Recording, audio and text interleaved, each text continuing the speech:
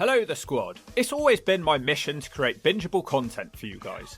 Since doing this, I've reviewed every episode of the first year of TNA, and that is what you're getting today. But, plot twist, I've interviewed many TNA personalities from the first year of the company, so they will be answering our questions as we go along.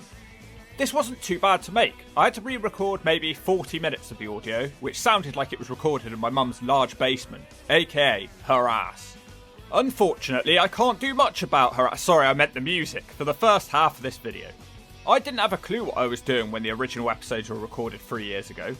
But enjoy the next 11 hours of the first year of TNA. I hope you have as much fun watching this back as I had reviewing this crazy company.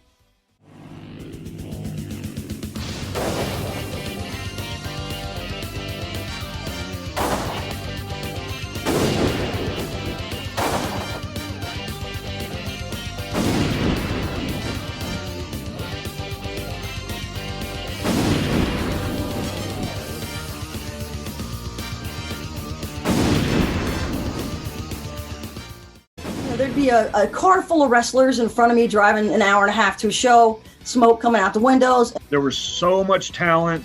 They obviously had to bring some names in to get the attention for an upstarting company. I pitched Jeff the name TNA, which of course really meant tits and ass. When they called it TNA in the beginning, I was just like, really? This is what we're doing? Jeff had everybody to deal with and on top of you, and by the time he got to you, he was already pissed off at six, 7 other people. And that's kind of what TNA was built on. I mean, we were trying to give an alternative. It was something different. And read in Meltzer's sheets that I had been let go.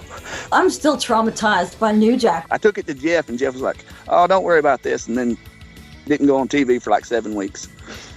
You know what I'm saying, bro? It was Russo. Bro, that was a crazy time, and it was an exciting time, and that is the direction that wrestling should have gone in. Will you show your tits? The first year of TNA, in my opinion, was an experiment. To give a small backstory first of all, before this event took place, an obese man broke the ring in a dart match. They were unable to delay the show and they had to frantically flip the show around. The show starts out and Don West is wheeled down the aisle to hype up the crowd. He then brings out his co-host Ed Ferrara, who kills the hype of the crowd. Ed comes out looking like one of Jeff Hardy's stoner friends and he says that it's all about TNA and he's not talking about wrestling, brother. Mike Tenay is also there to talk about the need to respect wrestling history. Next up out comes some NWA legends. Ricky Steamboat gets the best reaction and he has the belt with him. They talk about how important the belt is for ages. It's crazy that this was the first ever TNA segment. They didn't really continue to honour this tradition, did they? Steamboat said he'll be the special referee for the final part of the match tonight. Then, for the first time, out walks Slapnuts. Get used to it, he's one of the main characters around here. You're going to be seeing a lot more of him. Jackie Fargo tells him that he doesn't like him and tells Jarrett he will have to start from number 1 tonight. Just so we all get our feel of Jeff Jarrett, they're putting him at number 1. Ken Shamrock stamps out and says that the match tonight will suck and says that he'll win. A man who looks like Elvis suddenly appears in the crowd and they go berserk. Paul also says that the match tonight will suck. Great hype for the main event, guys. Jarrett tells them all to shove it and then he threatens Jackie Fargo. In the back, Goldilocks is with Puppet the Midget Killer. He says we need to start TNA with a midget match because they're the real stars of wrestling. However, that match isn't first because the first match is a 6-man tag match. It's the team of AJ Styles, Low-Ki and Jerry Lynn versus the Flying Elvises. Or the Flying Elvis Impersonators as they're called here. Their theme is so great that I regularly use it for my intros. It's Sonny Siaki, Estrada and Jimmy Wayne Yang. Jerry Lynn controls most of the early match as the veteran. Warrior then gets in and the Elvises dominate him. Styles then hits the first ever inverted DDT in TNA. Jerry Lynn hits the cradle pile driver and everyone starts hitting big moves. Low-Ki accidentally takes out his own partner. Jimmy Wayne Yang then dives from the top and pins him for the 3. Jimmy Wayne Yang is the first TNA winner and AJ Styles is the first loser. Who would have thought it? The second match is straight after. Oh, it's the midget match. It's Hollywood versus Tio. The crowd are actually really into this match for some reason. Hollywood hits a big splash but only gets a 2. Tio retaliates by hitting a bad looking senton for the 3. Not my favourite match in the history of wrestling. Jeff Hardy's fake stoner friend is now in the ring with Don West talking about a lingerie battle royal on the next show. I can feel the hawk flapping above my head ready to censor. They bring out Francine from ECW and a bunch of other girls. Mickie James is also here as Alexis Lurie. She looked properly young. We also get to see Taylor Vaughan. Get used to this character, she'll be playing a role over the next few shows. I don't know why they were so fascinated with her, she looks like a man in drag to me. The winner of the match next week will be crowned Miss TNA. Francine calls Dawn West fat and says that she's the most important one there. Elektra from ECW blames her for bankrupting ECW, and this causes them to fight. What a strange thing to fight over. It's not as if Francine did do that, why did she take it so personally? Ah, feather just hit me in the face. The Hawk has arrived. Let me just open the window and knock him out. To the back, and Goldilocks is interviewing Mortimer Plumtree, who talks about how he keeps slaves, and it's just pretty weird really. I wish I could smack him one with that cricket bat. He reveals his tag team, the Johnsons. It's two wrestlers dressed as penises called Richard and Rod. Get it? They will face Psychosis and Cowboy James Storm, who in his younger years takes the whole cowboy thing a lot more seriously. What a weird team. Look at those cap guns. Do not bring those cap guns to the ring with you tonight. Cap guns? What are you talking about, cap guns? Woo! It's going down in Tulsa tonight! Just a few weeks before this, Storm had an amazing match with his future partner Chris Harris on the Indies, and that essentially got them both hired by TNA. So they kind of threw us together just to, see what would stick. And Storm and I kind of looked at it like, hey, man, this is an opportunity. If they're just throwing us together because they don't have anything else for us, let's go out and let's make this work. Let's kick ass. So they had him out there saying words like buckaroo and things like that. And I think I was supposed to be the snob looking down on him. So there was even one vignette where Vince had me smoking a cigarette, and I've never smoked. So you could just tell that was uncomfortable. So it really didn't, that was the one and only time, just because it didn't look good. It just didn't belong with me. So. A lovely lady then randomly comes out. There's not much to say. The penises win, and then referee Slick Johnson gives that lady some money.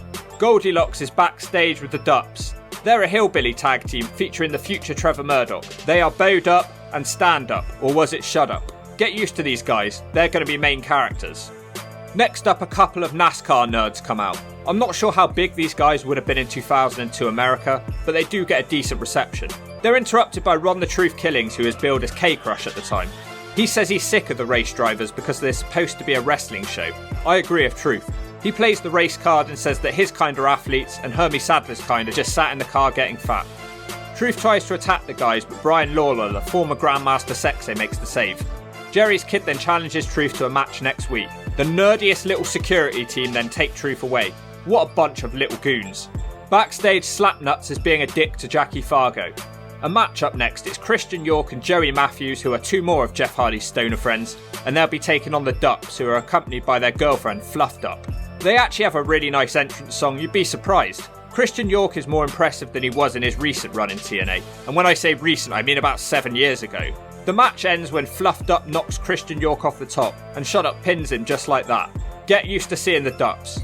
Next up, Toby Keith comes out to sing about how great America is. Jarrett doesn't like the song and says that it's time to hurry up and have the main event gauntlet match. We recently watched this match with a focus on Scott Hall for Ring of the Hawk, but tonight it's not about him. Elvis can shove it. We start out quite hot with the two ex-WCW stars Jeff Jarrett and Buff Bagwell. Buff is destroying Jeff, but then he chucks Buff out just like that. I expected Buff to last a bit longer. This match is going to be all about Slapnuts, isn't it?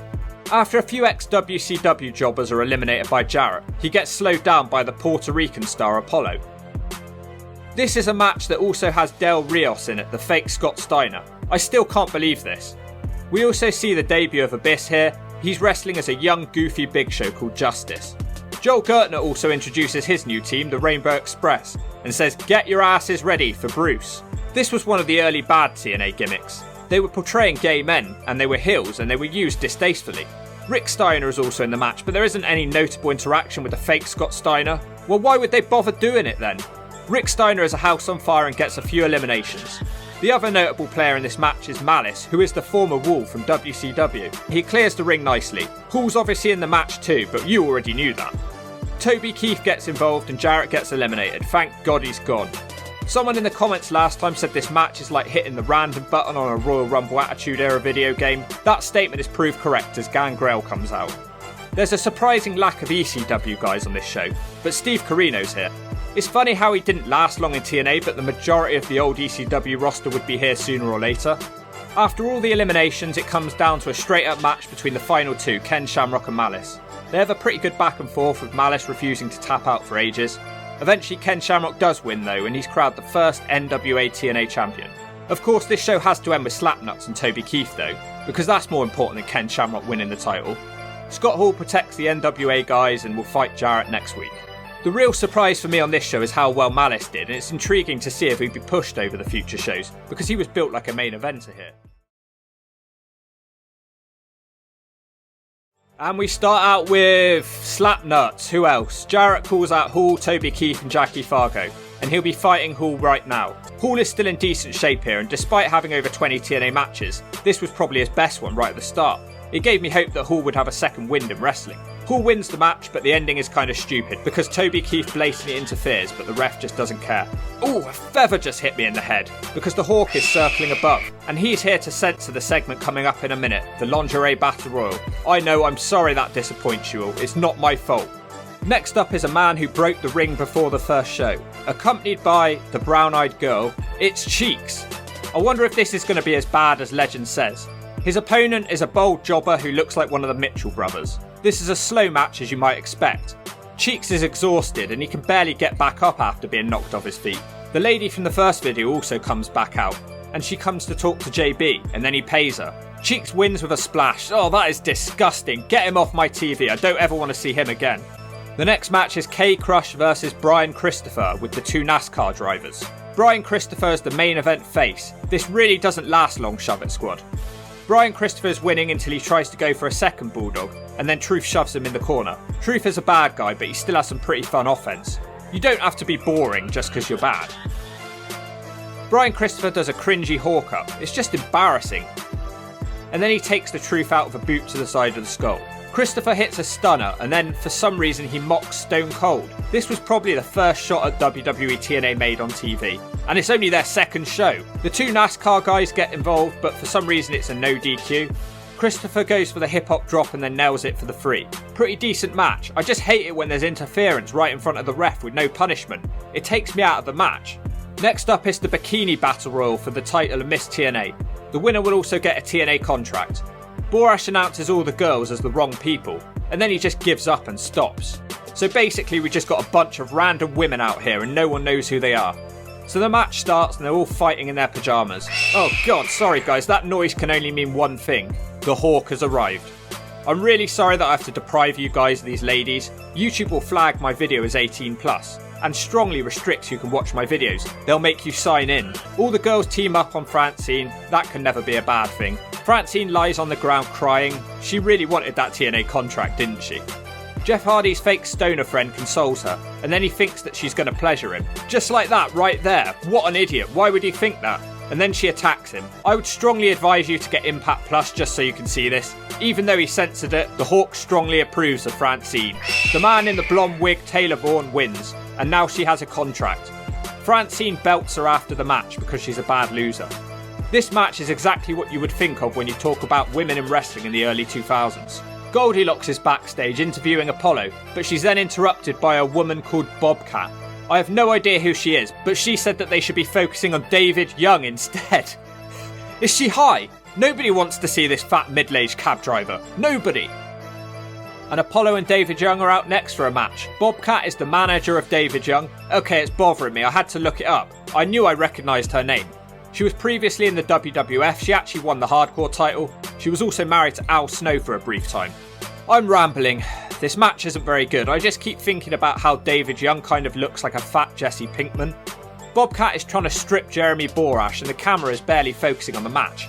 David Young surprisingly controls Apollo, but this feels like a dark match that shouldn't have made TV. Apollo finally does something and hits a DDT. His offense is then ended straight away by a Jesse Pinkman spinebuster. Unfortunately for him, he's distracted by his manager. He then misses a moonsault and Apollo puts him away with a lovely move. He shouldn't have struggled so much to put him away though, it's David Young for God's sake. 90% of you aren't homosexuals, but there are 10% of you listening right now that might be, and that's okay, because all that matters is that you're all together watching the Hawk. It's the Rainbow Express again. They're supposed to be taking on Stand Up and Shut Up, but they say that they're not wrestling any of them alternative hippie lifestyle boys, and they won't wrestle homosexuals. Harris and Storm are walking along close by, and a TNA goon runs up to them and says that Storm and Harris need to fill in now. And ladies and gentlemen, this is how America's Most Wanted were born. Through homophobia. History right there. The commentary team argue about how disgusting the Rainbow Express's views are, but they haven't actually done anything to deserve that. They say that WCW forced them into the closet. One of them kisses the other's hand as Don West says, "Give me a break, they're making me sick." Lenny Lane looks like Chris Jericho from 1998. Jeff Hardy's fake stoner friend, who is meant to be the heel, sounds like the progressive one, as he talks about how everyone needs to stop focusing on the Rainbow Express's sexuality. Don West tells him that there's no place for them in the ring. Anyway, Harris and Storm win their first match together. Up next, Ricky Steamboat brings out Ken Shamrock and tells him about how he's joining an elite class of NWA champions. Shamrock is wearing sliders for some reason. Look, it's V Infuso. Shamrock is interrupted by James Mitchell, who's looking very smart by his standards. He calls the crowd in Alabama crackers, and then he says his disciples will control the championship. He then brings out one of his minions and outwalks Slash. Ken Shamrock says he'll fight him right now for the belt, but instead Malice appears behind him in the ring and hits a huge chokeslam. Good to see the push of Malice continue. This guy is truly huge. The security team pull them apart and the match is set for next week. The main event tonight is a match to crown the first ever X Division champion. It's a double elimination match. You must be pinned twice to be eliminated. As soon as the pin happens, the next man on the outside will come in. Not seen one of these go down before. It's AJ Styles, who is still a bit of a nobody at this point. The crowd barely react to him. His theme music is Born and Raised in the USA. It's weird watching this back. He's taken on Psychosis, and also in the match is Low-Key/Warrior and the veteran Jerry Lynn. This should be a good one. Psychosis has a much better leg drop than Grandmaster Sexay. Styles hits the Styles Clash after literally 30 seconds and pins him for the first fall. Low-Key is in now. Lovely Hurricanrana and the commentary team lose their mind over it. Styles almost hits the Styles Clash again, but Low-Key gets out of it. Low-Key cripples AJ from the corner, but the submission doesn't count as Styles is on the ropes. Styles hits a German suplex, then rolls through into a facebuster, and he puts Low-Key away. Jerry Lynn is in next, who hits a cradle pile driver to put AJ away. Psychosis is straight in and he nails a dropkick. Jerry Lynn gets sent to the outside and then gets smashed in the face by Psychosis diving over the top. I love this next move by Psychosis. It's a top rope spinning leg lariat, a thing of pure beauty. Lynn catches Psychosis with the dropkick and then hits a cradle pile driver and he's out. Low-Key's in next. Low-Key hits the top rope Hurricanrana, but Lynn rolls through, but it's only a 2. Low-Key gets decapitated across the ropes by the Lynn leg drop. Then there's a bit of a botch. I don't know quite what they were going for. Maybe Low-Key was going for the key crusher. It looked painful though. Lynn puts Low-Key away with another cradle pile driver. It's now down to AJ Styles to take on Jerry Lynn. But Jerry Lynn hasn't been pinned at all at this point. This match has been non-stop for 15 minutes. Styles finally manages to connect with the Styles Clash for the 3. But it's not over because Jerry Lynn has only been pinned once. This match is awesome. I wonder why they stopped doing them this way. I guess it's because they last for a while and TNA had to cram in more and more stupid stuff on the shows as the years went by. These guys are just crazy good. Their cardio game is insanity. Styles hits the inverted DDT on the outside. It wasn't perfect, but it was cool to see. I can't believe that they gave the X Division guys this amount of time. When people talked about the X Division dying, they weren't lying when you compare it to this. Everyone thinks it's over when Lynn plants AJ on his face, but he kicks out at the very last millisecond. Both men are trading big moves back and forth. The biggest move eventually wins when AJ hits a spiral tap on Lynn. What a match, round of applause to you guys. Probably the best X Division match I've seen, other than maybe the Unbreakable Freeway. Find it and watch it. It's like 20 minutes non-stop with no breathers. Styles wins his first TNA gold. I bet the fans will react when he comes down the ramp next time. After that match, I can't really remember the rest of the show, but I walk away feeling like it was amazing because of this match. The third episode starts out with the NWA president droning on the microphone whilst the crowd boo. He has the worst hair I've ever seen. It's short at the back and sweaty and bald on top. He keeps talking, I wish he would stop. He gives TNA a trophy for joining the NWA. The opening match is a tournament match for the first TNA Tag Championship. It's Storm and Harris, who formed last week because the Ducks were being homophobic. Look at those cute cap guns. Cap guns? What are you talking about, cap guns? Woo! It's going down in Tulsa tonight! And they'll be wrestling the 2 human penises who are managed by a cheap version of the Rinker King cricket guy. Despite being dressed like penises and called Richard and Rod, they don't actually do anything like them. What do I expect? They're not going to piss all over Chris Harris's face, are they? It might surprise you to know this is actually a good match. The Johnsons have some nice power moves and it's a shame that they're dressed like penises because it's hard to take them seriously. Harris wins as one of the penises catch him in the air and then Storm kicks them over. After the match, the Johnsons fall out with the cricket guy. I don't really understand what they're going for here, it looks very anticlimactic. The guy who looks like Elvis is out now. All he manages to say is "hey yo" before Slapnuts comes out to ruin everything. He says "hey yo my ass." They go to fight, but the obese NWA TNA man stops him. This guy comes across as a complete heel. K-Crush tries to jump Hall, but it doesn't go well for him. In the main event tonight, it will be Hall and Brian Lawler, and they'll be taking on the team of Crushnuts.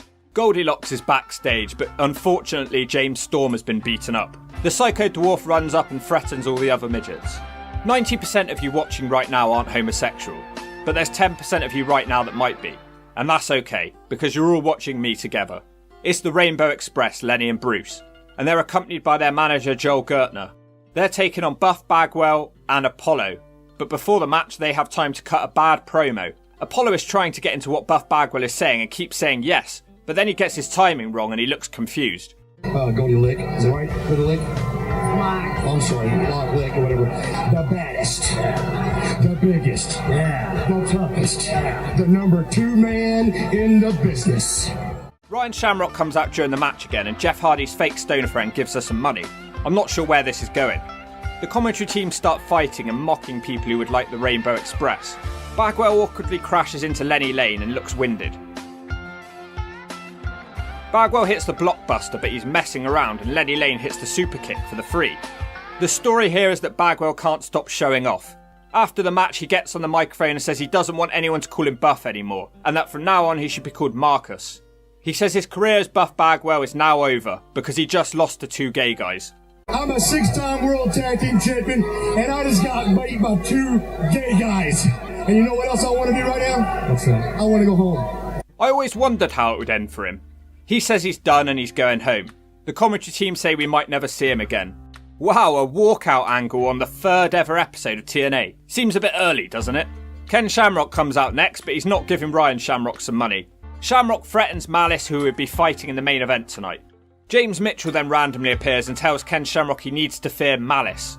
The camera cuts back to Shamrock, who's now been taken out by Malice. They have to put a neck brace on him because he's so hurt. Jerry Lynn is backstage trying to steal Storm and Harris's place in the tag team tournament because they might not be able to compete due to Storm getting attacked backstage. The next match is Puppet the Psycho Dwarf. Ugh. The midget he's fighting looks like if AJ Styles was a midget. No, wait, don't! Puppet wins with a TKO on a trash can. Then he hits the referee with a kendo stick and he goes for JB. Then he attacks Don West for being patronising. What the hell am I watching? Backstage, Goldilocks is trying to find out if Ken Shamrock is okay, and the female nurse seems really annoyed that she's trying to cut an interview when she's trying to help him. Ouch! A feather just hit me in the head, and that can only mean one thing.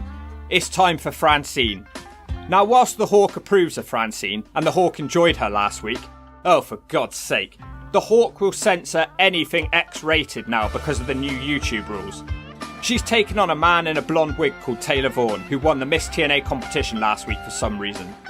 I have no idea what to expect here. Francine attacks her with a belt before the match and then chokes her. I didn't hear the bell go, in fact. Jeff Hardy's fake stoner friend on commentary must be kinky, because he's talking about how Francine is his sort of girl, despite her beating him with a belt last week. The man in the wig retaliates and beats back on Francine with the belt. For some reason the ref then disqualifies her, and somehow Francine wins despite attacking first. Fake stoner friend comes into the ring to celebrate with her. Then she moves his hand onto her boob. Alright, Hawkeye, calm down. She licks her lips and then slaps him. It's over. JB interviews Hermie Sadler next, who races cars. Truth comes out to insult him and Hermie attacks him pretty quickly. Truth challenges him to a fight next week, which is accepted. Next up, we got Malice coming out for his world title match. This guy's been really impressive so far. Shamrock comes out looking like an absolute beast despite getting battered early on. Malice is impressive again as expected and works on Shamrock's already injured neck. Ken keeps getting some Hope submission spots locked in, but it's not for long. Malice is mostly on top, but this is an incredibly intense matchup. Out of nowhere, Shamrock puts Malice away with a belly to belly, although he got his shoulder up straight after. Wish this one had gone longer. I was really enjoying it. Apparently, Shamrock will be defending the world title against Amori next week, and I assume he's named after that children's TV show, starting with Balor. X Division title is on the line next. It's a fat cab driver with his manager Bobcat, and they'll take on AJ Styles for the X Division title. I don't think this will rank up with the elimination match from last week somehow. David Young looks like an old Jesse Pinkman on lard. AJ Styles is still coming out to born and raised in the USA, but the crowd seem to care a bit more than last week. Who would have thought that the first ever challenger for the X Division title would be David Young? David Young does hit a moonsault to the outside to his credit. It's going pretty well for him, and then he follows it up by suplexing AJ in the corner. I can't believe what I'm witnessing as David Young hits an enziguri on Styles for a 2 count. His manager Bobcat has been on her phone the entire match and isn't interested in Jesse Pinkman Sr. He hits his spinebuster finisher, but AJ kicks out of it. On the top rope, Pinkman tries to hit a hurricanrana, but AJ reverses it into the top rope Styles clash as the crowd go nuts, and AJ gets the 3. Bobcat is celebrating in the ring for some reason, so AJ just pushes her over. Second pay-per-view, she got fired. Yeah, the match was about to go to the ring, and we were in the go position, and she wasn't there. And Jarrett got mad because she wasn't there ready to go to the ring, so he fired her that day. It was going to be the end of my career. That's exactly. When I got signed with TNA, Jarrett wanted to do a gimmick with me where he was going to call me Austin Suggs.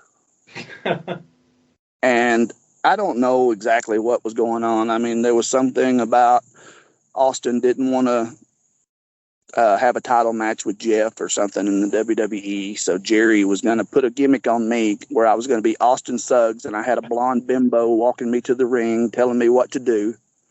And she was going to be the Lucy to my Charlie Brown. She was going to pull the football out from under me every single night. And they were going to actually dub the crowd chanting Austin Suggs in the arena to make it sound like Austin sucks. And thank God that didn't happen. And if Jeff is the one who's made that not happen, I should probably hug his neck when I see him. 90% of you listening right now aren't homosexual. I'm not doing it again. That's okay. You're all listening to me. Joel Gertner is backstage flirting with Goldilocks. He says that his team are going to be the champions because Harris and Storm can't compete.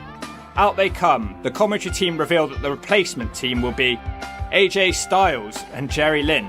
Jesus, AJ literally wrestled 5 minutes ago. So this match is to crown the first ever NWA TNA Tag Team Champions. Jerry Lynn smashes the Rainbow Express with a meeting of the minds as Don West says that they like it. He then says that he's sick of their crap as he sounds like he's dumping in his nappy with anger. The whole match is basically a handicap match because AJ is too hurt from the last match against Pinkman.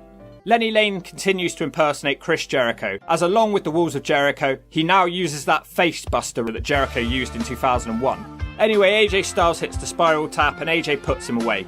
Wow, we're only 3 shows in and AJ Styles is already a double champion. They literally pushed the guy right from the start. Props to the person who saw AJ Styles' potential so early on. Backstage, the disgusting obese president from the start of the video has been tied up and FU has been written on his fat belly. Just the main event left now on this show. It's R-Truth who's going as K-Crush at the time, tagging up with Slapnuts in the team of Crush Nuts. We haven't seen much of him tonight, it's been nice. They're taking on Brian Lawler and Scott Hall. It's actually another good match to complement a good episode of TNA. Hall carries most of the work in this match. Then when he eventually has the chance to tag his partner, Christopher turns on him. Hall fights on against the 3 men for a while, but eventually the numbers game gets the best of him. It was a real star-making performance for Hall and it's a shame it didn't go any further. Jarrett hits the stroke and then Lawler hits the hip-hop drop, so Jarrett pins him for the 3. After the match, Jarrett cuts a promo about how he's going to run Scott Hall out of TNA. Jarrett takes the trophy from the start of the show and bashes Hall with it. They try to put him on a stretcher, but Jarrett dives onto it. Jarrett is basically upset that he's not the champion, and he continues to attack Hall on the stretcher. Then the show goes off the air. We start out with a hot match for the tag titles. It's the Disciples of the New Church. Oh, and look, they have a new member. So it's Slash and Tempest, who was Crowbar just a couple of weeks ago. And they've somehow managed to make him look even uglier than he did before. What does Mitchell do to these guys? And of course, AJ Styles and Jerry Lynn are the defending champions. Slash is a solid worker from the matches I've seen, so this one should be good. AJ Styles seems to add a new move to his arsenal every match. It's great to watch. It's going to be cool to see his development as we go along here in this series. The New Church hits a double choke bomb, but Lynn could surely do something to stop it, and he looks a bit clueless. Slash hits an Eye of the Storm that looks better than James Storm's manoeuvre. Jerry delivers a cradle pile driver. AJ then tags himself in, but Jerry Lynn looks annoyed about that. AJ hits the spiral tap, and it's over. For some reason, we get a huge firework display for their title defence. Looks like this team already has problems, though. Just gonna chuck this random observation out there. I think we've had the same 2 cage dancers for every show. Hire some new strippers, TNA, it's getting boring. Brian Christopher out now to explain his heel turn. He blames the frustrations of living in his father's shadow. He comes across like such a goofy kid. He talks about all his problems being brought up by a wrestling dad. Why are they even wasting time talking about this? It's not as if they're going to bring the king in, is it? He basically just says that from now on he's no longer Jerry's kid. It's a match up next, and Brian Christopher will be taking on screaming Norman Smiley. I love the wind-up slam that Norman does here. It looks like such a powerful move. Brian is so distracted by the chance of Jerry's kid in the match and he can't focus. Surprisingly, this isn't a straight-up job match, and Norman gets some 2 counts. Eventually, Lawler does win the match with the hip-hop drop, but in 2002's biggest heel move, he refuses to wear his goggles for it. Jarrett is backstage threatening an NWA official and says he should be the number 1 contender for Ken Shamrock's title, despite not really doing anything so far. K-Crush is out next, who's feuding with the race car driver. I'm not really enjoying this feud. I don't like it when celebrities get involved in wrestling. Truth is running down the crowd and they completely lose it. One unfortunate looking woman almost soils our knickers of anger. She looks like a constipated rat. Someone in the crowd chucks something at Truth and he continues angrily screaming at the crowd. Great heel work. The car crew come out for the match next. Sadler knocks Truth out the ring and batters him on the outside. Truth doesn't like it, so he smacks him one. Sadler fights back in the corner and actually manages to get a 2 count off Truth. Truth hits a suplex and follows it up with a power slam, and he tries to pin Sadler, but he only uses 1 finger, so he kicks out. Truth puts the figure 4 on, but Sadler reverses it. Truth then goes for the Hurricanrana, but wow, Sadler hits a powerbomb. Decent performance from him here, considering he's not a wrestler. Truth is starting to get worried, so randomly scoops him up and then puts his feet on the ropes for the 3. Truth attacks him a few times after the bell, so the referee reverses the decision and Hermie Sadler is the winner. Backstage, Amori is doing some squats in preparation for his match with Ken Shamrock.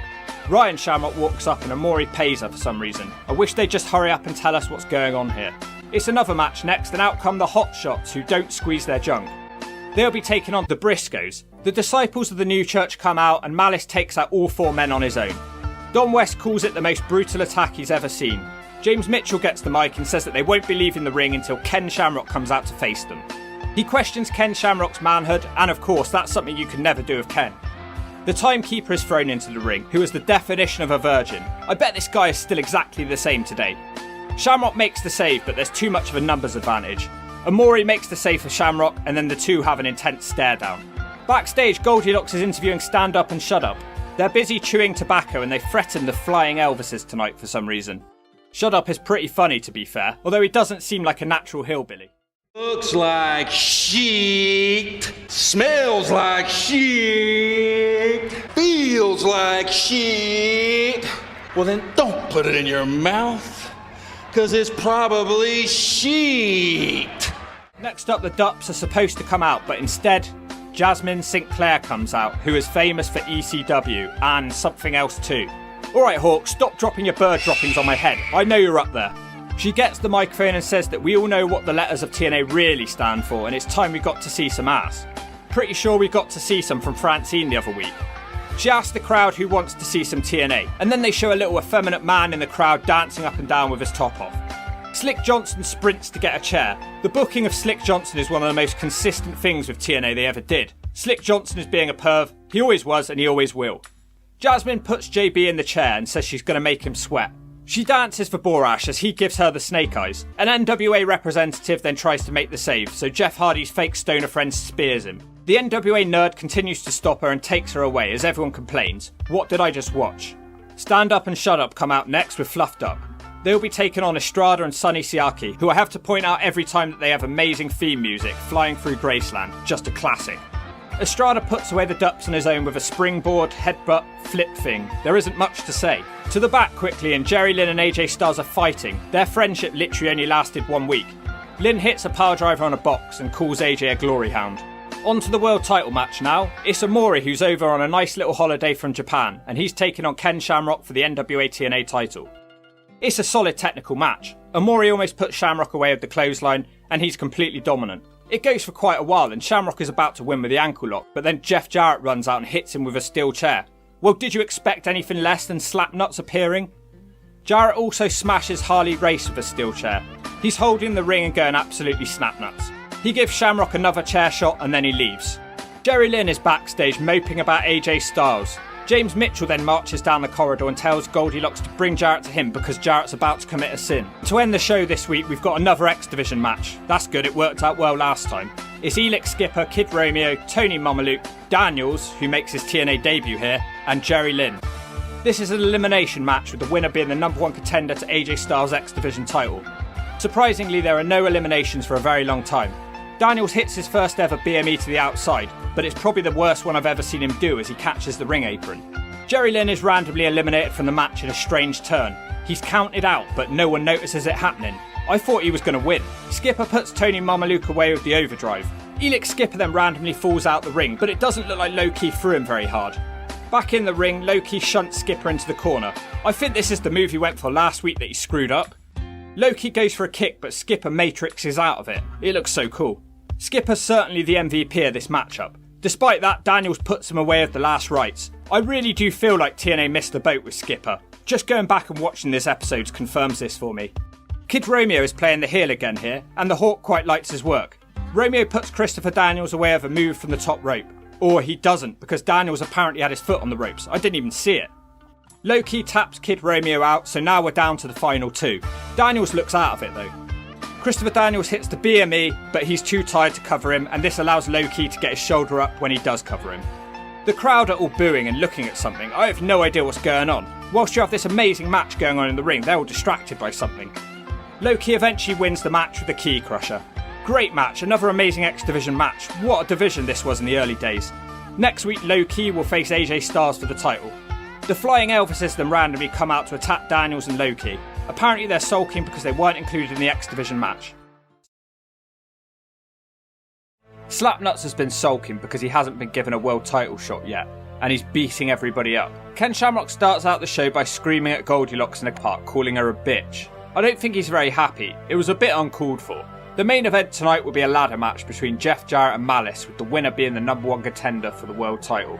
Backstage, Hall and Jarrett are fighting. Hall has a top with a rainbow on it, so I think maybe he's a fan of the Rainbow Express. Someone then screams that Jarrett has forfeited the match tonight, and they take Jeff out the building. Good riddance. Father James Mitchell brings the Disciples of the New Church out to the ring. Mitchell announces that although Jarrett has been taken out the building, he still wants Malice to fight someone and issues an open challenge. The lights go out, and when they come back on, Sabu is in the ring making his TNA debut. So we've got a ladder match here for the number 1 contendership. Sabu starts out with a DDT and follows out with a Sabu type move. You know, one of them ones. Malice uses his strength advantage and then gets a steel chair.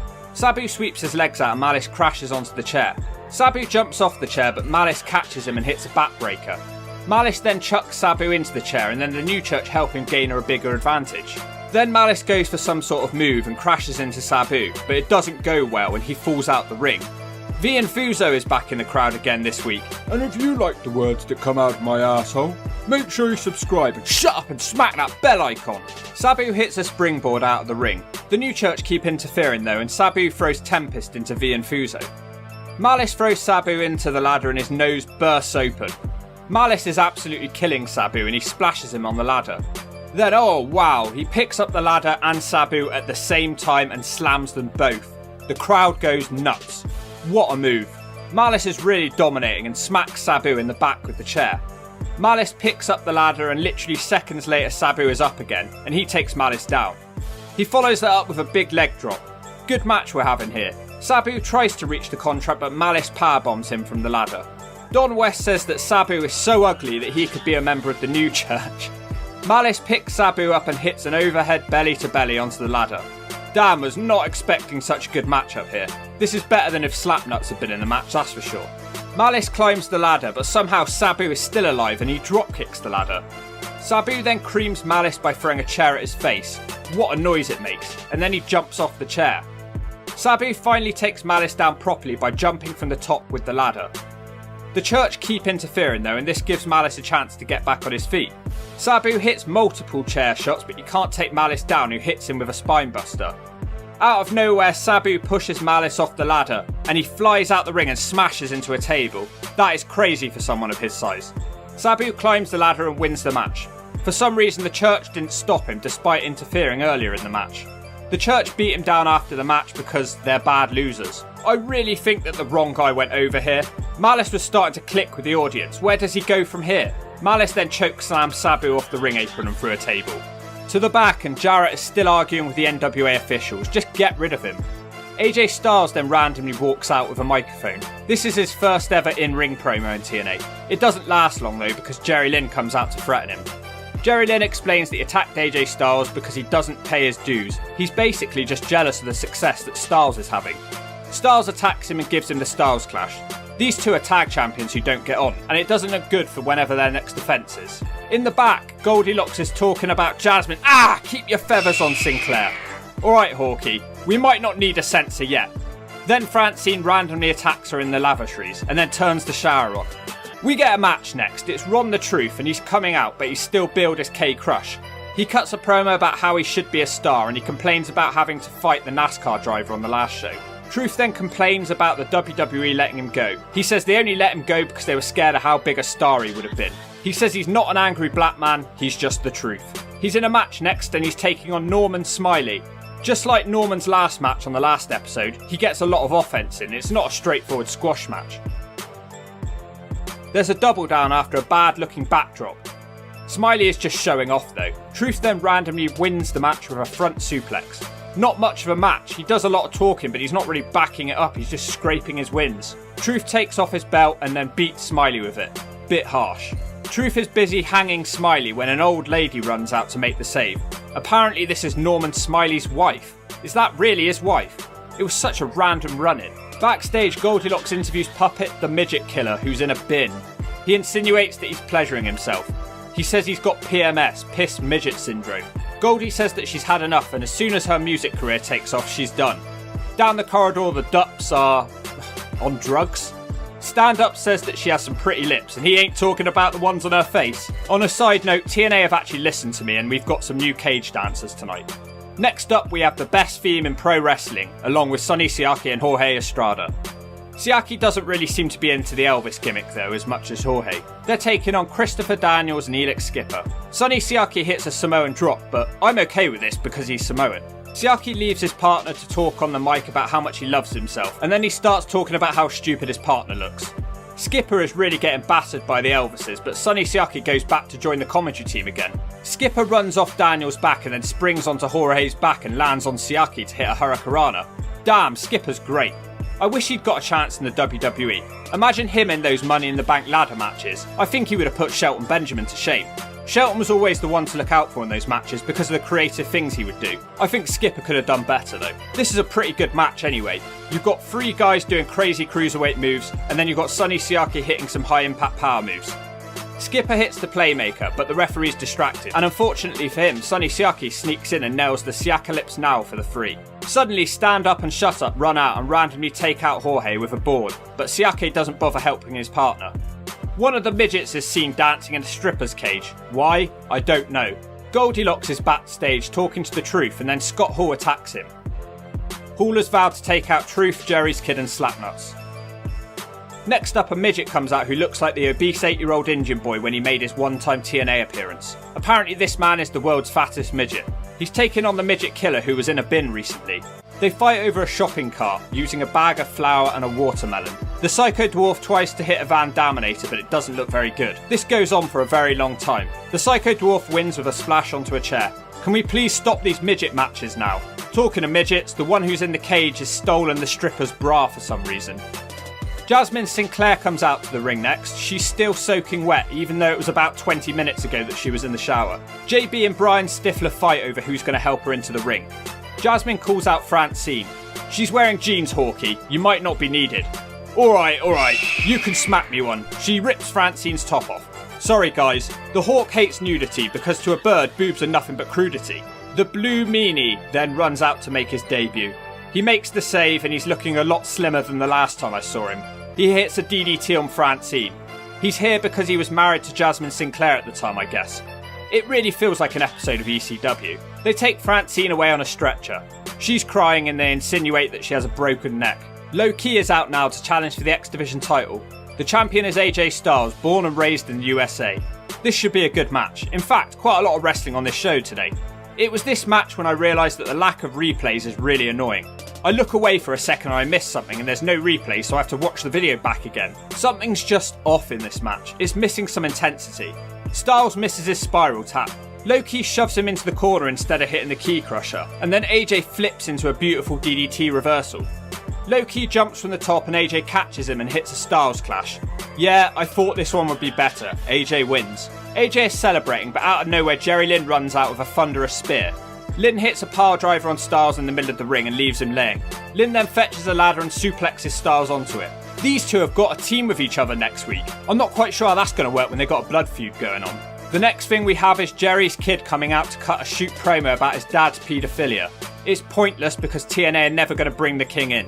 He's supposed to be taking on Scott Hall, but instead he carries on his rant while Scott Hall stands behind him. He's literally behind him for 2.5 minutes. What the hell is wrong with him? How does he not notice for that long? He must be high. I've reviewed this match before for Ring of the Hawk on my Scott Hall video.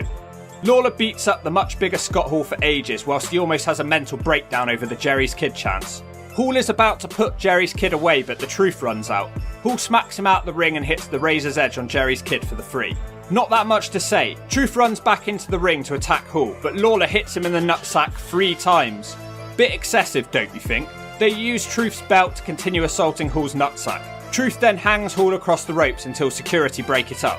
Hall is screwed, so they put him on a stretcher like 2 weeks ago. And also like 2 weeks ago, Slapnuts then runs out and attacks him on the stretcher and throws him off it. The commentary team asks how Jeff got back in the building. Apparently dressing as a paramedic gives you an invisibility cloak. Who would have thought it? In the back, Shamrock is beating up security who are trying to block him from going to the ring. Shamrock locks the security out the building. Then, for some reason, bodybuilder Ian Harrison is there, and Shamrock tells him to guard the door. This guy had a brief undefeated run in the XWF, which was a failed wrestling promotion between ECW and WCW going bust and TNA forming. In the ring, an NWA nerd tells Jarrett that he's suspended for 60 days. Jarrett smashes him in the head with a steel chair. This is just like Stone Cold Steve Austin in the Attitude Era. Shamrock charges out to the ring. Monty Brown and Apollo then come out to help break it up, but Slapnuts hits Shamrock with a steel chair. We got a match up next. It's Amazing Red making his TNA debut. I love this guy, but he just lacks so much charisma, and he's taking on Low-Key. Red has Low-Key's number for the early going until a huge kick kills Amazing Red. Low-Key gets on top with the submission. Not sure why he stopped doing this move, I rated it. Low-Key knocks Amazing Red's stupid hat off to reveal a ginger afro. I can see why he had the hat on now. It's so weird seeing Red look like this. It looks like I'm watching a completely different wrestler. He looks like Ronald McDonald. He hits the code red, but Low-Key kicks out at 2. This match is far better than the Styles match last week. They just click so much better. Red misses the infrared from the top and then Low-Key puts him away with the key crusher. Good match. Jarrett is backstage talking to the bodybuilder and he calls him Joe Steroid. Steroid replies by saying, "I don't have the time to deal with a Nashville wanker." The Hot Shots are out next, but they still haven't squeezed their junk. Cassidy O'Reilly gets the mic and says, We're bricks, we're proud, and we are protruding. Oh great, it finally happened. What an amazing gimmick. There you go guys.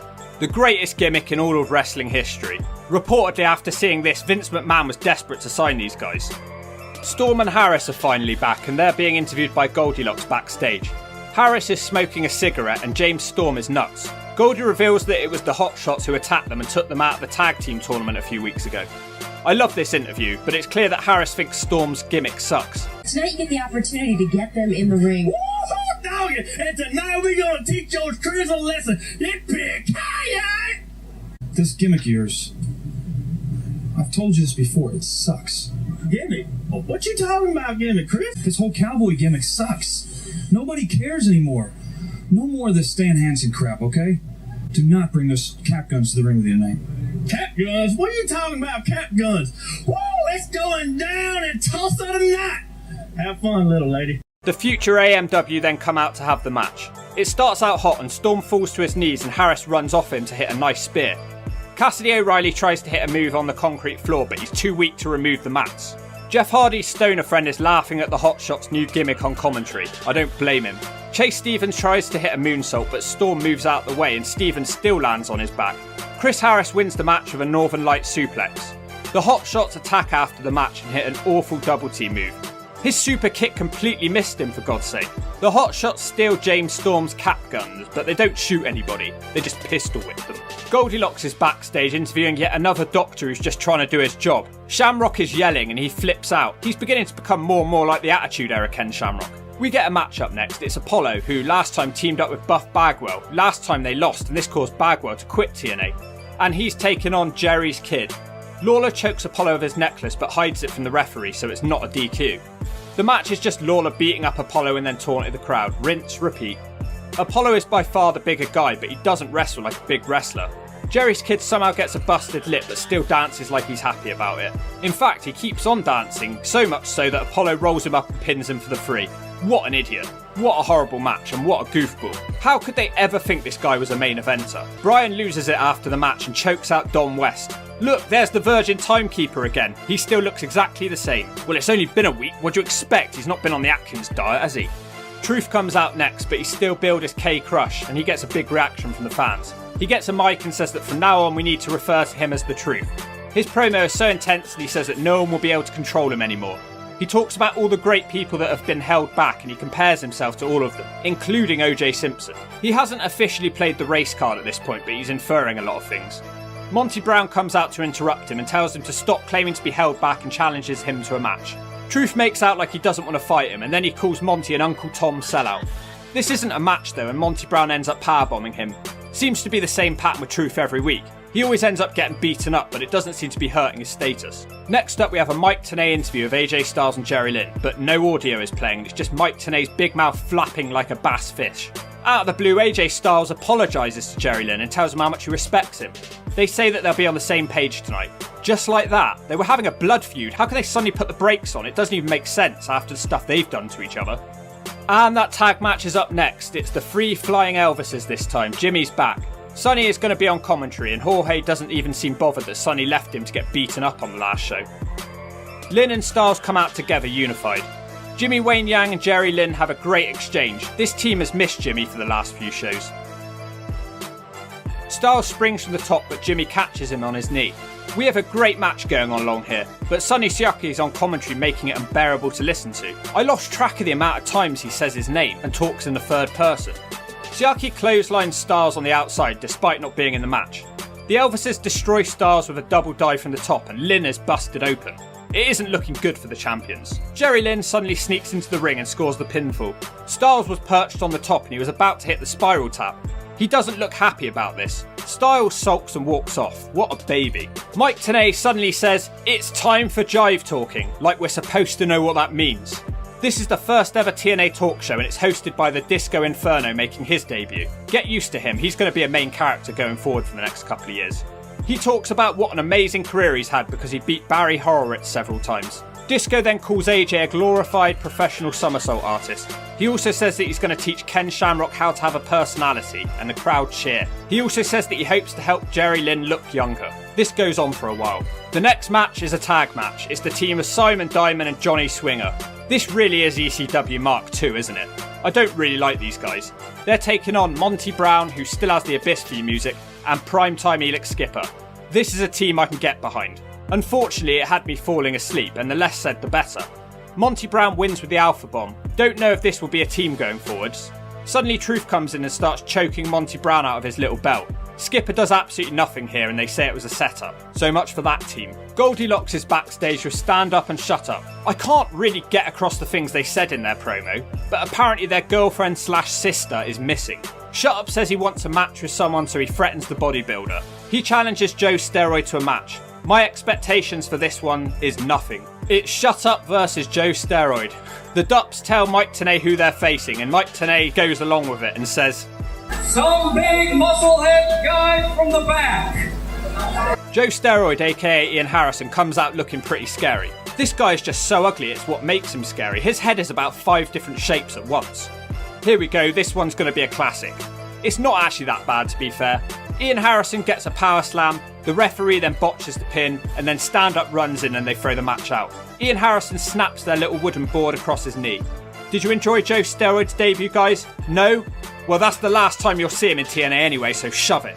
Backstage, Jarrett is fighting with the security again, and Ken Shamrock is there, and there's about 50 security nerds, and I have no idea what's going on. Main event time. Sabu comes out to challenge for the world title. For some reason this is a ladder match. I must have completely missed it. Ken Shamrock was fairly chilled out for the first few shows, but hanging around in TNA is slowly making him lose the plot. So it's Ken Shamrock versus Sabu, not a match you'd ever expect to see. Sabu has a broken nose and Shamrock kicks him in it. Sabu starts beating up Shamrock. I keep forgetting this is a ladder match. Sabu does eventually get the ladder, so Shamrock boots it into his face. Sabu sets Shamrock up on a table outside. He then gets into the ring and springboards to the outside and flips, but Shamrock moves and Sabu crashes through the table. Damn. Shamrock climbs the ladder and has the belt in his hands. Suddenly the lights go out and Malice runs out and climbs up the ladder. Malice chokeslams Shamrock, and then he goes up the ladder and takes the belt. The show then ends with Malice walking away with the title belt in his hands. Alright, starting out with the next division title match this week. The challenger is Elix Skipper and the defending champion is AJ Styles, who's accompanied by Jerry Lynn. They are tag team partners who don't get on, as demonstrated by them arguing on the way to the ring. Styles hits a kick and a neck breaker, and then he cripples Skipper with a clothesline. If AJ Styles and Jerry Lynn aren't getting on, why does AJ bother bringing him to the ring with him? AJ hits a kick in the corner. I've never seen him do that one before. Skipper finally hits a move on Styles as he nails a dragon suplex. Skipper then hits a headstand leg drop from the top. He can't keep Styles down for the 3 though. Skipper carries on trying to put Styles away with a gut wrench slam. Styles tries to recover with a kick, but Skipper blocks it and throws Styles through the air. Ouch. There's signs for this woman called Athena everywhere, but I've still not seen her on this show. If she's so popular, why not show her on camera? In the ring, Skip hits a double underhook and locks the submission in, but Styles fights it off. Styles pulls off a painful submission out of nowhere, but somehow Skipper lives on. Styles misses a dive from the top, but he does manage to launch Skipper out of the ring. Styles then misses a moonsault off the apron to the outside, but Skipper counters that with a slingshot to the outside. Skipper gets him back in the ring and goes for his Player of the Day finisher, but Styles reverses it into a Styles Clash attempt. But Skipper reverses that. This match is getting crazy. Skipper runs and bounces off the ropes, but Styles catches him. Whatever he was going to go for, I'm sure it would have been great. He's wiped out, and Styles hits the spiral tap for the 3. Lynn and Styles are best friends again after the match, and everyone's happy. Mike Tenay then announces that Ricky the Dragon Steamboat is running the show tonight due to all the chaos on the last show. He also announces that Steamboat has made Malice give back Ken Shamrock's title that he stole last week. What on earth? That's anticlimactic. What was the point? What a waste of time. Apparently he's also lifted Slapnut's 60-day suspension, so he's basically the biggest heel on the roster at the moment. Monty Brown comes out next to beat up Elix Skipper because last week Skipper screwed him over. Monty hits a press into a fall-away slam. It looks cool, it's a bit like doing a military press at the gym, but I don't see how it would have been any more painful than just hitting a normal fall-away slam. He also hits the Alpha Bomb and then he leaves. Slapnuts comes out smiling and he's carrying a bag of potatoes. The bag of potatoes seems to be wriggling around. Why did they decide not to suspend this guy again? Jarrett reveals that there's a person in the sack. He says, I'm going to start by beating up a midget. He reveals the midget. Why is he topless? What is he doing? Why is Jarrett obsessed with midgets? Why is there a midget on every TNA show? Jarrett is threatening to beat up some more midgets and then the Psycho Dwarf midget comes out. Jarrett says that he's the Dwarf Destroyer and challenges the midget to a match. The midget calls him Slapnuts and then... oh my god, he pulls out a gun and threatens to shoot Jeff Jarrett in the kneecaps. Right, that's it, I'm done. What is this show all about? How do things like this make it on TNA? Last week he was pretending to pleasure himself in a bin, and now he's going around with a gun. Unfortunately, he doesn't shoot Slapnuts, and he hits him with a chair a few times. Ricky the Dragon Steamboat then appears on the ramp and says that this has to stop. Jarrett challenges Ricky to a match tonight and says that if he wins he gets a title shot, but if he loses he will accept his suspension for 60 days. Why not just suspend him as planned? The Dragon is up for it, and I think we've got a match here. Wait, a man who looks like Elvis suddenly appears in the ring, and he beats up Slapnuts and throws him out the ring. This man is Scott Hall, and he challenges Jarrett to a stretcher match tonight. What on earth was that entire segment? Nothing made sense. I was just saying why, over and over again. Someone hit me with a brick.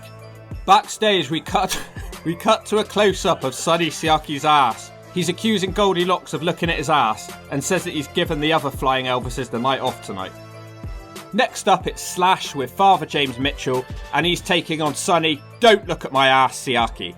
Siaki's just messing around, but he better take Slash seriously. He does start to realise he can't screw around with this guy and hits a Hurricanrana on Slash out of the ring. Back in the ring, Slash hits a final cut, but can only get a 2 on Siaki. Slash hits the eye of the storm that he calls the slash and burn. If this match carries on much longer, I'll definitely be doing one of those things. Both men fight on the top rope, but then they fall on their nutsacks. But Siaki falls in the middle of the ring, and Slash goes for a senton bomb, but he misses it. Siaki hits a beautiful pump handle suplex for a 2. James Mitchell gets involved, and Slash uses the distraction to put a bag over Sonny Siaki's head, and then he hits a neck breaker, and it's over. What was the point in the hood? After the match, Mitchell wipes some blood from a box over Siaki's face. Then one of the Nazis randomly runs in. I'm not making this up, what am I reading? And he powerbombs Slash to 0 reaction. He's meant to be the head of security. Malice then runs out, but he's too scared to do anything. They really had something with Malice for the first few shows, but he's been destroyed now. It's a damn shame. Backstage, Ricky is being interviewed by Goldilocks. She asks him about all the chaos in Impact. For some reason, she has a top on with the dups on it. Ricky says that the NWA officials hired him to take control of TNA and set a good example. Well, he's doing a shocking job of that. The Truth is out next. He's yelling at one of the TNA cage dancers. This goes on for a while. He says that TNA have got her there against her will and says she's being exposed for money. Well, she's a cage dancer, that's kind of her line of business, don't you think? Truth asks her to speak up and then starts doing a high-voiced impression of her. He says that she belongs on a street corner, so she slaps him. Truth takes off his belt and goes to beat her, but Monty Brown jumps him.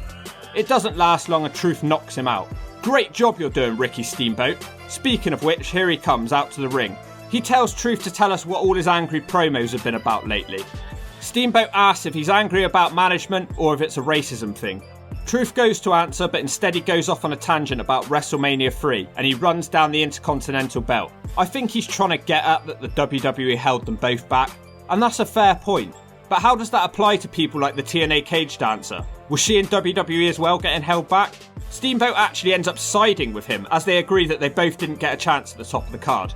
He gives Truth a shot for the NWA World title next week, and this causes Truth to dance with happiness. Truth starts rapping for the first time in TNA, and then he leaves. So I'm starting to think that Ricky the Dragon Steamboat is either a heel or he's stupid. Malice is out next with Father James Mitchell, but he should probably just give up for the week. For some reason, he's taking on the undefeated opponent. The baddest, the biggest, the toughest, the number 2 man in the business. The big boys fight around the outside of the ring for ages. Apollo is busted open and launches Malice at the ring barrier. This is how it should be done, it looks impactful. Back in the ring, Malice hits a big time powerbomb for just a 2 count. Malice gets another 2 on a suplex from the top. He then proves that he can fly with a leg drop. As I mentioned in my last video, Apollo doesn't exactly wrestle like a big guy, and he gets a 2 count with a nice pin that you'd expect a cruiserweight to do. Apollo wins the match with a super kick. That is it, Malice is officially done. He can attack the referee all he wants, but he's had more opportunities than anyone else on this show, and he loses every time. He tries to chokeslam Apollo, but for the second time tonight, a Nazi brother runs out to make the save. Slash of the New Church runs in and puts a bag over his head, and then he hits a neck breaker again. James Mitchell puts blood all over the Nazi's face. How ironic. Next up, Don West brings out a man in a blonde wig who has missed TNA. Why are we still bothering with this? She's literally towering over Don West. Suddenly some music hits. 90% of you watching right now are straight. But there's 10% of you right now that might not be. And that's okay, because you're all watching me together. It's the Rainbow Express. Okay, not quite, it's just Bruce, but it still counts. He challenges her for the Miss TNA title. She jabs him in the nutsack, and apparently this is now a match. The blonde man hits a suplex and also hits a scoop slam. She charges at him and knocks him down, and we get a catfight spot. Great. Bruce misses a top rope leg drop, and then he turns it around and drops her on her face. Bruce wins the match. He is now crowned Miss TNA. He's crying and thanking the Lord. Apparently these two were together in late WCW, and I couldn't care less. Let's move on as quickly as possible. Backstage, Goldilocks wants to interview Warrior, but he says that he doesn't talk, and he does his talking in the ring. You liar, you just talked. He's in a match next. It's Warrior versus Jerry Lynn, who is with AJ Styles. The match is ruined to start with because AJ Styles is on commentary, and he's terrible. It's a bit distracting. I was pretty bored until Jerry Lynn hits a lovely backbreaker. Low-Key does that cool submission move again, and the fans love it. He should never have stopped doing this, it was over. Jerry Lynn hits the gory special, but Low-Key kicks out. Low-Key and Jerry Lynn exchange kicks and punches, but Low-Ki ends that conversation with a springboard kick. Low-Ki's kicking ability is causing big problems for Jerry, but he thinks he's won it when he hits a DDT from the top. The crowd are really behind Low-Ki and don't care about Jerry Lynn. Jerry's looking for a pile driver, but Low-Ki rolls at him and kicks him. He goes for the key crusher, but AJ Styles decides to get involved. He's on the ring apron and he kicks Jerry Lynn, and it seemed to be deliberate. The referee throws the match out and Low-Ki wins by DQ. We're in the back again and Goldilocks is backstage with the Nazi. God, this guy's getting a lot of TV time this week. He threatens Malice for next week and says he wants a first blood match. Next up is what you've all been waiting for. Well, maybe not. It's Disco Inferno with his show Jive Talking. He says he's looking to crown a Miss Jive Talking. Why doesn't Bruce just go for that one too? He says that his guest this week will expose her naked breasts and says that she's one sexy dumb girl, and then he brings out Goldilocks. She isn't happy about how Disco's been talking about her. They talk a lot about her music and it's really, really boring. Goldilocks tries to put herself over and says her music's like Kid Rock. There's fake laughter and applause piped in, like a real talk show. Disco says he's tired of talking to her and it's time for her to show her breasts. I wish I was making this up. She doesn't want to do it though and the crowd boo. Or at least the crowd piping boos. I don't know if the real crowd booed. Goldilocks kicks him in the nutsack. Suddenly a giant Amazon woman appears and chokes her out. This is Paulina Gupta from the Tough Enough show.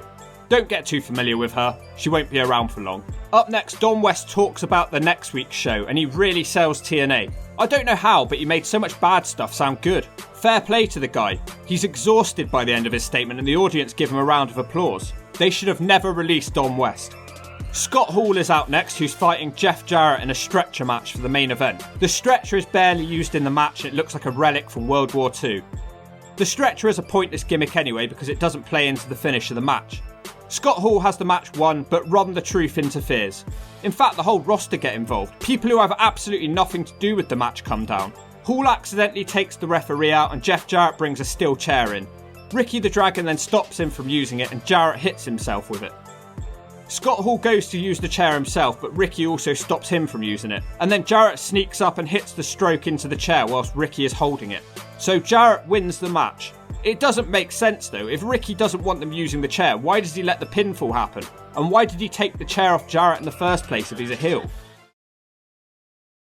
The show starts out with Apollo and the Dups waiting outside evil management figure Ricky Steamboat's office. I almost turned off the show. We start with a match tonight. It's the first appearance of the SATs in Amazing Red, and they're taking on the Flying Elvises and their amazing theme music. Amazing Red boots Sonny Siaki, but then he gets beheaded with a clothesline. Siaki hits the press into the Samoan drop, and I was okay with him doing this. This one seems to be under Tornado rules with everyone doing what they want. The Elvises hit a triple powerbomb and they look like they might win this one. Siaki dumps Red out the ring like a piece of trash. The Elvises want to mess around and do Elvis impersonations, but Siaki pretty much hates the gimmick. Siaki is left to fight the match on his own. The other two Elvises join the commentary team, and Jorge Estrada starts singing Elvis songs whilst the match is taking place. Siaki continues the match on his own and he manages to kick out of the SAT stretch. Siaki hits a huge pump handle suplex and then Jimmy Yang decides to return to the match, but Siaki still refuses to tag him in. Red hits a bad looking kick on Siaki and then Red kicks Siaki on the top rope and the Spanish announce team hit the Spanish Fly. Amazing Red then hits the infrared. It should be over, but the Elvises decide to come back in and break up the pin. Red is really bossing this match and he hits the code red, but the pin is broken up. Really good opener here. Just as I say that, the Spanish announce team botch a move. Estrada then wipes them both out from the top. The Elvises then fly through the air to take out the Amazing Red. They start messing around again, so Siaki rolls in to make the pin.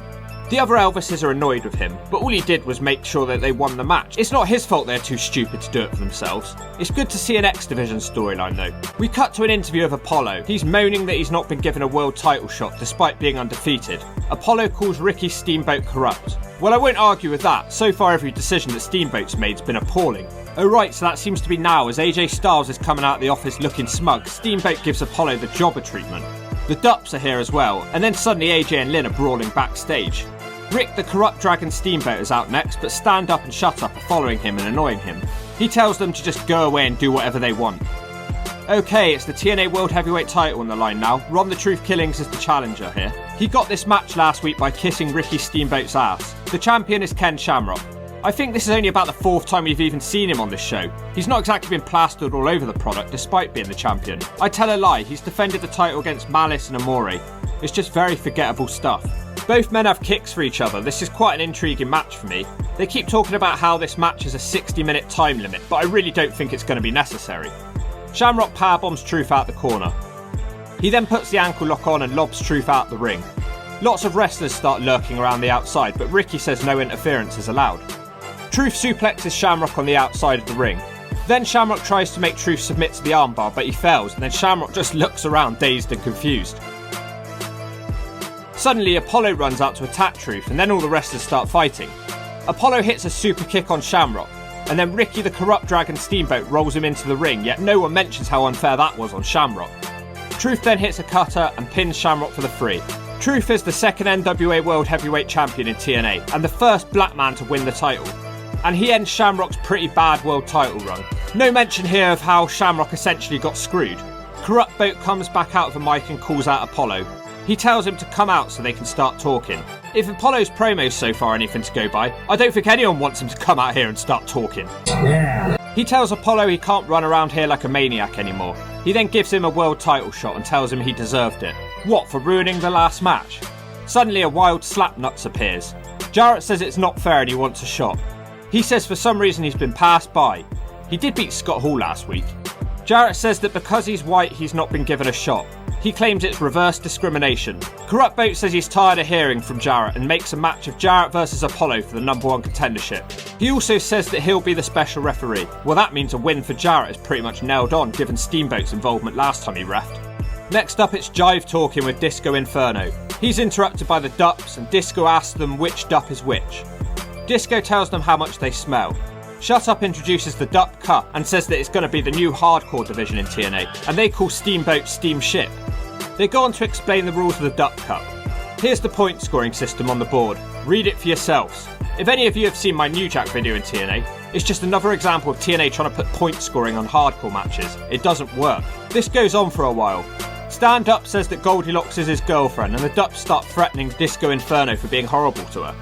Paulina Gupta from Tough Enough comes out to protect Disco. This would be her final TNA appearance. They then offer their girlfriend/sister Fluff Duck to the winner of a Duck Cup match. Jeff Hardy's fake stoner friend wants to sleep with her, and he accepts the challenge and hits Jeremy Borash to claim the first points. What follows is 5 minutes of Ed Ferrara getting beaten up by the Dups. The Dups bring out a sex toy and hit Ferrara with it. An old lady attacks Shut Up with a broom. It's crazy how long they've spent on this segment in total. It's so hard to follow. Ed Ferrara hits Shut Up with a horse, but then Shut Up likes it, so Ed loses points because he likes it. Who the hell came up with this? Shut Up chokeslams Ed through the table, and it's over. No chance for Jeff Hardy's fake stoner friend to sleep with Fluffed Up tonight. Where is she, by the way? Has she left the company or something? Mike Tenay interviews Monty Brown in a park next. He mostly just makes fun of Truth. Suddenly he's attacked by Elix Skipper with a paint can. Skipper covers him in yellow paint and keeps saying, "Not in my house." Was this his catchphrase or something? He says it about 4 times. And as far as I'm concerned, all you are is a chicken. And I'm not having it. Not in my house. Next up is a first blood match. It's Malice, who's gone from a main eventer to a loser in 7 episodes of TNA, and his opponent is one of the Nazi brothers. Malice eats a jackboot to the face and then they brawl in the crowd. They fight in front of a bar with Malice not doing very well. Malice takes several chair shots and then he suddenly wakes up. He's about to lose, so Slash interferes with a screwdriver. The Nazi boy takes him out though. They get in the ring and the Nazi hits a side slam. But then he suddenly starts bleeding. Malice wins the match in extremely unconvincing fashion. 90% of you watching right now are straight, but there are 10% of you watching right now that are homosexual. And that's okay, because you're all watching me together. It's the Rainbow Express, or at least it's just Bruce. He's backstage making fun of Taylor Vaughan. The man in the blonde wig lady says, "Get out of here, homo." Bruce then challenges her to an evening gown match tonight. Great. Styles and Loki are then brawling in a puke-coloured lavatory. We get a #1 contendership match now, a lot on the show tonight. Steamboat physically stops Apollo from hitting Jarrett and he's able to get the advantage because of this, but only briefly because Apollo's too big. Apollo kicks Jarrett from the ring apron.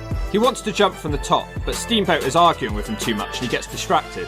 Jarrett gets back in the ring, but Apollo gets a 2 count from a sky high. Apollo then gets another 2 count and Jarrett might be in trouble here. Jarrett finally gets an advantage by throwing Apollo into the steps. Apollo gets busted open, then Jarrett grabs a steel chair, but Steamship surprisingly stops him. Jarrett gets a 2 count on an enziguri kick. Jarrett is supposed to be the heel here, but the crowd are cheering him for some reason. Jarrett puts on the figure 4 leg lock whilst the crowd chant "make him tap." Back on his feet, Apollo hits a tornado DDT. This is a pretty good match. Apollo nails Jarrett with a super kick, but Jarrett gets his foot on the ropes. Apollo then hits a bridging German suplex, and the ref starts to count, but Jarrett gets his shoulder up. But Apollo didn't, so the match is over and it's given to Jarrett. Even if that was legit, when is Steamship gonna turn heel already? These actions, man.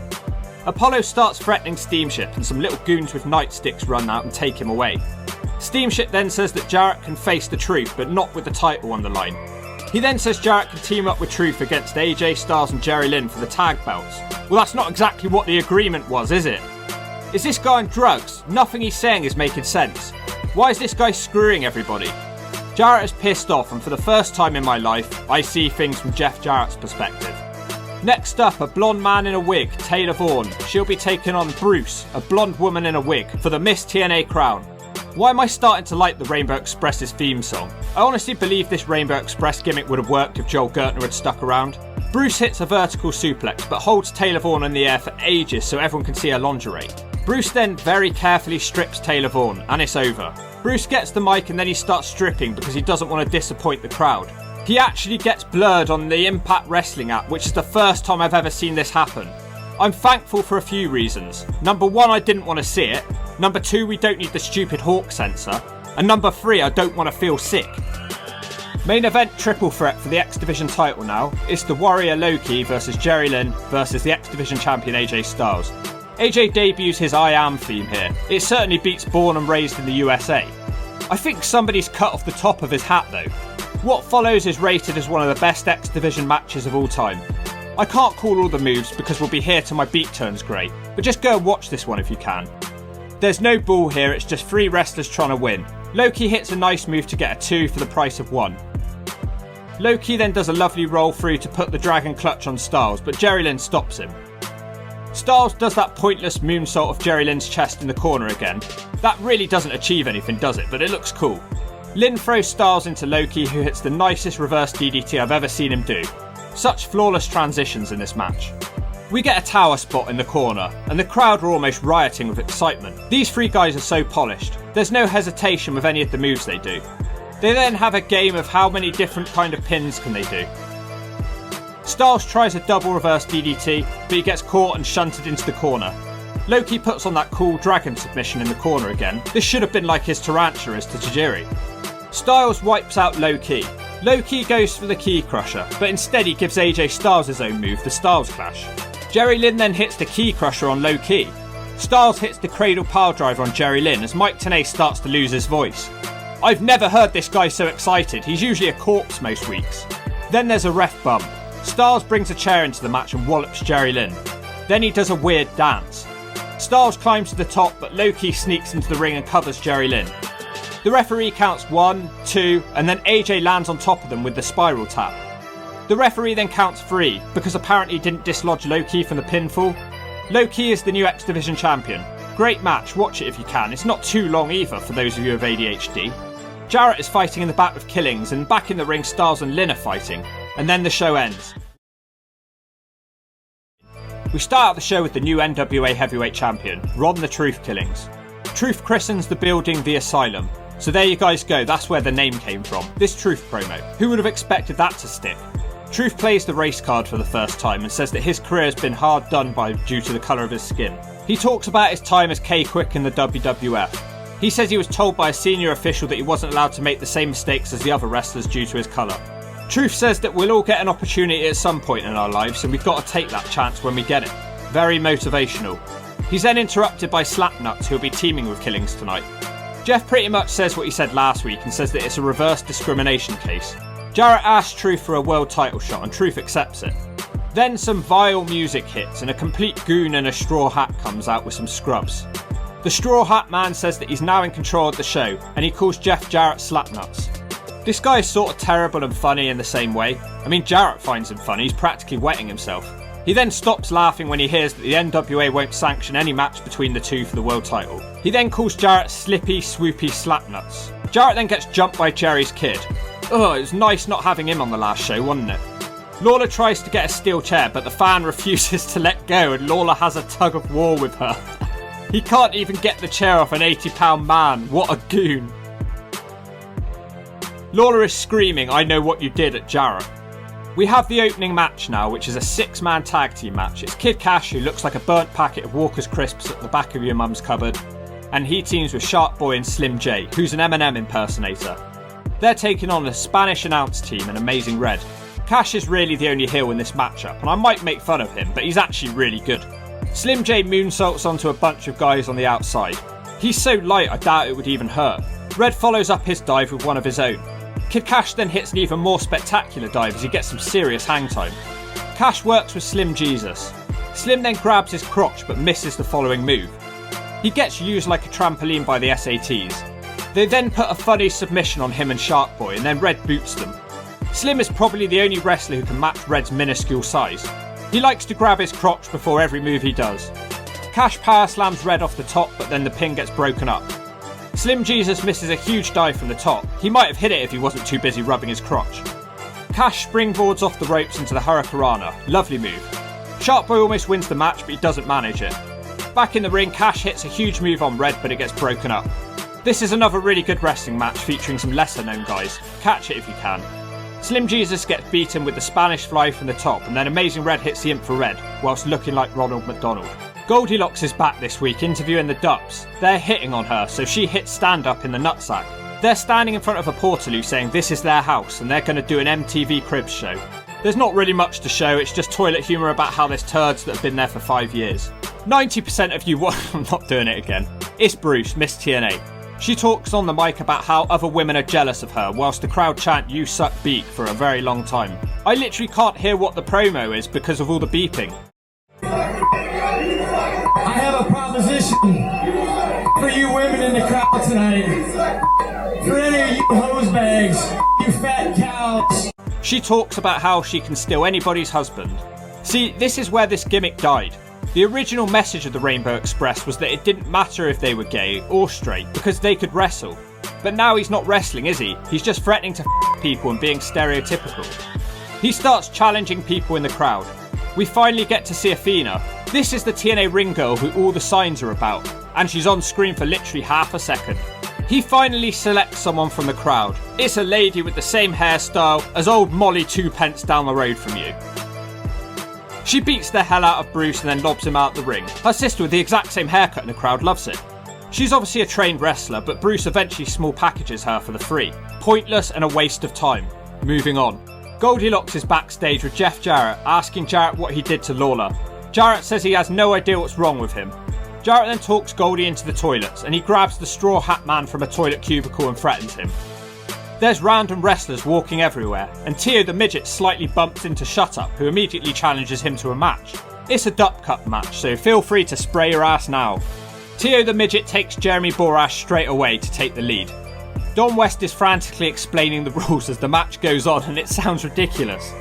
Shut Up randomly pulls his pants down and he gets hit in the nutsack with the horse, but he doesn't like it. He then starts screaming to lose more points. If you scream like a pussy, you lose 5 points! There are literally 11 rules. The score at this point is -4 to 4. What am I watching here? They have a little people table and then the midget gets thrown into it. Don West gets his ass pinched for some reason, so that's more points scored. Stan is trying to get the ticket lady again, who's beating him with a broom again. Shut Up then goes to put the midget in the portaloo, but then the Psycho Dwarf is in there and he hits Shut Up. Tio the Midget wins the match by jamming Shut Up's head into the toilet. It went about 10 minutes again. What's TNA's obsession with midgets? Elix Skipper comes out for a street fight against Monty Brown, but instead he cuts a promo about how TNA is his house. Skipper runs up the ramp and tries to jump Monty, but he comes through the other entrance. Monty's doing alright until he tries to do a dive off the apron, and Skipper hits him with his fist, which is wrapped in a chain. Hardcore icon Elix Skipper uses the trash can lid all over Monty. The alpha male tries to recover, but Skipper does that Matrix move, and Monty crashes into the trash. Skipper almost puts Monty away on the outside. Monty hits a move that they call the Alpha-lution, and the commentary team laugh at how stupid the name is. The match ends when Monty hits the Alpha Bomb onto the trash can. I don't think it was ever really in doubt, was it? Backstage, Goldilocks is the Flying Elvises. Sonny doesn't want anything to do with the interview. They keep talking about Elvis until Siaki shuts them up. His promos have been a bit hit and miss so far, but he puts the other two to shame on this one. He says his name way too much though. I know The Rock talks in the third person a lot, but really, is that the part of his gimmick you took the most from? Low-key, the X Division champion is now defending the title against all three of the Flying Elvises. Doesn't seem entirely fair. Well, although they're all in the same team, eventually Low-key does tag out and they fight each other in good spirits.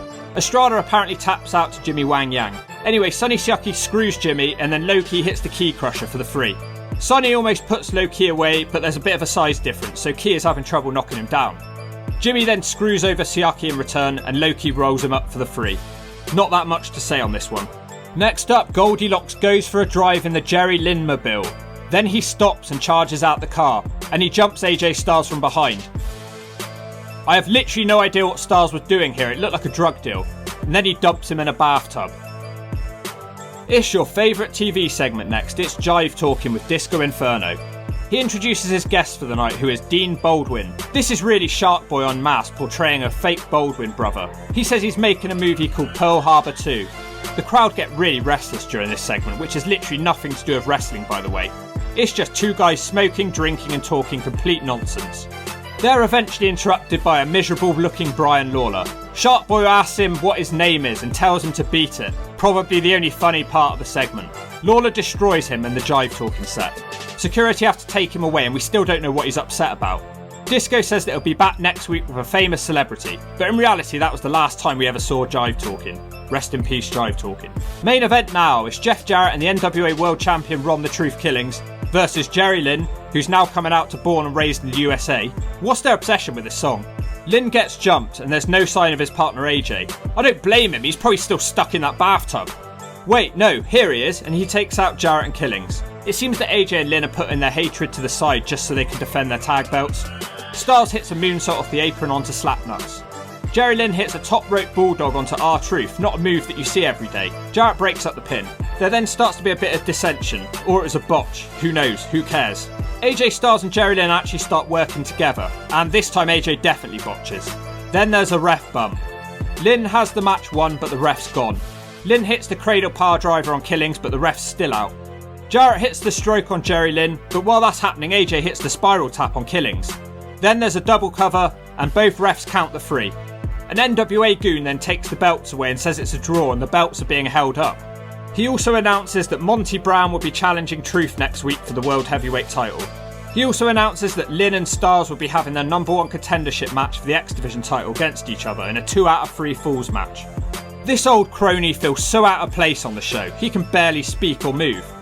Jarrett is flipping out saying what about his match with Truth? Instead of the match he wants, he'll be facing a mystery opponent. Jarrett says screw you to the guy and then takes the belt hostage.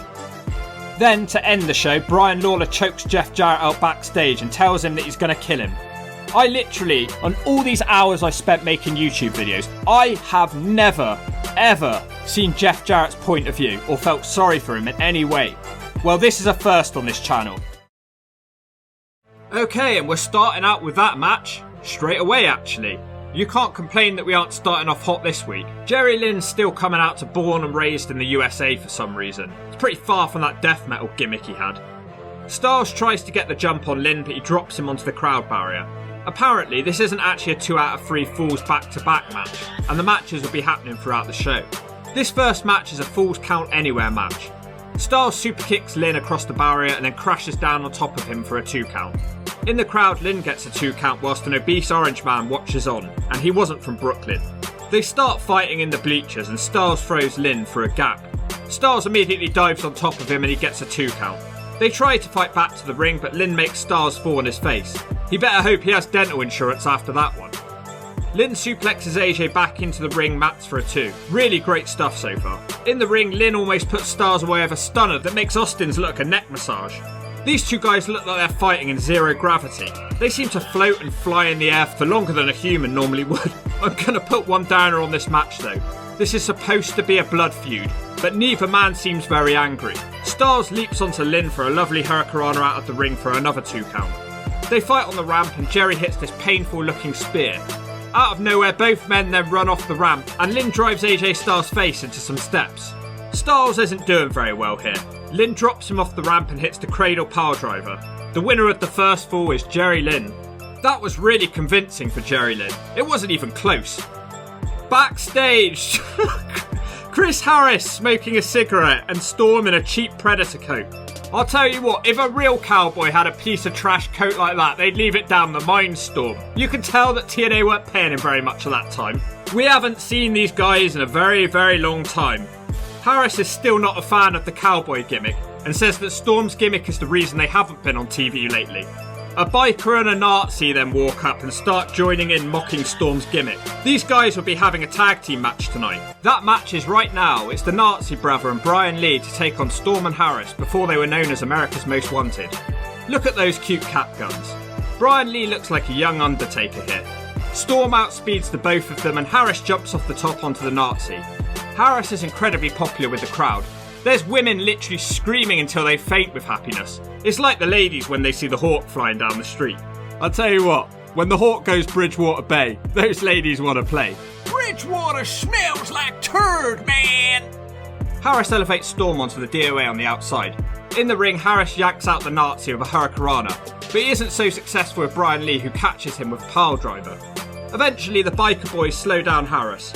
Storm eventually does get the tag and they throw Brian Lee out of the ring. Lee suddenly grabs a man in the crowd who looks like a cheap version of Shane Douglas and he attacks him outside of the ring. Whilst that's going on, Harris rolls up the Nazi boy and it's over. The biker boys are bad losers, so they hit a couple of H-bombs on the Americans that are most wanted. Next up it's Sonny, don't look at my ass, Siaki. These signs are so funny, I definitely missed this from wrestling. He'll be taking on Jimmy Yang because they're all feuding over who's the best flying Elvis. This will also be a 2 out of 3 falls match. Yang gets in the stripper's cage, but he doesn't touch her. Well, she's a stripper, you're not supposed to touch her, you idiot. You're only supposed to look. And if she wasn't a stripper, you still couldn't touch her, because of the virus. Jimmy gets a 2 count on a springboard dropkick. Sonny's been saying how bad the other 2 Elvises are since the start, so we'll be seeing if he's right here. Siaki finally gets back on top with an uppercut. Suddenly, out of nowhere, Jimmy puts Sonny away with the Yang time. The match continues and Siaki hits a really bad looking pump handle move. Sonny completely dominates this fall and he puts Jimmy away with the Siakalypse now.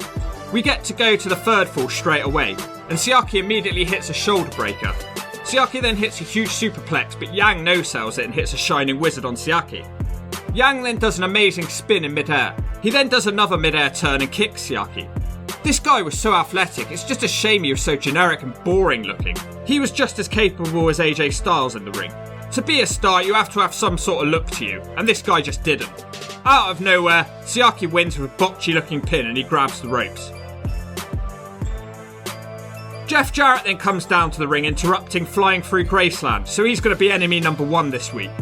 Jarrett's complaining about having to face a mystery opponent this week, when he's jumped by Brian Lawler.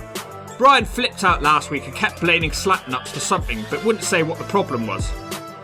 Goldilocks grabs a mic and asks him what his problem is, but Brian looks like he's gurning and dumping in his nappy at the same time. He says he's about to tell us what Jarrett did to him, but then suddenly he's jumped by Slash for some reason. Apparently this is a scheduled matchup, so they just ring the bell. That doesn't seem entirely fair. On the outside, Brian throws Slash overhead onto the floor. Lawler brings Slash up the ramp and runs down there with him to hit a bulldog. Lawler then gets in another argument with that boy at ringside who refused to give him the chair that time.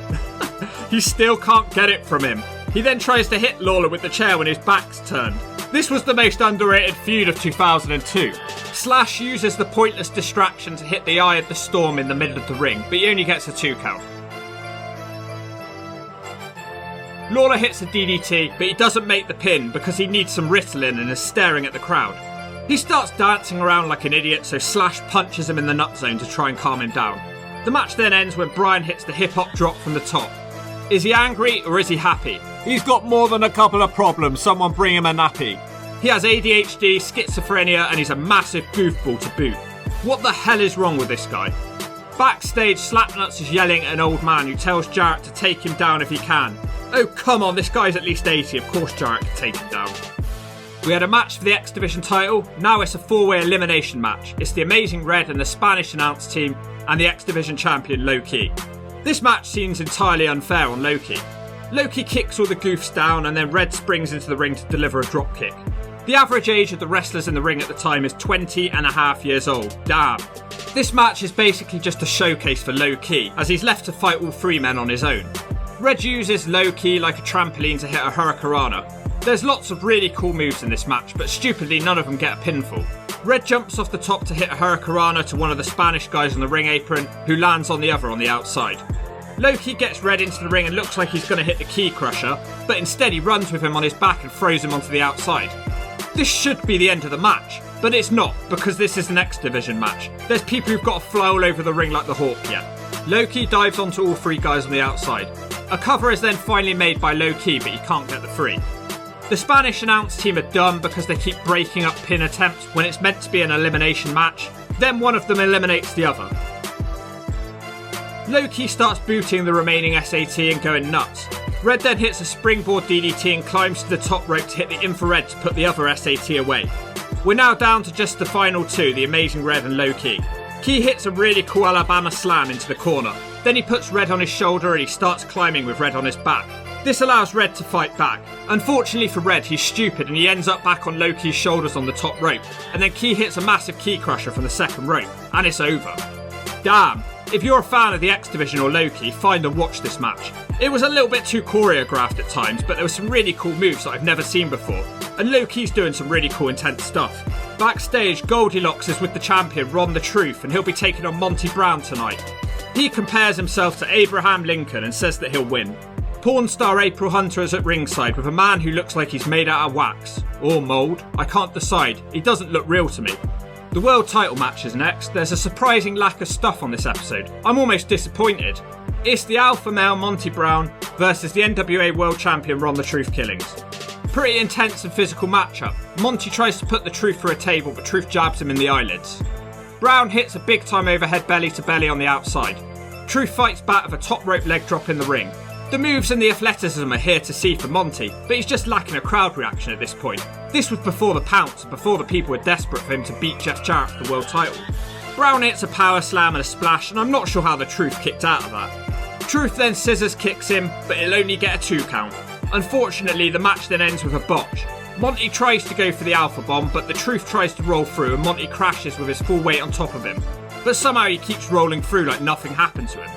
A wild slap nuts then appears in the ring and hits the referee and Monty Brown with a chair. He's unable to get Truth, and then Jerry's kid runs into the ring to take out Jeff Jarrett. Lawler's going to hit Jarrett with the chair, and Truth is laughing, but he isn't laughing for long because Jarrett pulls him into the chair shot. Brian can't even concentrate on a chair shot because he has ADD. The strippers aren't of a very high standard today, by the way. I'm not sure what went wrong. Backstage, Goldilocks interviews Jerry Lynn about his second match with Styles tonight, and he says that Styles will respect him by the end of the show. And that match is now because Styles jumps Lynn straight away. I can't believe how much wrestling there's been on this show. It's like it was booked by a completely different person to normal. This one is a no DQ match, so Lynn sets up a table, but it doesn't go well. In the ring, Styles sweeps out Lynn's legs, and this causes him to hit himself in the head with the chair. If Styles wins this fall, we'll immediately go into an Iron Man match. There's a chair set up in the corner and suddenly Styles is catapulted into it, but Lynn can only get a 2 count. Then there's a double down as both men clothesline each other on top of a chair in the middle of the ring. Lynn catches Styles on the top rope and he nails a Hurricanrana onto Styles from the top through the table. But Styles kicks out in the ring. How the hell did he kick out of that? Lynn puts him on the top again, but this time Styles fights back and hits a Styles clash on a steel chair. We will now see the third fall, which is a 10-minute Iron Man match. Styles immediately pins him twice. How's that fair? Shouldn't Lynn be allowed to get back to his feet first?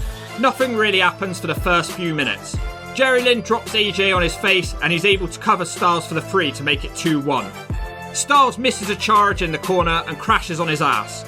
Styles fights back, slamming Lynn on his face, but it's counted as a 3 as everyone boos.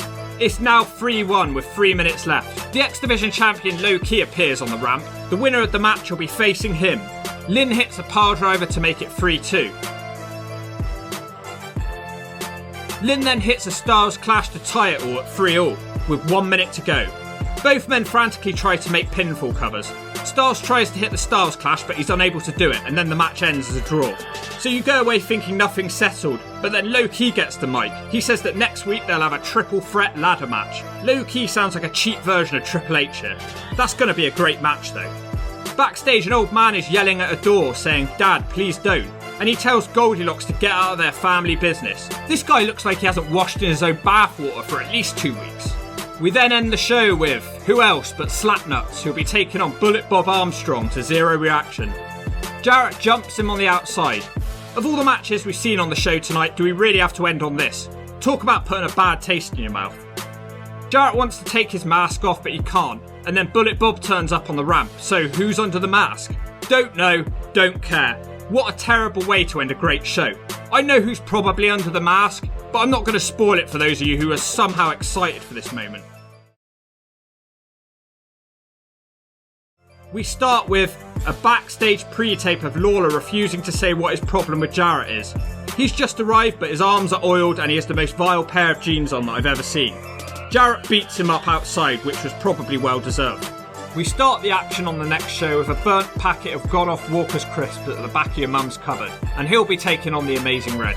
This one should be good. They seem to be pretty even in the early going. Amazing Red tells Kid Cash that he's an old man.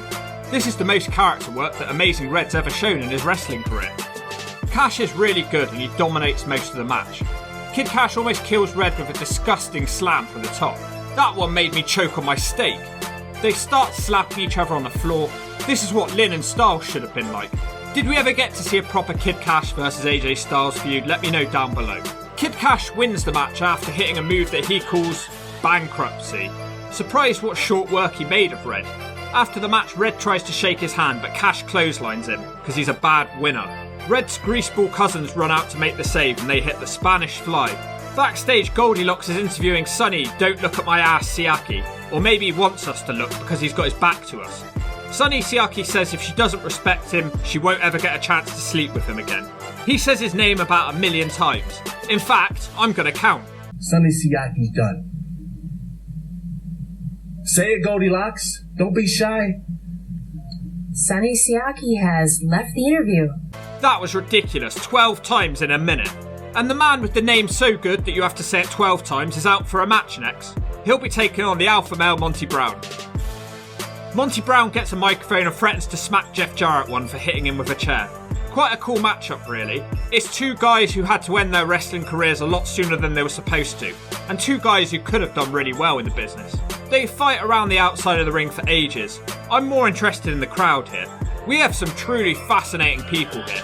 I can't believe some of these people exist. We've got Goldilocks' #1 stalker fan, the Brian Lawler chairboy, and Bad Hat Man. No V in Fuso this week, I'm afraid, but I'm not going to act like that's a bad thing. Monty beats Siaki up for a while and nearly wins with a big time underhook suplex. Unfortunately, it's not the most exciting match in the world. I'll say that Monty is an underrated suplexer though. Monty has the match won, but then a wild Slapnuts appears again. Don't look at my ass uses the distraction to punch Monty in the slash zone and then he rolls him up for the free. The Mask Boys show up so Jarrett cannot escape and Monty Brown gets payback. Brian Lawler suddenly emerges from the crowd like something out of a bad zombie movie and security have to separate them. Up next is the strangest thing on these two shows. Goldilocks is interviewing Slash who has some guy sat between his legs. Slash introduces this man as someone called Cobain. Slash says that the man lives for the thrill of suicide. The man between the legs starts itching and rubbing his body. What are we watching here? He then cuts a promo and talks about having an overdose. I can't believe this. A drug addict gimmick made it onto TV. My brother, his name is Cobain. The thrill of suicide is what he lives for. His own pain is his very ecstasy. My dreams. I overdose from the sweet, sweet nectar of my own pain. I howl like a dog in heat at the thought of my own blood. Hated that promo, with the one we were sitting on the stairs, right? And Russo come to me with that. And okay, so Slash in OVW, I had to talk. We had Cornette's wife was our manager. She did talking, but I also talked a little bit. And Slash wouldn't, and I hate it when somebody gives me a script. Can't stand it. And he comes to me with this interview, and he's like, I'm reading it, and he's like, do this like Raven. And I said, I'm not Raven. You know, I can't do a Raven interview because that's just not how I do it, man. And just give it a shot, man. Just give it a shot. So long story short is that I hated that interview. I love teaming with Flash, but in that character, I don't really think it fit him. Next up, we have one of those weird early TNA matches. It's a 4-team elimination match with 2 extremely skinny Backstreet Boys impersonators. One guy actually got a kiss from 2 girls at once. He was brave attempting that. I thought they were going to reject him and make him look stupid. The opponents are Slash and Cobain. I have 0 expectations for this match. Another team are the Hot Shots, who are no longer squeezing their junk. And the 4th team is Storm and Harris. Look at those cute little cap guns. This match is really dumb because they make the 2 Backstreet Boys face each other, and they look at the crowd for a reaction like, oh my god, we're fighting each other. But nobody cares because nobody knows who they are, so it's not a big deal that they're fighting each other. These boys have some really similar offense to the Motor City Machine Guns, but this is before they existed, so who copied who? I hate when they pile a bunch of wrestlers on the outside of the ring and have them wait for a wrestler to dive on top of them. This is probably the worst offending clip I've ever seen. Talk about making wrestling look fake in terms of 2002. I know a lot's happened since then to make it look even worse, but shut up or I'll smack you one. Slash eliminates the Backstreet Boys and I wasn't too upset. Cobain then joins the match and hits a knee from the top straight away, but he doesn't get the 3 count. It was only a few weeks ago that the Hot Shots took Storm and Harris out of the tag team tournament, but I guess we're just forgetting that ever happened. It's weird how that storyline's been completely forgotten. To be fair, the match drastically improves once the Backstreet Boys are gone. There's a really cool elimination as James Storm comes out the corner and puts away Cassidy O'Reilly as he takes Cobain out at the same time. Cobain hits a huge somersault from the top to the outside on the Cowboy. The annoying Nazi and Biker Boy come out to complain that they're not in the match. What have they ever done to deserve that? They lost last week. And whilst we're talking about it, are we going to mention who that cheap version of Shane Douglas was that they attacked on the last show? Or are we pretending that didn't happen as well? The 2 annoying Biker Boys are on commentary, and someone's heavily panting. They sound very unhealthy. Harris wins the match with a catatonic. They then get attacked by the Big Brothers. I'm not giving them any more attention. It was a needlessly long match that made me feel like I had Brian Lawler syndrome. Backstage, Jeff Jarrett is complaining at an old man. I feel like this happens every week. Jarrett threatens to beat up the man's son. 90% of you watching right now are straight, but there's 10% of you watching right now that might not be. And that's okay, because you're all together listening to the Hawk talk. It's Miss TNA, Bruce. I can't believe this gimmick's still going on. That chant is happening in the crowd again. There's so much bleeping I can't even hear what he's saying. He starts saying something about Mike Tenay's wife wanting to sleep with him. All the men want me, and all the women want to be like me. Just like Tenay's wife. Oh, come on. Now don't get my wife involved in this again. He challenges a girl for his crown and $5,000. The beeping is unbearable. He challenges April Hunter. Why can't it be Athena? I'm tired of seeing these signs for her and not actually seeing her. This woman looks like she could easily and legitimately beat Bruce up. Bring back the 2 old fat grannies from last week from the audience. She throws Bruce across the ring with the Japanese arm drag. She then hits him with a head scissors. Bruce then gets on top with a big vertical suplex, but she wasn't wearing lingerie. Out of nowhere, Bruce hits a springboard pin that almost went wrong. Bruce eventually powerbombs her, and then he looks annoyed and disgusted about something he smelt or tasted. What a great representation of homosexual people in wrestling we have here. I bet you're all dead proud of this guy. After the match, he tries to strip her, and then Waxman from earlier makes the save. Apparently, he's a wrestler called Silk Wagner Brown. More like Wax Wagner Brown makes the girls frown. This guy can shove it. Backstage, Goldilocks has 2/3 of the flying penis Elvises. They spend the whole interview talking about Sonny Siaki, and then that very man walks up and says his name 5 times. He also says if you say your prayers and eat your vitamins, you'll most likely end up bald. The boring Spanish announce team are out next to take on the Flying Penises and their amazing theme music. There's some sort of issue with these SAT guys. They literally have 0 character, and I leave the room when they're on. I can't even tell them apart. Are they twins? There are loads of empty seats for this match as well, so I guess I wasn't the only one who visited the Slash Zone when these guys came on. Jorge hits a hip toss into a neckbreaker from the top, and that's something I've never seen before. The SATs are going to win the match, but then Siaki comes out to jerk them off the top.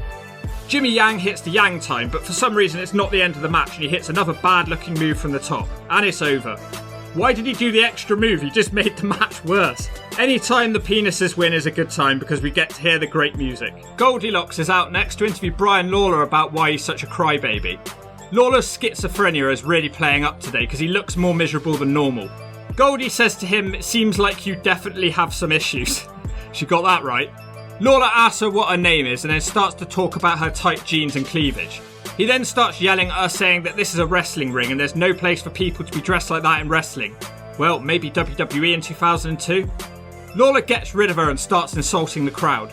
He looks like his nappy is about 99% full right now.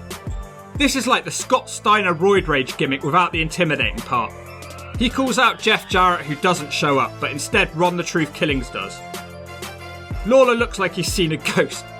Truth looks like an 8-year-old child from this angle, but he does have a piercing. Lawler keeps frantically apologising for hitting Truth with the chair last week, and it's hilarious. You're mad about me accidentally hitting you in the head with that chair. I didn't mean to do it. I swear to God I did not mean to. Shut the hell up! Listen, dog, listen, man. It's me and you, dog. It's me and you. We homies. Come on now. Hey. Your ass is gonna know what the truth is all about. Hey, man. Oh, man, it ain't gotta be like that. Truth. It ain't gotta be like that, man. This is personal between me and Jarrett. This has something to do with my girlfriend sitting over there. What? The camera cuts to show Ryan Shamrock in the crowd. We haven't seen her since she was randomly collecting money from the wrestlers. This was never explained. Lawler attacks the photography man that sat next to her and then he takes Ryan away. What a bizarre segment that was.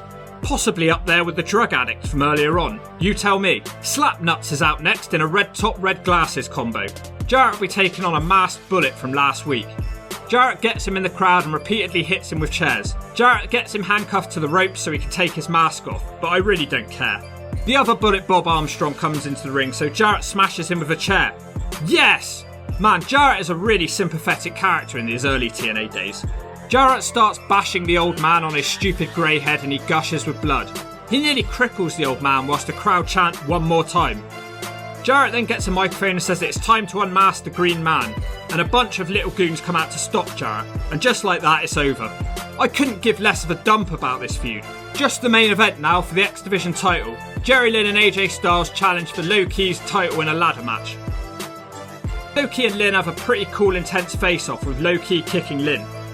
AJ and Low Key fight on top of the ladder, which is balanced on the outside of the ring. Lynn then joins them and they have a group hug on top of it, which doesn't end with love. Styles starts going nuts though, and then Lynn joins in and showing anger. This is exactly what this feud's been missing. More emotion and less gymnastics. Lynn and Styles throw Low Key onto the ladder as he screams with agony.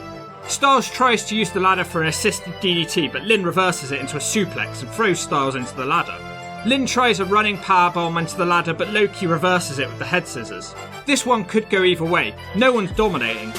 Low Key hangs Styles upside down on top of the ladder, and then they take turns booting him as he looks like he's fallen out of a car crash.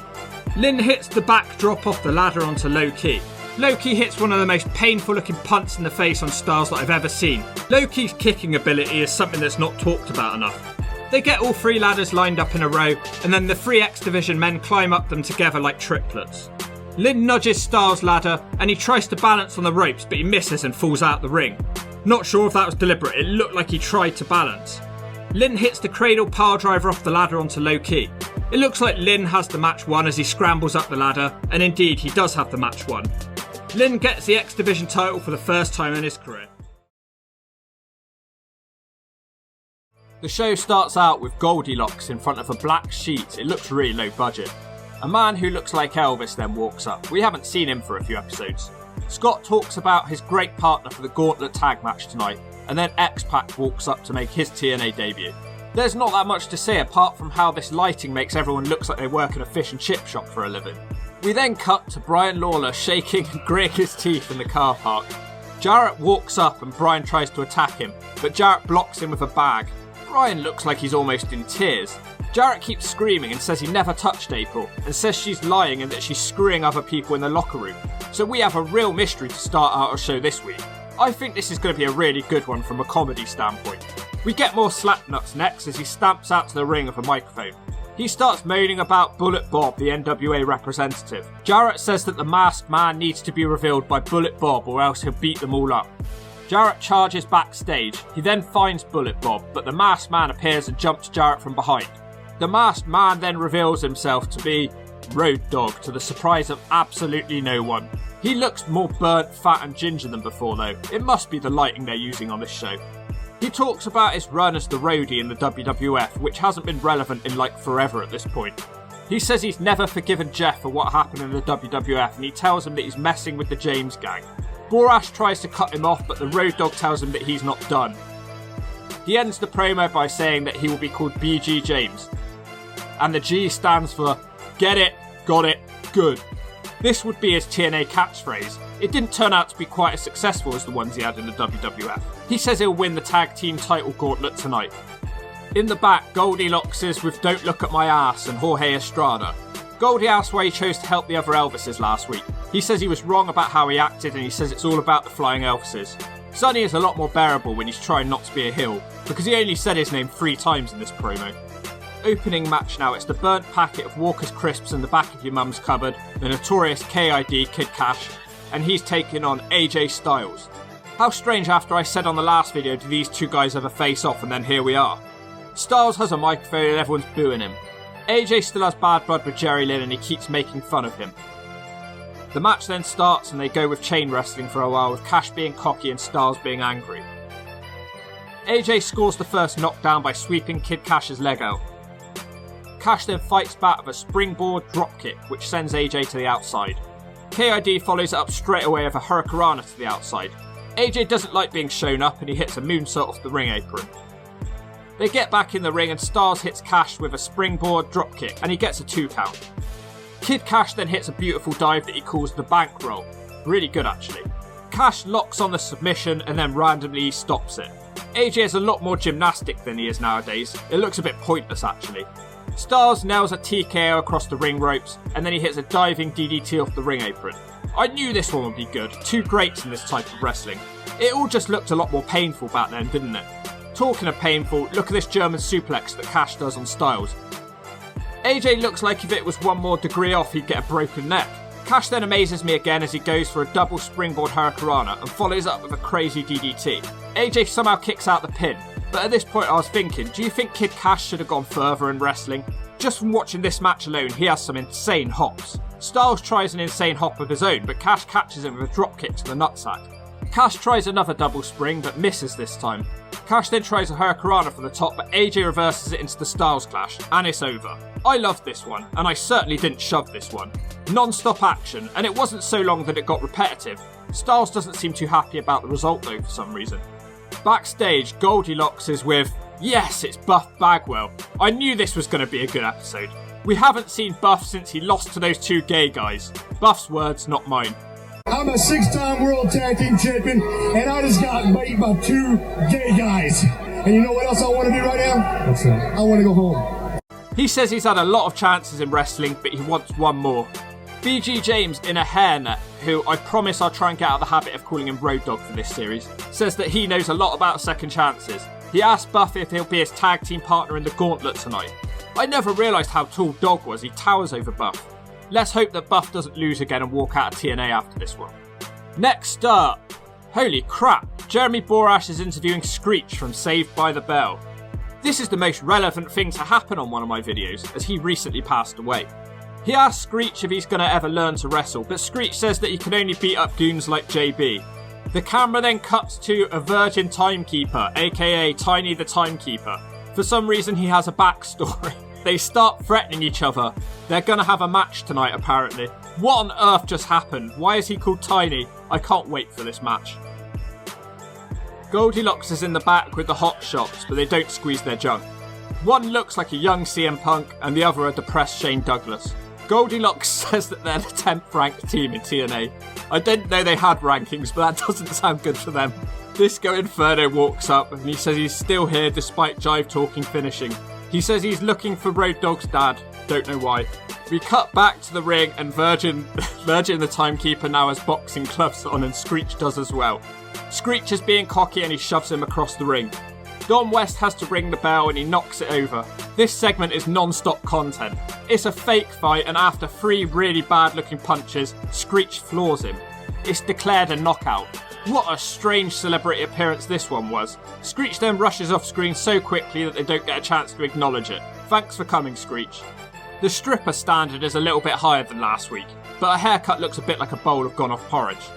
Next up, according to Jeremy Borash, we've got Jimmy, Don't Let Him Near a Mike Wild, and Jimmy Rave versus CM Punk and Ace Steel versus the Hot Shots who don't squeeze their junk. I reviewed this for my CM Punk video, and this is a really good tag match. CM Punk and Ace Steel work well together, and Ace Steel is particularly impressive here. His moves all have a bit of extra oomph on them, if you know what I mean. Derek Wilde tries to get involved and he eats a powerbomb straight away. Cassidy O'Reilly is being cocky, but he keeps getting the better of Jimmy Rave. This must have been the end of the era where we had stereotypical wrestlers that were tanned with bleach blonde hair. Jimmy Rave finally gets his knees up on a springboard moonsault and he hits Cassidy O'Reilly with a super kick. CM Punk gets tagged in and he hits the lowest drop kick I've ever seen. In fact, I'm not even sure that he hits it. Everyone starts diving to the outside as you expect in these big man multi-matches. Derek Wilde hits the coolest looking dive. Ace Steel is smarter than the others though, and he doesn't do a dive. Instead he crushes Chase Stevens with a variation of the gory special and the match is over. It's confusing, but Punk and Steel and Rave and Wilde all get into the tag gauntlet tonight, but the Hot Shots won't because they got pinned. Oh well, more time for them to sit around squeezing their junk and sitting in 10th place. Backstage, it's James Storm and Chris Harris. This gimmick of yours, I've told you this before, it sucks. They're happy to be in the tag tournament tonight. Harris is so happy about their tag title chance that he says he won't even get annoyed about Storm's cowboy gimmick. Scott Hall comes out next with Six Pack. Both guys are looking pretty healthy. They start talking on the mic about their past. I'm more distracted by the girl in the crowd that's sitting directly between them. She has a shirt on saying Rick Santiello's #1 fan. Well, somebody has to be, I guess. I don't know who he is though. Hall tells Pac that he'll work for free whenever they're teaming together. I highly doubt that, by the way.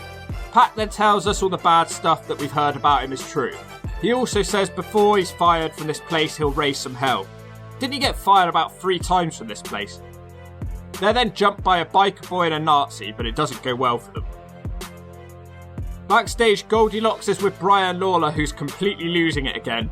She says she doesn't know who his girlfriend is, despite her being on TNA about 10 times at this point. She tells him to concentrate on the match tonight. He says he can't and he almost has a mental breakdown. 90% of you watching right now are straight, but there's 10% of you watching right now that aren't, and that's okay, because you're all together listening to the Hawk Talk. It's Miss TNA, Bruce. Hermie Sadler is on commentary and he literally talks over Bruce the whole time.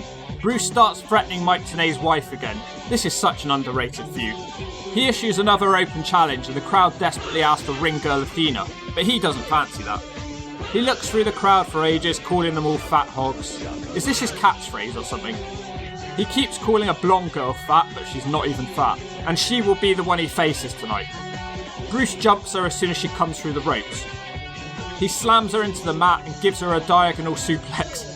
Bruce powerbombs her, but he doesn't mind the smell, unlike last week. It's over. He starts taunting Hermie Sadler next. Bruce tries to strip the Bron lady, and then Hermie Sadler makes the save. He delivers an atomic drop and smacks Bruce one. Talking of strange celebrity appearances, here's another one. Now we have the X Division champion Jerry Lynn. He's being interviewed by Goldilocks because he'll be challenging for the world title tonight. Truth marches up and says enough of that honky talk. He says he'll win tonight. A realistic, hard-hitting promo from Truth. So now we have the tag title gauntlet that we've been building up to the whole show. The tag titles are currently held up, so we'll be crowning new champions for the vacant titles. The 2 winners will be joined by their teammates for a tag match. Brian Lawler is the first entrant in this match, and the second is Cowboy James Storm, who doesn't have his cute cat guns with him, but he does have an invisible horse. Lawler trips him up on his way to the ring like a complete goof. Storm then gets Lawler's goggles, he's being wacky. The next guy is one of the SATs, don't ask me which. There's something seriously wrong with these SAT guys. They literally have zero personality. I can't tell them apart, are they twins? Next up it's Derek Wilde, who tries to pick up the pace, and then Lawler launches him out the ring. Then he gets rid of the SAT, and straight after that, he gets out Cowboy James Storm. Lawler starts dancing with happiness. So if you're a fan of Lawler, this is apparently the match for you. Next up it's Buff Bagwell. Okay guys, and he takes Lawler down with a neck breaker and 10 punches. Next up, a miserable drug addict slides out to the ring, who we covered in the last video, but Bagwell takes him down with ease. Ace Steel comes out next, whilst Lawler tries to chew off Bagwell's nose. The ring fills up quite quickly with Jorge and the Biker Boy coming in. Pac eliminates the drug addicts, but he doesn't eliminate himself. He also throws out Ace Steel just as CM Punk, his partner, joins the match. Bagwell and Lawler won't leave each other alone in this one. I never realised how similar they looked. Entry number 13 is the Nazi Boy, and he immediately works with his partner to eliminate Estrada. The Nazi Boy throws out CM Punk, and then the Biker throws out Jimmy Don't Let Him Near a Mike Rave. Buff Bagwell is then thrown out, and Pac then eliminates Lawler. BG James comes out next, but the funnier one is that the SAT who comes out tries to dive onto the Nazi, who catches him and just throws him straight out the ring. Thanks for coming. Next time you come back with a bit of personality, boy. Lawler then causes Pac to get eliminated. The Slash Machine is in next, and it's not looking good for BG James. Sonny Don't Look at My Ass Siaki and Disco Inferno wearing a waist trainer are the next two guys out. The man who looks like Elvis is out next, and the crowd are on their feet for this guy. It's crazy to me that TNA didn't push this guy harder. Maybe Jarrett couldn't risk it. Paul eliminates the Nazi, so he's even more popular now. Paul also eliminates Slash as Chris Harris enters the match. Disco causes Siaki to leave the match. Disco then starts dancing before his buddy Scott Hall attacks him. Scott Hall tries to throw him out, but he hangs onto the apron. He's a goofball, and Hall smacks him out of the match as soon as he turns around. Then there's a bunch of eliminations, but the camera misses them. We're suddenly left with Harris and the Biker Boy. What a weird final two. The Nazi is attacking James Storm on the ramp, and he chokeslams him. Just as a wild Slapnuts appears, he brawls to the back with BG James.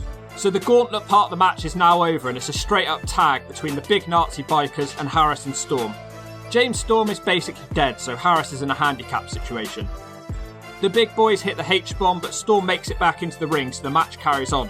They then try to hit Storm with the H-bomb, and he starts a fiery comeback as the crowd are going crazy. Then 2 seconds later they hit him with a H-bomb and they kill him too.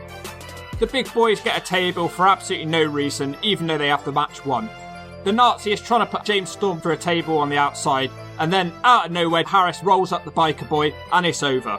We have new tag team champions. Storm looks in complete shock. A real TNA moment of history right here. Tenay and Don West are blabbering on about something, and in the background a cocky kid is mouthing off, so Jeremy Borash grabs him round the neck. I'm surprised Borash didn't get smacked out. I guess you don't hang around with wrestlers your whole life without being able to partially take care of yourself. Backstage, BG James is crying on the floor of his dad. Nobody cares. Don't turn it off yet though, because that ain't all, we still got the main event to watch. It's Jerry, born and raised in the USA Lynn, the X Division champion, challenging Ron the Truth Killings for his NWA World Heavyweight title. Jerry Lynn dominates for a while until they end up on the outside, and then Truth sends him headfirst into his X Division title. Lynn is busted open and the Truth is determined to make it worse for him. Truth gets in the ring and hits a side slam, but doesn't take it seriously. Lynn is a bloody mess at this point, and he's still trying to fight. He tries to mount a comeback, but Truth does a cartwheel followed by the splits, followed by the kicks. Truth puts an unusual submission on as he wriggles like a worm towards the ropes, but Lynn has to use his head to break the hold. Truth then hits the scissors kick, and then on the follow-up move they nearly botch, but they manage to save it. Lynn gets a 2 count of his own. Unfortunately for Lynn, AJ Styles walks out to watch the match. That doesn't seem good for him. Then the rest of the X Division roster will come out to watch as well. Jerry Lynn seems like he has the match won, but Truth gets his foot on the ropes, and then AJ takes it off the ropes. Everyone acts annoyed with Styles. I don't get why they'd be annoyed with Styles. Don't they want Lynn to win? Everyone is distracted by what Styles just did, and then Sonny Don't Look at My Ass Siaki knocks Lynn off the top rope. The Truth then wins the match after hitting the Truth or Consequences. A good match with a confusing ending. The show ends with BG James limping out to the ring calling out Slapnuts, but the Truth hits him, so now he has 2 enemies. They also acknowledge their WWF team past. I've dubbed this group NWX. They beat up Slapnuts in the ring as the show goes off the air. In the back, Jerry Lynn is attacking Don't Look at My Ass for costing him his match in the last episode. They attack the security team until bigger and bolder security break it up. Amazing Red is the first man to wrestle on the show tonight, and he's taking on Sonny Siaki, who's still in pain from fighting Lynn earlier on. He also seems to have ditched his Flying Elvis gear. Red dives onto him straight away. Amazing Red follows up with the Red Star Press from the ring apron. Siaki gets him in the ring and hits a 3/4 net breaker. I love that move. Red tries to mount a comeback, but Siaki beheads Amazing Red. Sonny continues dominating and he launches Red overhead out of the ring. A blonde Harry Potter is then seen watching from the ramp. This is Mortimer Plumtree. We haven't seen him since he managed the Johnsons. Sonny Siaki hits an overhead belly to belly in the corner. This one's a good clash of styles. No matter how hard he tries, he can't seem to put Amazing Red away. He starts getting upset. Red gets a couple of hope spots, ending with a spin kick, but he only gets 2. Red tries another dive from the top, but misses, and then Siaki nails him with the Siakalypse now, and the match is over. There's a sign in the crowd that's blurred out. I wish I knew what it said. It had to be bad enough to get blurred, considering some of the signs we've seen on this series. Jorge Estrada yells at Siaki from the top of the ramp and says he has to hand over his Flying Elvis gear or strip him down to his blue suede shoes. So we have that to look forward to later in the show. Ron the Truth is in the back, beating up the Amazing Red. He's going against Jerry Lynn again tonight, but this time with the X Division title on the line, and the X Division guys are going to be Lumberjacks. Next up we have a table match for the tag titles. It's the Nazi and the Biker Boy who seem to keep getting opportunities and losing them all the time. And they'll take on the champions Storm and Harris. Look at those cute cat guns. There's a sign in the crowd saying America's Most Wanted, but I've not heard anyone refer to them as this yet. Another interesting fact is that the team of Storm and Harris are still undefeated at this point. The big Nazi has the chance to win the match, but instead he power slams Harris into the ring, whilst the commentary point out how dumb he was. It's crazy looking back that Storm, even with this over-the-top cowboy gimmick, was extremely popular with the crowd. He was one of the most over guys in the company. He's always had a great connection with the fans, hasn't he? Storm springs off Harris's back to knock the biker off the apron and he goes through a table. The match is over. It was a nothing match really. The Nazi is a bad loser as you might expect and he hits Harris with the belt. The Nazi then powerbombs Storm through the table and then he beats up security. Bigger and bolder security, also coincidentally his twin brother, starts shoving him. I've never met a fan of these guys. Goldilocks is in a rainy car park. She's here to interview Miss TNA Bruce. An old lady pulls up behind him and claims that he took her car parking space. They have a heated exchange and he keeps calling her a fat old bag. I'm gonna miss the Rainbow Express gimmick when it ends. I'm pretty sure that this is the exact same grandma who was in the Duck Cup match, and I heard she was the ticket lady as well. Ron the Truth, the world champion, is out next to give us a little talk where he calls the crowd trash, and in the same sentence he talks about how he used to sleep with rats crawling over him at night. Truth starts talking about how he's not being treated fairly.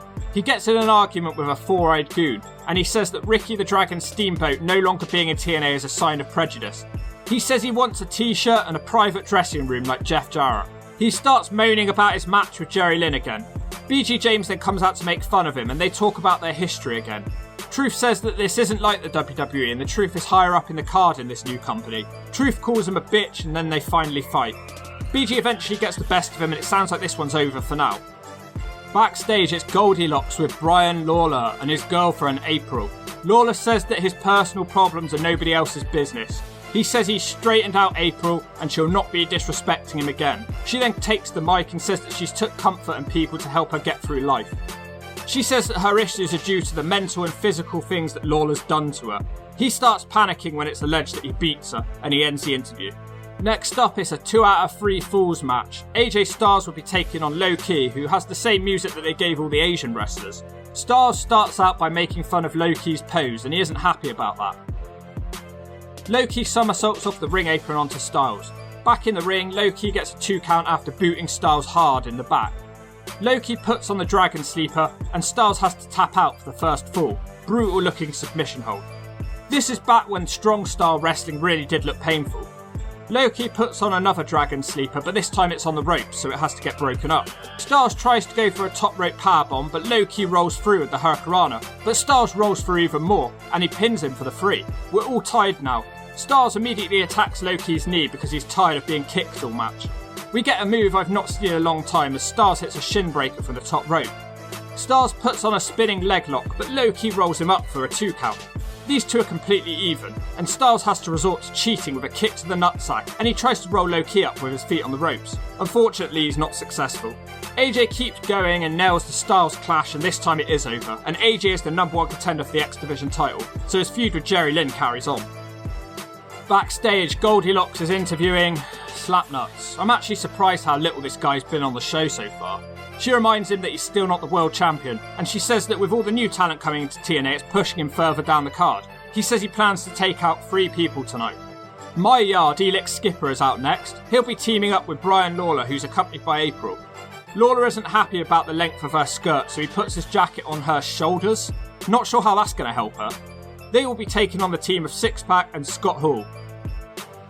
Skipper's really good here, but I can't help but be distracted by how happy Brian Lawler is. He's a complete Fruit Loop at this point. Hall throws his toothpick at Lawler, who's completely distracted by his girlfriend. He bails from the match to yell at his girlfriend because she's not standing on the exact right centimetre of ground that he told her to. Lawler carries on losing it and screaming swear words. I'm surprised this guy didn't get sectioned immediately following this show. Skipper tags himself into the match because he's sick of Lawler. Hall choke slams Skipper and gets a 2 count. Lawler then decides he wants to help out and they start pulling Hall into the ring pole, nutsack first. Lawler holds Scott's ponytail while Skipper beats him in the corner. That's one way to do it. This match is weird because Hall is the one who gets isolated, but you would have thought it would have been Pac. April starts crying and Don West tries to comfort her. He then gets in an argument with Brian Lawler. Pac hits the X Factor, but Lawler decides he wants to break up the pin. I have to point out Pac is in great shape here by his standards. Skipper tries to hit a move from the top, but Pac catches him with the X Factor and it's over. Slapnuts immediately appears in the ring and he hits the stroke on both Hall and Pac, and that's about it. AJ Styles is backstage twerking on Goldilocks.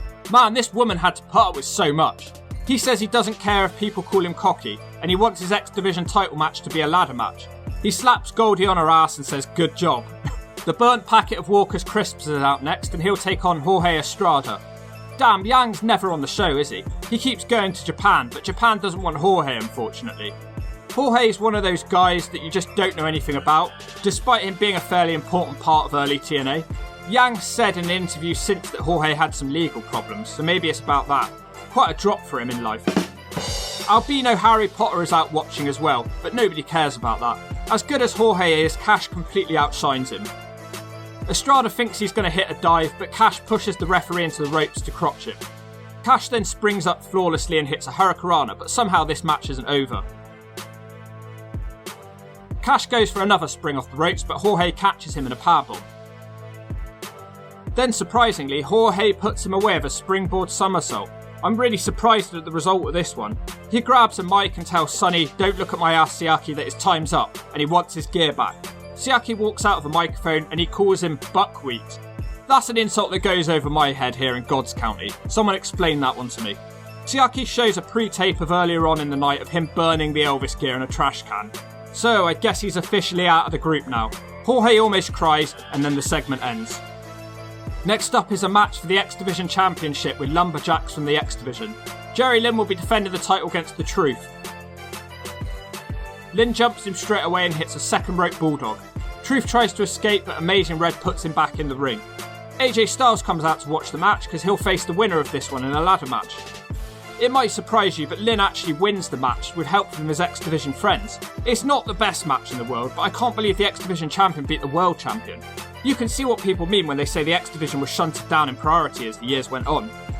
Just the main event left now. It's the king of slapnuts, Jeff Jarrett, versus... oh, God. Borash tries to introduce the guy, but he obviously didn't get the memo. It's BG James who tries to do his own intro like in the WWF, but Borash talks over him. James waits for him to finish, and then he just repeats himself. Get it? Got it? Good. No, I haven't got it, and neither did Borash by the sounds of it. BG hits some typical Road Dogg type offense before Jarrett catches him with an enziguri. That doesn't help him much as James hits a little shake, rattle and roll.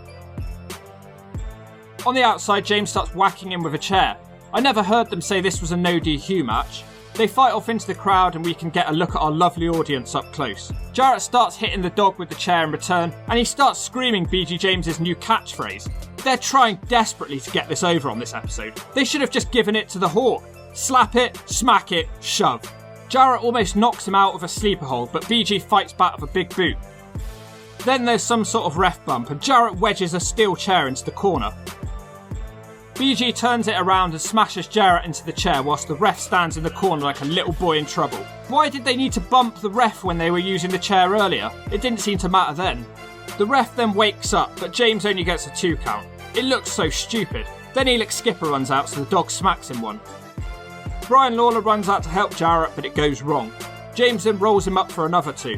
The referee's distracted and Jarrett hits James with the chair again. Can somebody please explain this to me? I don't get it. Jarrett makes the cover, but James kicks out again. BG then nails the pump handle, but he can't make the pin because Skipper and Lawler charge into the ring and the match is thrown out. Paul and Pat run out as well to make the save. Unfortunately for them, the Truth also runs out and he starts hitting everyone with the belt. The show goes off the air with the Goon Squad celebrating. This ending can shove it. We start out this week with James and Pac. James tries to rhyme, but it doesn't sound as good when the Hawk does it. He talks trash to Truth and then Pac tries to join in, but he just looks lost and confused. The world champion Truth comes out looking a fair bit happier than normal. The crowd start chanting loudly overrated. I do think his match quality has been average at best so far, but his promos have been great. Then a wild Slapnuts appears. Double J, Jeff Jarrett. Jarrett asks where Scott Hall is and asks if he's fighting his demons again. He also said that it was supposed to be a 6-man tag tonight, but they can't do it now because Scott Hall's no-showed. Skipper and Lawler appear out of nowhere, but James and Pat take care of them pretty easily. Because Hall's bailed out, apparently it'll be a 3-on-2 handicap match instead tonight.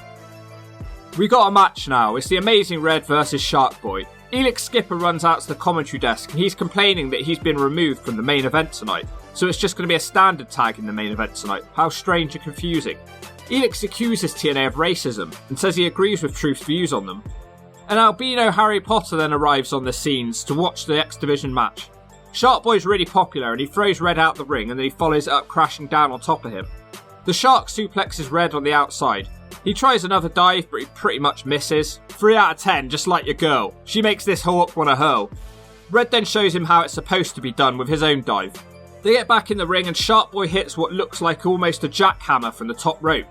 Red fights back with a diving net breaker. The Shark then nails the Dead Sea Drop, but that doesn't end the match. This one's really back and forth.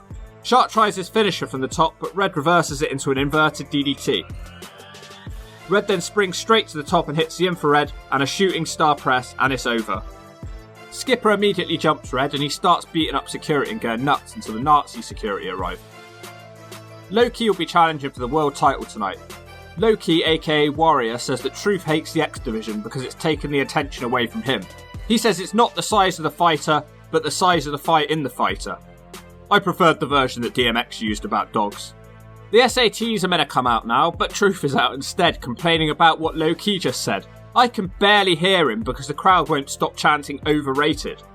Truth says the match will happen now instead of later tonight, and Key comes out for the match. Loki delivers some kicks and then Truth bails from the ring. Truth's happier on the outside and he beats up Loki.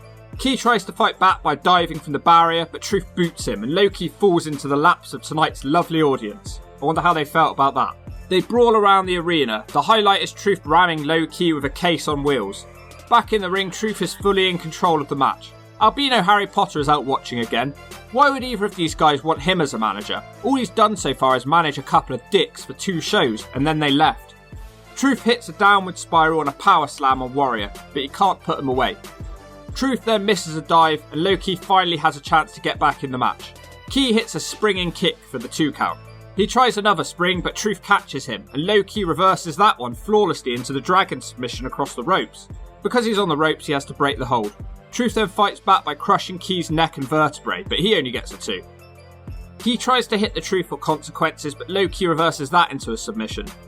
Truth fights out of that. Both men are battling at the top and then Truth hits a front sit-out suplex and makes the cover, and it's over. Someone has a sign saying that the Truth is Tracy Chapman. How is he like Tracy Chapman? He tries to rant on the microphone again, but then he's jumped by a man in a white hoodie, Mr. Wrestling 3. We all know who this is going to be. Next up we do get the SATs. You know, there's something seriously wrong with these guys. They have 0 personality and I can't tell them apart. Are they brothers? They'll be taking on the Flying Elvises. I can't believe that Yang's actually here for once. Yang basically continued his WCW in the Young Dragons with Kaz Hayashi over in Japan. That's why he's never here. Yang does that cool spin in the air again. The Maximos get a 2 on him with a double dropkick. They get another 2 count on a dropkick powerbomb combo. Yang stops their offense with a moonsault. Sonny, don't look at my ass Siaki is seen smiling at the top of the ramp. Jorge finally comes into the match and he hits the trip to Graceland followed by a dive for a 2. Jorge hits a diving, twisting headbutt, which I believe is supposed to be his finisher, but it's broken up. Jimmy's really fun to watch in this match, but the camera keeps missing half his stuff. Sonny then appears on the ring apron, and Jorge tries to tag him in. Why? Is Jorge a complete idiot? Sonny burned his outfit on the last show. Is that not a clear enough intention that he doesn't like the Flying Elvises? The Maximos then hit a double team move, and this one's over. The SATs will be challenging for the tag titles. In the back, Sonny Siaki is sneaking around, but Jerry Lynn jumps him. AJ then jumps Jerry Lynn, and him and Siaki beat Jerry up. They then shut him in a case. I don't know why this wasn't mentioned again. Sonny walks off to have a match. His music starts playing and AJ Styles is dancing to it. Siaki seems to be in full rock mode here, and he'll be taking on ex-cab driver David Young, who we haven't seen in ages, thank God. Young is looking a bit slimmer these days. He's able to hit a springing moonsault to the outside. In the ring, Young also hits a hurricanrana. Siaki fights back with a cutter and he gets a 2 count. Sonny then hangs David in the Tree of Woe and hits a couple of running shoulders. David tries to mount a comeback with a Northern Lights, but Siaki immediately floors him again. It's not going well for David, and Siaki gives him an overhead belly to belly into the corner. David then gets a hope spot and hits his special spinebuster, but he doesn't make a cover and the commentary team go absolutely nuts with him. He's just kind of standing there staring into space. David then goes up top for a moonsault, but he misses, and then Sonny hits him with the money clip to end the match. It's only episode 15 of this TNA show, and they're already talking about David Young being a loser. It didn't take long. In the back, Goldilocks is interviewing a Nazi about Storm and Harris, and he seems to be in a very bad mood about all his losses. He'll be teaming with the Australian heavyweight champion, who goes on to join Sports Entertainment Extreme one day and then disappears from wrestling entirely. Where's Brian Lee? Why is it this guy? Storm and Harris come out to the ring. Look at those cute cat guns. They'll be taking on the Australian Nazis. Storm and Harris work well together to take out Steve Irwin Jr.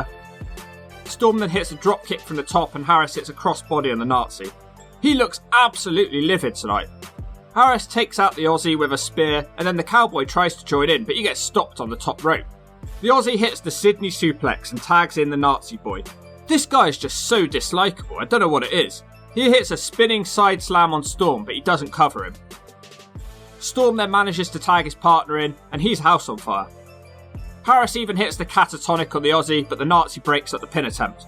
Baldy Boy tries a big boot but misses and he hits his own partner, and now it's over. The Nazi then attacks his own partner after the match because he's a bad loser. I don't think this guy's won a single match. Why does he keep getting title opportunities? He starts going nuts with a steel chair, and then he beats up some NWA nerds until his twin brother comes out to stop him. Everybody wants to beat him up, but they can't quite manage it. I know how they felt. Jerry Lynn is in the back crying with the Flying Elvises. Not quite sure what his problem is, but whatever it is, he seems to have got out of that case now. We've got a ladder match next for the X Division title. Styles is in even more of an unusual mood than normal. He'll be facing the champion Jerry Lynn. This is already the second time these two have been involved in a ladder match, as Lynn won the title in a triple threat ladder match, also involving Low Ki. Styles uses his body to crash on top of Lynn on the ladder. Lynn tries to mount a comeback, but Styles almost knocks his tough out. Styles just can't get back in the ring as Lynn drop kicks the ladder into Styles. Lynn then does allow Styles back into the ring and he smacks the ladder into him. After a short period of dominance, Styles throws Lynn into the ladder. They then try for ages to set up a ladder in the corner. They were trying for the spot for ages, but the ladder just kept falling over. Styles starts to climb it for some reason, and then Lynn springs up and hits a powerbomb on him. Styles hits a move of his own next as he hits a Death Valley driver onto the ladder, and immediately follows it up with a springboard moonsault. Styles tries to get the belt, but Lynn brutally pulls him down. We now have two spectators, with Albino Harry Potter and Sonny Don't Look at My Ass Siaki. Lynn tries to climb the ladder, but Styles jumps off the top rope with a dropkick.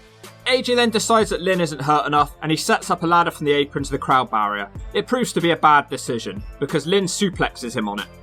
Lynn starts climbing again, but Styles rushes the ladder and causes a ref bump. Styles brings in a chair, and then we get a beautiful exchange which ends up with Lynn giving Styles the Fame-Asser into the chair. AJ's busted open, which I believe is the first time in TNA that's happened to him. Styles tries a powerbomb off the ladder, but Lynn reverses it into Hurricanrana. The crowd are loving this match. Lynn tries once again to get the belt, but Styles gets him off a backdrop suplex. Both men continue trying to get the belt at the top of the ladder, and then Lynn tries a suplex. But in reality, they both look like they got suplexed. I don't know who came off worse than that one. Lynn tries to finish off Styles, but Siaki is getting involved now, so Lynn takes him out. The distraction allows AJ to wake up and he dives onto Lynn on the outside. Styles then takes down the belt and he's now a 2-time X Division champion. Can we please stop switching the belt around now? It feels like it changes almost too weekly. Siaki and Styles beat up Lynn after the match until some X Division goons make the save. Mold Armstrong gets a mic and then he almost puts me to sleep. He says the win doesn't count and they'll have another ladder match next week, so he's not the champion. Just the main event now is the bizarre Brian Lawler with his girlfriend April. They still haven't explained why wrestlers were giving her money on the first few shows. He teams up with a wild Slapnuts. They take on BG James and Six Pack, who have a microphone. We get a really bizarre promo. Pac says that he's banging Lawler's girlfriend behind his back, and if he's nice, he'll let him watch next time. Lawler almost blows steam out of his nose like one of those cartoons. Everyone starts fighting all over the arena. It does eventually turn into a normal tag match, but the crowd chants are too distracting for Lawler. James gets isolated for a while, and then he also gets bitten by Lawler. Pac finally comes in and he almost pins Jarrett with a powerbomb. Pac tries the X Factor, but Lawler sort of falls over. The referee is distracted and Elix Skipper comes out and he starts to attack Pac. Skipper wants to be part of this match so badly, so BG James takes him out. Jarrett almost puts Pac to sleep. He should have just asked him to watch one of his world title reigns, that'll do the trick. Pac fights up, but Jarrett drops him on the ropes. Pac then makes the tag to BG James and he hits the pump handle on Lawler for the free. Everyone continues fighting after the bell. Even the SATs appear and hit the Spanish Fly on Skipper. Slapnut starts hitting everyone with a chair as he's known to do, and then the show ends with the bad guys on the roster standing tall. The Truth comes out and he tells JB to beat it. Truth isn't exactly having a good time making friends with the crowd this week. He's just complaining about being attacked by Mr. Wrestling 3 on the last show. He starts yelling at Don West for some reason, and Don West yells at him back and tells him a few home truths. This goes on for quite a while. Eventually he's interrupted by BG James and Six Pack. BG tells him to stop complaining about everything and tells him that we don't live in a perfect world. And then out walks Mr. Perfect, Curt Hennig, to make his TNA debut. The three friends take turns making fun of Truth and then they go on to fight, but Lawler and Jarrett jump them. We get an impromptu 6-man tag match to start the show. Lawler is distracted by his girlfriend once again. Hennig starts off with Jarrett and he knocks all the bad guys down whilst Lawler almost has a meltdown on the ring apron.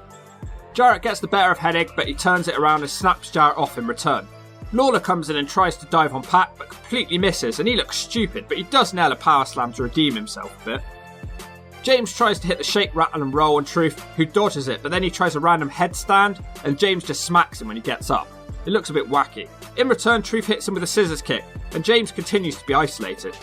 Eventually he brings Pac into the match and he hits a spinning heel kick and a crossbody from the top on Jarrett. Lawler tries to break up the pin, but he just crashes into his own partner. Can this guy do anything right? We then get our first kick to the slash shown on the video, and it's done by who else but Slapnuts. Truth comes in and hits a running power slam on Pac. Jarrett then hits Pac with a vertical suplex, and Hennig has to break up the pin. Truth continues the assault with a sit-out front suplex. Lawler then tries to make Pac tap out whilst he's completely losing the plot. He eventually screws up though and Pac powerbombs him. Hennig gets the tag and he cleans house. He floors Lawler with the clothesline as James and Jarrett fight to the back. Lawler jabs Hennig at the slash zone and he climbs to the top for the hip hop drop and he hits it, but the pin's broken up by Pac. Pac then hits the X Factor on Truth, but Lawler pulls the referee out the ring and smacks the referee one. Mr. Wrestling 3 then comes into the ring and hits a powerbomb on Killings. Hennig nails the Hennigplex and it's over. So, we know who Mr. Wrestling 3 turns out to be in the end, but it can't be that person right now, as this guy's clearly a wrestler. Goldilocks is in the back and BG James has been knocked out by Jeff Jarrett with a pipe. JB now brings out the X Division champion Jerry Lynn, but his belt's already been suspended above the ring for the ladder match later tonight. Lynn tells Sonny, "Don't look at my ass, Siaki," that he's pissed off with him. Don't Look then comes out mic in hand and says his name 5 times, and then they brawl up the ramp. Sonny throws him off the ramp and Lynn looks like he's hurt his little leg. He's got it stuck in a gate. Unfortunately for him, no one comes to help and he's left with the idiot JB trying to help. Well, they do come eventually and they put him on a stretcher and they cart him off, so it looks like the ladder match is in doubt for tonight. He's gone. In the back, Pac is begging Low-Ki to accept his apology for how horrible he was about Low-Ki last week. Styles then walks up and he's being wacky again. He tells Pac that he should be his favourite wrestler and not Low-Ki. Pac looks quite amused by this exchange. The Spanish announce team are now up for their tag title match against Storm and Harris. The Cowboy starts out working the arm of twin number 1 until he starts working on Storm's leg. The other one then comes off the top with a dropkick and Harris runs into him with a big time spear. Harris continues beating them up by pushing one of them off the top rope onto the outside on the other. Chris Harris also hits a dive onto the outside. He seems like he's really in the mood for this one. Storm then gets completely wiped out by the SAT's moonsault. He's not wiped for too long though, as he hits a huge hope spot and gets Harris into the match. Harris hits a lovely power slam, but he only gets a 2 count. This is a competitive back and forth match, and it's almost over after another moonsault. The SATs then goes to well once too often and try another moonsault, but this time Storm hits one with a super kick. Somehow it's only a 2 count. I guess Storm's kicks aren't quite as devastating at this point in his career. Storm has to kick out of a top rope leg drop. Harris then hits the catatonic, but it's still not over. Storm and Harris then win the match with a beautiful move that looked devastating, to be fair. I have no idea what they call that one, but it's great and I've not seen it before. Good match. Well, last episode we had Screech from Saved by the Bell. This week it's Chris Rock, who says that if you think wrestling's fake, come get your ass kicked in TNA. This is probably the biggest celebrity TNA ever got. Him or Shaq. He's here to film for his movie Head of State. It wasn't much of an appearance, and he didn't really do anything for the rest of the night. Here's the film clip involving TNA anyway. If you want to watch the whole film, go find it yourself or shove it. And you know, if these hasn't responded, it's because he has too much integrity.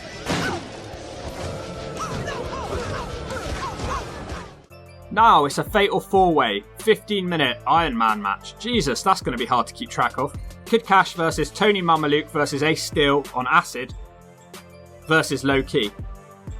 Albino Harry Potter's also on commentary telling us how he's scouting the X Division and he's looking for a guy to manage. Kid Cash is really good as normal until he almost kills Ace Steel. We get the standard dive to the outside part of the X Division match, it is what it is. Cash and Low Key both attempt to springboard into the ring at the same time and they crash into each other. I've not seen that one before, that was cool. Both men are then wiped out and Ace Steel and Tony Mamaluke both make a cover to go 1-up in this match. Several minutes go by and Kid Cash pins Tony Mamaluke. Strangely for an X Division match, Low Key makes Ace Steel tap out. We are now all tied with 6 minutes 30 seconds on the clock and everyone with 1 point. Kid Cash randomly throws Tony Mamaluke off the commentary desk and he looks like he goes for a pin, but then he realises he can't do it. Low Key hurts his little ankle and Ace Steel throws him through the air to hurt it even more. I will say that Mortimer Plumtree is good on commentary. He's well spoken but not over the top. He doesn't take away from the match. Everyone is really struggling by now, especially Low Key. Everyone's trying to make each other tap out, apart from no one's trying to make Low Key tap out. The man with the crippled leg. It doesn't even make sense. And then it all goes completely wrong. The timing was off or something. Low Key goes for a suplex on Ace Steel. The bell then rings because the 15-minute time limit is up. Mortimer Plumtree is on the outside holding on to Low Key and Ace Steel makes the cover as the ref counts it, even though the bell clearly rings. By the time the freeze counted, it's about 4 seconds after the bell went. It made no sense that it was still counted. It was completely botched. It then went from bad to worse because it's Hermie Sadler. This guy is a charisma black hole. He's driving a TNA car or something soon. Then suddenly, oh, I never thought I'd be happy to see this guy.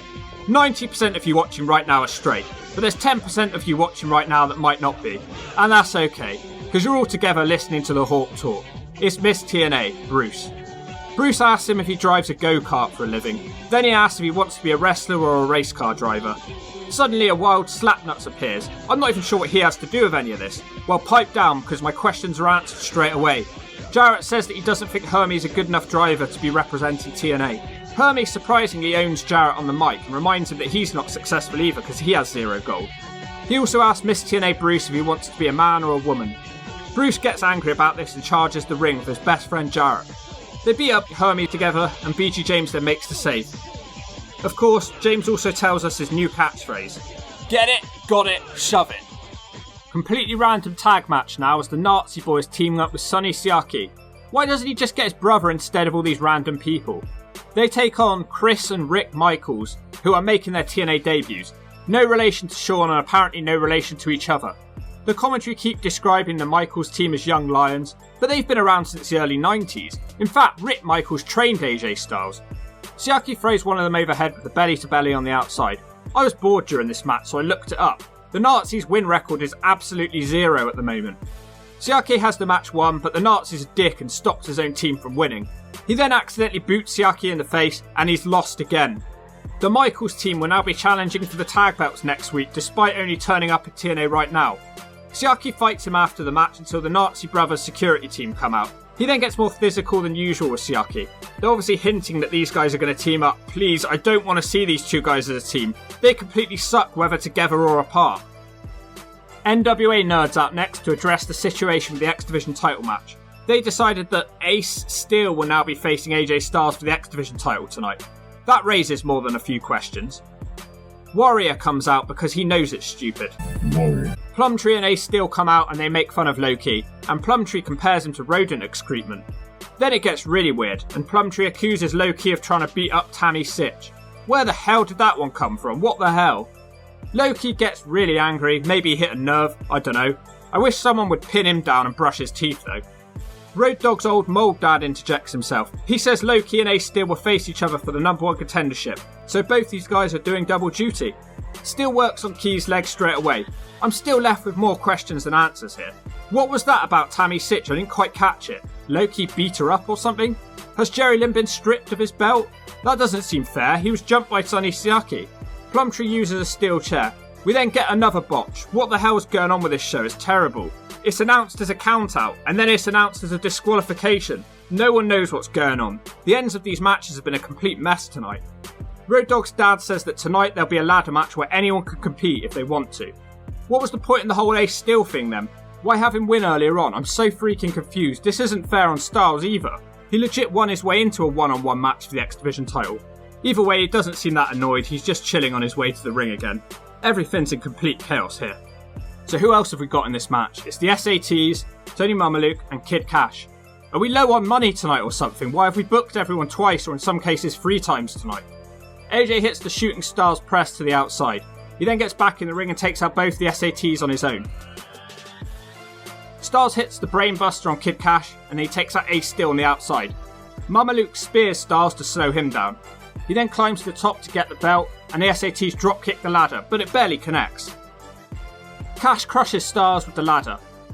We then get the best move of the night as Styles crushes an SAT between 2 ladders and then they powerbomb the other SAT into the wreckage. Thanks for coming, boys. Next time bring a personality with you.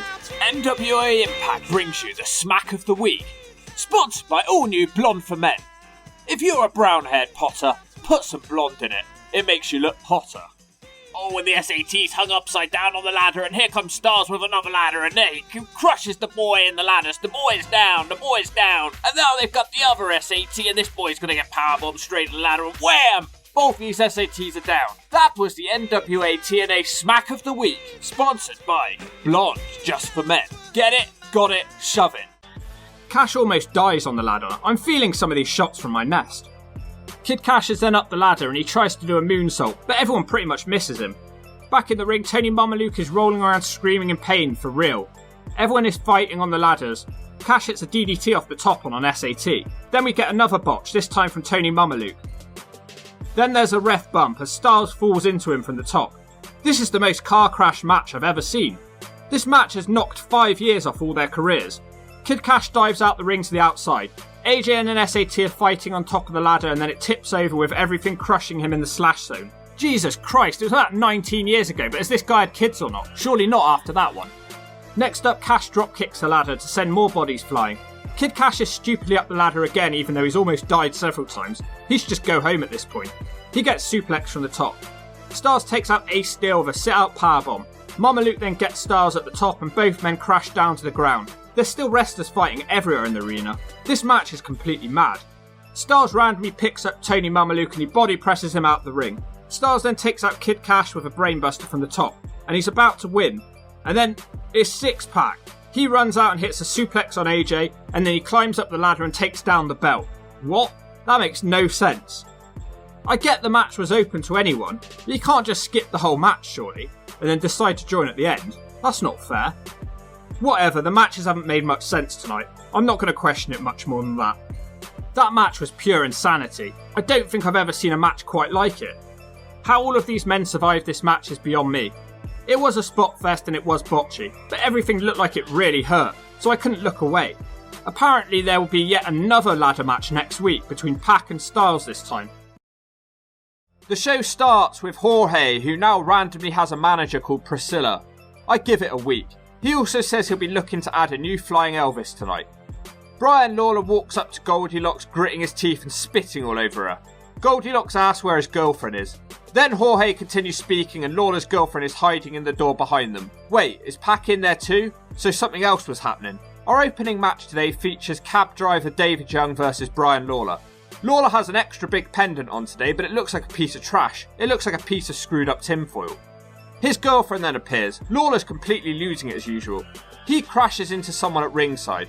Lawler's gimmick is that he's a dancing schizophrenic. To my knowledge, this is the only time this has ever happened in wrestling. Lawler gets sent to the outside of the ring and he tries to get a testosterone boost. Then he comes back into the ring but falls over. What a goofball. Then he randomly abuses the referee. He's one of the most unhinged wrestlers I've ever seen. Young keeps hitting DDTs but Lawler's no-selling it because he hasn't got anything in his head anyway to damage. David Young misses the cab driver assault. This gives Lawler the chance to fly but he also misses. David wants to hit the cab driver assault so badly but he's distracted by Lawler's girlfriend waving at him from the ringside. Lawler then hits the reverse DDT and it's over. Not one of the best matches I've ever seen. Lawler pulls her hair and sends her to the back. Next up, Jerry Lynn limps out to the ring. He's not in a very good mood because he was attacked and sent to hospital and stripped of his X Division title, all in the same night. Lynn threatens Sonny, don't look at my ass Siaki for attacking him and said that they'll fight next week. Not a bad promo actually. Don't look at it then comes out and looks like he's been rolling in olive oil. He calls Lynn goofy and makes fun of him for being a mid-carder for his whole career. He proceeds to say his own name 6 times, then Lynn threatens him so Ass takes him out. What was he expecting? Some jobbers try to make the save, but he pretty much beats them up. Oh look, it's Norman Smiley. Lynn is determined to have a fight, but there's just too many guys in the way. The half-man, half-mold then crashes down the ramp to try and restore some order. Everyone pretty much hates Sonny Siaki. He seems to be a main character at the moment, which is pretty cool. Next up, it's a boring interview. It's Mike Tenay speaking to ex-Pac. Mike Tenay kisses his ass and tells him what a big fan he is. Pac tries to explain what the X Division's about, but he struggles. He says that the X stands for Extreme. Pac says that no one will ever be able to recreate DX or the NWO. TNA obviously didn't get the memo on that one. Don't Look at My Ass is out next. The stripper really enjoys dancing to his theme music. Talking of theme music, the best song in the history of wrestling hits. Jorge is a man on a mission and tries to win with a moonsault. Siaki isn't a fan and throws him out of the ring with a belly-to-belly. Then out of nowhere, Sonny Siaki hits a reverse overhead pump handle suplex on the outside. It barely does anything. They continue fighting in the ring. Jorge hits a diving tornado DDT from the middle ropes. It's not looking good for Sonny as Jorge hits the trip to Graceland followed by a lion salt for a 2 count. It's then nearly game over as Siaki hits a clothesline. It's hard to see which way this one's going. Then, pretty much against the run of play, he hits the Siakalypse now for the 3. For some reason he has 2 completely different moves but they've both been called the Siakalypse now. I'm not making this up, I pay attention alright. Jerry Lynn then attacks him again after the match. I'm getting major deja vu here. It's over. Now we have another match. It's Derek Wilde who looks like a child. He's going to be taking on Ace Steel with an albino Harry Potter as his manager. I can see he's been snorting a whole tray of drugs before this match. Derek Wilde has the better of Ace Steel. Then he tries a bad looking move with his legs to send Steel to the outside. The gymnastics continue as Wilde hits a hurricanrana on the outside. Apparently the albino Harry Potter is determined to take over the X Division and was trying to sign people for $250,000. Yeah, like this guy has that much money. Why would he be that determined? It doesn't even make sense. What's in it for him if he signs an X Division wrestler? Ace Steel nails the superplex.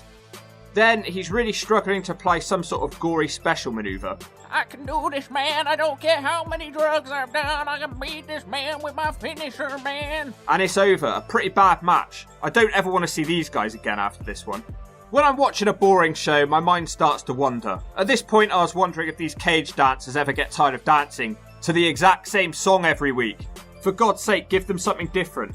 90% of you watching right now are straight, but there's 10% of you watching right now that might not be. And that's okay, because you're all together watching the Hawk Talk. It's Miss TNA, Bruce. Then suddenly, a wild Slapnuts appears. Double J, Jeff Jarrett. He will be teaming up with Bruce. What a great team we have here. The best friends will be taking on the team of BG James and Hermie Sadler. This match came about last week because everybody was making fun of Hermie's driving abilities.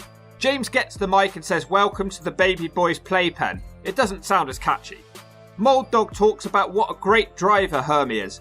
Then Slapnuts gets the mic and starts talking about race car driving again.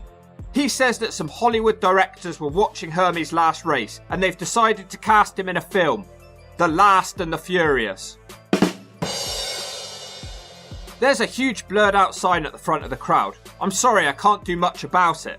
In fact, why am I apologising? I think it says that Hermes blows engines and Bruce blows something else.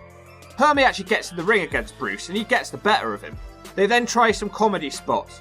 Mold Dog wants to kick Bruce in the nutsack, but he can't find anything to kick. BG then wants to hit the pump handle, but Bruce seems to like it.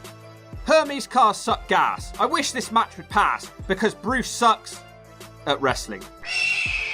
Hermes hits a suplex on Bruce. He also hits a back body drop and almost gets the free. Then Brian Lawler hits BG with a trash can. Bruce is distracted by everyone fighting. Then something weird happens and Hermes Sadler somehow comes out the winner. One of the worst matches I've ever seen. Bruce tries to hug Jarrett after the match, so he kicks him square in the nutsack and gives him the stroke. This guy is the ultimate tweener. Another match now. It's Norman Smiley in his second TNA match versus the Nazi Boy. Wow, this episode of TNA is so bad. He hits a big boot and then he tosses Smiley to the outside of the floor. And then he throws Smiley back in the ring again. So what was the point? The commentary team are talking about how the Nazi never smiles even if he wins. Well, that bit's easy to explain because he never wins. Smiley hits a lovely wind-up slam. He then follows it up with the big wiggle whilst the Nazi Boy shakes with anger. This one's going a bit longer than expected. The Nazi gets a 2 on a side slam. Then he hits a bad-looking full Nelson slam, if that's what it was supposed to be. And then the Nazi wins. His first win in TNA, a real day of celebration. It's episode 17 of TNA. After the match, he tries to beat Smiley up more, and then he gets his ass handed to him. The other Nazi makes the save for his brother. Then the two big bold boys start shoving each other, but nothing happens. The only two guys in wrestling more dislikable than Slapnuts. Let me know if I'm wrong. Next up, Rick and Chris Michaels will be challenging for the tag titles because I guess TNA was desperate on this episode. The champions are Storm and Harris. Look at those cute cap guns. I can't believe this is still going on in episode 17. Storm and Harris are the only people on the roster who are undefeated. So it wasn't just AJ Styles that TNA managed to see potential in straight away. Storm and Harris hit dives to the outside. Apparently these two Michaels brothers are not related, but if that's true, why do they look like twins? Storm hits a Hurricanrana, but he's stopped from making the tag, so then he hits an Enziguri and brings Chris Harris in. Harris hits a crossbody from the top, but he can't get the free. James Storm has the match won, but the referee is distracted. Chris Michaels then hits the top rope leg drop whilst that's all going on, but he can only get a 2 for himself. Storm hits a super kick, but it's not the last call yet, so it doesn't end the match. The Michaels boys almost put Harris away, but he kicks out. Then Harris hits a catatonic that almost breaks the ring in half. This show's really lacking promos. They just can't get the balance right, can they? Storm and Harris get jumped by the Hot Shots who don't squeeze their junk. They are a team consisting of a cheap version of CM Punk and a depressed version of Shane Douglas. The beatdown goes on for a while, but it barely hurts them. Where have the 15 guys gone who were stopping Siaki and Lynn from fighting earlier? It doesn't even make sense. It literally goes on for 5 minutes. What a waste of time. Straight into another match. Led by an albino Harry Potter, it's a young AJ Styles. Styles is so wacky and he's always dancing and bopping around. He'll be taking on the X Division champion, X-Pac. I could have sworn they said this would be a ladder match on the last show. Maybe they thought 3 in a row was too many. Pac tries to shake AJ's hand, but he kicks it away. Styles was really cocky in the early going. He better be careful or X-Pac will kick that smile right off his face. AJ lands the first big move with the Hurricanrana. Pac looks really annoyed about it. It wakes him up if anything. Styles has to keep hiding on the outside of his albino manager. In fact, his manager isn't afraid to get involved in the match. Styles charges and flips out the ring to take Pac out. The match is a lot more grounded than you would expect overall though. This move certainly wasn't. AJ hits a move I've never seen from him before as he hits a Fame-asser. Styles misses his spiral tap finisher and it allows Pac back in the match. He turns AJ inside out with one kick. Then he gets turned the other way with another kick. Pac then gets brought to an emergency stop as AJ catches him with a drop kick. AJ isn't the only one hitting big dives to the outside in this match as Pac proves that he isn't afraid either. Back in the ring, Six-Pac almost wins with a Northern Lights suplex. Then there's a discus ref bump. Pac hits the Six Factor, but Harry Potter gets in the ring to break up the pin. The ref is literally up seconds later. In fact, I've never seen a ref recover as quickly from an attack. Then Pac pushes the ref and he's disqualified. Oh, I didn't see that one coming. Pac is still the champion, so I don't know why he's so angry. Get over it. Just the main event now. The world title is on the line. It's the champion Ron the Truth Killings who cuts a promo complaining about TNA management as usual. He wants to give minority wrestlers title shots, but I guess that won't be happening tonight because the challenger is Curt Hennig. He cuts a bad, incoherent promo. Truth throws Hennig into the commentary table and then sands him into the crowd. Hennig randomly starts whacking with a steel chair, although it was never classed as a no DQ match. Also, I don't want to hear people say, oh, it's TNA, there's an unwritten rule that weapons can be used. I've watched all 17 episodes so far, and no rule has ever been explained. Truth blinds Hennig with something and hits him with a power slam. A lot of wrestlers come out to watch this one. Truth keeps kicking Hennig upside down. Truth then does the splits, followed by the kicks, but it doesn't have much effect. Hennig hits a knee lift. Then we get one of the dumbest ref bumps you've ever seen. Hell, I've seen it before, so notice how I say you. A man in a white hoodie, Mr. Wrestling 3, starts attacking both Hennig and Truth. Then random wrestlers spill into the ring. Half man, half mould makes his way out to try and restore order. Once again, 15 men are in the ring. I hate this episode so much. Eventually all the wrestlers leave and the match gets restarted. Then there's a ref bump. Again. Truth doesn't want the match to restart, so he floors Borash and the Mold Man. This is the best thing to happen on the entire show. He then gets told that if he doesn't get back in the ring and defend the title, he'll lose the title by countout. Slap Nuts hits Hennig in the nutsack and then Truth rolls him up for the 3, from a simple slap to the nuts. No good wrestling, no good or funny promos, and just a lack of energy on this show. It can shove it. Second show starts with a 5-way X Division match. It's Amazing Red, Kid Cash, the SATs and Elix Skipper. This one will be fight under Lucha Libre rules, whatever that means. I think it just means everyone's in the ring at once. As always with these matches, everyone starts diving to the outside. The SATs are famous for their really convoluted looking spots, and they don't let us down here. Who am I kidding? They're not famous. Kid Cash hits the Hurricanrana to the outside. I love it when he does that. Then he follows it up by springing off the table and hitting a DDT. The SAT almost puts away Amazing Red when he counters his dive into a powerbomb. Skipper shows his flexibility with a big boot to the face of an SAT, and then he nails the rope walk. Another lovely move. Elix Skipper's quality. Kid Cash then hits an incredible looking slam on Red from the top. He gets caught in the spotlight, seriously. Even the SATs are fighting each other in this one. You know, there's something seriously wrong with these SAT guys. They've literally got zero personality. I can't even tell them apart. Are they twins? Elix Skipper eliminates one of the SATs with the play of the day. Then he disappears off the screen as he flies through the air faster than the Hawk. Skipper's the real MVP of this match. Then the SAT puts him away, so it was a waste of time. Kid Cash nails the Moneymaker to pin the SAT. I thought a Moneymaker was a woman's ass. We're down to the final 2 now. Cash thinks he's got the match won with a double springboard dive, but he can't manage the cover. Cash thinks he's got it won again with a move he calls the bankroll. This can also be associated with a woman's ass. This guy has so many moves. Cash hits another double springboard dive and Red kicks out again. This is getting ridiculous. Amazing Red then wins the match after hitting the Infrared, and he's now the #1 contender for the X title. I wanted Cash to win. Backstage, Brian Lawler is looking through some doors. He says that he's sorry, can we please talk about this later, and Goldilocks looks at him like he spat at her. He was actually really polite. Tag title match next. It's the Hot Shots. They don't squeeze their junk though. Hey, I thought on the last video they were told that they were the bottom ranked team in TNA. How have they ended up in a tag title match? They take on Storm and Harris, but Storm doesn't get to use his cap guns because they all fight straight away. Storm is putting a belt to good use. Again, I didn't hear that this was a no DQ match. Everyone's fighting around the ring. Storm and Harris are having a pretty easy time of it here. There's a sign in the crowd that confused me saying, Cassidy feels the Raven effect. I know that he turned into his little minion a few years later, but was this guy predicting the future or something? Cassidy avoids the catatonic and hits a kick, but he can't win the match. James Storm then scores the 8-second ride. I genuinely forgot that this move existed. It's all going pretty well for Storm and Harris as they win again. Goldilocks is in the back interviewing Jerry Lynn, who's moaning about his life as usual. Lots of insider terminology as usual. Then a giant face appears in front of the camera. Brian Lawler's such a goof. It's Don't Look at My Ass versus Jerry Lynn, which starts straight away. This is billed as a grudge match. Lynn immediately has leg pain again, so it's going to be a long night for him.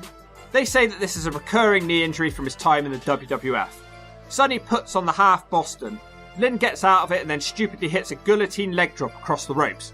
That old chestnut again. so now his leg's even more hurt, so it was dumb. Siaki won't leave Lynn's leg alone, but he can't make him give up, no matter what he does. He starts driving Lynn's knee into the ground. This is a different sort of Jerry Lynn match to what I'm used to. Then out of nowhere, Lynn rolls him up and bridges back for the 3. Don't look at my ass as a bad loser, so he continues the assault. And they brawl again, just like the last show, so I guess it's not over yet. Hennig and BG James are out next to cut a promo. Hennig looks really swollen here. He starts making fun of DDP and says that he tried to steal Perfect's gimmick. Then he goes on to make fun of Slapnuts. Then he brings up the West Texas Rednecks and the crowd loudly cheer. He says that Jeff Jarrett copied him by trying to be a country singer. I think Jarrett had that first, didn't he? Hennig then tells the cameraman to zoom into his face. I don't think that's a good idea, Kurt. He starts talking about the plane ride from hell and how he took down Brock Lesnar at 35,000 feet. He tells Jarrett imagine what he'll do to him at ground zero. Slapnut's music is loudly playing, but he doesn't come out. Slappy's in the back having an argument with Lawler, who refuses to go out to the ring with him because he's waiting for his stupid girlfriend again. Nothing really happens. The one who looks like Elvis struts out to the ring next. He's been off for a few weeks taking care of some personal issues. This is said every time he comes out. Scott can't even talk properly, stumbling all over his words. Trying my best to be a good boy since I got here, and I'm sick and tired of anyway, something like that. He calls Slapnuts out. Seems like everyone's after him tonight. This is apparently going to be a match, and out comes Slappy. This is already the 3rd time this match has happened in TNA, and they both hold a victory over each other. So I guess you could say this is the decider. Hall hits the fallaway slam, so Jarrett runs away. Hall then starts fighting him around the arena. As usual, they're using steel chairs for absolutely no reason. Slappy finally gets back in the ring and almost wins with a spinning neckbreaker. Then there's a double down after Scott Hall hits the choke slam, and both men are completely spent. Then there's a ref bump because it's a Jeff Jarrett match. He whacks Hall with a chair, even though it didn't matter if the ref saw it earlier. Kurt Hennig then runs out and tries to stop him. Then there's a blackout, and Truth is in the back and threatens Kurt Hennig. Poor Kurt looks so confused. He's then jumped by Jerry's kid, but Mold Dog makes the save. Hennig kicks Jarrett in the nutsack. Hall tries to hit the razor's edge, but he can't manage it. He tries again, and this time he does manage it. Scott Hall's the winner of the match. Brian Lawler's out again. He's arguing with some teenagers in the crowd, but this time he's got a match against BG James. So we go from WCW Attitude Era matches to WWF Attitude Era matches. Lawler keeps stopping the fight to ask the crowd if anyone's seen his girlfriend April. James then drops Lawler overhead against the commentary table. It looks bad. Mike Tenay gets the table smashed into him in the process. Lawler's face swells up and he pulls a wacky face as BG hits him with a chair. Now it's time for the best part of the video again.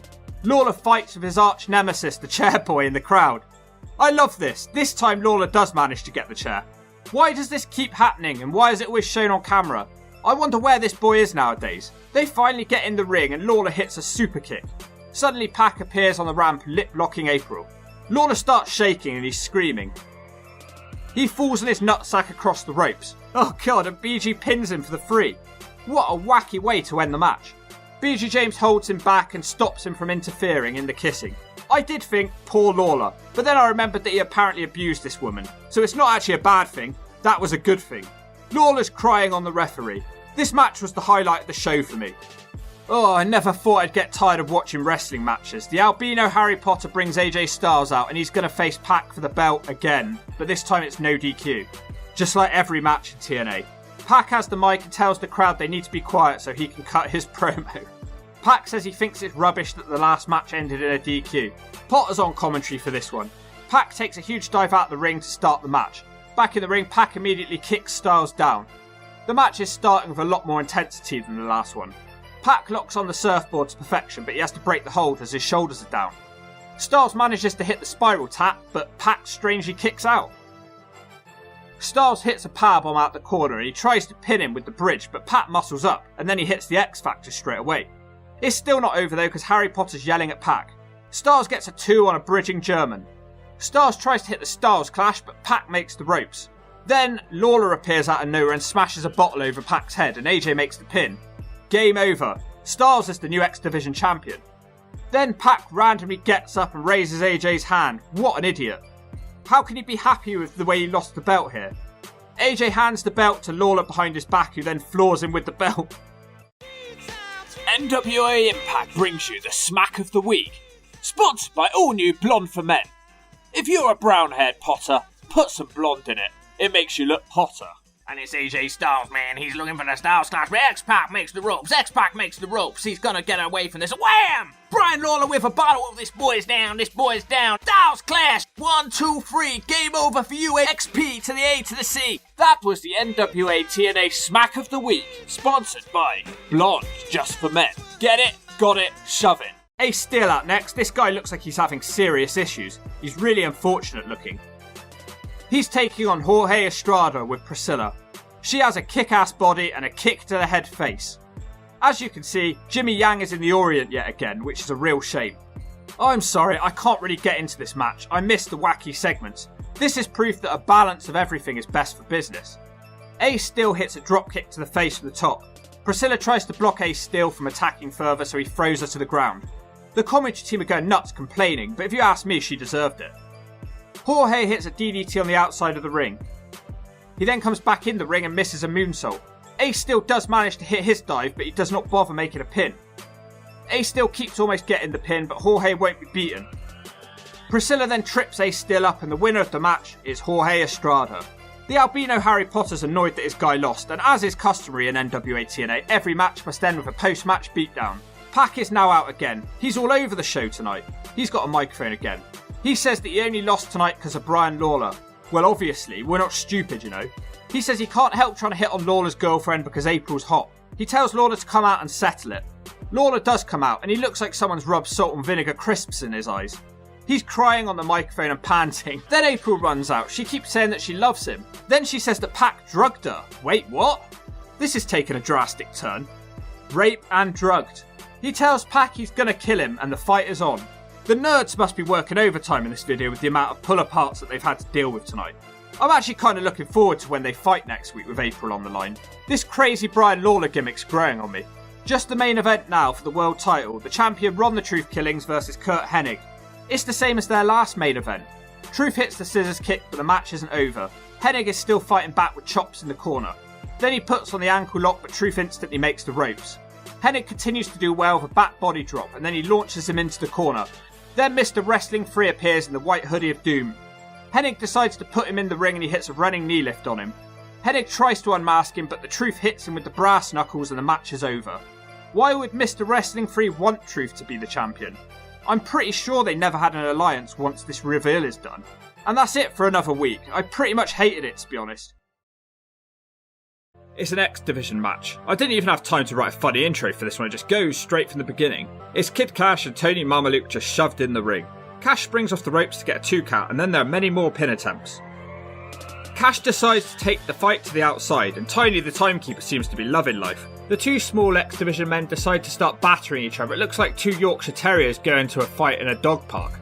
Kid Cash hits a pump handle into backbreaker, but the match continues.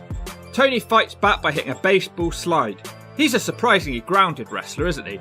Then out of nowhere, Cash springs off the ropes to hit a moonsault. The commentary team are massively talking up how good Kid Cash is, so if he loses here, he's going to look like an idiot. Cash springs off the ropes again to hit a beautiful crossbody for a 2 count. The match continues as Tony hits a high ankle backdrop suplex. They get back onto their feet after the double down, and Cash hits a fisherman style backbreaker that looks like a match ender, but somehow it's just a 2. Cash then beautifully rolls through on a pinning attempt to hit the moneymaker, or the ladies' ass as it's known in God's County, and the match is done. All's going well so far tonight. They've got these new match graphics which are cool, but they keep cutting Scott Hall off before he can throw his toothpick.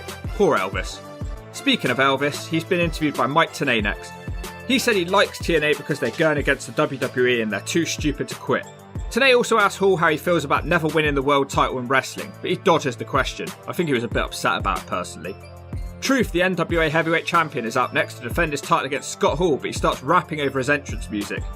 The problem with Truth's raps is that he has a decent flow, but he doesn't have anything interesting to say. The crowd chant "You suck" at him, so he tells them, "If I suck, you swallow." He's taken on Elvis, who seems to have gone from barely existing on this show to being all over it. Hall has a lot of fun messing with Truth in the early going. Truth fights back by hitting the splits into the kicks. Truth then starts thrusting with happiness and power slams Elvis. Ron the Truth keeps dominating as he gets another 2 count on a scissors kick. The Truth isn't done yet though, not by a long shot, as he hits a leg drop from the top. He gets another 2 and it might have been better off if he wasn't messing around so much, it could have been better. Elvis then tries to fight back, but the Truth hits a downward spiral for yet another 2 count. good match this one. Truth tries another kick, but this time Elvis dodges and nails a choke slam for the double down. Hall follows it with the fall away slam and then he stacks him on the top rope. Hall quickly hits off a back body drop suplex from the top, but a stupid white hoodie man then appears in the ring. Scott Hall's completely distracted by this man, and he's trying to unmask him. Just as that's happening, the Truth wakes up and hits a front suplex, and the match is done. The Truth needs help in every single match. He's been pretty weak champion so far, unfortunately. Next up, for the first time of the night, a wild Slapnuts appears.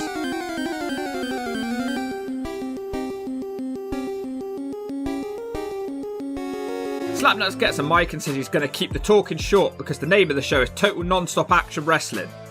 He's talking about a World Heavyweight #1 contendership tournament. Slapnuts then puts a bounty on Mr. Wrestling 3's head. Suddenly you can hear a voice interrupting. It cuts to the ramp and Kurt Hennig is there looking confused. I think he went too soon. He calls Jeff Jarrett dumb and talks about things that happened in WCW 5 years earlier. Hennig then accuses Jarrett of being Mr. Wrestling 3 and says tonight he's going to find him and kick his ass. What do you mean you're going to find him? He's right there. Go do it. A bad promo. Triple threat for the NWA tag team titles now. The Hot Shots are one of the contenders, but they don't squeeze their junk. How are these guys in a title match? I thought they were told they were the bottom rated team, and they're taking on Chris and Rick Michaels, who are extremely boring. The champions are Storm and Harris, and a big brawl breaks out on the ramp before Storm could even use his cap guns. The mats get ripped away on the outside and Storm gets slammed onto the exposed floor. In the ring, the Michaels brothers and the Hot Shots are working together. They look like rejects from the Blonde Just for Men adverts. Storm gets slammed again on the ring mats, but this time not on the exposed floor for some reason. Cassidy O'Reilly hits a leg drop from the ring apron on Storm. They all finally get back in the ring and Storm hits a big kick. This turns the match around and Harris comes in and beats everyone up on his own. The team that will soon be known as America's Most Wanted work together and Harris hits a bulldog. Michaels hits a DDT on Storm, but the Hot Shots break up the pin, and now finally every team starts fighting. The Hot Shots hit a funny rolling manoeuvre to take out one of the Michaels boys. Quite like that one. Then Cassidy O'Reilly hits a nice frog splash. He got some serious hang time for another 2 count. To be fair to Cassidy O'Reilly, he's been fairly impressive in the ring. It's just a shame that he looks so damn depressed. The Michaels boys hit an elbow off the top on Harris, but this match is still not over. Storm and Harris then hit the death sentence on the Michaels boy, and it's over. Then the lights go out, and when they come back on, the disciples of the New Church are here with James Mitchell. We haven't seen these guys for a while. Brian Lee is now in the New Church instead of Malice. Brian Lee chokeslams Storm off the ramp, but the camera angle is terrible. He shouldn't have even bothered doing it. Lee then stacks Harris on a table and slash dives off the balcony to put Harris through the table. It was impressive, but Brian Lee has been a complete jobber so far. This has done nothing to change my opinion. I don't think he's won a single matchup. Then they leave and the lights go out and then they come back on and the cage dancers just start happily dancing like nothing ever happened. Oh, next up, Mike Tenea's interviewing the half-man, half-mold Bullet Bob. He says he's got some new rules for title matches. If someone gets DQ'd or counted out, the belt will change hands. He also makes the Nazi boy the special referee for all tournament matches tonight. I don't know why this is even a thing. Did anyone get DQ'd or counted out deliberately before? Correct me if I'm wrong about that. And why does it have to be the Nazi boy? No one wants to see him as a referee. Talking about Nazis, his identical twin is in the following match. He actually won his first match in the last video, but he's still a complete jobber. He'll be taking on BG James in this tournament match. I honestly don't think I've ever seen a match that I cared less about. I'd rather watch Miss TNA Bruce versus David Young. I mean that. During the match they say that Six-Pack is injured and he'll not be facing Brian Lawler tonight. That is a massive letdown. It was the only thing I was looking forward to. This match is boring. It cuts to the back to show Jarrett beating on a bloody Kurt Hennig. Back at the ring, James hits a knee drop and the twin Nazi counts a fair looking 2 count. BG James then starts complaining for no reason, and then when he turns around he gets floored.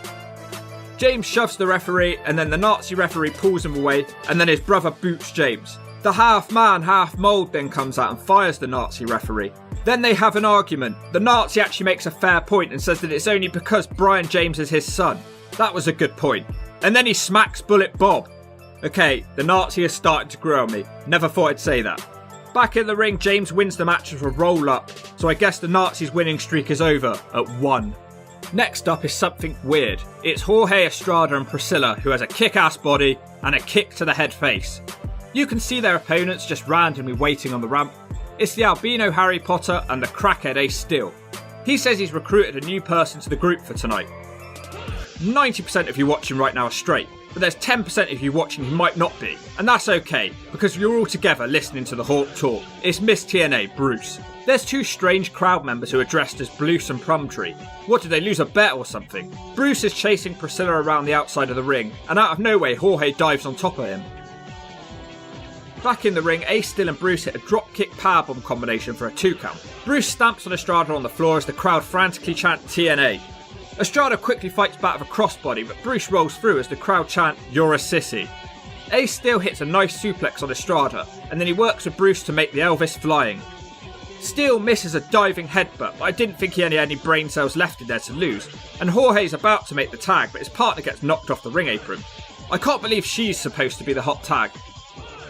Jorge nails a double crossbody and gets a 2 count. Priscilla then trips up Ace Steel, and this allows Jorge to hit the trip to Graceland and the moonsault for a 2.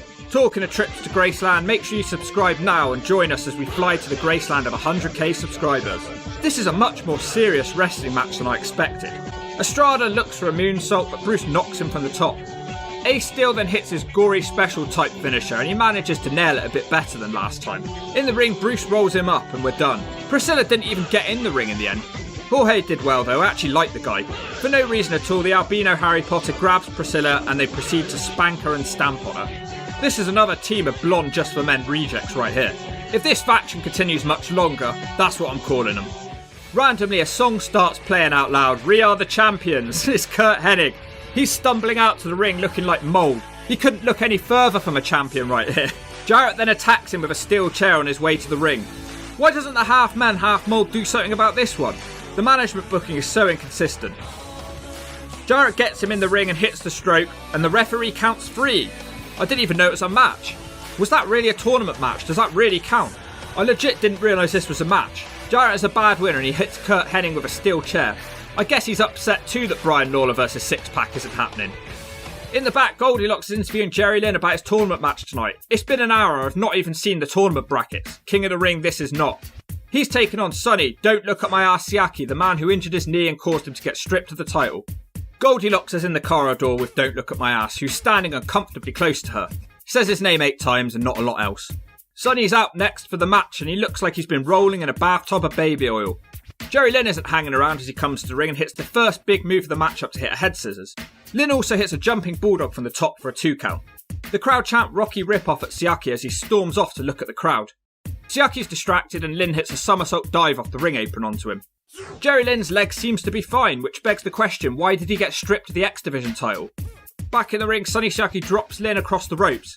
Lynn almost wins with a roll up before Siaki hits a backbreaker followed by a reverse DDT. Siaki continues doing well with a running neckbreaker as the crowd start the rock chants again. Siaki starts to get frustrated that he can't get the win. He heads to the top, then Lynn cuts him off and he nails a superplex. Jerry Lynn starts his comeback and plants Siaki with a DDT, but somehow it's only a 2 count. Lynn thinks he's won again as he nails a TKO for another 2 count. Siaki fights off the cradle piledriver attempt and hits a Samoan neckbreaker. Then there's a ref bump. It took almost the whole first episode for me to say that. This must be a record. Siaki grabs a chair and he swings for Lynn but misses, and then Lynn boots him in the face. It's not over though because the referee is out. Lynn's looking for the nail in the coffin, but Siaki wakes up and DDTs Lynn on the chair. Lynn then somehow kicks out. Oh, come on. Then Siaki hits a drop toe hold and Siaki rolls him up with his feet on the ropes. Game over. Big win for Siaki. Lots of wrestling on this show. It's great stuff here. Lynn attacks Siaki because he's a bad loser. Outside somewhere, Brian Lawler is smiling and cuddling his girlfriend. I guess he forgot about her kissing Pac last week. He says that he's a piece of trash and isn't threatened by him. He's kissing her neck while she looks bored. It reminds me of V Infuso and his girlfriend. Confusingly, he's out again next for another talking segment. He gets into an argument with some 4-eyed geek and then he pulls the fan over the safety rail and beats him up. I'm pretty sure this guy deserved it. He wouldn't have tried that with the chair boy, it would have been a much more even fight. Lawler has a mic and he's completely losing it again. He challenges the crowd members to a fight and then he leaves. What was the point? X Division title on the line for the main event. The challenger is the Amazing Red who'll be taking on the champion AJ Styles with the albino Harry Potter as his manager. This one should be good. They start off with arm drags until AJ says no more of that and boots him square in his headband. They start trading pinfalls and a breathless start to the match. Then Red boots Styles square in his goofy head. Styles hits a German but Red lands on his feet. AJ then tries a springboard, but Red drop kicks him to the outside. Red then dives down on top of him. Don West is practically reaching the point of climax here.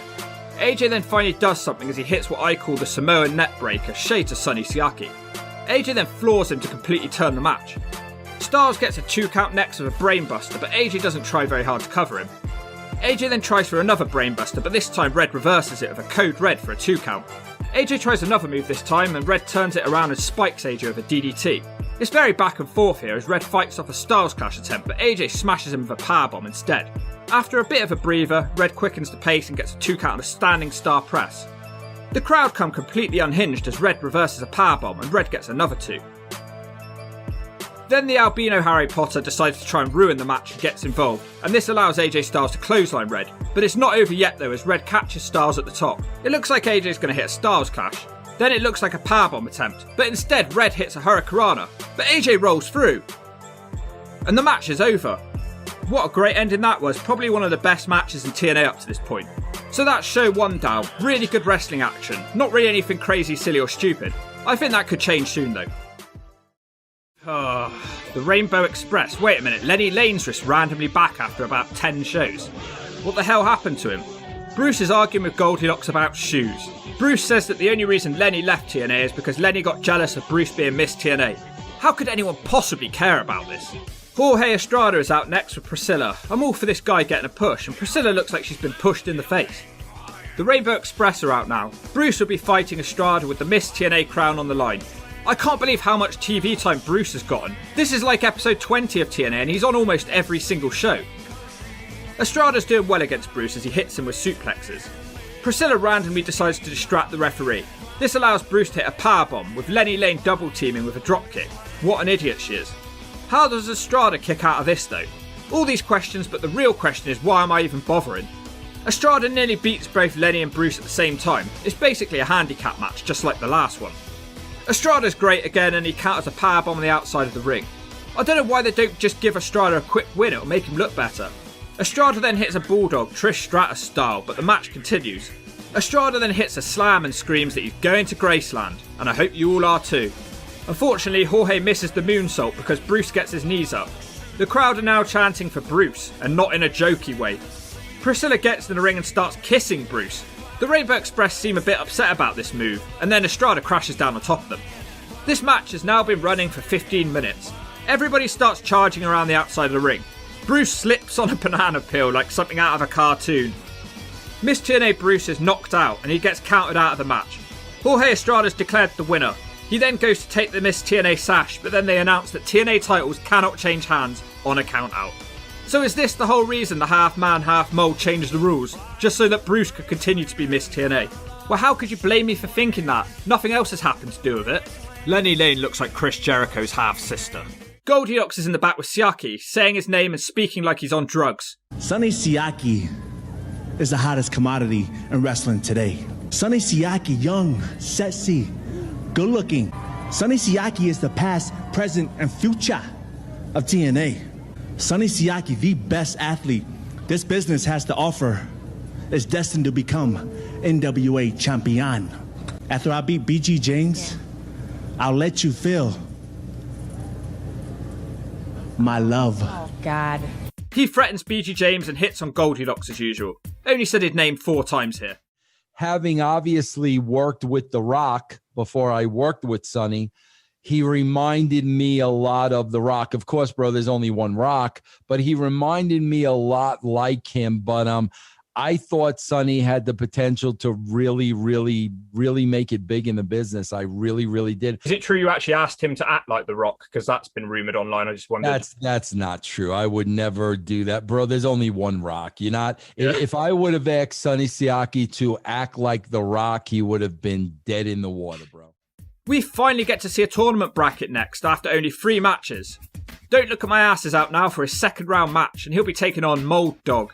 He has a microphone and he tells Sonny Siaki that he's about as good looking as his ass. Road Dogg has a visor on back to front and upside down. Don't try this style today's kids, you'll get beaten up. Road Dogg almost rolls Siaki up and this embarrasses young Siaki who drop kicks him down with rage. Then randomly Siaki puts a variation of an Indian deathlock on but it doesn't lead to anything. James isn't as much of a good opponent as Jerry Lynn last week, but speak of the devil, he comes out to watch the match.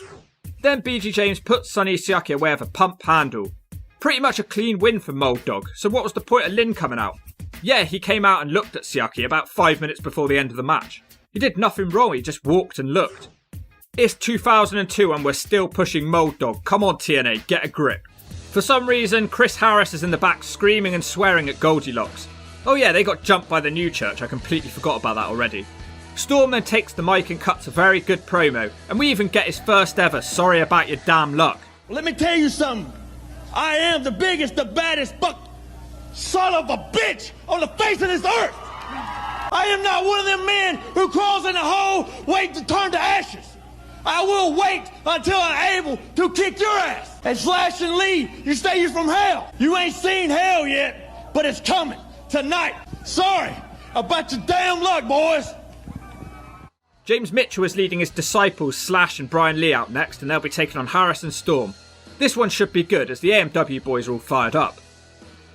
Storm and Harris hit a nice clothesline superkick combination. Harris then crashes on top of Slash, who's busted open. Then AMW hit the death sentence. Is this about to be over after only 30 seconds? No, apparently not. Slash is already up somehow. The church then hit a nice double team in the ring on Storm. Then the new church hit their own version of the death sentence as they hit an elbow drop into a side slam. Storm does eventually tag Harris in and he makes short work of the church. He has the match won with the catatonic on Brian Lee, but the referee's distracted. Slash then nails Harris with the chair and then Lee makes the pin, but Harris kicks out too. This is another really good match. It's definitely the best tag team match in TNA so far. Then it gets ruined as Brian Lee starts hitting Storm and Harris with a spike. What an idiot, they were probably going to win the match. At least it furthers the feud and makes you want to see more of them. Next up we get the match that we've all been waiting for. It's Brian Lawler with his girlfriend April versus Six Pack. Lawler aggressively dominates Pac in the early going. He screams at April to slap Pac, but she just won't do it. He's completely distracted and goes to the outside to question her as to why she wouldn't do it. Pac hits a beautiful kick to knock Brian Lawler off the ring apron. Lawler then fights back by sending Pac into the ring pole, nutsack first. The crowd start chanting at April that she's got herpes. Lawler misses the hip-hop drop into the ring. This gives Pac a window and he boots Lawler and then he powerbombs him. Pac points at April and he hits the Bronco Buster on Lawler. Then he goes outside and starts kissing her. Lawler follows him to the outside and he gives a super kick to him. Lawler's going even more crazy than normal and he calls her a see you next Tuesday. Pac suddenly wins the match with the X Factor. Pac celebrates with April and then he leaves with her. What I don't get about this whole thing is why she seems to be happy with Lawler 1 minute and then hates him the next. And she's making accusations against Pac and then she wants to be with him. And same for Pac, why would he want to be with her when she accused him of rape last week? Lawler grits his teeth and he starts to dump in his nappy of anger. Then he grabs his heart. Oh, this is distasteful. He's faking a heart attack. And in a complete comedic value, by the way. April runs out to see if he's okay.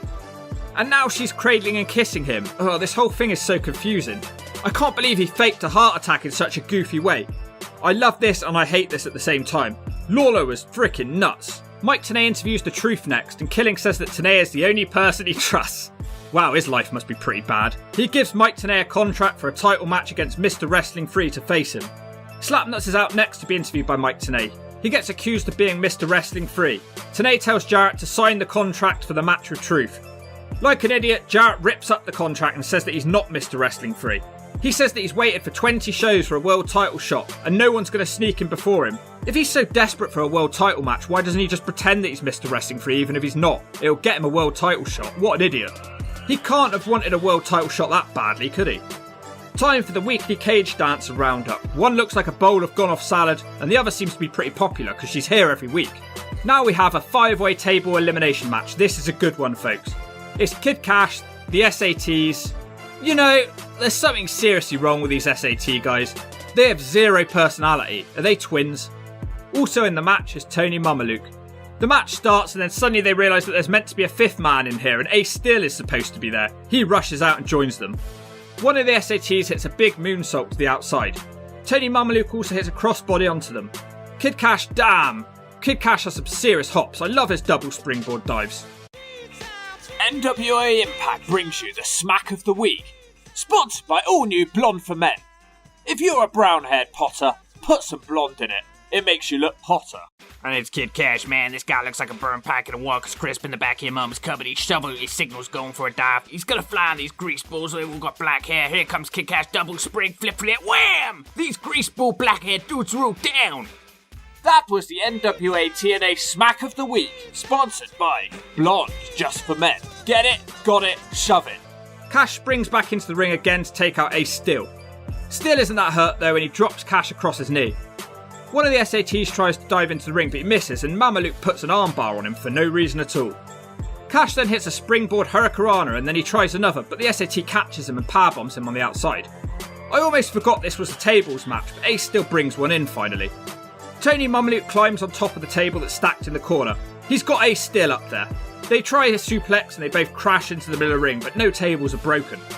Then Ace Steel gets eliminated as he's thrown through the table with a DDT. Mamaluke splashes out of the ring and clears the table and thuds into the ground with, but it looked quite impressive. The next man eliminated is that very man, Tony Mamaluke, as an SAT puts him through the table on the outside of a moonsault.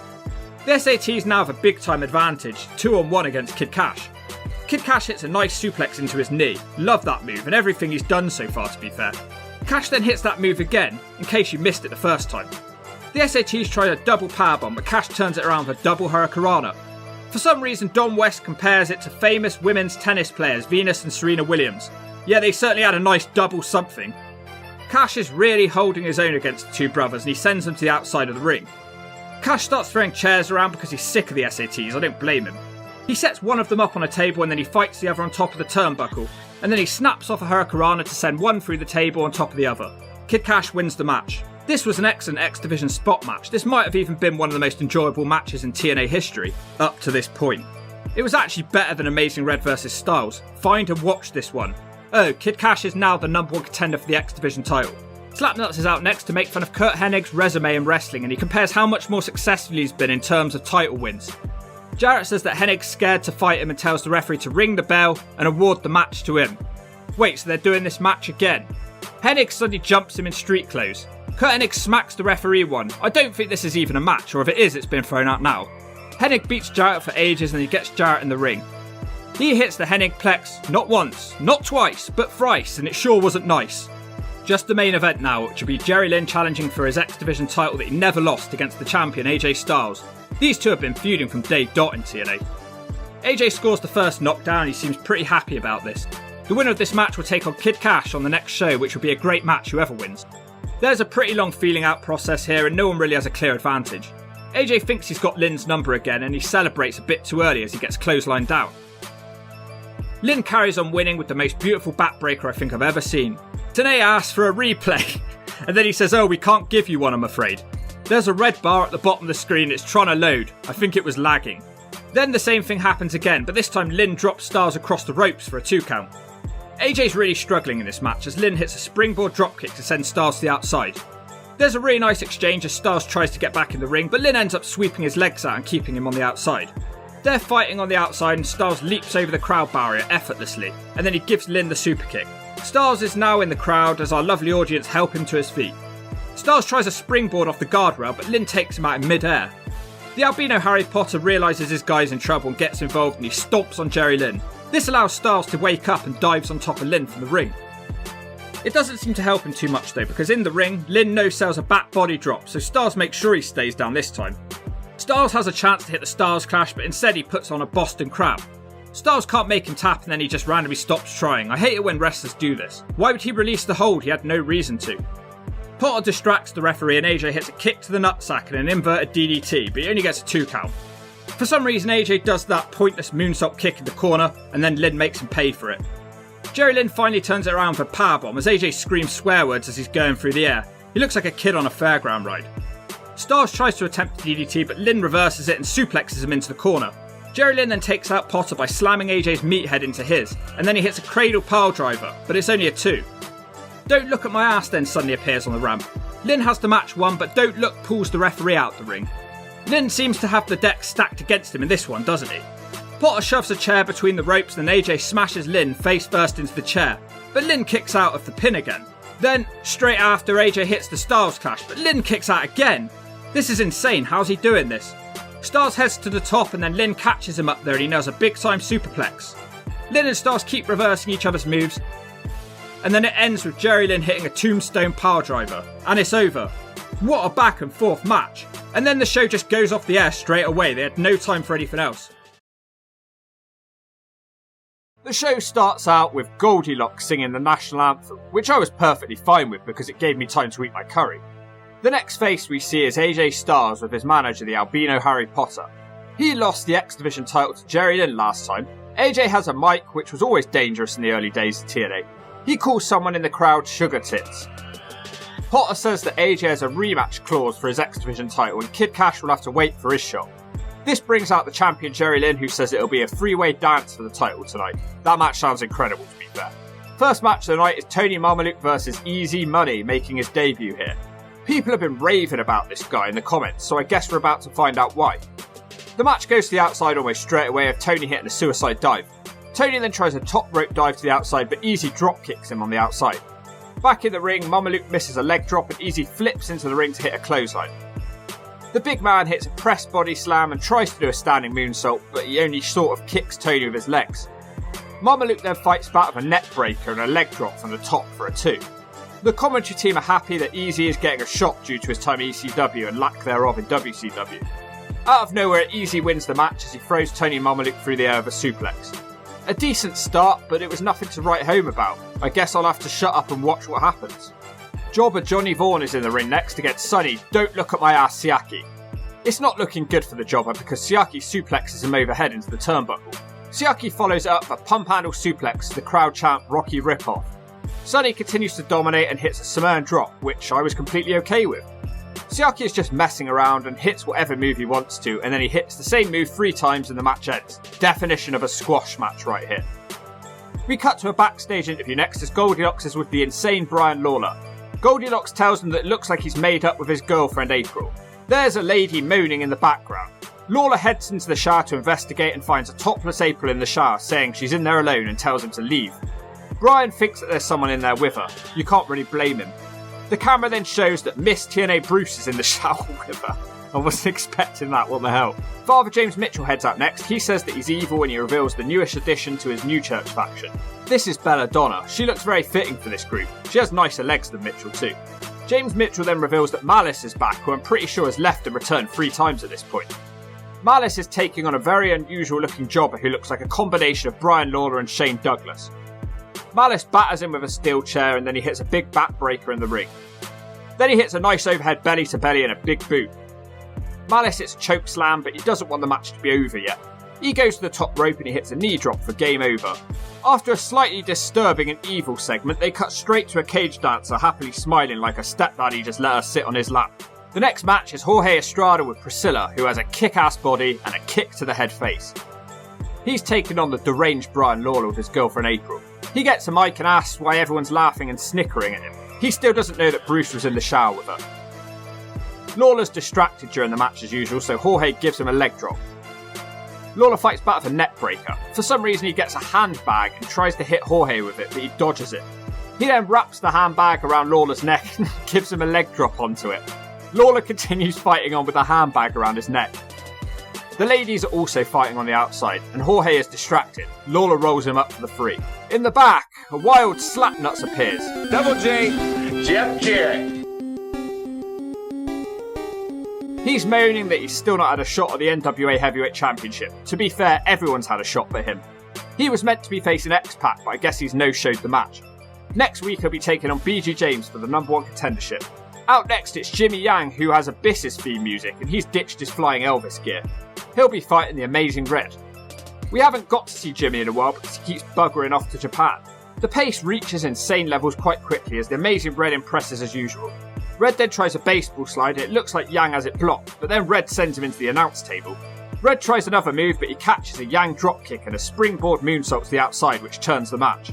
Back in the ring, Yang puts on the STF, which looks quite unusual when it's not Samoa Joe doing it. Jimmy decides that he wants to end the match now and hits a massive leg lariat, but he can only get a 2 count. Yang is working a much more calculated, calm style here. He's not a heel, but he's certainly changed his style. Yang tries a dive to the outside of the ring, but Red hits him with a dropkick. Amazing Red's now in control and he gets a 2 on a DDT. They both fight on the top rope, which ends with Amazing Red hitting the Code Red from the top, but somehow it's just a 2. Red tries to end it again with a crossbody, but Yang catches him with the knee.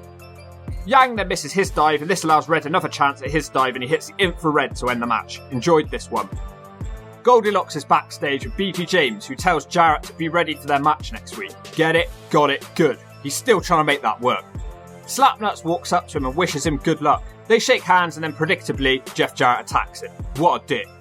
Out next, it's the SATs. You know, there's something seriously wrong with these guys. They literally have zero personality. Are they twins? They'll be taking on 90% of you that are watching us straight, but there's 10% of you watching right now that might not be. And that's okay, because you're all together watching the Hawk talk. It's the Rainbow Express. Apparently Lenny Lane still doesn't know that Bruce was in the shower of April. Lenny starts out the match hugging Bruce as the crowd boo. Lenny's skipping around through the air like a ballerina until he gets tripped up. Lenny Lane hits that Chris Jericho facebuster from 2001, which is very fitting for him because he looks like him. Then he dives out the ring with a somersault. The Rainbow Express have been working on some new moves together, but they can't get the pin on the SAT. The SATs then set Bruce up with the moonsault leg drop combination, but Lenny Lane makes the save for Bruce. Bruce is starting to get really popular. I'm not sure why, but he is. I'm not sure that he's meant to be either. He gets a 2 on a suplex into the corner. The SAT then hits him with a top rope dropkick after being isolated for a while, and he finally manages to tag his partner in. The other SAT puts the Rainbow Express in the 69 position as the crowd erupt with happiness. The SATs then win with the Spanish fly on Lenny Lane. In the back, Goldilocks is interviewing the half-man, half-mold. Damn, we haven't seen this guy as much recently. He talks about Don Harris hitting him last week and says that the Harris brothers are great wrestlers. This guy is a joke. The Hot Shots are out next, the team of a blonde CM Punk and a depressed version of Shane Douglas. They'll be taking on Ron and Don Harris, the Nazi brothers. If I could ever find a match I couldn't give a damn about, this would be it. The Hot Shots hit a bad-looking double hip toss.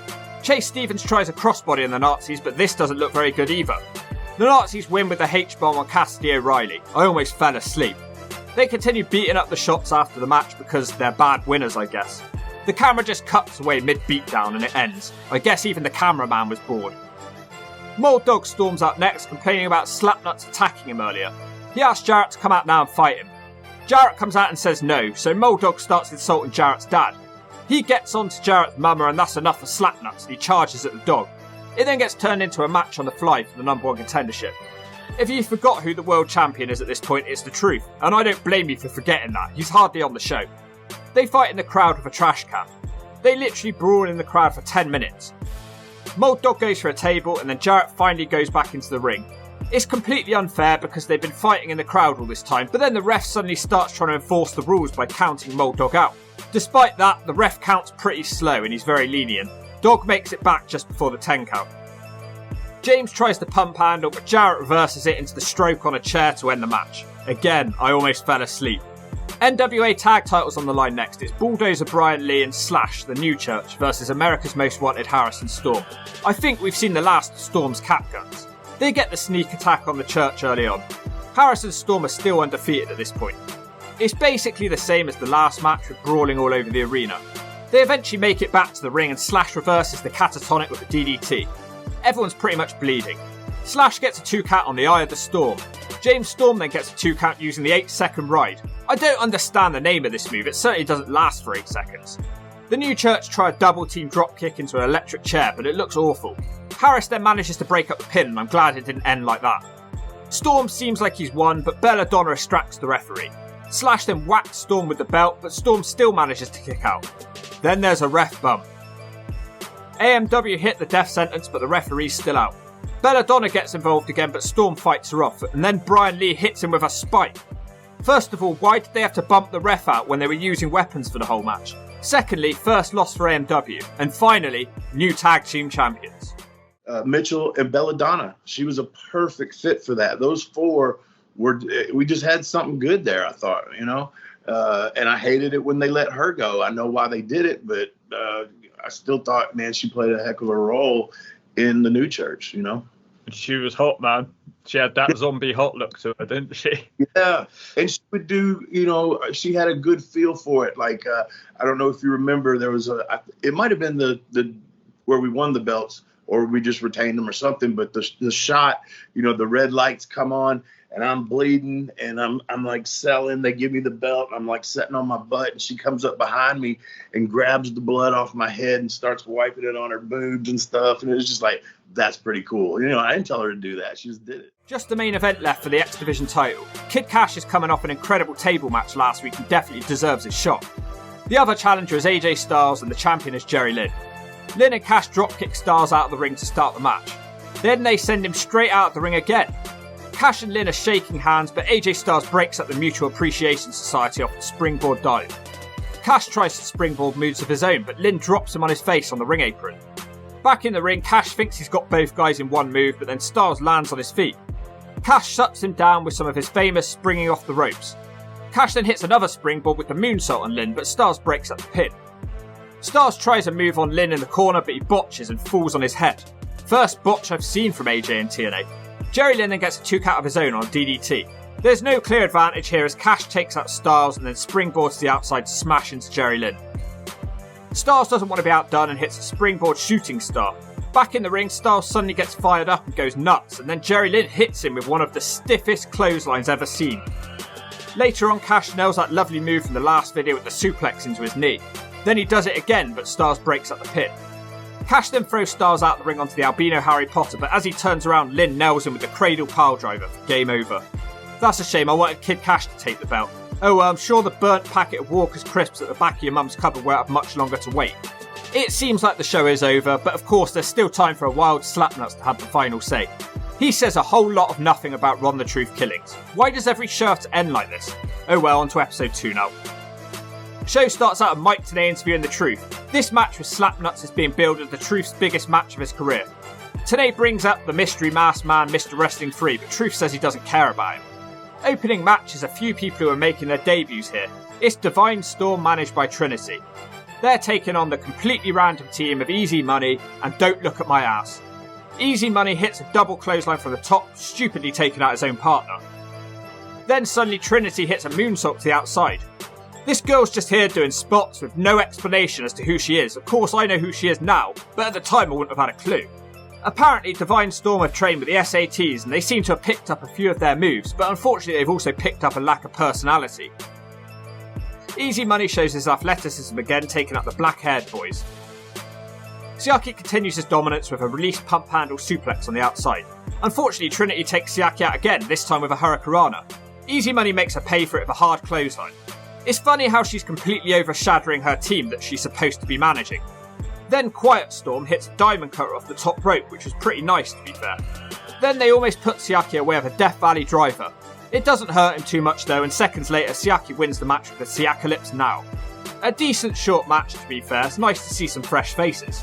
Father James Mitchell comes out next with Belladonna. He says that the new church will take the NWA Heavyweight Championship soon. It's Malice who doesn't want Belladonna to rub his arms, and Malice is taking on a cheap version of Too Cold Scorpio. Surprisingly, this guy had about 10 matches on WCWC shows. Malice hits him with a power slam, then he tries a dive from the top and completely misses, that's awkward. Malice hits a choke slam and gets the match over as quickly as he can. He's in a bad mood and starts arguing with an old man in a fishing hat, but the old man won't let him have his side. Unfortunately, Malice has been terrible in both the matches in this video. It's a shame because he had a great look. I don't see why a guy like him needs to be coming off the top rope anyway. Straight into another match, it's the SATs who have taken on Ron and Don Harris. You know how I said earlier about not caring less about a match? Well, I was wrong. The SATs get the advantage in early going with a high flying, then they get shut down and thrown into the ring barriers. This match is a battle of twins. I cannot honestly name any single one of these guys and be completely certain that I'm calling them the correct name. One of the SATs tries a DDT from the top rope, but instead he gets sent to the outside. The best moment of the match is when one of the Nazi boys decides to fly to the outside. The Harris brothers win the match with the H-bomb, and now they're going to get a tag title shot. Great, can't wait. Now in the back, Goldilocks is interviewing the nymphomaniac April. She says that she wasn't in the shower with Bruce and it was a production trick. Goldilocks yells at her and says that she makes her sick, and then April starts crying. Bruce walks up and comforts her and tells Goldilocks that he's definitely a gay man. Lenny then walks up and says he's a fake gay man and says he must hand over the Miss TNA crown to him because he isn't gay. So Miss TNA is only for gays and women, I guess. What a weird segment this was. I am definitely a gay guy, Goldie. Yeah, you and Ralph Nader, Bruce. You're a fake and a phony gay guy. You're not gay. You're straight as an arrow. and that makes me the new Miss TNA. So give me my crown, you wanna be. Well, I haven't had my fill of weirdness because next up Mold Dog is out and he says welcome to the Baby Boys playpen. He tries to launch into one of his promos but is interrupted by Lenny Lane, who now has Disco Inferno's music for some reason.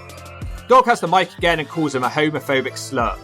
This is one match I never expected to see. This won't be a gay bashing.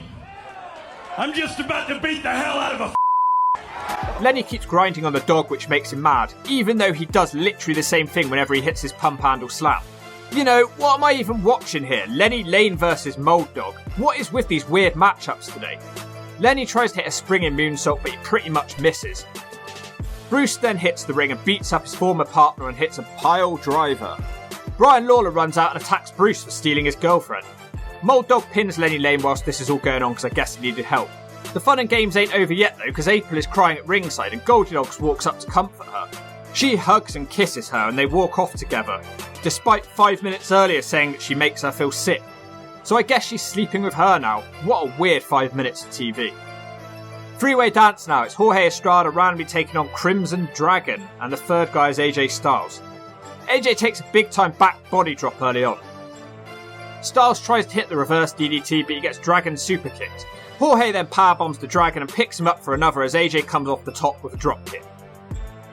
The Dragon then gets a 2 count on a suplex into a cutter. Jorge seems a bit short on moves tonight as he hits a third powerbomb. AJ Styles shows some nice strength next with a delayed brainbuster. Styles tries a springboard move next, but instead he gets a painful looking boot from the Dragon. It looks like Red Dragon has the match won with a double leg drop that nails both opponents. Nice, but it's still not over. Estrada then takes his turn to almost beat both men at once. Good match here. The Crimson Dragon fights back with a top rope Frankensteiner. He tries to do it again to AJ, but he reverses it with a Styles Clash from the top onto Jorge. Damn, what a great unexpected matchup. AMW are backstage threatening Jim Mitchell and the New Church. Sounds like they're getting a rematch for the titles tonight. Well, I seem to be right, because here come America's Most Wanted to take on the New Church. It's pretty similar to the last match with lots of weapon use in the early game. They do get in the ring a bit quicker and Slash gets a 2 count on a final cut. Harris is isolated for a very long time and by the time Storm gets in he's spent and has to go at it alone. Storm gets a 2 count on a swinging noose. Storm then whacks Brian Lee with a chair and Harris hits the spear but he kicks out at 2. Brian Lee wants to use the spike again but Storm kicks it away. Storm then grabs the spike and hits Brian Lee with it and the referee calls for the bell. This makes literally zero sense, they were using weapons all match. Storm gives Belladonna the 8-second ride which still doesn't make sense, the name I mean. Storm and Harris completely lose the plot and beat everyone up and it ends. We've got a good feud going here, but the weapon stuff doesn't make sense. Mike Tenay randomly interviews a very uncomfortable looking Amazing Red who says that his hero growing up was Hulk Hogan. Well, he certainly emulated his style. It's Amazing Red taking on Jerry Lynn for the X Division title.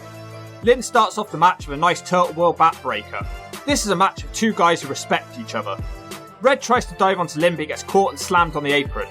Lynn thinks he's going to have an easy time here, but Red dives out of the ring onto him, only just missing the turnbuckle. Red, who is a fan of Rey Mysterio and Hulk Hogan, hits the 619 and tries the West Coast pop, but Lynn reverses it. Maybe he should have gone for the big boot and the leg drop. Red reverses it back and hits the Code Red for a 2 count. Red follows it up with a Hurricanrana from the top, but Lynn rolls through and almost beats him. Next up we get one of the coolest powerbombs I've ever seen. That was a thing of pure beauty. The match ends with the cradle pile driver off the second rope from Jerry Lynn. A great match as expected. NWA Impact brings you the Smack of the Week, sponsored by all new Blonde for Men. If you're a brown-haired Potter, put some blonde in it. It makes you look hotter.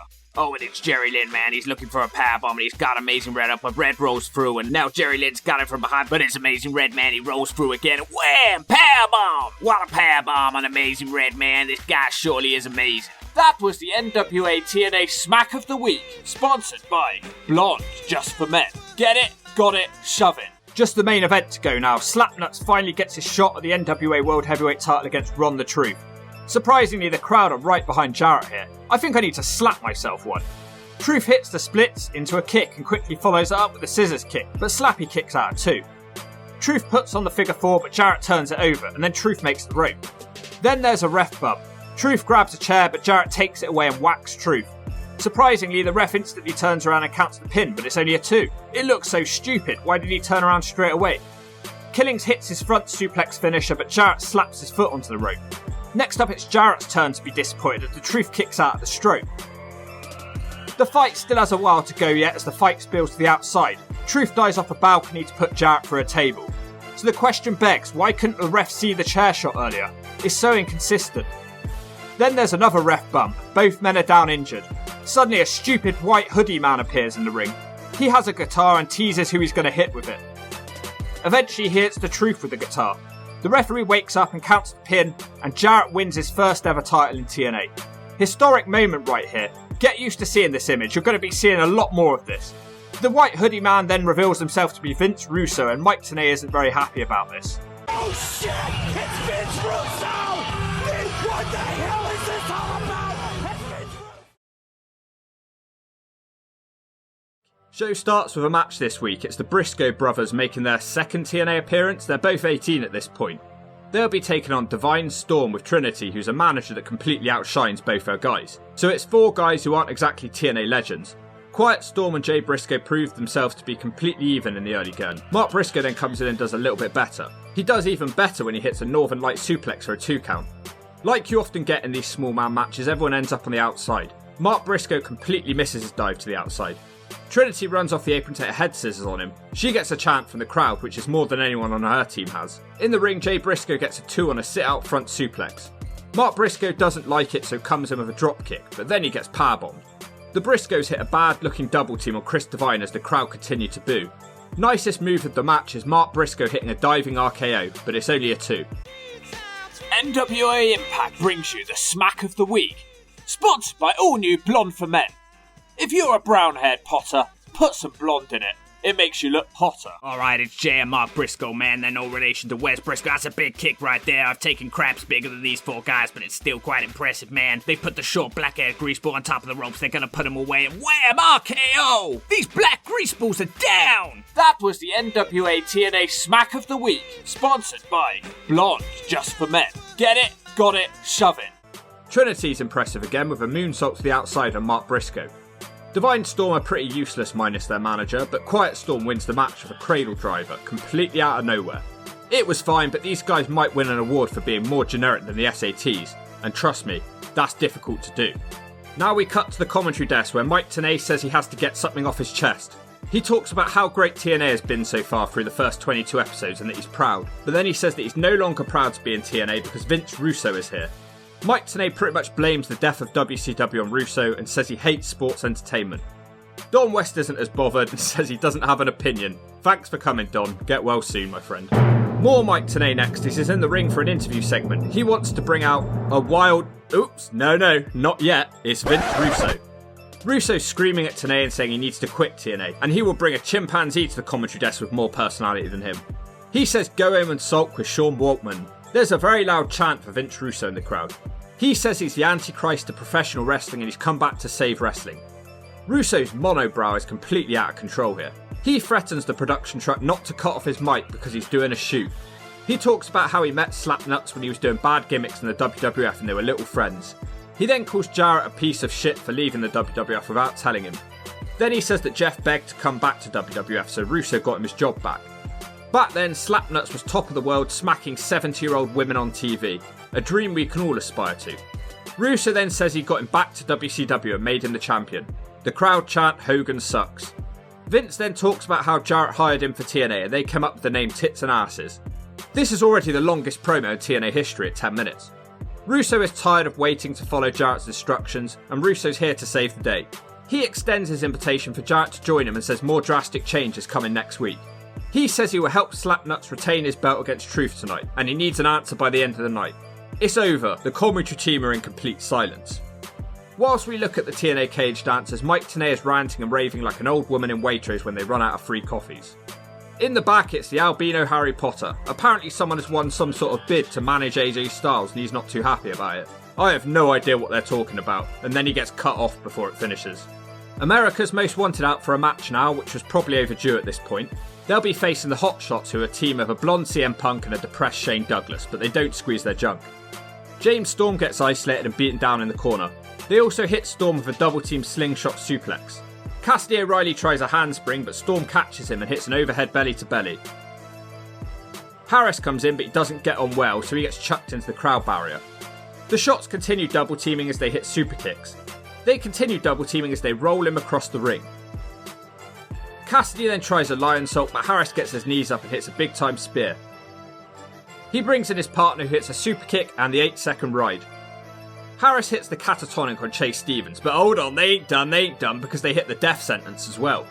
The match should be won, but James Mitchell and Belladonna appear at the top of the ramp. These people do not like each other. AMW get counted out like complete idiots. Storm gets hold of Belladonna and her legs and they bring her to the ring. AMW tease hitting her with a death sentence, but James Mitchell distracts them. Some more of Mitchell's New Church minions appear now, Slash and Brian Lee. All 4 men fight until security break it up. I know all of you liked that tease earlier about wild slapnuts, but that was just Vince Russo messing with you. He's actually here now. Wait, no, he still doesn't appear. It's Dory Funk who says Jeff isn't taking any visitors today. How random. Tag title match up next. It's the Mold Dog and Kurt Hennig teaming up. Apparently it's supposed to be Waltman, who in storyline has quit TNA because he hates Russo. They take on the champions, the Disciples of the New Church. Hennig starts out by slapping Slash and giving him an atomic drop. Kurt brings in Mold Dog unfortunately, and he slows the pace and the excitement levels decrease. He then brings Hennig back in and he starts working on Brian Lee's leg. Hennig wants to put the figure 4 on, but he doesn't do very well. This match isn't going as expected as the good guys isolate Brian Lee and keep working on his leg. Eventually Lee hits a bad looking low blow to Mold Dog and Slash gets in. He takes out the good guys with ease and it's Mold Dog's turn to get teamed up on. Belladonna hits a leg drop on the outside, but the cameraman pretty much misses it. If I had to be leg dropped by anyone, I could certainly think of worse people. In the ring, Slash hits a DDT and then Lee hits a knee that makes the dog cry with pain. Slash puts on a Cobra clutch and Hennig breaks it up by stamping, but it has zero effect and Slash just keeps doing it.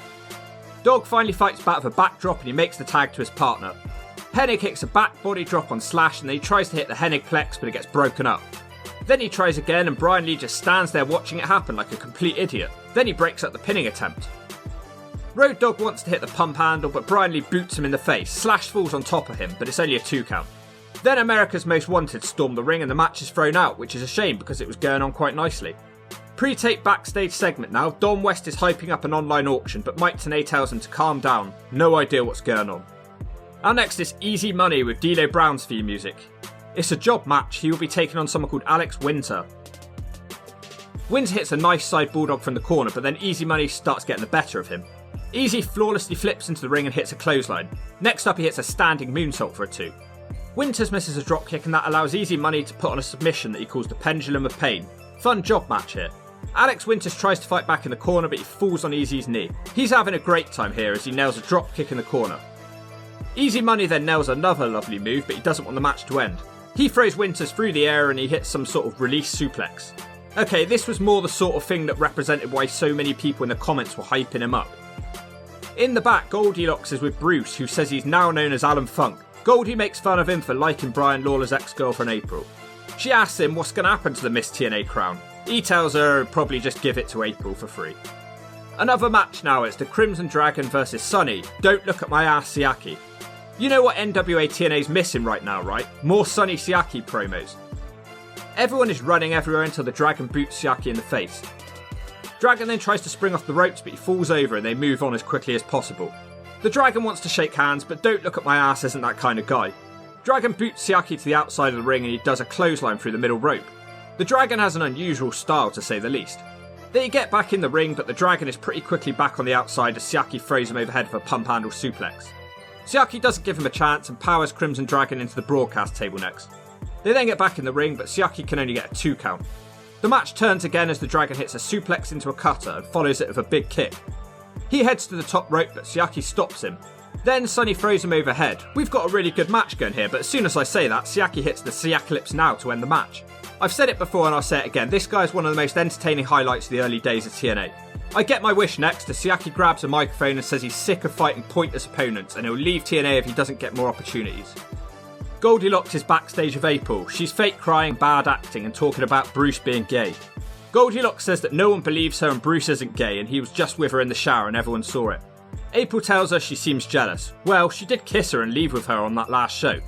Goldie says she can't take this anymore and swears at the cameraman. Out next, it's the deranged Brian Lawler who looks like he's been up all night crying into a Big Mac. I have no idea where this storyline's going if Waltman's left TNA. What's he going to do, fight April at the end of this? He's trying to cut a heartfelt promo, but a nerd in the audience keeps shouting at him, so he says, "Please kids, shut up."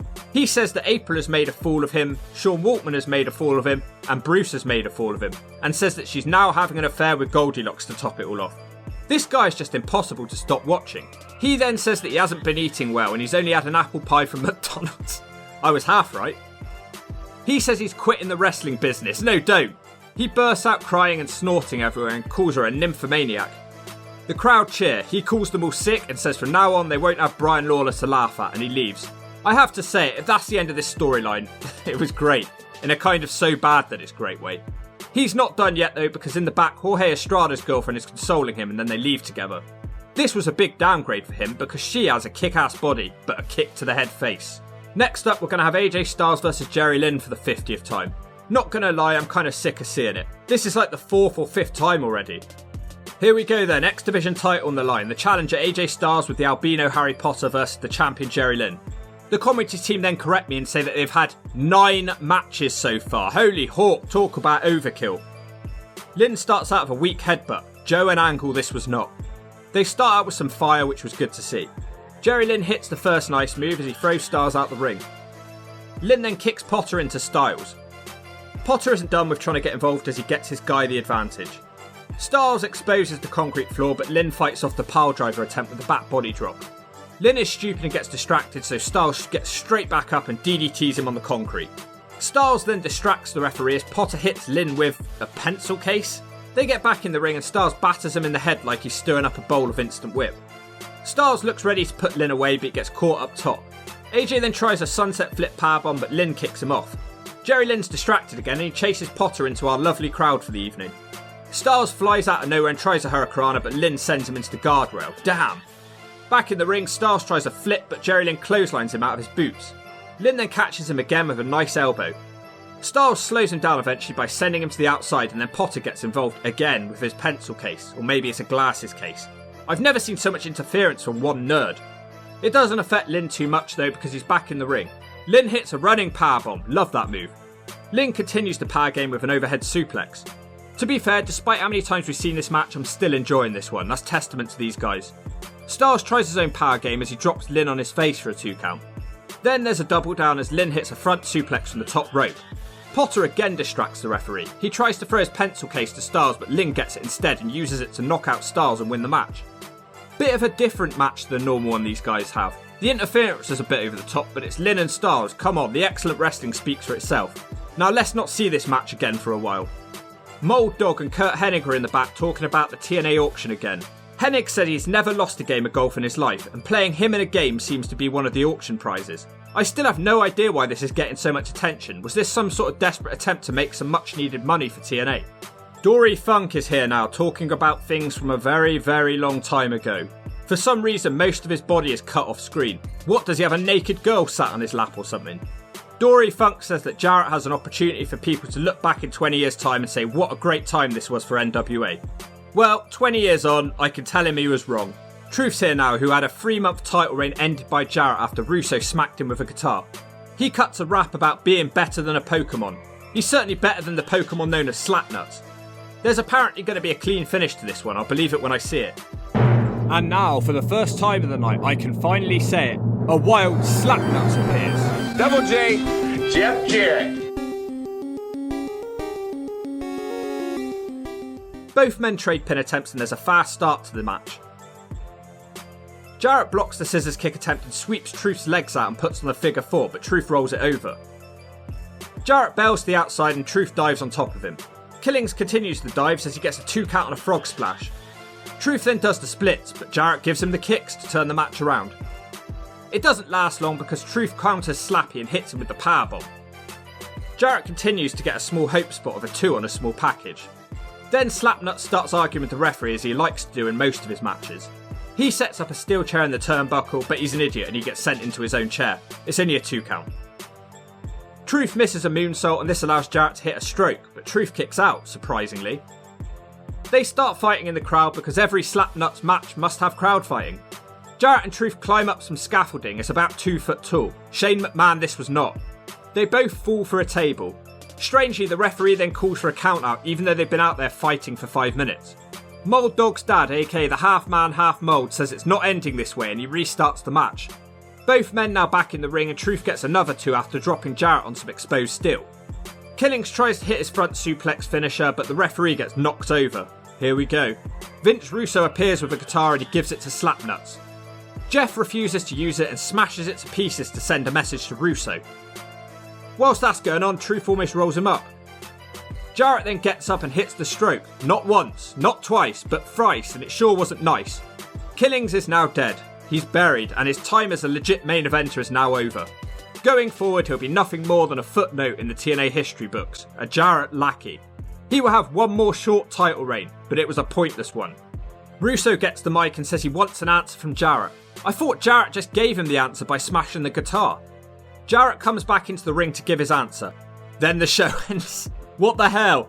I don't think it was supposed to happen. I don't imagine that Jeff Jarrett liked it when he won the title and my name was all behind him and with all those signs. There's no way he liked that. You know what I mean? I couldn't do anything about it, but there's no way he liked that, you know? We come back on episode 2 of today's TNA Watch Along with the conclusion of what happened at the end of the last one. It seemed to be the Truth getting beaten up by Vince Russo and then he leaves with the Nazi brothers. Then we come back and Rowdy Roddy Piper is randomly marching out to the ring. He's got another guy with him who's dressed the same, I have no idea who he is. Piper immediately starts talking about Vince Russo. He says TNA is the last place that Russo has not killed. Piper says he's got no talent and continues to run him down by saying he's the Bin Laden of professional wrestling. Then it takes a dark turn as Piper brings up Owen Hart's death. Piper says that Russo was happy to put Owen 90 feet in the air because there would be no consequences for Russo.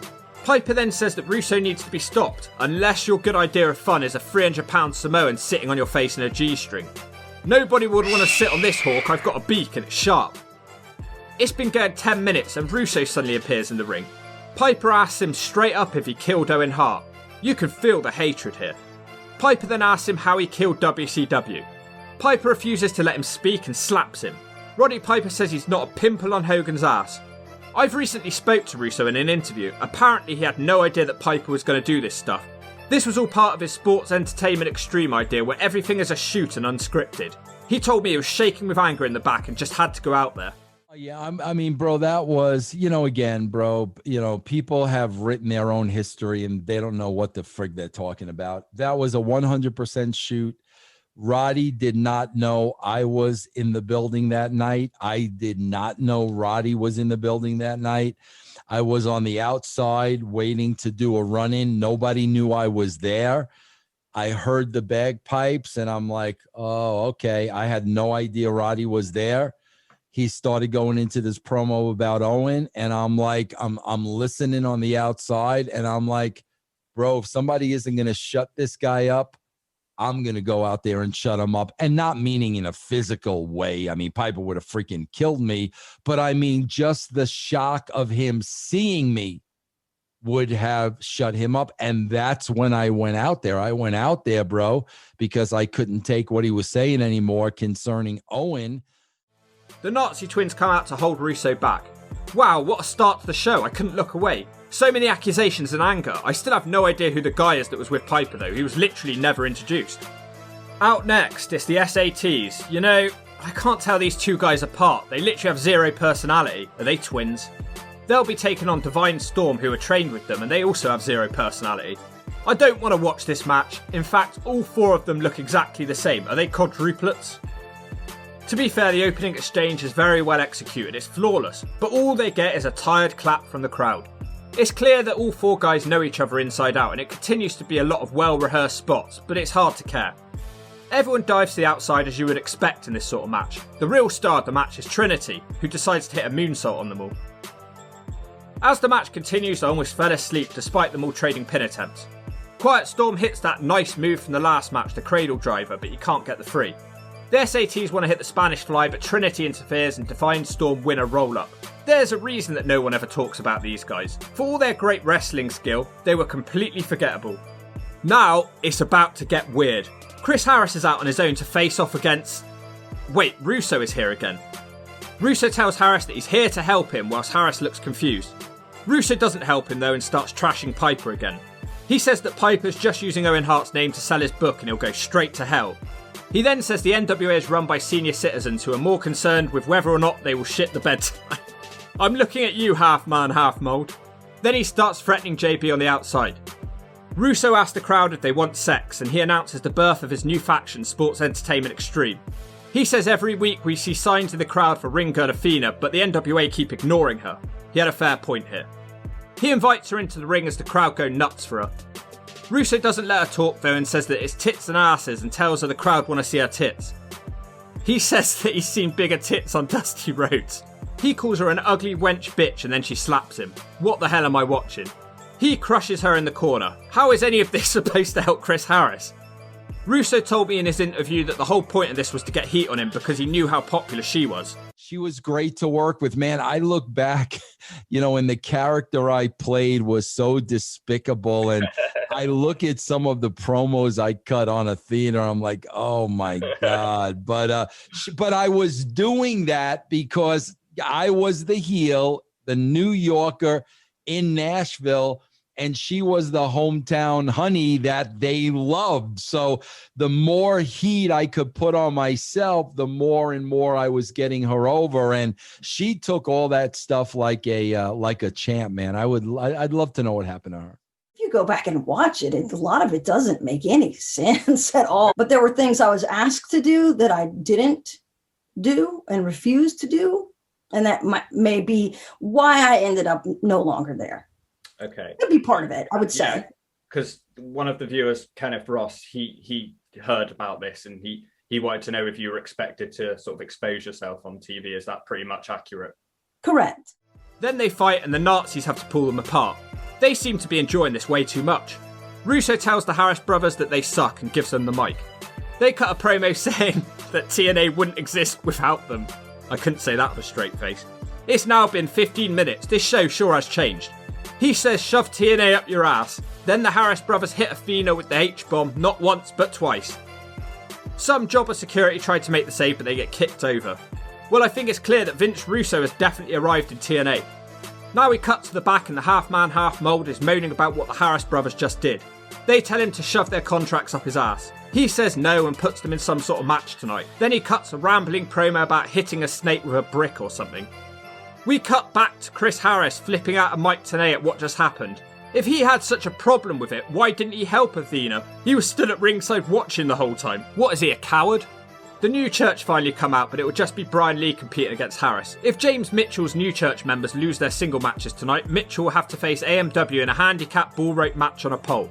Brian Lee batters Harris around the ringside and then he suplexes him on the outside. Harris fights back with a clothesline on the commentary desk and takes out Mike Tenay, who isn't really having a good night. Harris brings Lee back into the ring with a suplex for a 2 count. Brian Lee tries to mount a comeback with some running elbow drops. Strangely, he climbs the top rope and of course he misses his knee drop from the top. Harris is now back in this one and he hits a bulldog. Belladonna gets on the ring apron, so Harris brings her and her legs into the ring. He's an idiot, so Brian Lee hits him with the big boot, but Harris kicks out the pin. Then Harris hits the spear and it's over just like that. Goldilocks is in the back as Killings is threatening Vince Russo. The half-man, half-mould asks Truth to team up with Slapnuts tonight to take out the Nazi twins, and then they can all get to Russo apparently. Straight back to the ring and Storm is now fighting Slash and Storm nails him with an enziguri. Storm quickly follows it up with a power slam. Slash isn't having it and nails a bicycle kick. Just to remind you, this match is a qualifier match for a Father James Mitchell on a pole attached to a bull rope handicap match. Slash sends Storm to the outside so that the New Church can cheat. Back in the ring, Storm hits a kick to the nutsack and a super kick. Slash tries to send him to the outside again, but Storm skins the cat and hits a head scissors. Storm hits a Russian leg sweep, but the match continues. Belladonna's on the ring apron again, which is never a bad thing. Slash throws powder in Storm's eyes, but Storm kicks out. The Cowboy then tries a crossbody, but Slash rolls through only to get a 2 count. A chair ends up in the ring, but Storm hits the Hangman's noose from the corner on the chair. For some reason, this isn't the finish, and Slash kicks out. Harris gets in the ring and spears Brian Lee for the second time tonight. Whilst that's going on, Slash hits Storm with a belt, but Storm kicks out again. How many false finishes will there be in this match? The ending is then completely dumb as Mitchell and Belladonna cause a distraction against their own guy and the referee, and Harris jumps from the top. Death sentence for the 3. James Mitchell is screwed. In the back, Jerry Lynn is looking like a bigger nerd than Harry Potter. He says you can win a dinner with Jerry Lynn. What an exciting night that would be. Was this actually a real thing? If there's someone out there who's watching this right now, let me know how your dinner with Jerry Lynn was. Elsewhere backstage, half man, half mold is begging Slapnuts to team up with Killings. Truth yells at him and he doesn't seem too happy about it. Next up is a match that I've personally been looking forward to. It's a 4-way double elimination match. Easy Money versus Kid Cash versus the Amazing Red versus Styles, who attacks Red and gives him the Styles Clash on the ramp. So now it's a 3-way. The match is then completely ruined as it's announced that Joel Maximo from the SATs will be substituting. We've already seen this guy once tonight. Do we really need to see him again? He was boring before, he'll be boring this time. I guess it might help us to remember him more. Kid Cash takes him out with the Hurricanrana on the outside. Look, my problem with the SATs are highlighted by this match. One of them has just seen his cousin Amazing Red destroyed by AJ Styles, but he doesn't even go after AJ for revenge. He doesn't even seem bothered, he just carries on wrestling his normal gymnastic match. There is no character work from him. I then almost threw up all over my room as the SAT pins Kid Cash. Then I remembered it's a double elimination match, so you have to be pinned twice to be eliminated, thank God. Styles gets a pin on the SAT with an almost Death Valley driver. We then get to see Easy Money for the first time now as he gets a 2 on a powerbomb. Then he misses a drop kick and leaves the ring, thanks for coming. Easy tries to come back in with a clothesline but Styles hits him with the drop kick. Styles tries to put him away at the Clash but Easy reverses it into a move but Styles kicks out of that. Then Easy hits the release suplex from earlier on and he pins Styles for the 3. The two ex-ECW men have a nice trade-off next. It sounds like they're trying to build Easy Money up for a title shot. I thought they were doing that for Kid Cash. But let's just ignore this little botch right here. I could watch these two go back and forth all day long with their unique moves. Next we have a thing of pure beauty as Easy looks for a top rope powerbomb, but at the last second Cash whips off a Hurricanrana. Somehow that's only a 2, but it was beautiful. Then just like that, Easy Money eliminates Kid Cash. Then straight away AJ Styles hits the Styles Clash on Easy Money and pins him for the first time. Styles then tries to put the SAT away at the Brainbuster, but he kicks out. AJ puts him in a death lock, but he can't make him tap out. This part of the match goes on for a very long time, with AJ struggling to put him away. Oh god, the SAT then pins AJ Styles. I can't believe what I'm watching here. Man, AJ's on a losing streak, I swear. Easy Money and the SAT trade pins and then Easy smashes him with a kick. Come on Easy, he follows it up with a clothesline and a frog splash, but the SAT kicks out. When did this guy become Superman? Then the SAT nails a moonsault, but Styles is distracting the referee. Then Styles hits the SAT with a chair to the back of the head, and Easy Money hits a driver to win, and he now has an X Division title shot, thank God. I thought I was about to have to smash my computer up, that was a close one. I was boiling with anger, my feathers were falling out. The cage dancers are all very boring now. It's always the same two, it's the happy one and the lollipop one. Variety is the spice of life, apart from when it comes to TNA cage dancers apparently. Now we've got some nerds in the back talking about the silent auction again. You could win a chance to be a production assistant. Apparently the bid is at $400 right now. That should cover the SAT wages for the night at least. Up next, yay, is Don't Look at My Ass with Goldilocks. I love these two together. Goldilocks wishes him luck in his X Division title match next week. He starts talking about all the politics and struggles he faced in WCW. I swear he was only there for a few weeks. What the hell happened to him? Jerry Lynn is out next for an interview with Mike Tenay. He's injured so he can't wrestle tonight. I'm surprised he didn't just strip him of the belt like last time he was injured for 1 week. He has nothing interesting to say. We suddenly cut to the Nazi brothers who are beating up an NWA nerd. Jerry Lynn tries to be a hero, but he gets H-bombed on top of the nerd through the table. I had no problem with this. Killings then runs out to fight them and hits them with a chair. It seems like this will go straight into the scheduled match that we're meant to have. The Nazis big boot a steel chair into Truth's face, not once, but twice. They carry him up some steps and throw him off a balcony through a table. Where's Slapnuts at? In the back, half man, half mold is asking the son of Mold Dog to help Jeff Jarrett fight the Nazis tonight as Killings is pretty much dead. He agrees to do it, so the match just got worse. But before that can happen, we have a handicap bull rope match and a pole. It's America's Most Wanted. They're supposed to be facing James Mitchell, but he says he's not cleared to wrestle because he's got croup. I thought Chicken's got that. He says that Belladonna is going to be sacrificed and will fill in for him. She seems pretty happy to do it. This is kind of awkward. AMW don't want to do it, but then Storm throws her down and the crowd boo. AMW chase after Mitchell, but they're jumped by Slash and Brian Lee. They pretty much kill AMW. James Mitchell then says that he actually feels okay and he'll do the match. Then he changes his mind again and Belladonna would do it. She starts hitting them with a cowbell. She tries to go up top, but Harris jerks her off. Harris and Storm are now both up. Storm gives her the 8-second ride and Harris gives her the catatonic. The new church can't stop them. They then give her the death sentence and Storm pins her. What was the point in the bull rope stipulation? So much on this show. Mike today interviews Curt Hennig now about NWA history. Today brings up Vince Russo and Hennig says that he doesn't like how Russo made David Arquette the champion in WCW. Hennig will face Jarrett for the world title next week. Then Hennig starts threatening Brock Lesnar and bragging about taking him down on the plane ride from hell. Just the main event now, unfortunately.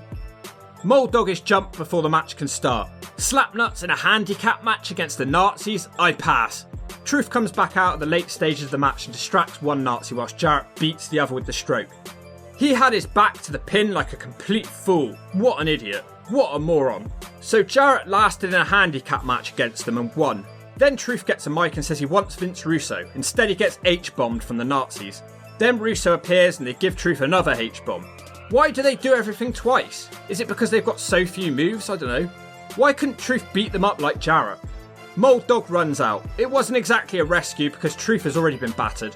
Then Mole Dog whacks Truth with the chair and reveals that he's with Russo. Then Paul Bearer appears on the ramp laughing and the show ends. Holy hawks, did I OD on Herbie Worms again? I did not expect this to go on so long. The show tonight will start out with Jason Cross, who's built like a young AJ Styles. He takes on Tony Mamaluke. Jason Cross shows some good strength and then he takes advantage of a missed Mamaluke leg drop. He hits a beautiful corkscrew sent onto the outside and then he quickly hits another dive. Mamaluke, who has greasy long black hair, comes back into the ring, but it continues to go badly for him. Cross almost gets the pin with a suplex, but Tony makes the ropes. Cross tries to put him away, but he misses and Tony clips his leg to finally do something. He tries to hit a German suplex, but he can't quite bridge him. Tony Mamaluke has his leg, but Cross hits an enziguri that looked impossible to do. Cross comes back from the top of a net break and he looks to end the match with a dive, but Tony stops him.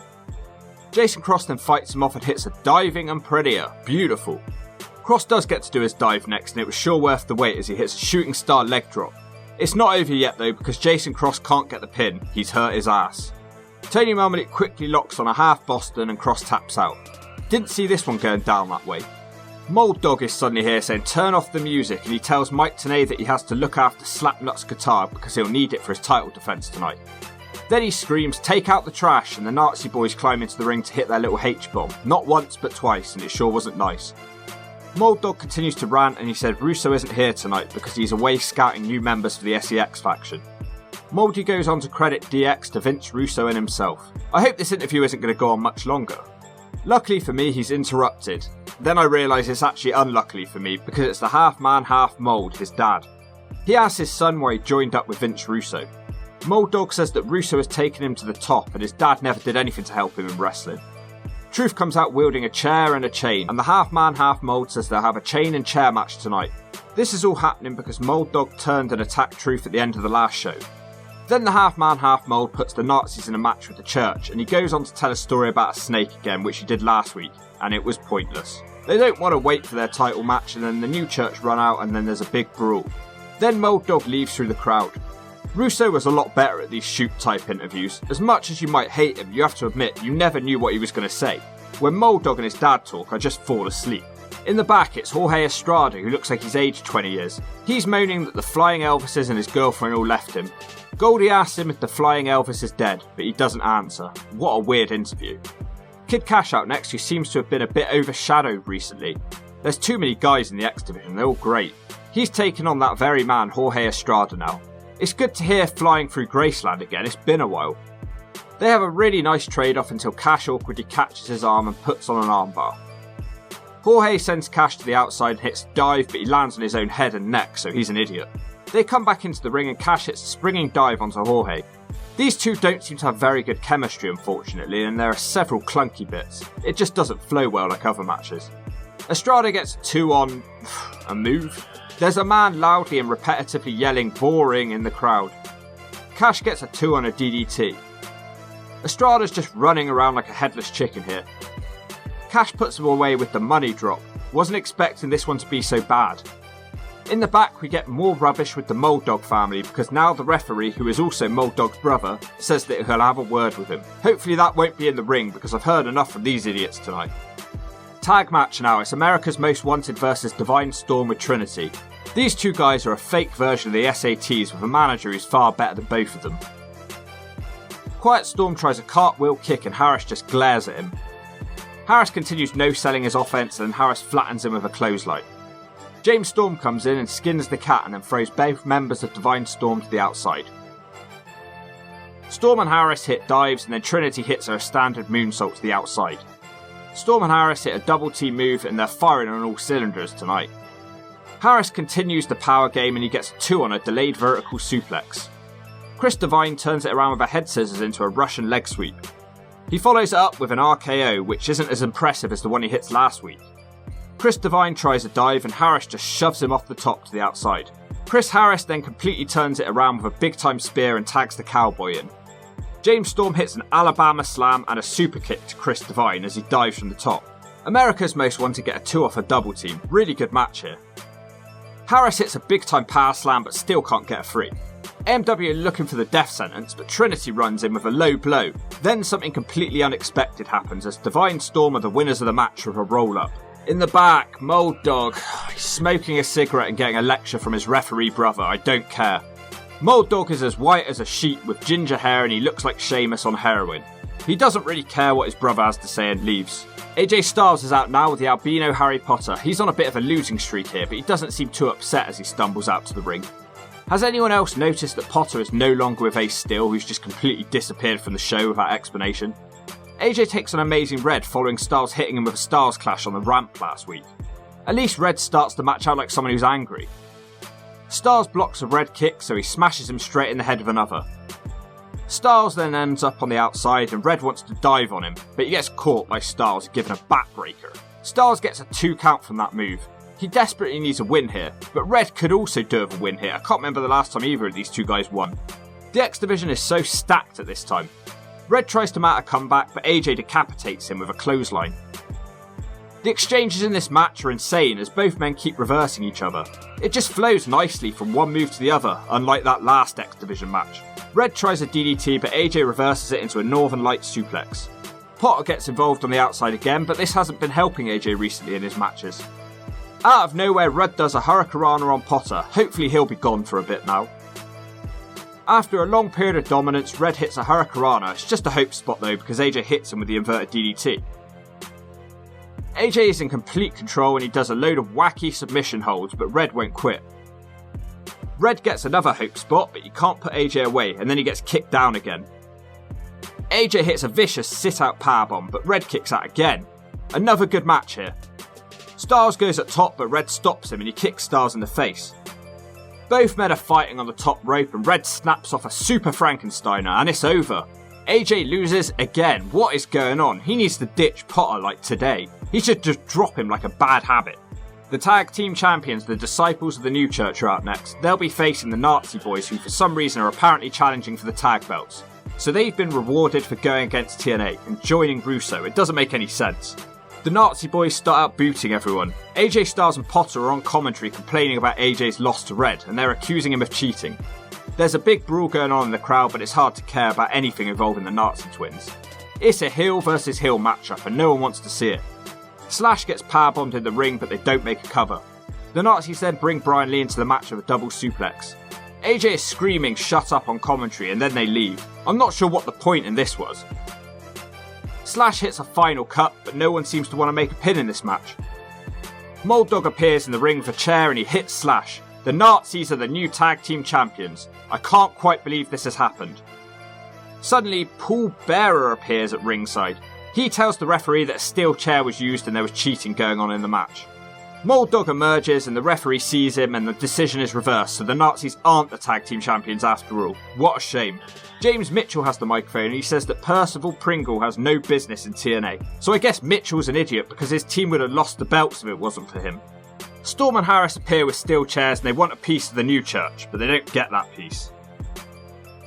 On to something a lot more interesting now. Mike Tenay is interviewing Sonny, "Don't look at my ass Siaki." He says he doesn't respect the older wrestlers. He'll be getting a shot at the X Division title tonight, and he brings up how he hospitalised Jerry Lynn a few weeks ago. Much more serious promo than normal from him. So that match will be up next. He's up against the champion Jerry Lynn. Lynn scores the first takedown with a crucifix pin. Jerry Lynn almost rolls him up again with a cradle. Siaki turns it around because the ref stops Lynn from throwing a punch and Siaki smacks him one. Lynn hits a triangle drop kick to send Siaki to the outside. Nothing really happens, they come back into the ring. Jerry Lynn sweeps his legs out and then he delivers a leg drop. Siaki fights back by dropping Lynn across the ropes. It feels like we're back to the J Sports era tonight, lots of good wrestling action, not a lot else. The winner of this match will face easy money next. Sonny tries a power driver on the outside, but Lynn reverses it with a back body drop. This match is all going Jerry Lynn's way and he catches him yet again with a powerbomb. Next up, Lynn plants Siaki with the Tornado DDT, but Siaki kicks out again. Then there's a ref bump. Lynn nails the cradle pile driver, but the referee's too slow to recover, so this one continues. Lynn attempts to dive, but a random lady appears and trips Lynn up the top rope. This is Desire, Siaki's future baby mama. Siaki hits the Siakalypse now off the top, and we have a new X Division champion. It's great to see Siaki as the champion, but can we please stop hot-shotting the belt now? There's been about 1 million X Division champions and we aren't even on the 30th show of TNA. The truth is out now for his chair and chain match. He takes on Mold Dog. It's about the 5th time we've seen this guy at this point. Someone needs to tell TNA management that he's not as big a deal as they think he is. The chair is in the middle of the chain, so there's potential for someone to get hurt by accident here. The chair is so noisy rubbing against the chain. It's so distracting. Why don't they just pick up the chair and use it? Truth suddenly jumps from the top and kicks the chair into Mold Dog's face, which was cool. Truth hits a scissors kick, sending Dog into a chair. The moldy one then kicks out of the pin. How? They should have just gone one step further and had a chain and a stairs match here. Someone could have really got hurt then. Truth tries a moonsault, but he misses and falls into the chair. Both men don't know what to do because they can't move too far away from the chair without ruining their planned spot. Truth tries to send James into the chair in the corner, but it moves faster than the Dog does, and the Dog only catches the corner. This was not thought out very well. Truth hits the hat rack crack and gives him a smack on the chair and it's over. After the match, the Truth wants to hurt Mold Dog further, but his father comes out and stops him like an idiot. Dog then hits both of them with the chair, so I guess the big time feud going forward is the Mold Dog family feud. Up next, a wild Slapnuts appears. Double J, Jeff Jarrett. Look, he can't appear in every video I ever make. He is definitely a main character and that will never change, but sometimes I just shoehorn him into a video too much. He's just here to brag about finally being the NWA World Heavyweight Champion. Then he starts complaining about X-Pac refusing to compete in TNA. Tenay then asks Jarrett for his views on Russo and Owen Hart. Jarrett says he won't discuss Owen on TV. Then he changes his mind and says Russo is solely responsible for Owen's death. Tenay accuses Jarrett again of being in cahoots with Russo, but he denies it. Kurt Hennig wanders out next, looking like he's just come from a morning gym session on a winter's morning in Wiveliscombe. This match will be for Slapnut's belt. He is sporting a passionate red top tonight. This is Hennig's final main event match, and he would only have 2 more matches in wrestling after this. Spoiler, one of them is one of the worst matches I've ever seen. These two guys don't seem to like each other very much. Jarrett hits a big drop kick before Hennig turns it around and tries to embarrass him. Slapnuts doesn't like this and flips out. Jarrett starts using a chair, but for some reason it's not DQ. Slapnuts then notices that his guitar is here, but he doesn't use it. They come back into the ring and Hennig does a scissor stomp onto Slappy's leg. Hennig continues working his leg, but Slapnuts valiantly refuses to tap out. Jarrett keeps almost passing out from the pain, but he eventually fights out of it. Slappy then hits both versions of the atomic drop and an enziguri. He catapults Kurt across the ring, who pulls off the turnbuckle pad at the same time. Jeff then proceeds to smash him into it, so he probably shouldn't have bothered. Then there's a ref bump. Slapnuts teases using the guitar, but he won't do it.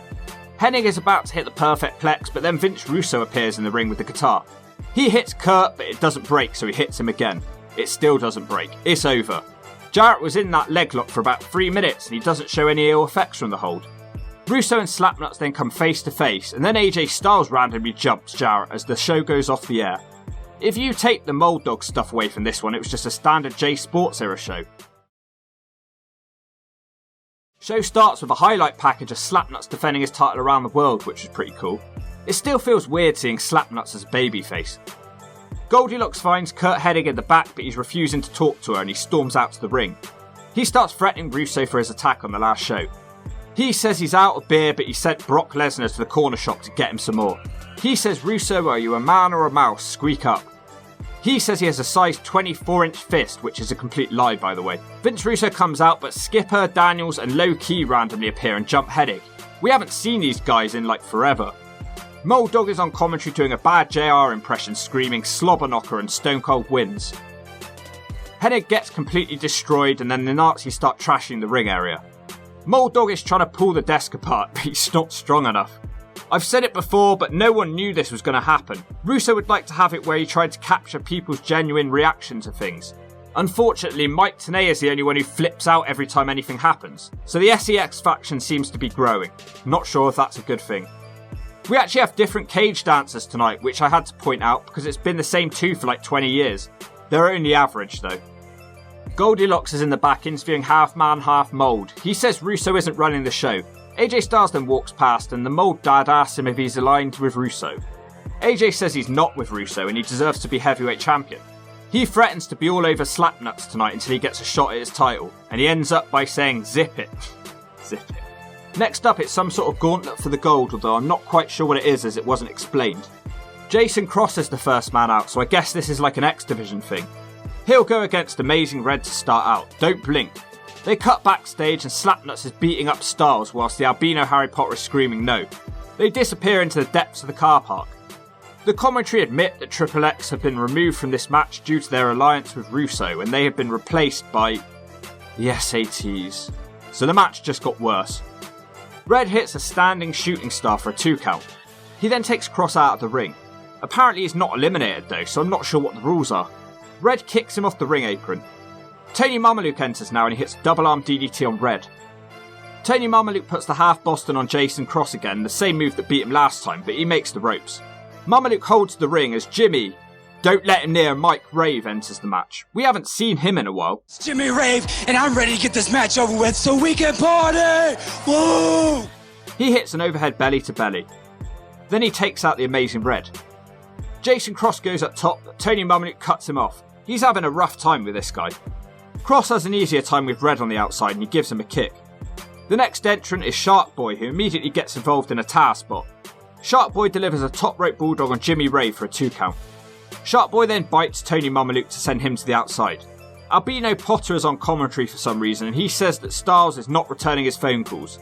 I don't blame him, he's lost almost every match with him as manager. Kid Cash is the next one out. Cash hits Shark Boy with a nice power slam, but still nobody's been eliminated. Out next, it's Ace Steel. He's incorporated a cup of coffee as part of his gimmick. Potter says it didn't work out between him and Ace Steel and they're not together anymore, so that's answered my question from earlier, fair play. Jimmy Rave rolls up Tony Mamaluke for the first elimination, not sure why they had him beat Jason Cross on the first show. Sharky hits the deep sea drop to eliminate Rave, but then Kid Cash eliminates him. The SATs are here now, and they have some new ring gear. You know, there's something seriously wrong with these SAT guys. They have zero personality. Are they twins? The camera tries to show a highlight, but they completely miss it. Potter then leaves, hopefully that's the last we ever see of him. Everyone is fighting on the outside, it's pure chaos. Kid Cash throws a chair at the Amazing Red. David Young is also randomly in this match, and they hype up his size advantage, he's certainly got that. He hits a nice powerbomb on Red. David athletically lands on his feet and then takes out the SATs with a double backdrop suplex. David Young is on fire as he suplexes Ace Steel into the corner. He then hits a spinebuster on Kid Cash, but he seems to be distracted. He hits an acai moonsault to the outside, but he completely misses everyone and it doesn't look great. Ace Steel then hits a springing dive of his own to the outside that Kid Cash wouldn't be proud of. Jason Cross puts them all to shame with a corkscrew dive to the outside. I wish they'd just have someone dominate the match, but no one seems to have a clear advantage as Amazing Red backflips to the outside. Kid Cash also hits a dive, so I think pretty much everyone's had a go now. Cash comes back into the ring with a springboard dropkick on Young, but he gets his foot on the ropes. Cash then hits a beautiful double spring into the Hurricanrana on Young, then he hits him with a DDT. It's only a 2 count, but Cash gets upset and he attacks the referee. The SATs hit a nice double team DDT and Amazing Red tops it off with the infrared and David Young's out. The match is great in a car crash kind of way. Ace Steel is fighting an SAT on the top rope and they both dive and then Steel turns it around into a DDT in midair. Beautiful. NWA Impact brings you the Smack of the Week, sponsored by all new Blonde for Men. If you're a brown-haired Potter, put some blonde in it. It makes you look hotter. Alright, this Ace Steel, man, he's fighting on the top rope with one of the SATs, man. I'm taking craps bigger than both these guys put together, man. The Grease Bull's going for a suplex, man, but then Ace Steel switches it around mid-air DDT! I don't know what kind of drugs, man, Ace Steel's been taking before this match, but this one looks like it's over. That was the NWA TNA Smack of the Week, sponsored by Blonde Just for Men. Get it, got it, shove it. He's out now. Now the other SAT eliminates Ace Steel. No one has a clear advantage. Kid Cash reverses a powerbomb into a Hurricanrana to eliminate the other SAT. Red tries a side head scissors, but instead he spikes Cash on his head. Red thinks he's knocked Cash out, but he grabs the ropes. Then from the top, Cash hits a gigantic throw on Red, but for some dumb reason Jason Cross breaks up the pin. Not sure why. Amazing Red then eliminates Kid Cash with a diving DDT. Straight away Jason Cross hits a brainbuster and he heads up top. Crossfire. This time he doesn't hurt his ass as badly and he makes the cover. Jason Cross wins the gauntlet. Wow, he went from losing to Tony Mamaluke one week to beating 9 other X Division guys. And he started the match too. Crazy good match, one of the best in TNA so far. Russo is back out now of SEX. He says that every week people tune in just to laugh at the people in the crowd. Well, they are hilarious to be fair, although I am missing some of the regulars. He introduces the 3 newest members of the faction. He says Low-Key hasn't been booked lately because he wouldn't commit to a 52-week schedule. Russo then hypes up Daniels and says he hasn't been booked lately because his plane ticket from California was too much, but Russo would buy him a plane. He then asks Elix Skipper how much money he wanted from TNA. How much more money you wanted a week to be on NWA? I wanted everything they could give me and it still wasn't enough. I will get you laid twice a day. Russo has a go at Mold Dog next for not beating up his dad enough. He also tells the Nazi boys not to let him down tonight. They normally do. Russo calls out Slapnuts next now and he braces us with his presence. Slapnuts says Russo hates wrestling because he's never had the Slapnuts to be a wrestler. Jarrett takes us down memory lane and starts talking about things from 1993. I almost fell asleep. It's the same thing we've heard a million times. Slapnuts says he protected him in WCW when Bill Goldberg wanted to beat him up. This has been going on for quite a long time now. Russo asks him again if Jarrett's with him or without him. Slapnuts tells him he's not with him and then he starts running around and beating up the entire faction on his own. The numbers do eventually finally catch up with him and he gets destroyed. Russo lies on the commentary desk and throws water over them. Triple threat tag match now. Slash and Brian Lee are out to take on America's Most Wanted and the team of the Nazi boys. James Storm starts out the match thinking he's in some sort of X Division match. Paul Bearer is here again for some reason. America's Most Wanted are having another really good match again until the Nazis get involved. It turns into a big chaotic brawl and nobody knows what's going on. The Nazis hit a double chokeslam on Harris but they don't make the pin. Then they hit the H-bomb. Randomly, Athena attacks the Nazis. Then, the fucking Road Warriors come into the match and they hit the Doomsday device on Slash. Animal hits a slam and then Hawk hits a splash. It's good to see another Hawk in the video. The referee looks so confused. AMW win the match. I think the referee just gave up to be honest, but how random was that? Athena and the Road Warriors? Maybe she's going to be like the new Sunny or something. Goldilocks tries to interview them backstage but they don't have much to say. Half Man Half Mold is complaining at the X Division guys somewhere else backstage and says they have to take out SEX. Why doesn't he ask some of the proper guys? Half these guys aren't even under contract, why would they care? 3-way for the X Division title now. It's the unbeaten Easy Money versus Jerry Lynn versus Sonny. Don't look at my champion ass, Siaki. What a weird X Division matchup. This isn't the sort of thing you think of when the term X Division comes to mind. Siaki almost loses his belt by inadvertently helping Jerry Lynn. Lynn then gives the head scissors to Easy as he spears Siaki. Sonny gets his own 2 count now of a release pump handle suplex. Easy starts having a good time and messing around, but Jerry Lynn makes him pay for it. Jerry continues to do well and runs off Siaki's back to hit a DDT on Easy. Next up he throws Easy over the top rope on top of Siaki. Lynn then dives on them on the outside. Back in the ring we get a triple down as everyone starts smacking each other. Once they get up, Easy gets a 2 count off Lynn and then Siaki throws him overhead. Then for some reason they do a 3D on Siaki. Lynn hits the cradle pile driver but Siaki drags the referee away. Desire then appears on the ring apron and she reveals she's wearing a cheap top from a charity shop. For some reason this distracts Jerry Lynn. Siaki hits the Siacalypse now to win the match. Vince Russo again appears at ringside and he gives her a big hug. Russo has a microphone and he invites Sonny Siaki to join Sports Entertainment Extreme. He says he's brought Sonny Siaki a gift and introduces every man's desire and says that she's now his. He says she has tits and ass and everything he's about. Russo then quotes Tony Montana and says the world is yours, but Jerry Lynn disagrees with that quote and attacks and spears him. Desire takes him out and then she kicks Lynn in the nutsack. Siaki leaves with them, so I guess he's with them now. Next out is Ron the Truth for a street fight and he does a rap about SEX. Mold Dog appears and jumps him before the bell. Truth turns it around quickly so Dog bails to the outside, but Truth gives him a scissors kick on the entrance ramp for a 2. Truth is distracted by the cage dancer, so Mold Dog is able to hit him with a trash can. Next up, Dog picks him up and powerbombs Truth for a table for 2. Dog tries to hit him with a sink next, but Truth fights back and the sink smashes into a million pieces. In the crowd, Triple X jump Truth because Mold Dog can't get the job done on his own. James wins the match thanks to their help. The good times are well and truly over for Truth. Half Man, Half Mold is here with a mic and he challenges Russo to send 3 men out to face the SATs in Amazing Red. It's accepted by Triple X, this one should be good. Low-key hits a lovely diving knee from the top, I missed this guy. We get dives to the outside as Mike Tenay says that this is what traditional wrestling is all about. I'm not really sure it is. The SATs start triple teaming Low-key and he's pretty much dead now. Daniels is next to get destroyed by Amazing Red.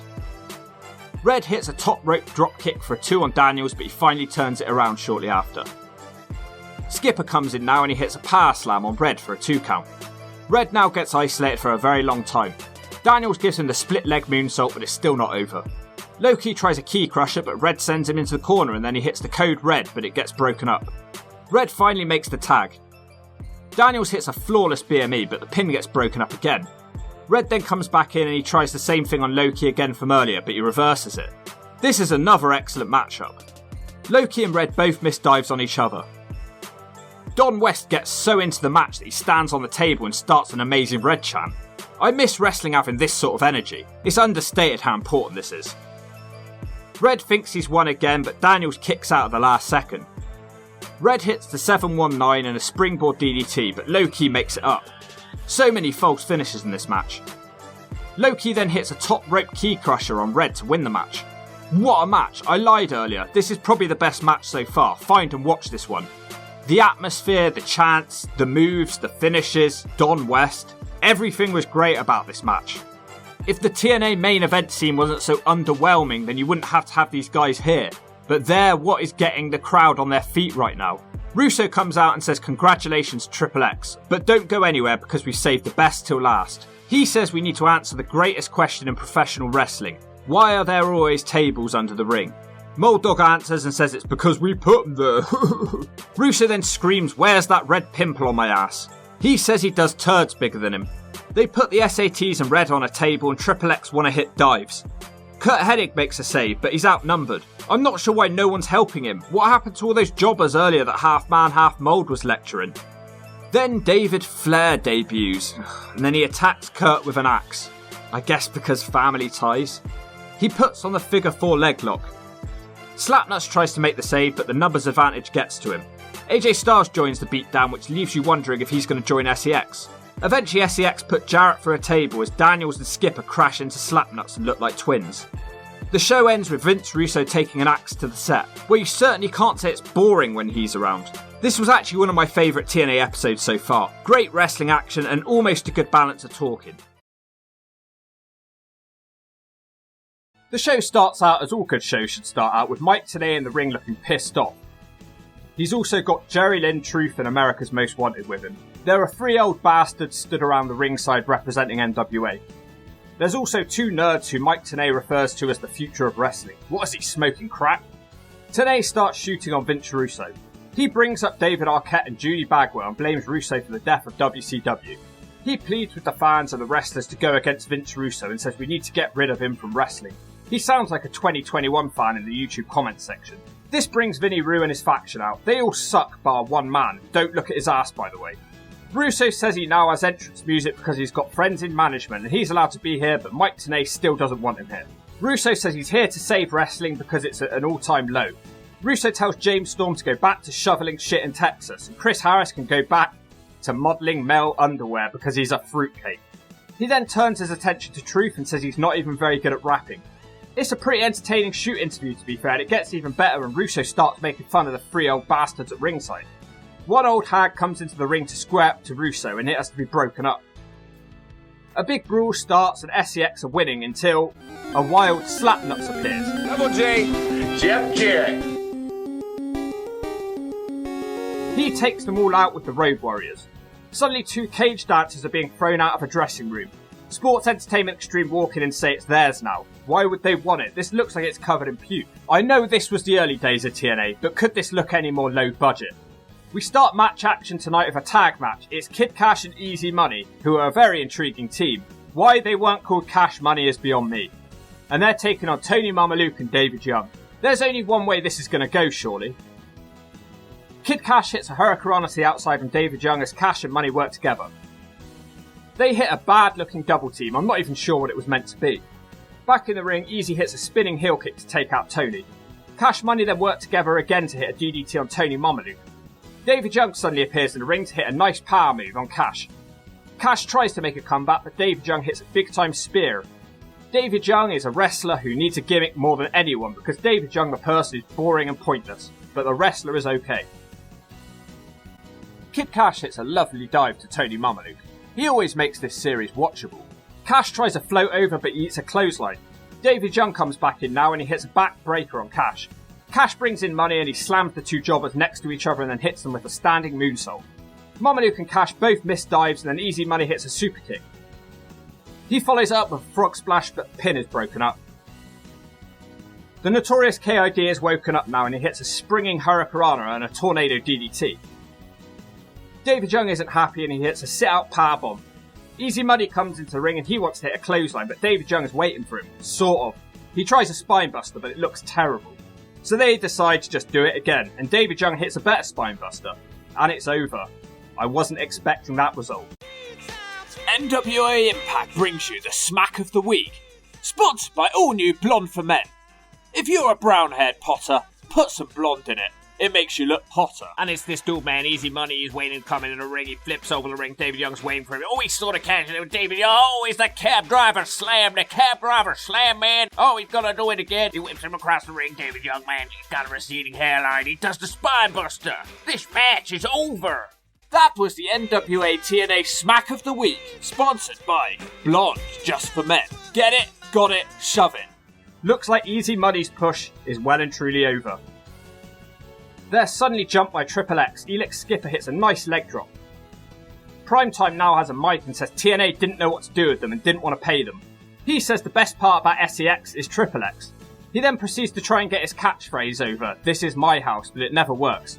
Slapnuts runs out and attacks them and says it's all his house. Jarrett challenges all of them to a 3-on-1 gauntlet match. If he wins, they have to bring Russo to him. So if you love Slapnuts, you get to see him in 3 separate matches tonight, and this is the video for you. Goldilocks is backstage with the half-man, half-mold. He asks Chris Harris to get someone on the phone.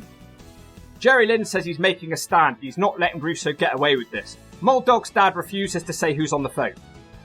Another match up next. It's Jason Cross, who's built like a young AJ Styles in an X Division title match. The champion is Sonny, Don't Look at My Ass Siaki with Desire. Love his entrance music. Someone needs to do a freestyle over this. It's such a banging beat. Jason Cross wants to be friends with Siaki, but he's not a good friend. Jason Cross is out wrestling him in the early going and he knocks him outside the ring and hits a beautiful dive. Cross wants to hit a springboard, but Desire grabs his leg, which enables Siaki to hit an alley-oop across the ropes. Siaki follows it up with an overhead belly-to-belly into the corner. Cross fights back with a jumping back kick and another flipping dive to the outside of the ring. Cross can't hold the advantage for long because Desire interferes again. The match is going well, but then there's a ref bump. Cross hits a brainbuster and the crossfire from the top. Desire then cheats for the 3rd time and pulls Cross into the corner pole, nutsack first. Siaki rolls him up for the 3. The half-man, half-mold comes out to the ring moaning about what he just saw and he asks to restart the match. Russo appears and says that won't be happening. He says that David Cross isn't in a good enough condition to continue the match. The half-man, half-mold says he seems to be okay. The Nazis then throw him out the ring and the half-man, half-mold says, oh, well, maybe he's not now. He's so laid back about the whole thing, doesn't he care about it? Mold Dog looks like he's going to fight his dad, but Jerry Lynn and the Truth appear and it's turned into a tag match. Moldy doesn't want a proper match and he keeps using a chair. Lynn gets isolated for ages, but he almost gets a sneaky pin on the Nazi boy. SEX tried to hit a double team, which is reversed by Lynn with the DDT. The Truth gets the tag and the Truth hits the splits into the kicks. He also hits the scissors kick on Mold Dog, and he follows it up by hitting the crack, back and sack. He hits a big dive on Mold Dog and he clearly has the match won, but a man in a stupid ugly woolen jumper appears and the match is thrown out. This man is beyond boring Mike Sanders, even his jumper's boring, and he's another poor addition to the SEX group.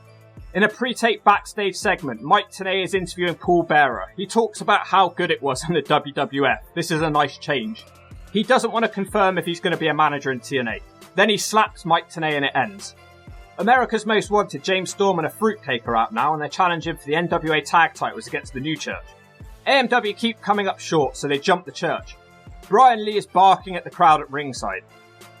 Slash is hitting suplexes on the concrete on the outside. The Church completely destroy him and they have the clear advantage as they come back into the ring. Slash hits a DDT and Brian Lee hits repeated elbow drops. Storm manages to fight back and hits an enziguri and Slash crashes into the referee's nutsack. This temporarily blinds the referee and he misses the tag. It's completely stupid and wacky. Brian Lee is hitting people with the belt on the outside. The New Church try a double suplex which Storm turns around with a double DDT. We saw this in the last match, didn't anyone have a word with them? Harris gets the tag and he's a hawk on fire. Slash tries to throw powder at Harris but instead he hits his own partner and Harris hits the spear, but it's just a 2 count. James Storm then randomly puts on a sharpshooter and Slash taps out, but Belladonna has the ref distracted, and who wouldn't be with those legs? James Mitchell runs into the ring and he hits James Storm with a spike, but he kicks out of the pin. Brian Lee also cheats, but he can't get the win. Brian Lee then hits a tombstone pile driver, but it's just a 2. He tries it again on Harris, who reverses it. Sort of. He struggles to get him back up whilst carrying Big Brian Lee. He hits the pile driver eventually, but luckily it's not the end of the match because it looked terrible. AMW then hit the death sentence on a steel chair and now it's over. AMW have won the belts back. It wasn't very good. James Mitchell's still going in wrestling and he still makes the headlines occasionally. Most recently, the spot on the NWA pay-per-view. What was it like working closely with him back then? Man, I loved him, man. I really did. I still do. We don't talk as often as we used to, but man, I love Jim. And that thing on NWA, when I seen that, I just laughed. I was like, oh my God, I've seen that before. Me and Jim hung out before the shows and stuff like that, man. Good guy, man. And he always put me over big, you know, because, you know, how many partners did I have in that little time frame? I had Brian Lee, I had Sin, I had Flash Flanagan, I had Tempest, which Crowbar. I may be forgetting somebody, I don't know, but he was like, Wolfie's my meal ticket. So we always got along, man. But yeah, that NWA thing, that was a bit much, I thought. I was like, jeez, man. Brian, just for lack of a better description, just started being Brian. And either coming late or, you know, I think he might have no-showed once or something like that. But so that was why that ended, unfortunately.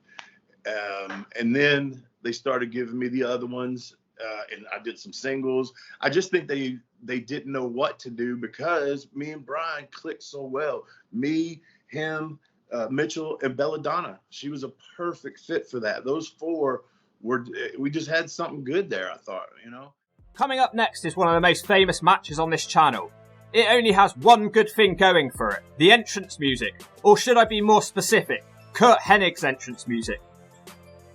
He grabs a microphone, but all he has to do is take pot shots at Brock Lesnar. At 249 pounds, Kurt Hennig!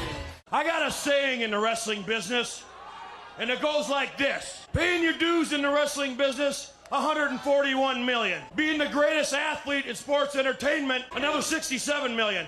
Taking down Brock Lesnar at 35,000 feet, priceless. We've watched this bad match before, but this is his final match in wrestling, so here it is again.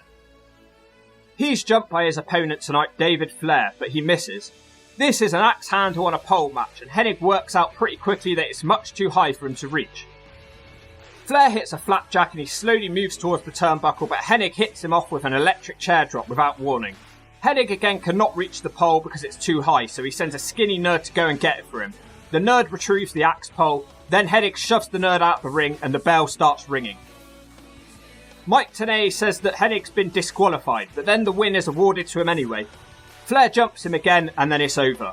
Why was this even an axe handle on a pole match? Apart from the link of Henig's dad, what did this have to do with axe handles? It wasn't even a part of the match. Did anyone get their ugly noses chopped off? No, the axe didn't come into it. What a shocking way for a legend to go out. He couldn't even climb the pole. Way to go and make Curt Hennig look stupid, TNA. Desire is backstage, threatening Goldilocks for trying to interview the SEX members. Desire says that it's her turf and tells her to stay away. She yanks Goldie to the floor. Athena, the ring girl, then randomly jumps Desire. Not sure what to say. Back at the commentary desk, Mike Sanders is screaming that Mike TNA is a piece of shit. He says that next week he'll let him have a one-on-one sit-down interview with Russo. Chris Daniels is out now and Slapnuts will be running the gauntlet against the 3 XXX members. Jarrett doesn't do very well against Daniels and he gets beaten up for a couple of minutes. He eventually puts the figure 4 on, but Daniels instantly reverses the pressure. Chris Daniels gets a 2 count on a leg drop whilst the commentary team talk about what a courageous man Slapnuts is. Daniels then misses the BME and Jeff Jarrett hits the stroke to beat Daniels in about 5 minutes. Elix Skipper then immediately hits the ring for his match against Jeff. Skipper hits a handstand in the corner and then crashes down on Jeff. Elix Skipper then takes Jarrett to the outside of the ring because every Jeff Jarrett match must have crowd brawling. Skipper puts on a sleeper hold for several minutes, but Skipper can't make him pass out. Jarrett then makes it back to his feet, but Skipper hits him with a released German suplex. Chris Daniels then randomly appears on the apron, despite his brother winning, and he crashes into his XXX brother to knock him out. Jarrett covers Skipper for the 3. This one was even shorter. Now Low Key is here. All 3 of these matches have been boring and short. I have to say, Slappy works much better as a heel, and obviously the XXX guys work better as faces. Low Key has his dragon submission on for ages, but again Slappy refuses to tap out and gets his foot on the rope. The crowd are all chanting Low Key, but they shouldn't be. He tries to put on Jeff's figure 4 and gets kicked in the skull. Eventually Jeff no-sells Low Key's kick and smacks him in the nutsack whilst the ref is distracted. He makes the cover, but the pin is broken up. The match is then thrown out, so Jeff essentially beat 3 men tonight. There's a big brawl after the match and the Road Warriors appear again like last week. The Road Warriors hit the Doomsday device. AJ Styles also appears and he starts beating on all the good guys. He hits the Stars Clash on Slappy. He also hits the Spiral Tap on him.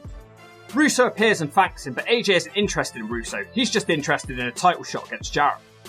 The American Dream, Dusty Rhodes, suddenly debuts and he beats everyone up with elbows. Jeff Jarrett is set up on a table, but then the show goes off the air, so no idea if he went through it or not. The show starts out with a sit-down interview of Mike TNA and Vince Russo. He says he'll do whatever he has to do to get people to watch the show. TNA then moves on to ask if Russo feels guilty about the death of WCW. Russo says that he only wrote WCW TV for 9 months and it wasn't his fault. TNA moves on to talk about how Russo killed the Cruiserweight division and says he shouldn't have focused the division around Evan Courageous. Seems weird to pick on him. The interview starts getting heated as they discuss David Arquette and the drop in WCW viewership. Russo says he doesn't believe him about the ratings and he doesn't believe him because TNA doesn't have proof in hand. Russo moves on to take credit for more fans watching TNA and he says that they're just here to see him. He storms off set to end the interview after 6 minutes. From Vince Russo to more Vince Russo as he comes out to the ring with his SEX faction. Russo is stood on a soapbox. I'm not sure why, maybe he should have opened it to clean his dirty mouth out. Russo invites people to join his faction, but instead Paul Bearer randomly comes out. I don't think they wanted him. Bearer says people have been waiting to hear what the fat man has to say, and Russo says, well, you've got the fat part right. We then get a history lesson about how Russo came into the business. I feel like this happens every NWA TNA show. Bearer starts complaining about Russo bringing in a bunch of freaks and giants into the wrestling business. I didn't hear Bearer complaining about The Undertaker and Kane. Bearer goes on to agree that the wrestling business is dead and he wants Russo to shake his hand and let him join his group. Russo then flips out and calls Bearer a fat piece of shit and says he's two-faced. They all beat up Bearer and then they smack him in the face with the soapbox. Bearer is bleeding, this is kind of disturbing. Randomly, the only person to try and save Bearer is Jorge Estrada. He gets a triple powerbomb for a table to thank him for his efforts. Suddenly a wild Slapnuts appears. Double J, Jeff Jarrett. He has a chair and he runs off about 20 men on his own. I wouldn't expect any less from Jeff Jarrett. The first match of the night is for the tag titles. The challengers are Divine Storm with Trinity. One of them now has blonde highlights to try and make them look less like twins, and also the Spanish announce team. The champions are James Storm and Chris Harris after winning the belts back recently. James Storm starts out kicking one of the twins in the temple. Harris is still wrestling here wearing his tag belt. Chris Harris decides to elevate his own partner to crash down on the twins on the outside. Harris and Storm are in firm control in the early gun as Storm hits a top rope dropkick into a Harris spinebuster. Trinity trips Storm to turn the match back around for her twins. The problem with these guys is that they've been on the show for about 10 episodes now and I still don't know which one is which. Which one is Quiet Storm and which one is Chris Divine? Trinity dives with a Hurricanrana to the outside to overshadow her team yet again. The commentary team luckily tell me that Quiet Storm hits a DDT on James Storm, thanks for that Tanae. He tries a back senton but he misses. Chris Harris gets the tag and he hits a back suplex and a power slam. AMW tried to hit the death sentence but Trinity breaks up the move. It looks like Divine Storm are going to win the match but James Storm kicks out. One of the twins hits a huge senton to the outside and Chris Divine hits one of his own. Trinity also hits a moonsault to the outside. One of the twins then hits an RKO from the top rope on James Storm. James Storm then fights back and throws one of them out of the ring and he smacks the steps. Death sentence and it's over. Decent opener right there, but I wish Divine Storm could embroider their attire with their names on it or something. Give me something to work with here. Next up, we get a video package of AJ Styles being wacky and saying he wants to be heavyweight champion and zip it. I love that this was his catchphrase in 2003. That man is out now with a mic and he tells the crowd to zip it. AJ addresses the topic of who he's aligned with and says it's not the albino Harry Potter, it's not Vince Russo, and he's with no one. I'm getting deja vu here. His promo is interrupted by Ron the Truth and AJ says, "What is this crap?" Truth also has a mic and tells AJ that his breath smells like Sivolac. I have no idea what this is. One of my American viewers, please tell me. Truth says that he's first in line for a shot at Slapnuts and it turns into an impromptu matchup. This should be good. Truth sends AJ to the outside and then brings him back in with a sunset flip for a 2 count. AJ suddenly kicks Truth from the floor and hits a head scissors from the floor. Styles gets a 2 of his own from a dropkick. AJ starts dancing around and asking Truth to dance. Early AJ Styles was so wacky. Truth doesn't want to dance and he hits AJ with a downward spiral for a 2 count. AJ doesn't let him have the advantage for long and he catches him with a big spin kick. Styles hits a front slam and a senton. He doesn't pin him though, and instead he holds Truth in the air for 10 seconds with a vertical suplex. Styles clotheslines Truth in the corner and he continues his wacky celebrations. Styles eventually misses a dropkick and Truth almost rolls him up. Styles quickly shuts him down again though. AJ then applies a deathlock onto Truth who hasn't managed much in this match. Truth eventually powers out of it and he headbutts Styles in the nutsack. Styles misses a discus clothesline and Truth looks like he's going to powerbomb him but Styles lands on top of him, looked like a painful botch. Truth tries to go up top but AJ stops him. Truth fights him back and nails the back, sack and crack from the top. Jesus. The match looks like it should be over but then albino Harry Potter appears and he distracts the referee. Whilst that's going on, David Flair appears in the ring and he hits Truth with a burlap sack to help AJ pin Truth. In the back, Goldilocks is dressed like a road warrior and she's interviewing Slapnuts and some road warriors. Slappy calls AJ Styles a punk and tells him to get in line for a shot at the title. Animal says that AJ is a chicken, a punk, a baby and says they're going to end Russo. Back at the ring, AJ Styles has a microphone again and he tells Mike Tenay to get him a title shot. AJ says he won't leave until he gets a title shot and then he drags Larry the Virgin Timekeeper out of his chair. AJ says he won't leave the ring until he gets his shot. Making his TNA debut, Larry Zbyszko appears at the top of the ramp. Larry calls AJ a fool and says after 15 minutes of listening to Russo earlier he wants to cut his wrists. I know how he feels. He says Russo is a cancer. Wow, this show really has become the Vince Russo show. Larry doesn't let AJ speak and he carries on lecturing AJ about not joining Vince Russo. AJ says for the 50th time that he's not with Russo.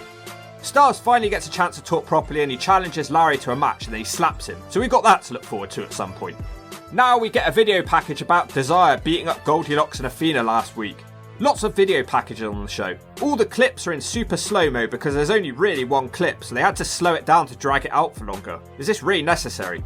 Desire comes out to the ring now with Don't Look at My Ass. She will actually be having a match against April Hunter, who was last seen losing to Miss TNA Bruce. I wish they'd bring that dude back. Desire doesn't let her get started and jumps her. April Hunter turns it around with a head scissors and a big side slam. I'm surprised Desire could kick out of that. April tries a float over in the corner but she gets a drop kick to the back instead. Desire hits a big enziguri kick as her G-string almost flies through the air. April Hunter fights back with a suplex for a 2. April hits another slam and she heads up top but Don't Look Siaki stops her. Desire tries to climb up to meet her, but she fails. She tries a second time, and then she does manage to hit a Hurricanrana for the 3. This wasn't actually that bad, it was still better than what the WWE women were doing at the time. Athena, the ring girl, comes into the ring to brawl with Desire. It doesn't go well for her as Desire rips her top off. She then tries to rip her jeans off too. It's pretty awkward, it goes on for like 2 minutes.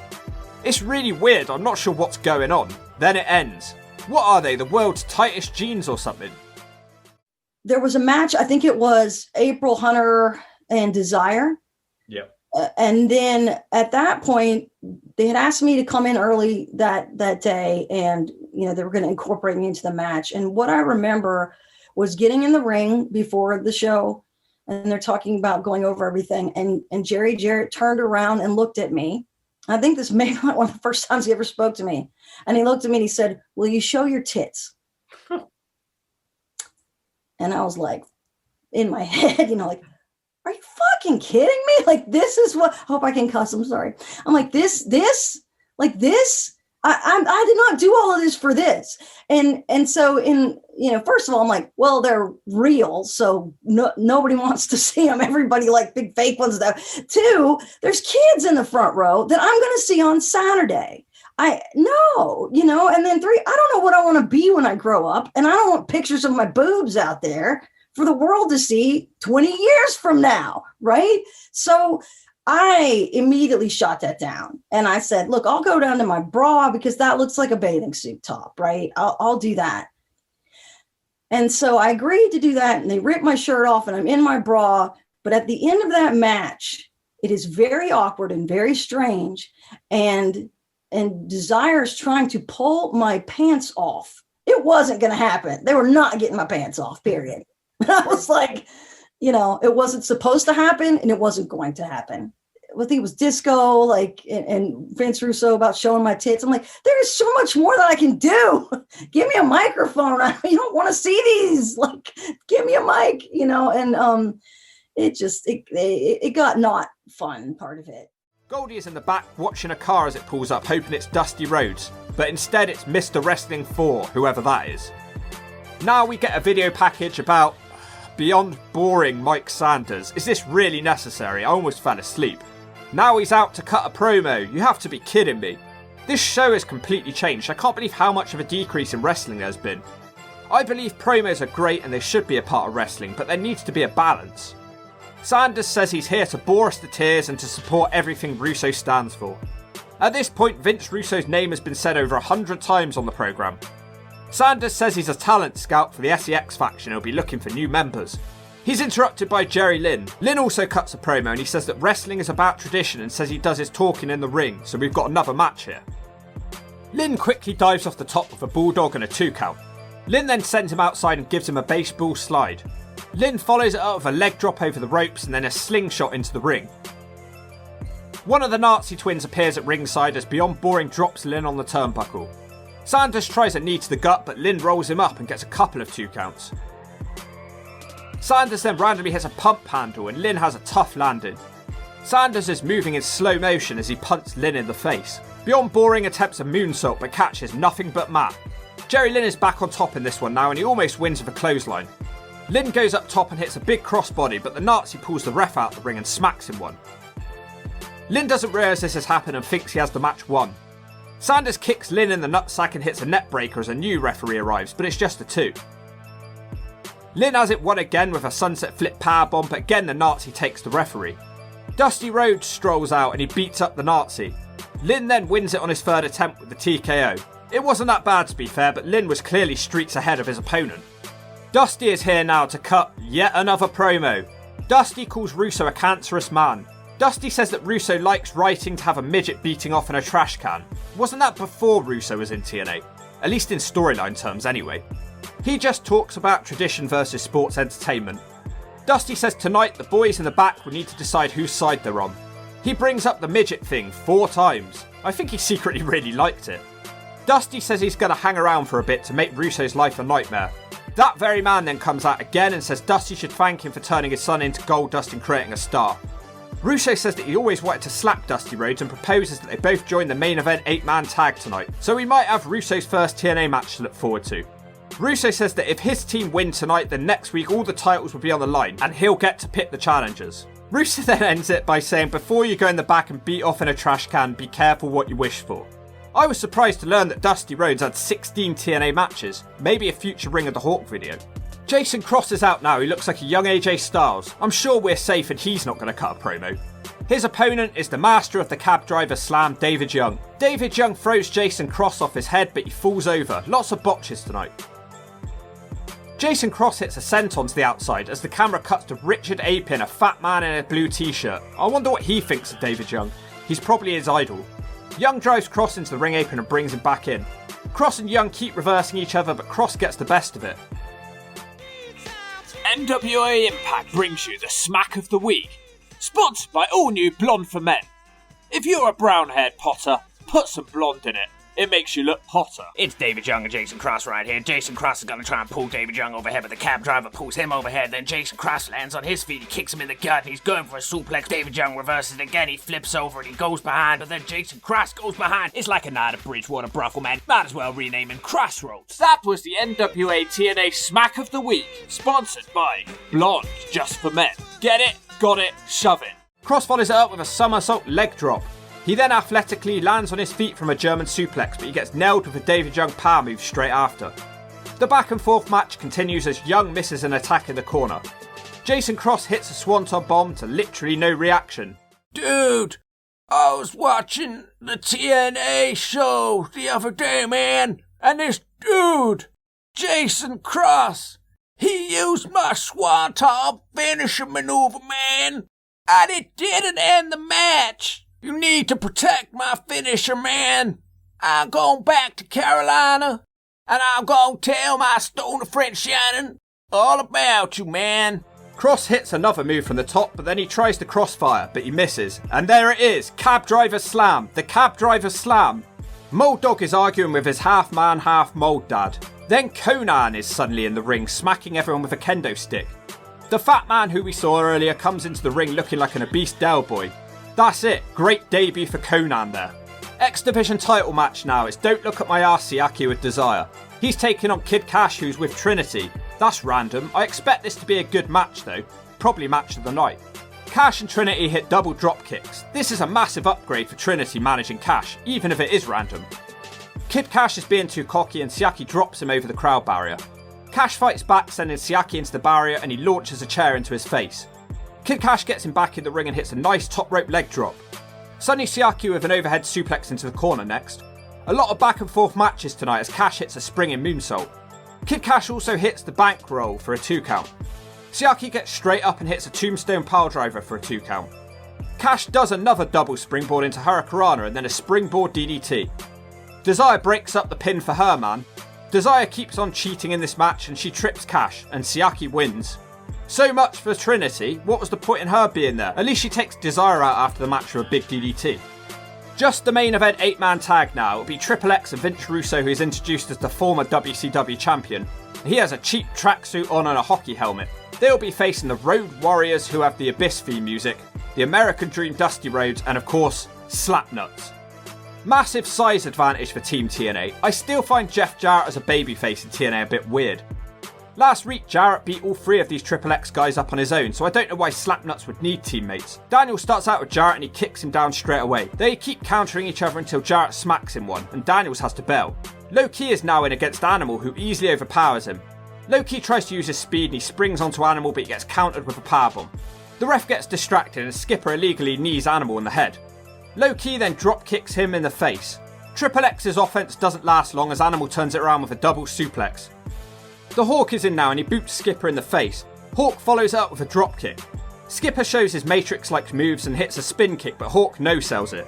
This Hawk is one scary looking dude, he's a bit like me. Hawk hits a gut-wrench suplex and brings Jarrett back in. Russo starts trying to cheap shot Jarrett, but it's not very effective. Jarrett takes Triple X out on his own, but Jarrett is distracted by Russo. SEX beat Jarrett up on the outside of the ring whilst Jarrett's team do literally nothing to help him. Back in the ring, Daniels and Skipper get a 2 count double front suplex.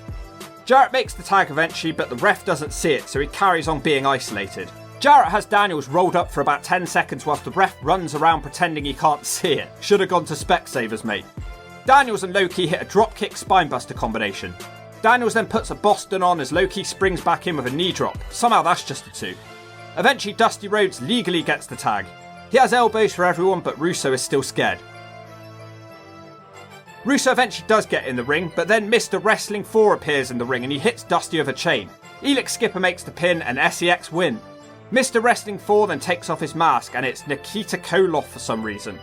What a bunch of random appearances from wrestlers from the 80s on this show.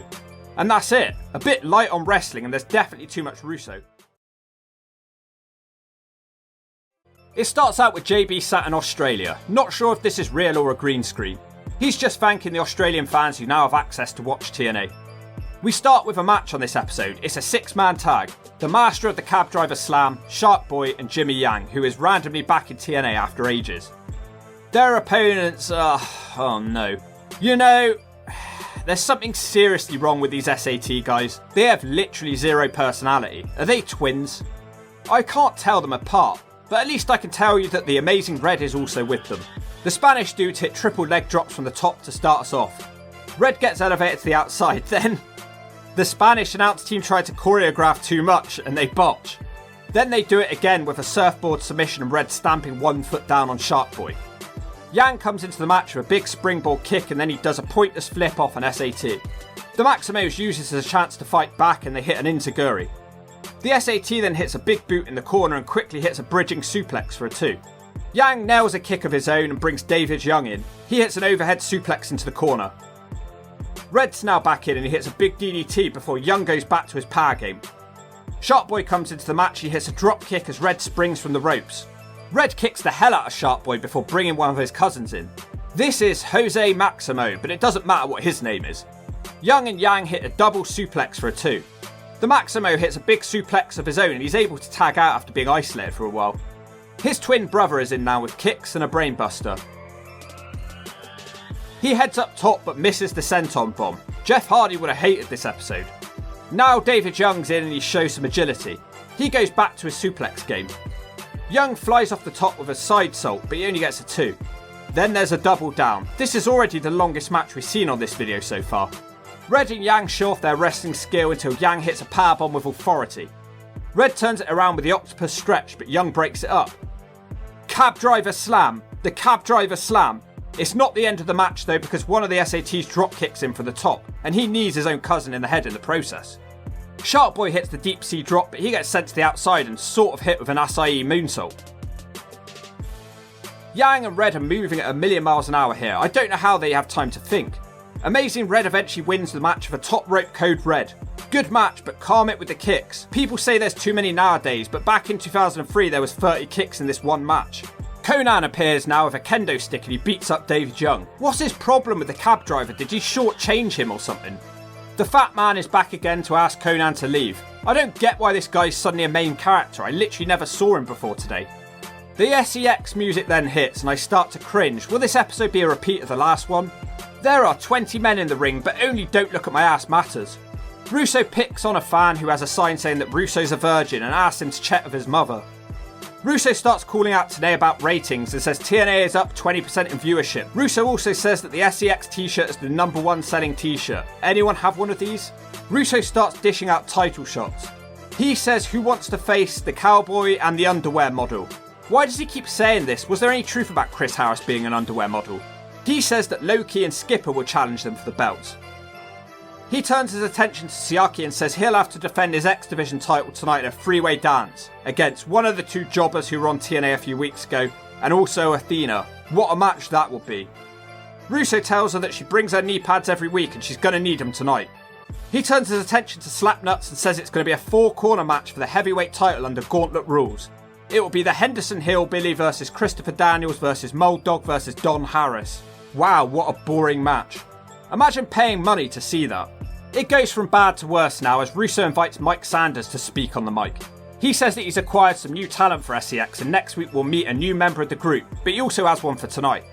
As we are broadcasting in Australia tonight, here is the Australian heavyweight champion, Ashley Hudson. It's a man with a stupid hat, an Australian flag and a boomerang. Don't get too used to this guy, he won't be here long. I actually think this is his second TNA match, it's probably his last.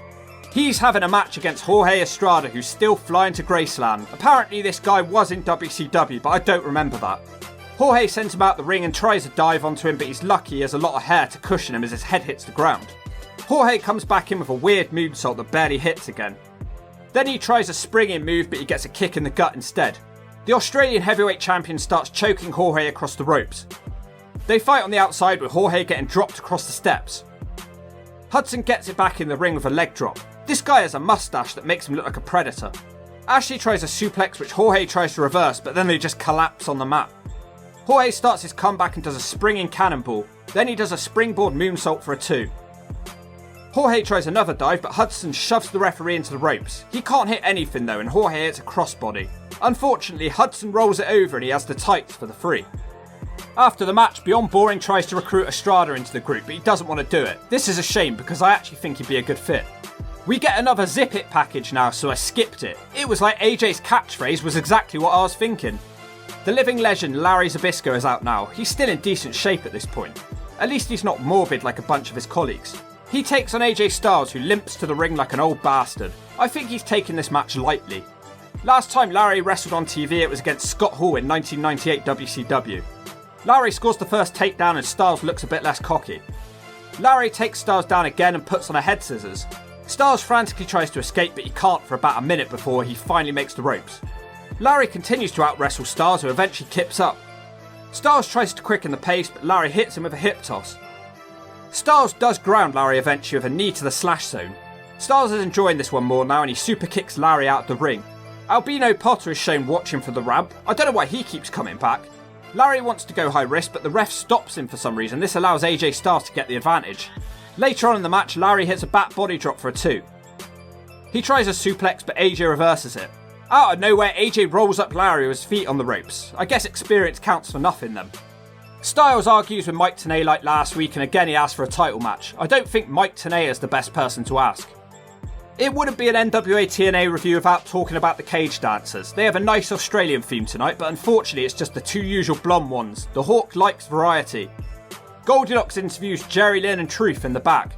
She asks Lynn what he would do if TNA goes out of business. He says he doesn't know. The SEX music hits again, and this time it's Beyond Boring and David Flair with his sack. This is not a team I can get behind. They take on Truth and Lynn. Surely this should be an easy win for them. Truth throws himself out the ring by missing a punch. Lynn almost puts Sanders away twice, and then Lynn takes out Flair and Sanders at the same time. Sanders eventually stops Lynn's offense by cheating. Apparently Flair and Sanders have some double team moves. Maybe this would be an exciting new cornerstone of the TNA tag division.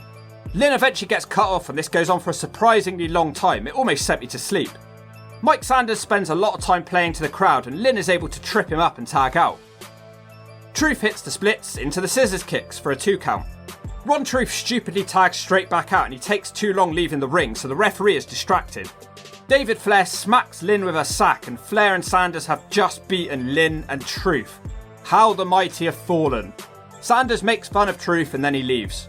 Now we get a Piper pre-tape segment. He's still blaming Russo for Owen Hart's death. He says Russo has underestimated him, and he says that he has a bunch of guys coming for Russo. This is such a weird promo. Piper says he can't come in body, but he can come in mind.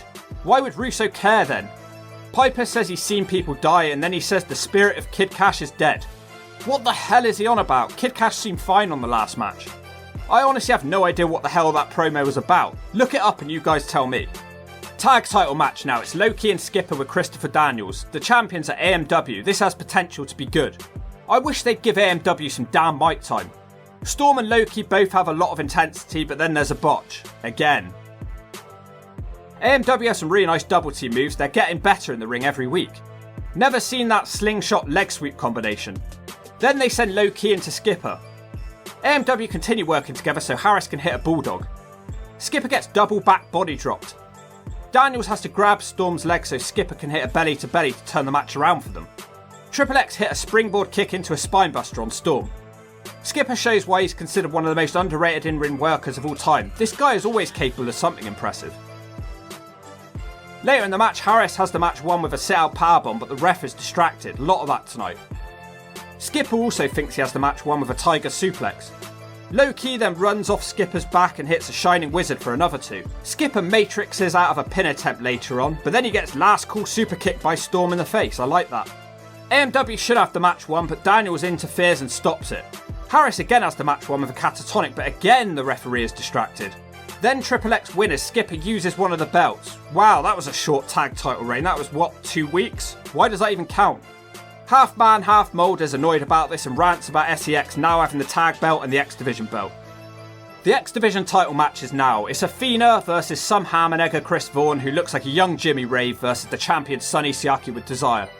Vaughn almost rolls him up a couple of times before Siaki catches him and hits a Samoan drop variation. Siaki doesn't want the match to end yet. Athena kicks Siaki in the nutsack as Vaughn nails a drop kick. There's a big cat fight going on outside the ring. Then the match ends as Siaki hits the Siakalypse now. Sonny wants to attack Athena, but Trinity, who seems to be messing in everyone's business tonight, drop kicks her.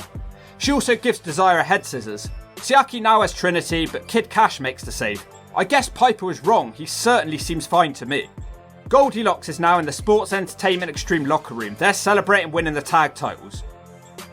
Russo isn't happy with them because they've got one more match tonight and they can't party until they have the world title. Pretty sensible, to be fair. Next up, Dusty Rhodes calls out Nikita Koloff. I almost forgot that happened last week. Koloff can't make it over the fence and waits for a while for them to unlock it and then instead breaks through it. Rhodes says he wants to try and forgive Nikita for his actions last week and tries to remind him who he is. He invites Koloff into the ring. Russo stops him and says that because he's Russian he doesn't understand what's happening. He says SEX are here to save the wrestling business. Both men start begging Koloff to join them. Koloff makes his decision and takes out Dusty. He doesn't actually leave with Russo, so it's not clear if he's joined SEX. The main event is all that's left now. It's the 3 SEX guys versus Jarrett. TNA dashes backstage and reminds him that everyone is relying on him tonight and says all their jobs are on the line. Who's ready to see Jarrett beat up 3 guys? Gauntlet rules here, so the first 2 eliminations are made when 2 people are dumped out of the ring, and then it's just a one-on-one match. Mold Dog is distracted because he keeps arguing with his stupid mouldy brother. It turns into a hardcore match, as every Jeff Jarrett match must have chair shots and crowd brawling. Daniels takes himself out by diving off a balcony for a table. They do eventually come back into the ring and Road Dogg hits the pump handle slam.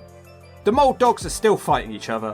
The Nazi hits a Nazi bomb, but the ref refuses to count. He takes off his shirt to unleash his skinny pale body, which almost blinds me, and he kicks Road Dogg in the nutsack. Jarrett uses the distraction to eliminate the Nazi and Mold Dog. Now it's just between Daniels and Jarrett one-on-one. There's a huge chaotic brawl happening, so it's hard to focus on the match. Dusty Rhodes is in the Sports Entertainment Extreme locker room and they're all cowering in fear despite there being about 10 of them there. Daniels nails the BME, but of course he can't beat Slapnuts. Daniels tries a top rope dive, but Jarrett dodges it and hits the stroke, and it's over. It was never really in doubt, was it? Even if it was 10-on-1. The TNA locker room spill out to celebrate with Jarrett. Borash tries to interview Slapnuts, but suddenly Raven rushes the ring to make his TNA debut. He hits a Raven effect DDT and then runs away from the shocked TNA guys, stealing the belt in the process. Then he joins Russo. If he had Raven this whole time in his back pocket and wanted him as the champion, why didn't he just put him in the main event? To swerve people, I guess. If you think the last video was crazy, it's about to punch you in the gut, smack you one and tell you to shove it all at once. I'm pretty sure today's episode almost drove Mike Tenay to stress so much that his hair fell off until he resembled a human mushroom. Yeah, I know his hair was already gone. I'm talking about his pubic hair, there's no need to share. The show starts out with Raven, who debuted last week in TNA, just 2 days after his WWE run came to an end. Raven sat on a staircase looking annoyed. Welcome to the big time, Raven. He has the NWA heavyweight title, but it doesn't actually belong to him and he stole it at the end of the last show. It's a good promo from Raven. The highlight is him saying that he will urinate in the champion's bone marrow. He will just rip off their head and piss into their neck. He says welcome to Raven's Clockwork Orange House of Fun. The crowd cheer. Then, a wild Slapnuts appears with a trash can. Double J, Jeff Jarrett. Slappy's in a bad mood as usual, this time because he's had his belt stolen by Raven. Jarrett's beating him up. Oh god, he struggles to pick up a steel chair. Slappy gets him in the ring and smashes him with the trash can again. Slappy decks Raven with the belt and sets him up on a table. Unfortunately for dear old Slapnuts, who's in full wife beater mode here, he's unable to squash Raven through the table, because Russo turns up. Raven suplexes Slappy through the table to continue his bad mood. They then steal the belt back and leave, and some goons rush out from the back. Slapnuts is helped to his feet by Jerry Lynn and Truth, two guys who were on a par with him just a couple of months ago. Now they're worthless. Goldilocks is in the back with Jorge Estrada. He's not exactly flying to Graceland anymore. He looks like he's covered in warts and he's losing all of his matches. She asks him if he's going to join Sports Entertainment Extreme and he says he's considering it. Now we get a Vince Russo hype package, 4 minutes of my life I'll never get back. Amazing Red is out for the first match of the night. He will take on Jorge Estrada. Hopefully he won't be botching tonight like he was last week. It's a really good opening exchange to be fair. Both men are flying through the air like the Hawk, but neither can land much on the other. Estrada bails to the outside and Red motions he's going to dive on him but stops himself at the last second. Then he hits an Acai moonsault anyway. They get back in the ring and Estrada misses the split-legged moonsault. Red can't capitalise from the top as he gets hit with a big-time arm drag for a 2. Jorge applies a half Boston but it's pointless and Red gets out of it quickly. Amazing Red is now awake and he kicks Jorge in the face and then again in the head. Jorge cuts Red off with a springboard dropkick. He's really feeling himself now and he hits another springboard, this time into a leg drop across the ropes. He's definitely doing better tonight. Red hits the Code Red to calm him down for a 2 count. Amazing Red then tries another dive but he misses and it costs him as Jorge gives him the Northern Lights. He can't follow it up though when he gets pushed off the top rope and then the Amazing Red nails him with the infrared. Beyond boring, Mike Sanders is back again now trying to recruit Jorge. He tells him to join SEX again but Jorge doesn't want to do it. He calls Jorge a little bitch, but he gets shoved over. Suddenly, Disco Inferno is in the ring with a steel chair smacking Estrada. Mike today says, "Oh great, not this jackass." The faction continues to grow, and I continue to grow. Backstage, Goldilocks is with the half-man, half-mold. He looks like he's just had to put his dog down. He says he's looking for solutions when Slapnuts grabs him and tells him he wants Raven in the ring. It's not cleared up though if Jeff gets his wish. Things get seriously exciting next as David Flair is out wearing a cheap beanie and carrying a sack of shit. He'll be taking on Jerry Lynn in a very predictable matchup. Lynn wants to hit Flair with the sack but he bails. Lynn then leaves it at ringside without checking what's in there, or moving it so he can't be used later on. What an idiot. The match starts with Lynn hitting a dropkick. He also hits a bulldog on the Flair child. The crowd then chuckle at Flair as he crashes into the ring pole. They fight on the outside until Flair drops Lynn on the crowd barrier, nutsack first. They come back in the ring with Flair making a pin with his feet on the ropes, but the ref sees it. Flair is distracted by the crowd and he wants to come off the top, but he takes too long and Lynn throws him. Jerry Lynn then kicks him like a Scott Steiner match from 2003. Lynn hits the 10 punches in the corner as David takes a Flair bump to the mat. Lynn's following leg drop doesn't put him away though. Jerry then puts on the figure 4 as the crowd are in silence, but it doesn't lead anywhere. Then there's a ref bump and David grabs his sack. The Truth also appears at ringside and he's trying to grab it from him and he succeeds, but then he accidentally hits his friend Jerry Lynn with it. David Flair wins the match. He seems to be getting quite the push. He's beaten Jerry Lynn 2 weeks in a row with his sack of shit. Probably the worst Jerry Lynn match in TNA history. So far at least. Next up we get a 5-minute recap of the Mold Dog family feud, but nobody could possibly care about these guys. A couple of years before this, Road Dogg was a big star in the Attitude Era. Now his hair's turned green from all the mould in the TNA locker room. Mike Tenay has a sit-down interview with the Mold Dog now. They talk about things that happened between Road Dogg and Jeff Jarrett back when he was a roadie for him, about 100 years before. He talks about how much that gimmick sucked. Mike Tenay calls him the most entertaining person in the whole of the WWF. Oldie goes on to talk about his family and says they're just jealous of him. He says his brother is a zebra and he's a crocodile in the Nile. The interview is interrupted by his stupid zebra brother who says he's not listening to this anymore. Then the interview ends. Good.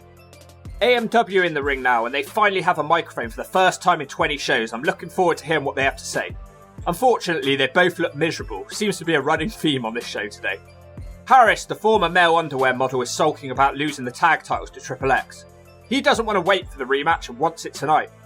The Cowboy now has the mic and it's a very good promo. He's always been great, hasn't he? He ends it by saying sorry about your damn luck. It's not over with the crowd yet. Mold Dog is out now with a microphone and the rest of the jobber group are with him. Moldy says they seem a bit sexually frustrated. He then says it's time for some group sex. We get a 6-on-2 beatdown. The Rock and Roll Express suddenly debut in TNA with steel chairs to run off SEX. Then they turn and hit Storm and Harris with the chairs and they join SEX. Great, more pointless characters in the group. Who could have seen the Rock and Roll Express turning on the NWA? Road Dogg is doing commentary again, and as it happens he says that it seems AMW like their sex rough. Time for your weekly Cage Dancer roundup. It's just the same two, the Blonde Just for Men one and the Lollipop one. How about some damn debuts in the cage? It continues going downhill as beyond boring Mike Sanders is out. Man, I keep moaning about it, but the standards of wrestling has completely slipped. Why can't there be some sort of in-between? He takes on Ron the Truth Killings, whose star is fading quicker than a punch to the gut. The commentary are asking if Truth hitting Lynn with the sack in the last match was an accident. Yes it was. Get over it. Truth hits a couple of nice arm drags and then he drops Sanders on his face. Mike Sanders suddenly starts trying to breakdance to take Truth down. Sanders puts on some sort of leg lock which lasts for several minutes before the Truth makes the ropes. Then Sanders puts on another leg lock. I almost joined the crowd and fell asleep. Truth looks like he's been destroyed by Mike Sanders. Truth finally wakes up and hits a downward spiral for the double down. Truth then tries a kick but he gets shoved down as Sanders goes back to the leg game. Don West asks if we think that Sanders is trying to ground Truth. Well, no shit, Sherlock. Sanders takes Truth off the top rope and hits one of the weakest spinebusters I've ever seen. Then he puts on a single leg crab. I can't believe this domination by Mike Sanders, except I'm watching it so it must be real. Truth finally kicks Sanders off but then he gets drop kicked on his bad leg. Sanders eventually gets distracted by the crowd and gets hit by a Truth top rope drop kick for another double down. Who would have thought this match would go so long? Truth is now awake and he starts his comeback, but the crowd just don't care at this point. Truth gives Sanders the power slam for a 2 count. Truth wants to hit the splits into the kicks, but his leg gives out and Sanders laughs at him. Then there's a small package, but it's still not over. Then Truth does do the splits into the kicks, but he can't win the match because Jerry Lynn appears with the sack. Truth knees him off the apron and then Sanders takes advantage. He rolls up Truth for the 3. Wow, just wow, we've now seen this finish 3 times. Truth and Lynn shove each other after the match because they're bad losers. Goldilocks is now with Sports Entertainment Extreme. She interviews Ricky, Morty and Robert Gibson. Ricky is trying to explain why he joined SEX. He says back when he had to work for all the meals and when the girls' tits were real. He says they started the whole entertainment side of wrestling and they will continue to do it. Half Man Half Mold walks up and says screw you both and puts them in a match against AMW. AJ Styles is out now with a microphone which always leaves the production team on high alert. Styles tells the crowd to zip it a few times. Styles is moaning that he's not heavyweight champion. The crowd are chanting at him so he screams, would you please zip it? This is great. Zip it! Zip it. Would you just zip it? Just zip it, okay? Zip it! Styles then says he's not aligned with Albino, Harry Potter or Russo, just like he did last week. He says he's bored of the X Division and wants to be a heavyweight champion.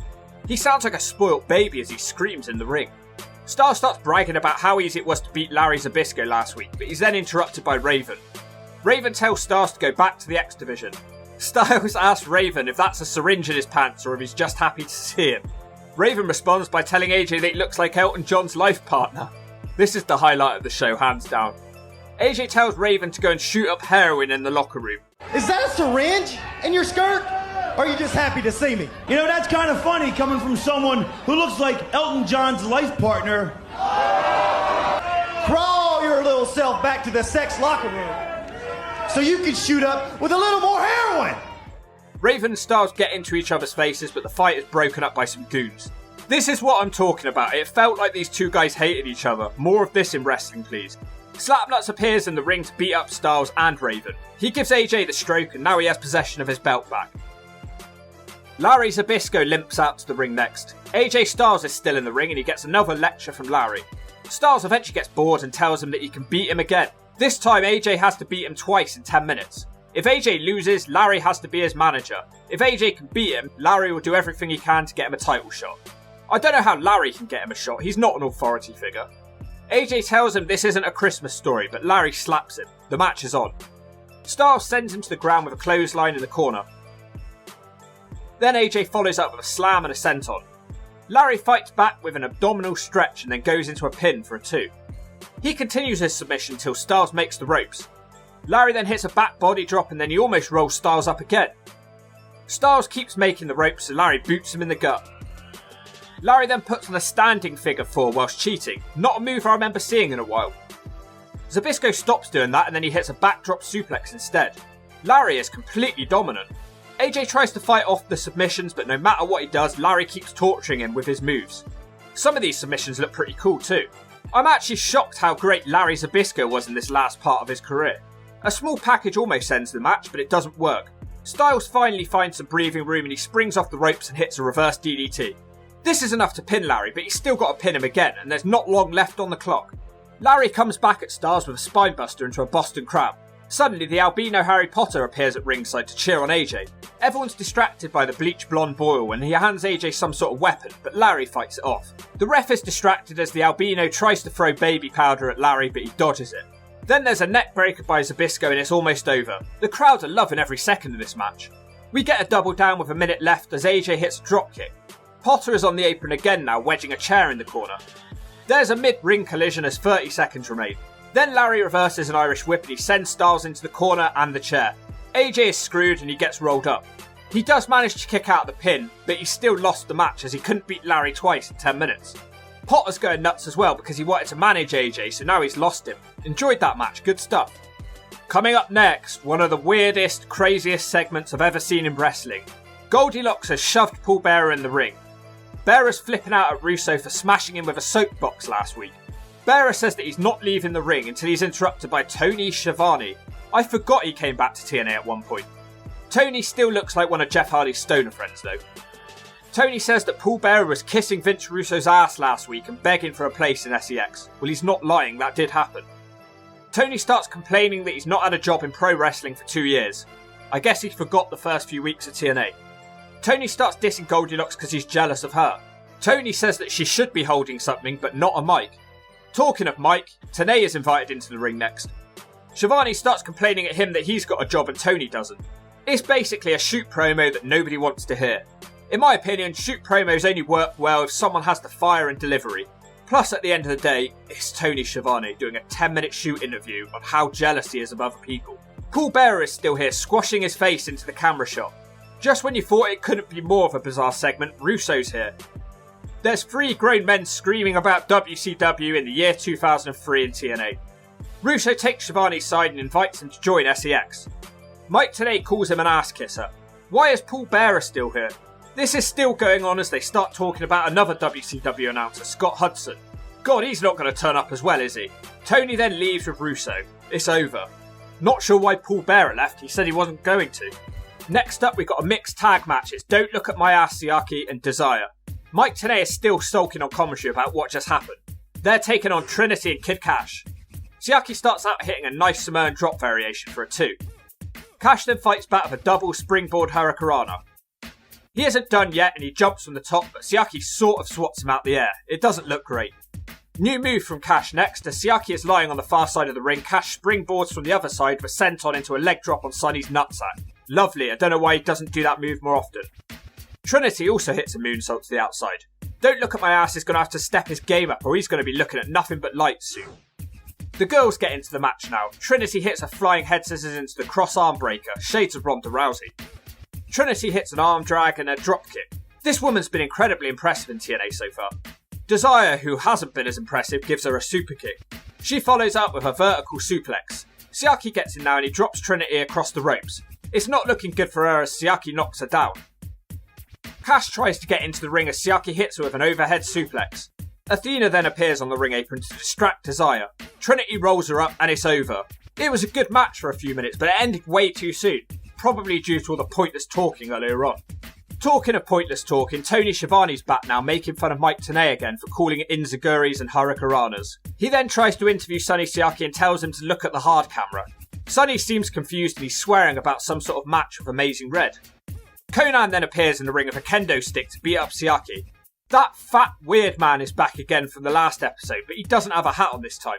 Who the hell is this guy? What is he? Conan's girlfriend? It's literally the only time I've ever seen him. Mike Tenay looks like he's ready to explode with anger.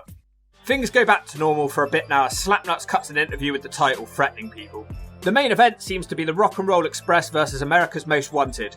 Not many pay-per-view quality matches tonight, eh? AMW do the do-si-do spot to start the match. Storm then clotheslines Ricky down as he thinks he's outsmarted him. Harris hits a bulldog as AMW are dominating. Robert Gibson's in now, but it doesn't go much better for him as Harris starts slamming everyone. Storm and Harris give him a sort of drop-kick spinebuster combination. It looks like this one could be over soon. I say that, but then Ricky Morton cheats from the outside to turn the tide of the match. And then we get a very, very long period of the Rock and Roll Express isolating James Storm. It's nothing worth talking about particularly. Harris does eventually get in and they hit the death sentence on Ricky Morton. The ref is distracted. Suddenly Elix Skipper is wobbling around on the top rope. He hits a bad looking belt shot. The Rock and Roll Express win the match. The disciples of the new church who we haven't seen for ages are now back, beating up SEX. This is about the third time this group have left to come back. It all ends with a big brawl between Jarrett, Russo and Raven. Jarrett gets DDT'd, but ultimately he throws Raven through a table. Slapnuts starts threatening Russo, but AJ Styles appears and he hits the stroke on Jarrett. AJ leaves with the belt, so I guess he's stealing it now instead. Mike TNA is screaming that he has no idea what's going on. Poor TNA, I think this show broke him. The show ends with TNA screaming, "Stop Russo," a perfect ending.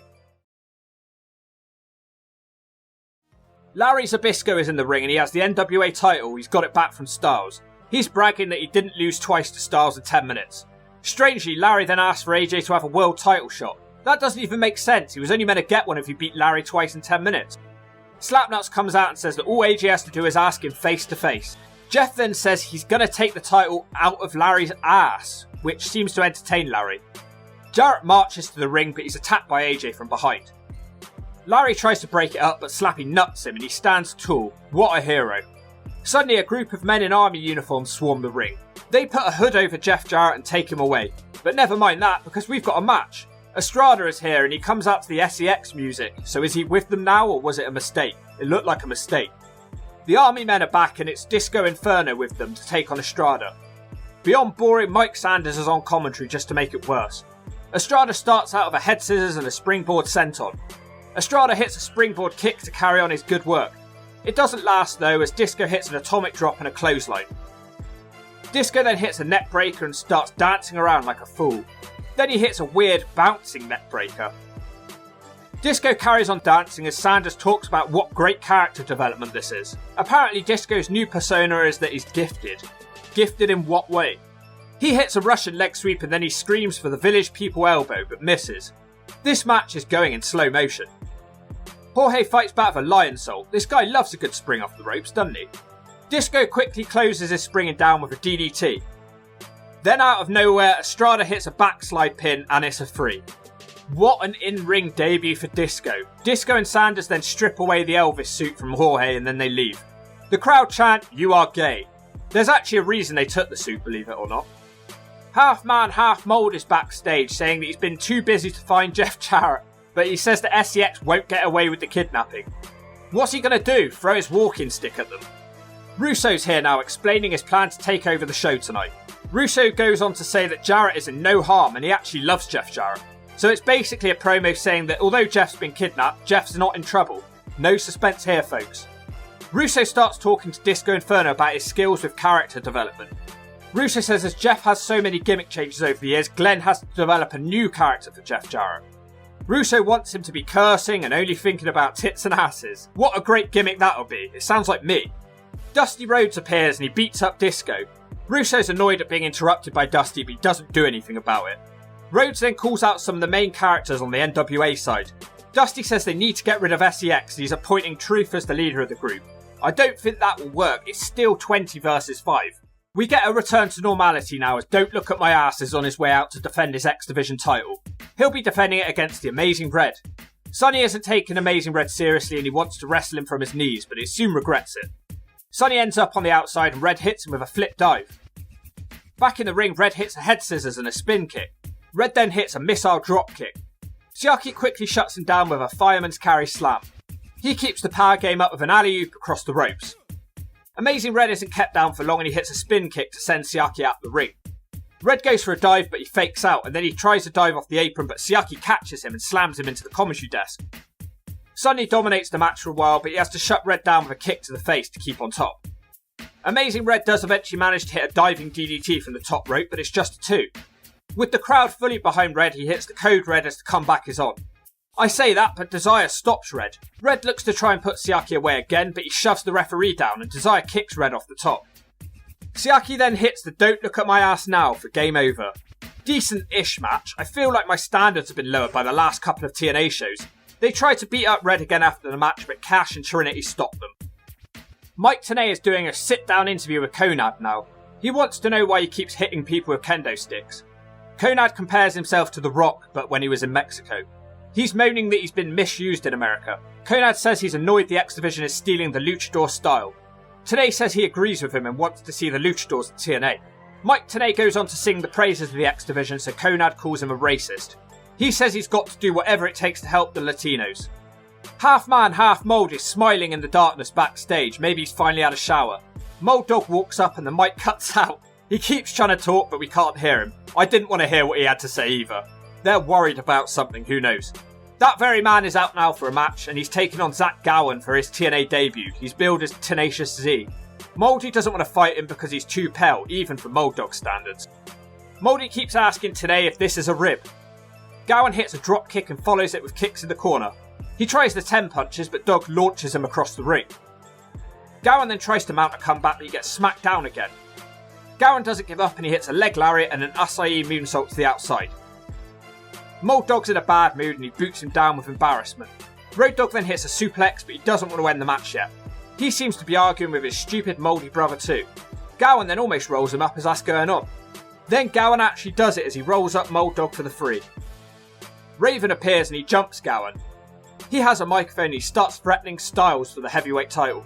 Why don't they just go take it from him? There's about 20 of them. AJ braces us with his presence and we seem to have a fight here. They're fighting over a belt that neither of them own.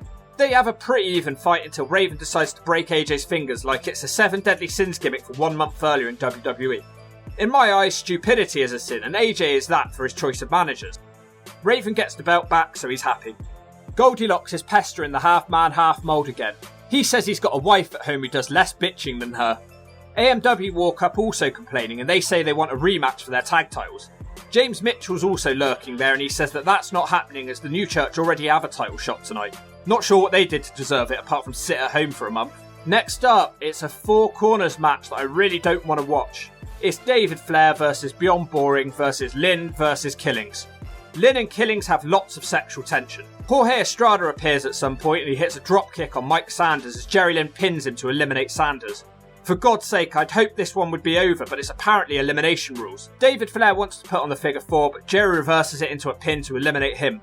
We're just left with Truth and Killings now, but then there's a ref bump. Flair nails Lynn with his little sack, again, and then Truth hits the back, sack and crack to pin Lynn and win the match. NWA Impact brings you the Smack of the Week, sponsored by all new Blonde for Men. If you're a brown-haired Potter, put some blonde in it. It makes you look hotter. Alright, Randy the Ram looks to take advantage. Oh no, Truth hits the ref. The ref's down. Truth sends Ram across the ring, and there's David Flair hits him with a nutsack. Ram's down. Ram's down. What's in that thing of pile of bricks, man? I don't know, but the match seems to be over. That was the NWA TNA Smack of the Week, sponsored by Blonde Just for Men. Get it? Got it? Shove it. Is Truth with SEX? Don't know, don't care. Goldilocks is in the back with Triple X. Elix Skipper is singing We Are Family. A robbery? Yeah, a robbery. Did I stutter? You don't know nothing about a robbery. Matter of fact, you need to hang out with me, and I can teach you all about robbing. Because we are family. Hey, hey, hey, hey, hee-haw. The Warrior is all serious though, as usual. Desire walks up and asks Goldilocks why she's not interviewing her. She says Goldie has a bad-looking boob job and her nipples are facing the wrong way. Desire's out now for a match against Trinity. Both ladies are rocking the blue pants here. Trinity starts out with a drop kick to send her to the outside. Desire slaps Cash, which causes him to chase her. Trinity also chases her, but she gets a Siaki super kick. Desire whips her across the ring to hit a terrible looking back elbow. In fact, she completely misses her. Trinity then mounts a comeback with a springboard crossbody. Trinity seems really dizzy as Desire doesn't really hit her, but she falls down. Desire then throws her out the ring and Siaki keeps on cheating. The match is rough to watch. They just keep falling over. Desire hits a back elbow, but this time it actually connects. Desire then viciously throws her out the ring as Siaki tries to rip her locks out. This match is also long for no reason at all. Something finally happens with Trinity as she hits a Northern Lights suplex, but it's not over yet. She then gets up and hits an Enziguri kick. Desire tries to monkey flip Trinity out the corner, but Cash holds onto her. Desire falls across the ring, which enables Trinity to hit the moonsault for the 3. As pretty as Desire is, she's not a good wrestler. I'm sorry, that was bad, man. That was bad, bro, bad. I'm done with both of these guys. I am totally done. Tag title match now. It's the New Church versus Triple X. The match starts with an intense brawl, which the New Church obviously get the better of. Slash hits a Michinoku driver on the ramp, but Low-Ki isn't that hurt and everyone's moving at a million miles an hour all over the arena. Low-Ki gets in the ring eventually and turns the match around with a springboard kick. Loki also puts on a dragon sleeper as blood spills out of everyone's faces. It's weird seeing the new church's faces, but whatever, we've just got to roll with it here. The match is eventually turned around after Slash catches Loki from a dive and hits the Eye of the Storm. Brian Lee gets the tag as he plows through Triple X. He tries a choke slam, but Loki fights it off. They end up on the top rope. Brian Lee tries another choke slam from the top, but Skipper smacks him with a chair. I've just noticed Belladonna's now gone from the church. She's a real loss. The ref is still distracted as Slash hits a final cut on the steel chair, but Skipper kicks out. Loki starts doing some gymnastics, but Slash isn't having it and he shoves him off, causing a ref bump. Skipper kicks Slash in the Slash zone. A bit later on, Slash is fighting Skipper on the top rope and he hits a massive net breaker from the top. Then, a good match is ruined. They want to do a double pin finish, but the timing is completely off. One of the referees has to wait for the other. The ultimate decision is that the tag belts are held up. Russo's army are now back in the ring and a big brawl takes place. In fact, the brawl lasts for 10 minutes, with SEX eventually getting the better of Team NWA. So much for the Truth being some sort of great leader. The coolest bit is Trinity fighting the men. Half man, half mold even gets physically involved against his son. Raven's just chilling in the ring having a good time. Russo has a mic and starts directing the troops. They lock some of the wrestlers in their dumb dressing room. Russo then starts threatening the crowd and saying they're next, but first he wants Disco Inferno to unmask and tell everyone that Jeff Jarrett's okay. Disco unmasked for what is probably the greatest wild slapnuts appears moment ever.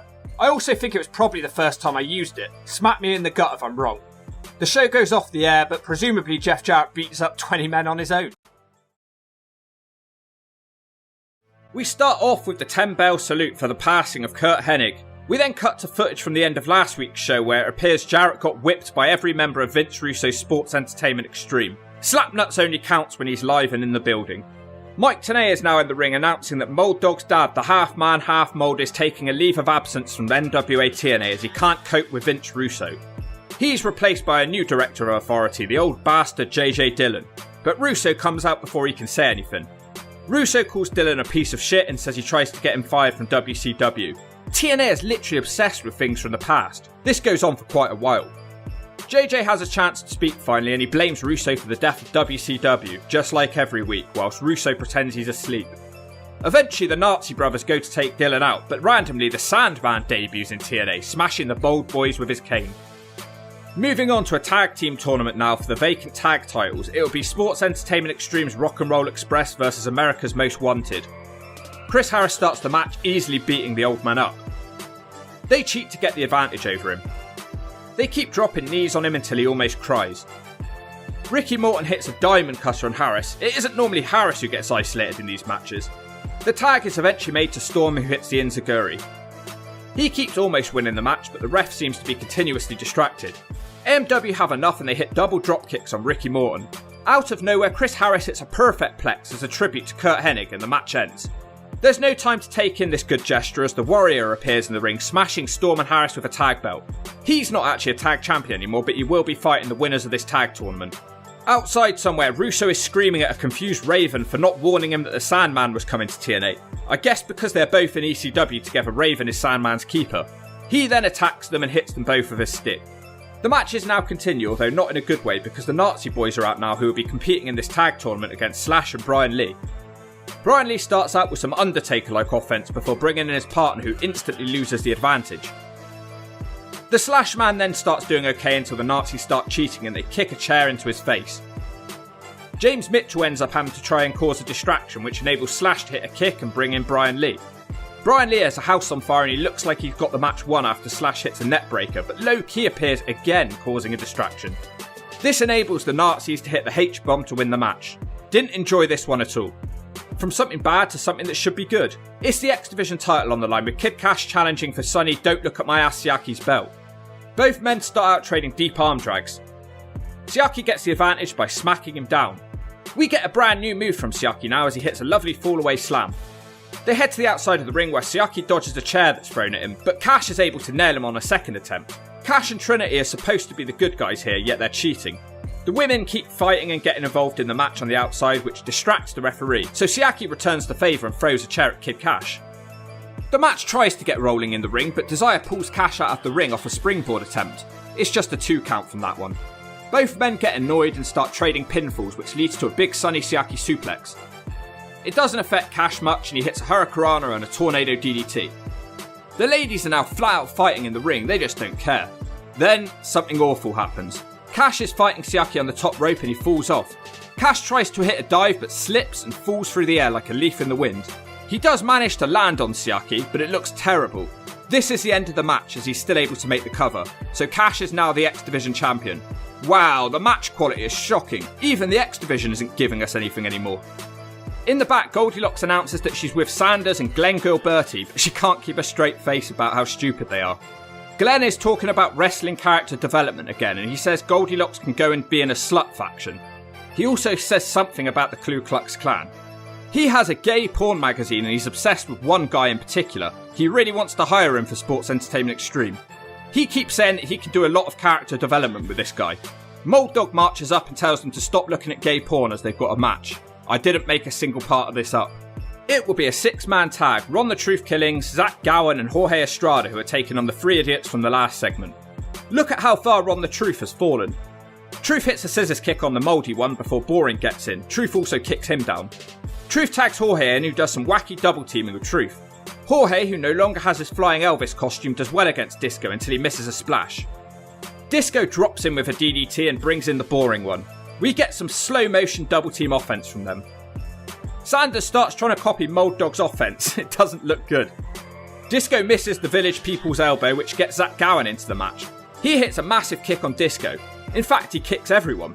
He then tries a springboard kick, but he gets pulled to the ground on the outside. Moldy starts to enjoy this match now as he keeps kicking the one-legged wonder down. He gets distracted by his stupid referee brother after a few minutes and Zach hits the moonsault from the top on him. Truth is now in, who is apparently the only man who has a chance in this match. He's left in the ring alone with beyond boring Mike Sanders, where he's able to hit his finisher. The back, sack and crack. Say it twice or I'll give you a smack. The match ends, it sucks. Goldilocks is in the back now with Raven, who looks confused. I guess no one told them that the camera was rolling. Raven starts talking about things that happened in ECW 6 years ago. He's then jumped by AJ Styles, who's been hiding in the car park. The Rock and Roll Express are also shown lying on the pavement like 2 druggy hobos. Time for our weekly roundup of the cage dancers. Well, I'm pleased to tell you that we actually have a new girl tonight. Unfortunately, her pupils are the size of a penny. Talking of drugs, next up it's Mike Tenay interviewing David Flair. He's sniffing like he has a cocaine addiction. He's complaining that his dad wasn't around to see him grow up. He also refuses to reveal what's in his sap. Low Key is out now for the 50th time tonight. He goes from not being on the show for weeks to being all over the show. We go to the back where Goldilocks is randomly with Steve Corino. Apparently they've been going to Japan as a team every week, but Steve Corino's finally had enough of Low Key's alignment with SEX. He keeps telling Low Key to look in his eyes, but they're so small I can barely see them. We haven't seen Steve Corino since the first episode of NWA TNA. What a random matchup we have here. Something weird happens in this one. Low Key throws the referee down and hits a rolling kick off his back. Corino isn't getting on well against the Warrior and he misses a drop kick and he gets an elbow. Low Key then gets a 2-off a suplex. The Warrior is really battering him in this one, but Corino gets back in it by stealing a page from Low Key's book. Corino then hits a nice release suplex which makes Low Key look like a small child. Corino sends him to the outside of the ring, but when Low Key comes back in he puts on the Dragon Sleeper. It doesn't last long and Corino gets a 2 count from a super kick. He gets another 2 from a net breaker, but then Low Key pokes the mouldy referee in the eyes and he gets DQ'd. The match is over before it had a chance to even get good. America's Most Wanted try and beat up Low Key after the match, but he runs away. The New Church are also running in the crowd looking for him. Low Key is a wanted man tonight. Goldilocks is in the back with Jerry Lynn and apparently some exciting news about the X Division. He talks about how bad the match quality is now and he says he's going to become the #1 contender for the X title. That match is up now. It's an 8-man elimination gauntlet match. Shark Boy versus the SATs. You know, there's something seriously wrong with these 2 guys. They literally have 0 personality. Are they twins? Also in this match is the king of the cab driver slam, David Young, Tony Mamaluke, Jimmy, don't let him near a mic rave, donate to the man that's brave, Paul London and Jerry Lynn. So we're starting with Shark Boy and an SAT. Sharky puts the SAT away in seconds with a deep sea drop. What a loser. NWA Impact brings you the Smack of the Week, sponsored by all new Blonde for Men. If you're a brown-haired Potter, put some blonde in it. It makes you look hotter. Alright, man, it's this greaseball, the SAT. Looks like he's got a twin on the outside of the ring. I'm taking craps bigger than this guy. He sends the Shark into the middle of the ring. He's in the corner. Sharky hits the boot. He's got him in the corner. He's going for the deep sea drop. The deep sea drop. The DSD. Game over for the greaseball, man. That was the NWA TNA Smack of the Week, sponsored by Blonde Just for Men. Get it? Got it? Shove it. The SAT's twin brother is in now. He hits the lowest impact swanton bomb I think I've ever seen, but it's just a 2 count. Dude, I was watching the NWA TNA show the other day, and this dude, the Spanish announce team, used my swanton bomb finishing maneuver, man, but it didn't finish. I'm going back to Carolina, and I'm going to tell my stoner friend Shannon all about you, man. Shark Boy also beats him with the deep sea drop. Shark Boy has more personality in his ass than these two could ever manage in their lives. Jimmy Rave is in now and he puts Shark Boy away with a driver. Tony Mamaluke comes in and he traps him in an armbar, but Rave makes the ropes. Mamaluke then hits a release suplex to eliminate him. This match sucks serious ass. Everyone is getting beaten in 20 seconds. The big man, David Young, is in now, but he gets taken down by some sort of chop block. David Young has now got a bad leg. Tony hits a shin breaker on a different leg before Young hits an overhead suplex in the corner. Tony Mamaluke tries a dive from the top rope, but he gets smashed with the cab driver slam, and he's out. Jerry Lynn is in now, who hits a TKO, but it doesn't hurt David Young much though, and he hits an atomic drop into the cab driver slam. David Young's leg is so bad he only gets a 2 count on Lynn. Young wants to hit a moonsault, but he misses that. Lynn puts on a half Boston, which doesn't make Young tap, but the STF does. Why was Jerry Lynn struggling so much against David Young? Paul London is in now, which is probably the only interesting thing about this match. London hits a Hurricanrana, but Lynn counters his next move with a Total World backbreaker. London comes close to winning with a cool net breaker variation. London keeps doing well and hits a spinning heel kick. The 2 counts continue for London with a gut wrench into a slam. Paul London, who looks like a young Michael McIntyre by the way, makes a mistake and he gets hit with a sunset flip powerbomb for a 2.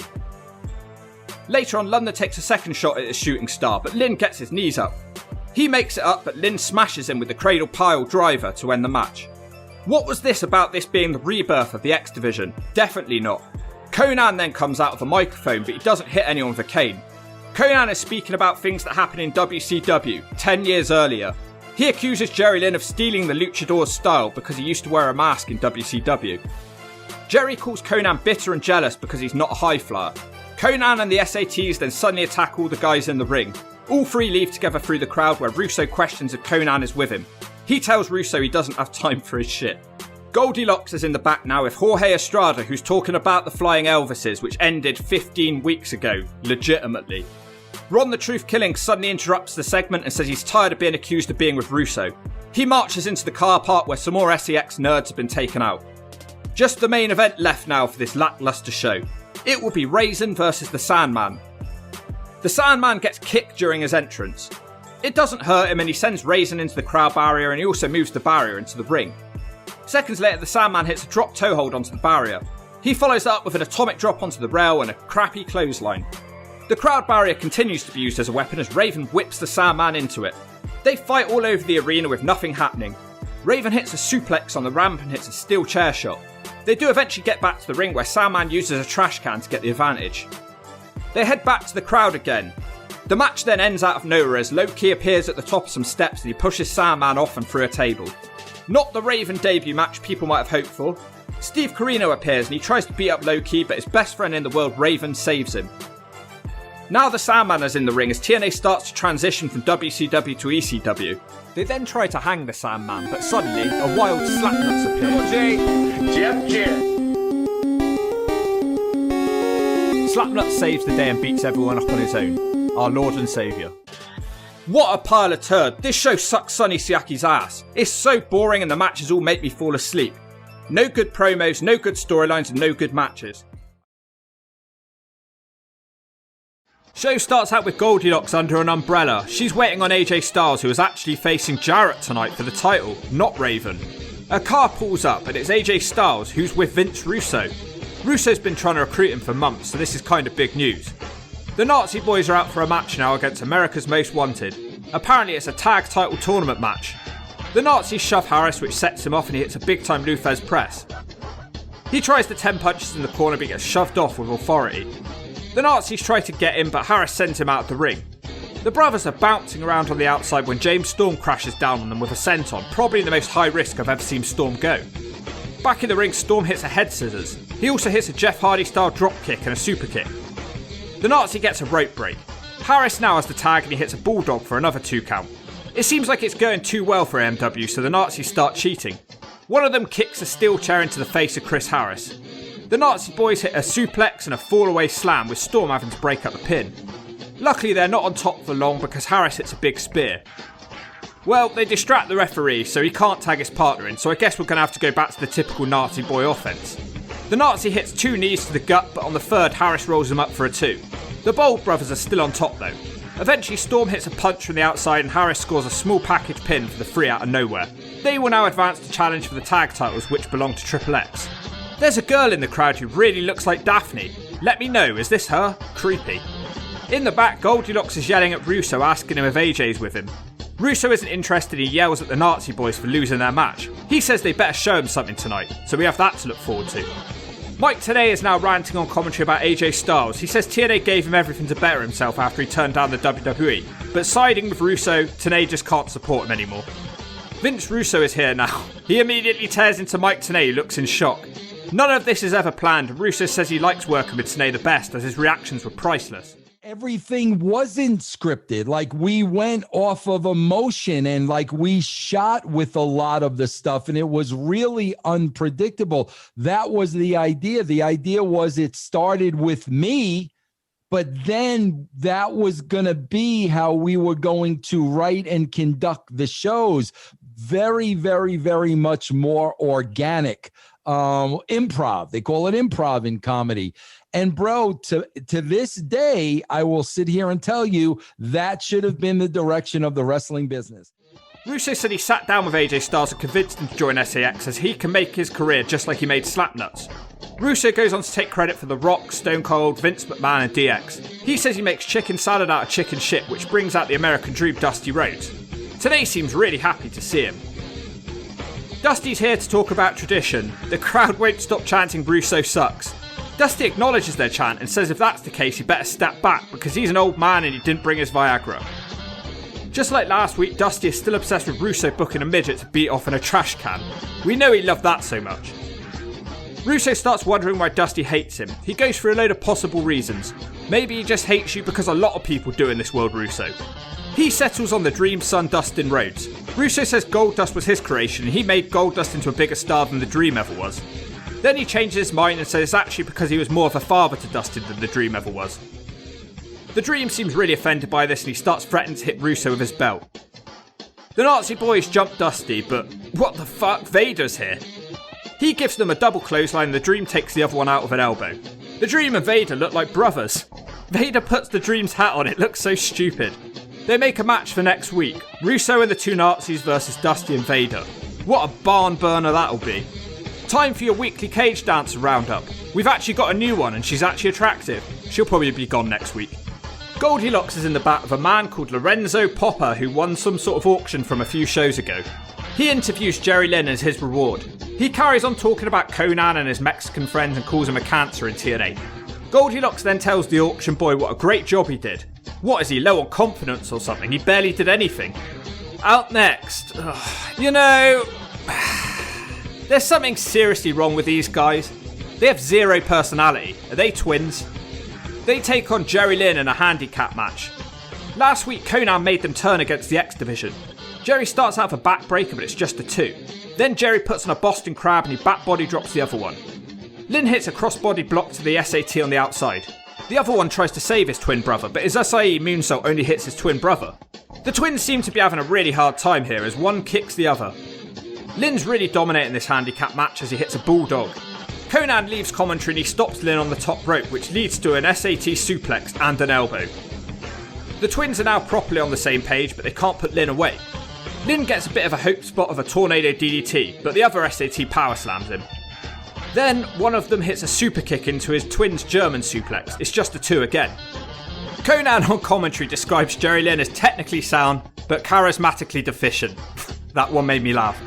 Next up they hit a twin bulldog for another 2. Eventually the twins crash into each other again and Lynn hits a TKO, but it's still somehow not over. Lynn goes for the pile driver, but that attempt gets broken up. Jerry Lynn has to fight off a Spanish fly attempt from the top as both twins land back first in the ring. Lynn makes the cover and his music starts playing, but it's apparently just the two. Then we get the most convoluted spot I've seen in a while. I saw this a couple of months ago. Anyone who has me on Instagram will tell you how stupid I think this was. Lynn wants the pile driver, but the other twin saves his partner and carries him as Lynn hits a dropkick from behind, causing one twin to pile drive the other. Lynn hits the cradle pile driver on the other one and it's over. A decent match, but nowhere near as good as the early days in TNA. Conan chases Lynn away with a riding crop. Why he has one, I have no idea. In the back, Raven's with Goldilocks. He interviews himself and he talks about his parents hating him. He then says he met a woman called Laurie and his life finally became nice as he had a loving family. For those of you who don't know, he's talking about an ECW storyline with the Sandman from 1996. This was always TNA's problem through the years. They didn't know if they were trying to be WWE, WCW, or in this case, ECW. Vince Russo is in the back with Sonny. Don't look at my ass, Siaki. He's telling him not to worry about tonight as he's the ace in the hole. Mortimer Plumtree blocks Russo from getting in his car and he's begging him about something. In the ring now, the Disco Inferno is talking about wrestling gimmicks. He starts talking about how stupid the gimmick is of Jim Duggan. He says he prefers wrestling gimmicks to be based in reality and he'd like to introduce us to his new creation and the newest member of Sports Entertainment Extreme, Disgraceland. It's great to see the Elvis costume again. By the way, help us get to 100k subscribers or I'll rip out your teeth with pliers. But this is actually just a WCW jobber called Luther Biggs dressed in Jorge Estrada's Elvis costume, eating a sandwich. Sanders is on commentary, so it makes me want to jump out of my window. He takes on Shark Boy. Disgraceland slams Shark Boy but then he eats a dropkick and he does a lot of eating. He fights back with a backbreaker. Sanders and Tanea are arguing about what it takes to create a wrestler. Disgraceland takes a break to eat a sandwich and they fight on the outside of the ring. Disco gives him another sandwich and he eats with his mouth open. He's distracted by his sandwich, so Shark Boy fights back. They come back to the ring, but Disgraceland chops him down whilst looking out of breath. Disgraceland fails to connect on a top rope leg drop and Shark Boy hits a springboard clothesline. The commentary team are now talking about the Invisible Man and a gimmick involving Martians. Mike Tenay would fit into that one with the size of his head. The Shark Boy tries to hit the deep sea drop, but Disgraceland is too fat and he turns it into a swinging net breaker to end the match. He celebrates by eating his sandwich again. They say, just like Elvis, Disgraceland is a pill-popping drug addict. Jorge Estrada suddenly appears on the top rope and he takes out Sanders and Disgraceland before a 3-on-1 beatdown starts. Disgraceland hits his finisher 2 more times. By doing this, he's already more memorable and successful than Wes Briscoe and Garrett Bischoff ever were. Estrada is kidnapped and taken to the SEX locker room. They flush his head down the toilet in their filthy locker room. It's over. Up next, it's Goldilocks interviewing JJ Dillon, who is an old bastard and he's also the TNA management figure. He barely ever turns up on the show. He says he can't believe AJ Styles has sided with Russo.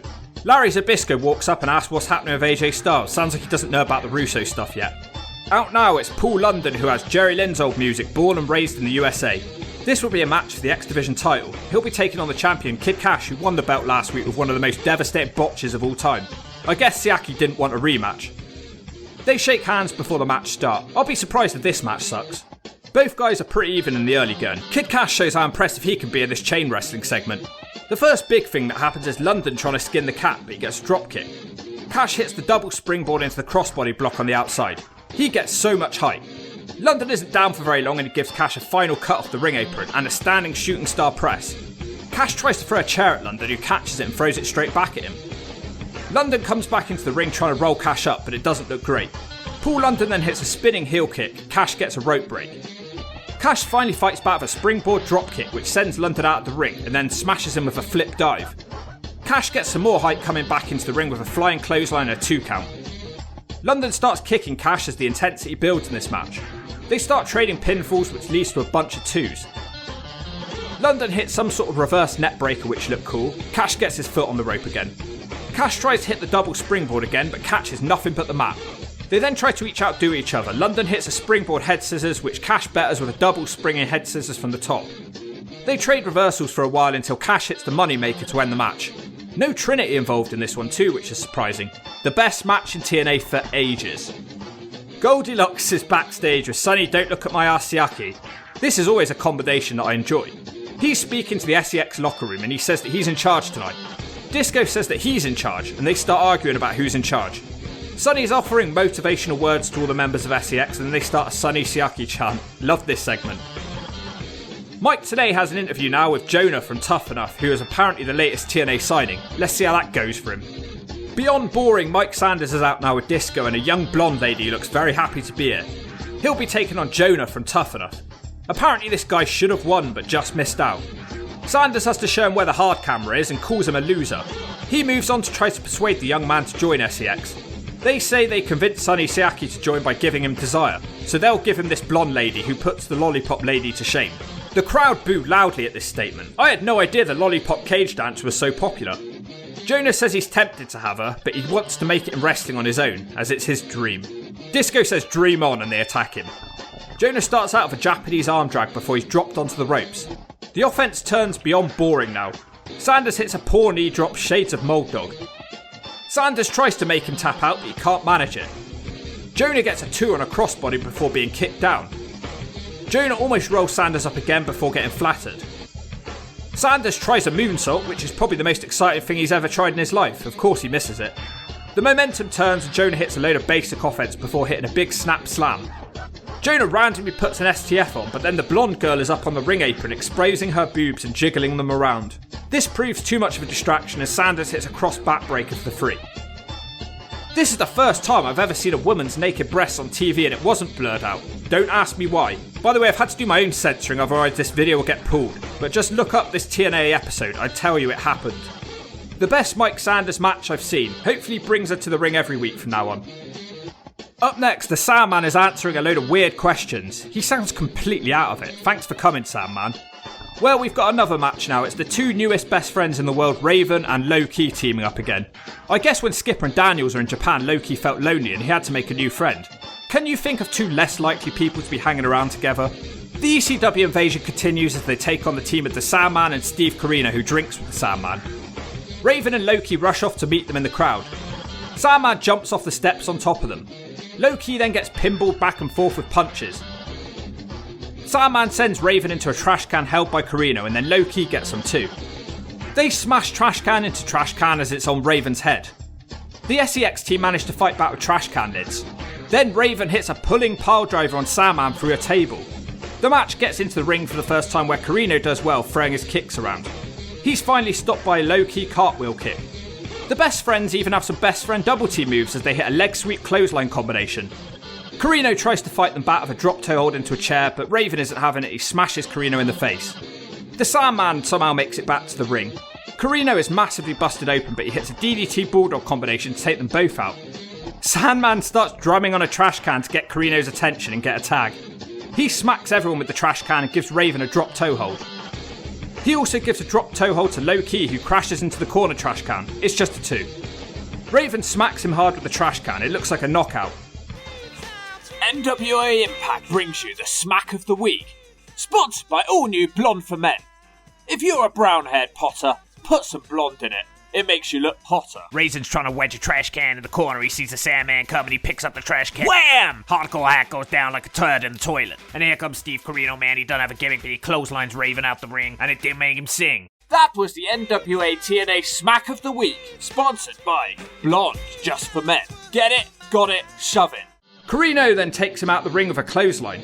Nice move up next as Low-Ki tries to hit a 619 to Corino on the outside, but he misses and gets a Russian leg sweep with the cane. Somehow Low-Ki kicks out of that. Raven then hits the Raven effect on Sandman and it's over. It's not going well for the Sandman in TNA so far, but I really enjoyed that match. This show's surprising me. If I wasn't entertained enough, we now get an AJ Styles promo package telling people to zip it. Apparently, he told Ricky the Dragon Steamboat to zip it. Jeff, Jarrett, zip it! Ricky the Dragon Steamboat comes up to me and says, "Kid, you're gonna be great." Looked at him and said, "Zip it!" We've got the main event now. That very man AJ Styles will be challenging for the world title for the first ever time. Despite all the managers who want to have him, he's surprisingly on his own here. He takes on the champion.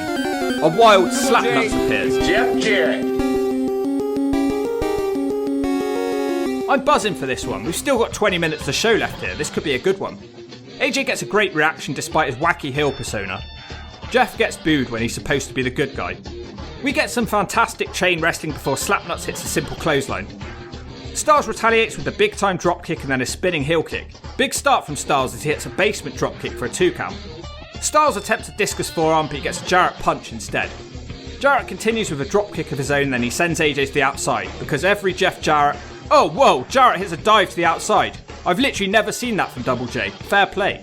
Jarrett sends AJ into the rail as the crowd are at fever pitch. We come back to the ring where Styles is back in control of this one. Styles starts getting cocky, but he probably shouldn't against someone with a record like Slapnuts. AJ tries a Hurricanrana, but Jarrett powerbombs him. Jarrett throws AJ into the air miles up and then knees him. Larry Zbyszko limps out to the ring to watch the match. He helps AJ when Jeff attempts a superplex, and AJ nails Slappy with a sunset flip powerbomb. Larry helps Styles yet again, and the ref warns him to stop. In the corner, AJ does a float over and hits a massive kick to the temple of Slapnuts. AJ has the ref distracted while Zbyszko smacks Jarrett with the brass knuckles. Somehow Jeff kicks out. The old bastard JJ Dillon sends the living legend to the back. AJ's been wacky again, he tries a figure 4, but Jeff rolls him up for a 2. Styles is back on top now with a springboard sleeper hold. Never seen that before. It's not over though because we get a ref bump. Jarrett hits the stroke, but the ref is out. A second one suddenly appears, but Styles kicks out the pin. Suddenly, Styles sweeps out Jarrett's legs and he puts on an Indian deathlock, which Jeff powers out of almost immediately. Then there's a second ref bump. The Nazi boys appear in the ring and they nail the H-bomb on Slapnuts. Vader tries to get in the ring, but he can't quite make it, and Dusty joins him and the 4 big boys brawl in and out of the ring. Jarrett seems to be out now and AJ makes a cover as the referee wakes up, but again Slapnuts kicks out. AJ rolls him up and turns it into the Styles Clash. Jarrett kicks out of the Styles Clash. What the fuck? This is getting silly now. Brass knuckles, Nazis and a Styles Clash, and Jarrett's still alive. AJ tries to nail him from the top, but Slapnuts catches him with a rock bottom. Sonny, don't look at my ass, Siaki is now in the ring. He hits 2 Siakalypses to Jarrett. Surely it's over. No, AJ takes him out of the Styles Clash. He's not with SEX after all. AJ's on the top rope where Jeff hits a top rope stroke for the 3. Bear in mind, this is seconds after getting nailed twice with someone's finisher. Great match, but come on, Slapnuts. We end the show with Russo in a car saying he has to end this feud with Jarrett. He's going to Jarrett's home to have a sit down with Jeff's family. This is not really a flattering camera angle for Russo. Jason Cross is here. I have no idea what he's done to deserve a title match, and he takes on Kid Cash, the champion. For some reason, they keep saying that Cash's finisher is the Hurricanrana, despite him always finishing the match with a moneymaker. It's not hard, is it? Apparently, Jason Cross has just returned from a broken hand, and he gets booed by the crowd. They move at 1,000,000 miles an hour for a while. Jason Cross seems to be getting the better of it all. Cross scores the first big knockdown with a super kick for a 2. They both keep reversing hip tosses until Cash goes to the ring apron and Cross drop kicks him. Cross smashes down on top of him from the ring. Cash throws a chair which Cross catches and throws it back, but Cash dodges and the babyface Cash smashes him with the chair. Cash comes back to the ring with a top rope clothesline. Jason Cross hits the Crossroads for another 2. Cash fights back with a fisherman into the knee. I love that move every time I see it. Jason Cross hits an Inzaguri kick and he's looking for the crossfire, but Cash moves. Ouch, that one looks painful. Cash hits the double springboard into the Hurricanrana followed by a massive tornado DDT.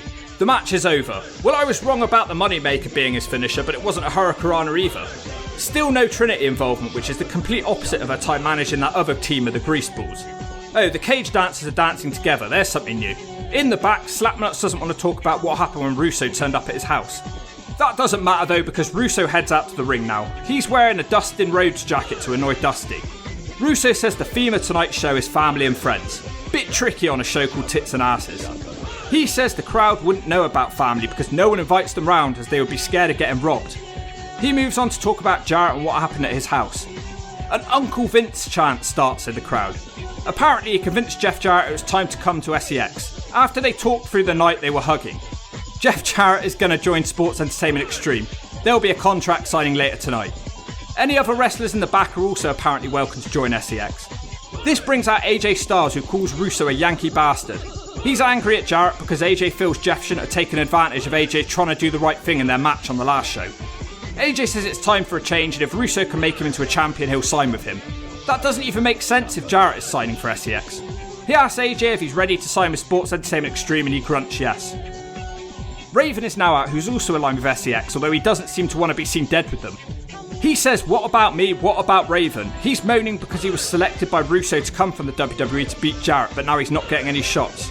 He refuses to stand in line behind an X Division midget. Russo is apparently annoyed at him because all the ex-ECW guys followed Raven to TNA. Raven randomly says that AJ couldn't even beat the Sandman, completely random statement. They then proceed to have another amazing promo, and AJ says zip it. Let's face it, as soon as he gets his cane and a garbage can and a table and starts beating you upside the head, you're gonna be crying. Zip it! This is the second time this has happened between these two. Raven tells him he could beat one of AJ's X Division friends, but AJ says he can't because he's too fat. AJ will have to face the Sandman tonight, and it looks like Raven's going to face an X Division guy. Either way, these two have quality segments together. What are you, the new spokesmodel for Maybelline? What is it, Raveline? Completely randomly, AMW come out. These are two guys who have really suffered since the SEX storyline started. Harris says that everyone's forgotten about the tag division. He's not lying. Harris says that MW aren't like the WCW rejects in SEX, except they are rejects. Russo calls Storm the Dirt Road Cowboy. I love this segment so much. AMW are meant to be having a tag team title match tonight, but Triple X haven't turned up, so it can't happen. They want to beat up Russo instead, but instead they get Raven. Then, the Hot Shots appear in the ring. They're a team of a blonde CM Punk and a depressed version of Shane Douglas. The Hot Shots have now joined Sports Entertainment Extreme. Don West says that the locker room's getting way too crowded. He's right. Goldilocks is in the back asking Dusty if Jarrett's really joined Russo. Dusty says no and rants at Russo for stealing his son's stupid jacket. Dusty moves on to call Vader ugly and he says it's Vader time. Out next, Simon Diamond and Johnny Swing are in a tag match against Slash and Brian Lee. This new cage dancer really likes their music. They're managed by Father James Mitchell, a potential hero of Baroud. The new church are massively over nowadays. The Slash Man gets the better of Diamond and does a running stomp in the corner. He also throws Swinger on top of him and stomps on him too. Brian Lee launches Swinger out the ring, big time. Then the two ex-ECW guys are thrown together on the outside. Back in the ring, Diamond hits a super kick and Swinger hits a clothesline, but it's not over because the ref is distracted. Diamond and Swinger hit some double team offense on the Slash Man. It's not going well for the new church as Brian Lee crashes into his own partner. Simon Diamond is in now and he hits multiple suplexes. Slash needs a tag as bad as he needs a bath. Slash does land a desperation suplex, but he can't get his partner in. The Slash Man does make the tag, but then the ref misses it. Brian Lee has a quick flurry of offense before the ref forces him out of the ring. Swinger nails the Slash Man with a steel chair, but he still can't be pinned. Eventually, Brian Lee has enough of it all and he hits Swinger and Diamond with a spike. Slash hits a net breaker and this match is done. Evil prevails. Thank you to our God and Saviour, Father James Mitchell, who makes dreams come true. In the back, Goldilocks is in Jeff Jarrett's locker room harassing him. Jeff is dressed like a predator. Jarrett pretty much says Russo is a good guy and he reveals that he's wearing a Sports Entertainment t-shirt. Mike Tenay is in the back interviewing Sanders and Gilberti about wrestling character development. Disco is taking credit for the increase in TNA buy rates. Mike Tenay asks Beyond Boring to name the great wrestlers he's hired over the years. Sanders threatens to smack him for being sarcastic, and sarcastically says to bring Kamala and Jim Duggan to TNA. Disco says they're trying to get back the wrestling fans who disappeared after the Monday Night Wars by being different. I kind of understand that statement. Disco says he's a TV character and he's trying to be over the top, and he says traditional wrestlers are boring. The Hot Shots are now here with Sanders and Gilberti. They take on AMW, who rush to the ring to kill them. Storm starts out with a lot of fire on Shane Douglas Jr. before Harris comes in. Storm and Harris hit a missile dropkick into a spinebuster and then a catapult in the corner. They also throw one hot shot into the other. It looks like this one's almost over. Harris elevates Storm to the outside to take the Hot Shots out even more. Harris hits a big time suplex on the blonde CM Punk before the Hot Shots cheat to get the advantage. They sandwich Harris with drop kicks. Cassidy O'Reilly hits a pretty nice moonsault from the top for a 2, to be fair. James Storm gets the tag after a long time and he hits a head scissors. Then he dodges a Shane Douglas Jr.'s kick and then he hits one of his own.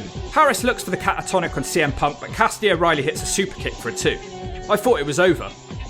O'Reilly tries a dive from the corner, but instead he gets a Storm kick. The nerds on the outside get involved, but Harris hits the catatonic anyway. The ref is distracted and Disco hits a sort of double axe from the top. I thought it was over again, but Harris kicks out. Storm's back in now and he gives O'Reilly the 8-second ride to end the match, which I believe is the first time it's ever ended a match. Sonny Siaki is in the back telling Goldilocks that he's in charge. He calls the Nazi boys Tweedledee and Tweedledum. He tells them to beat Dusty Rhodes and Vader as their 200-year-olds. The Hot Shots arrive and Siaki says, "You've got to be kidding me." He starts giving Raven advice for his match, who says whatever. Raven has just emerged from the lavatory, but he doesn't wash his hands, and Sonny rightfully points out that you can't have your hands covered in bird turd. Raven is out now to take on someone from the X Division. The man he'll be taking on is Julio De Niro, who is making his TNA debut. Not really a typical X Division wrestler, but why would Styles choose him in the first place? That's what I want to know. Julio hits a head scissors. Then he starts doing uppercuts and he forces Raven to the ground. Julio hits a beautiful kick on Raven for a 2 count. His run off offense is stopped after he misses a moonsault. Raven gets him outside the ring and gives him the Russian leg sweep into the guardrail. Eventually De Niro gets a hope spot with a bad looking sky high and they have a double down. De Niro is now back in, he picks Raven up with a pump handle and slams him backwards. He gets another 2 on what I think was supposed to be a belly to belly. Then there's a ref bump and De Niro hits the super kick. AJ Styles comes out to watch the match. For some reason he knocks De Niro off the top rope. Raven effect and it's over. Styles comes face to face with Raven in the ring, but Raven seems too winded to really respond. Goldilocks interviews Conan now, who's raging a war against Jerry Lynn in the X Division. He tells her that she should be bound down to him if she knows what he means. He makes an excuse for his twins losing on the last show and says that the next guy he's bringing in is the real deal. Up walks the Juice, who is bouncing around with happiness. The crowd are going nuts in the background. Conan is ranting that the Juice never gets any credit whilst pretty much blocking him out of the shot. The Juice is out now with Conan to take on Jerry Lynn.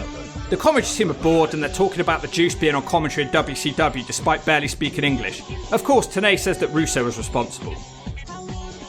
Guerrero hits a head scissors, but Lynn hits a backbreaker, so they're even, I guess. Lynn picks him up with the gory special, which Juventud fights off and hits a head scissors. Lynn hits a total will. This match is going nicely as Juventud hits a big kick to the chest. Lynn drops him on the ropes, nutsack first, which seems to wake his opponent up. The Juice hits a basement dropkick and then he lands a DDT which sends Lynn out the ring and Hoover hits a springboard sent onto the outside. He tries to bring Lynn back in but he drops him across the ropes and dropkicks his back. Both men start countering each other which ends with a sit-out suplex from the Juice. Both men are down and shattered now. When they get up, Juice hits a spinning sit-out powerbomb for another 2. They both trade about 10 2-count pins. Then Hoover lands on his feet from a suplex. He gives Lynn a bulldog which she kicks out of again.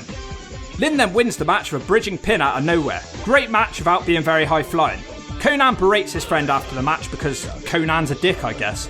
The Juice doesn't take any shit and he shoves Conan back. Goldilocks is in the back with Sonny, don't look at my ass Siaki again. She asks him where Russo is but he says he doesn't know when he's coming back. The albino Harry Potter walks up who still exists for some reason. Siaki tells him don't call us, we'll call you. The wacky AJ Styles is out now for a hardcore match against the Sandman. The Sandman dances with Lollipop in the cage and then he kisses her whilst grabbing her ass. She licks her lollipop to get his taste out of her mouth. I'm interested to see who the crowd are going to root for here. The Sandman's whole entrance is the best in TNA history, I'll say that for him. He's spraying beer all over everyone. Styles eventually has enough and he dives down on top of the Sandman for the ring. Styles proceeds to try and have a wrestling match with the Sandman. This goes on for quite a while. Sandman makes it to his feet but Styles kicks him back down. Weapons come into the match now. AJ throws a trash can into the ring, hitting the Sandman. AJ is quickly sent into the trash can as the Sandman gathers a table and he sets it up on the outside. AJ fights back and sets him up on the table. He tries to dive from the top of the splash but Sandman moves and Styles is now dead. The Sandman has his little cane now but Styles isn't dead and he starts jumping the cane and then he kicks the Sandman. AJ looks for the Styles clash but it's countered with a Singapore cane. Sandman is fully on top and he catapults AJ into a trash can. The referee is knocked down, but nothing happens. The ref now wakes up and Hack is looking for the top rope Hurricanrana, but now, Raven chooses to run in now. He attacks the Sandman. AJ hits the Styles Clash with the top rope. The whole impact is on Sandman's knees. How is that not a broken leg? I think Raven missed his cue to run in, but whatever, entertaining match. Raven is ranting somewhere in the darkness. He says his whole goal and purpose was to win the TNA title, but the Sandman has got in his way. Next week he will get rid of him in a Raven's Clockwork Orange House of Fun match. Just the main event now and I have no idea what to expect in this one. It's the Nazi brothers versus the team of the American Dream and Vader. The Dream cuts a promo telling Sonny Siaki and Desire to leave ringside. They were apparently trained by him at some point. Tenay reminds us that if we've turned in to see a wrestling match we've come to the wrong place. Vader starts the match with the Nazi and he splashes him in the corner and then he nails a massive overhead belly to belly. He hits a splash for a 2 count. How did the Nazi kick out? The truth is shown watching in the crowd, we haven't seen him for a while. The ref completely loses control of the match as Dusty is split open on the outside. Dusty's in the ring bleeding like a stuffed pig. He hits some elbows and brings Vader in. He clotheslines the Nazis down and hits a corner splash. Siaki randomly tries to run into the ring but he gets a bionic elbow. The ref throws the match out. Vader says screw it and he splashes Siaki anyway from the middle rope. Desire is now in the ring and Dusty gives her a beating on her ass. Now Nikita Koloff is out wearing a beanie and a yellow jacket. Dusty gives Koloff an elbow and he bells. In the back, Goldilocks is with the Sandman. He's trying to drink with his ECW boys. Sandman is thinking about quitting and they're trying to persuade him to stay. They're moaning about Raven leaving ECW for WWE in '99. What a strange segment.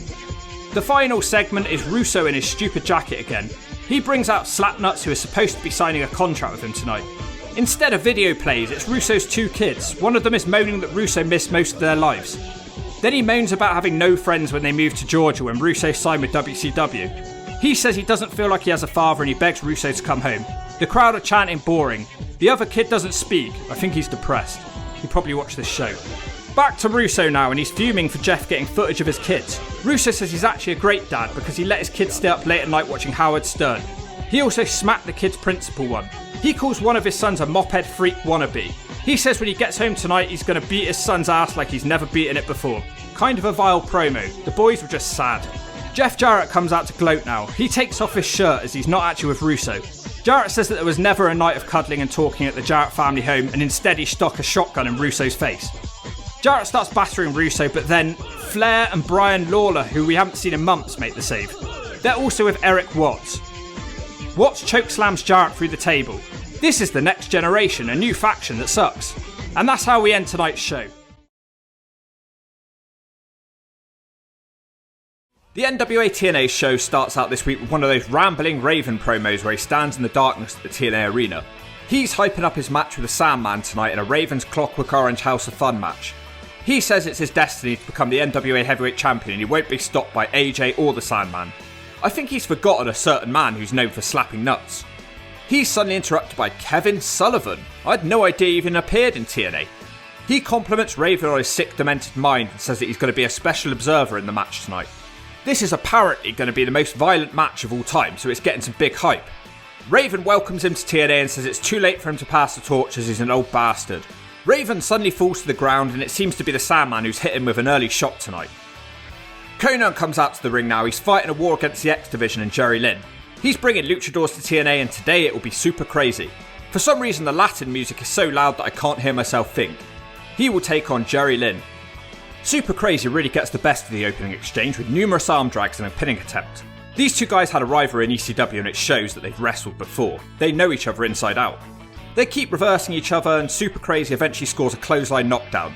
Lynn isn't phased and he reverses a powerbomb and then he takes Crazy out the ring with a head scissors. He tries to come back into the ring but Lynn drop kicks him and then dives off the apron with a Hurricanrana. Super Crazy does a 10 punch in the corner and the crowd chant the numbers in Spanish. The chanting doesn't help him and Lynn springs off the ropes with a tornado DDT. They start running about, which ends with Crazy giving Lynn a spinning heel kick. Then, with Lynn on the outside, Crazy gives him a springboard acai moonsault. Super Crazy's really having a good match. He gives Lynn a lionsault back in the ring, but just comes up short. Completely against the run of play, Jerry Lynn hits the TKO for a 2 count of his own. Lynn wants to finish this one off, but Conan gets on the ring apron. Crazy gives him a basement drop kick and a top rope lionsault. It's somehow just another 2. Good match we've got going here. Super Crazy gives Lynn a tornado DDT and then picks him up straight away with a sit-out powerbomb. Lynn kicks out again. This is getting ridiculous now. He must think he's a certain other blonde-haired wrestler. Jerry Lynn then wins with a roll-up seconds later. He barely hit a move in this match. Probably a better match than the Hooventoot one last week. Conan dumps in his nappy of anger as he's desperate to beat Jerry Lynn. He slaps Super Crazy but he doesn't slap him back. We have a pre-recorded segment now. It's a sit-down interview of Mike Tenay and Vince Russo. Russo looks very sad because last week his children said they didn't like the way their dad had been raising them. He's fake crying and saying that wrestling doesn't mean much to him anymore and that he's done with the wrestling business.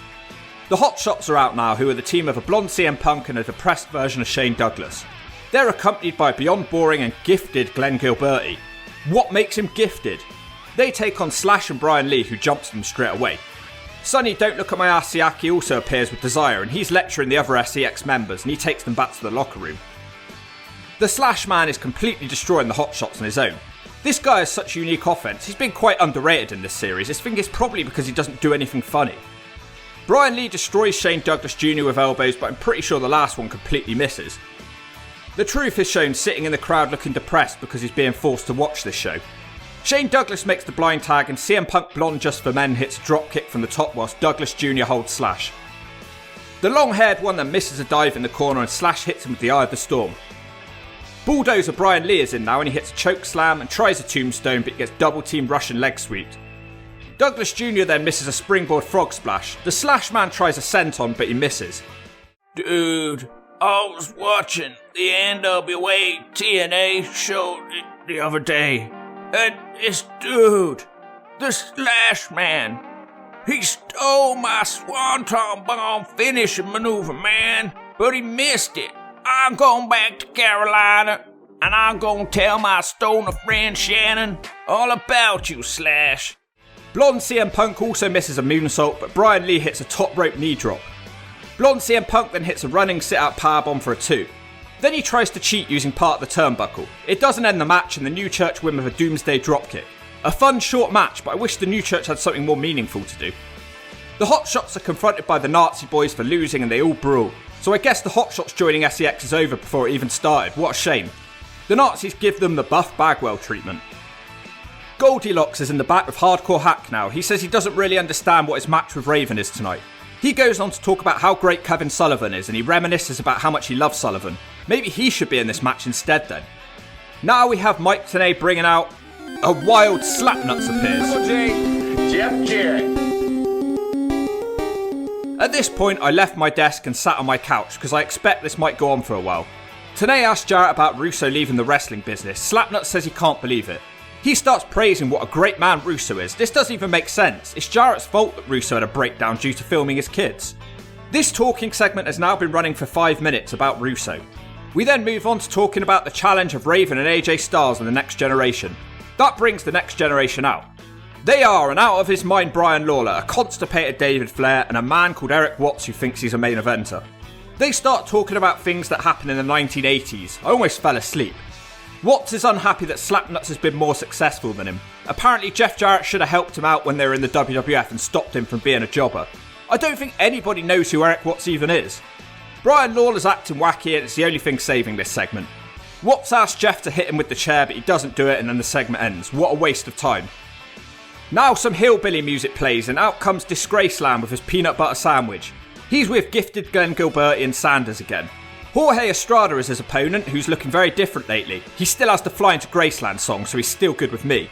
Just want to thank you all for helping us reach 75k subscribers. We've almost reached Graceland. So if you haven't done so already, become a subscriber, or I'll rip out your teeth with a plier. Jorge knocks Disgraceland down. Then Don't Look at My Ass Siaki appears again, saying they need to have another meeting, and Sanders and Disco leave the ring again. Disgraceland is upset that his little friends have left him and he gets booted in the chin. Jorge climbs up to the top rope but misses his frog splash. Disgraceland almost rolls him up from that. The big man then hits a slingshot suplex for another 2. Then he hits a bridging German suplex for yet another 2. Jorge then finally fights back. I'm surprised he's having so much trouble with Disgraceland. The Disgraced one tries a knee but Jorge turns it into a 2. Then Disgraceland gets his 50th 2 count with a pin. He tries a dancing axe from the middle rope but he gets a punch to the gut instead. Completely against the run of play, Estrada hits some sort of move for the 3. It looks like Jimmy Rave's Rock Around the World finisher. I hope you enjoyed Disgraceland in TNA because you'll never see him again. In the back, Siaki is trying to take control of SEX. Everyone is screaming and Flying to Graceland is playing so loudly I can't hear them. Disco calms them all down and says that he's in charge.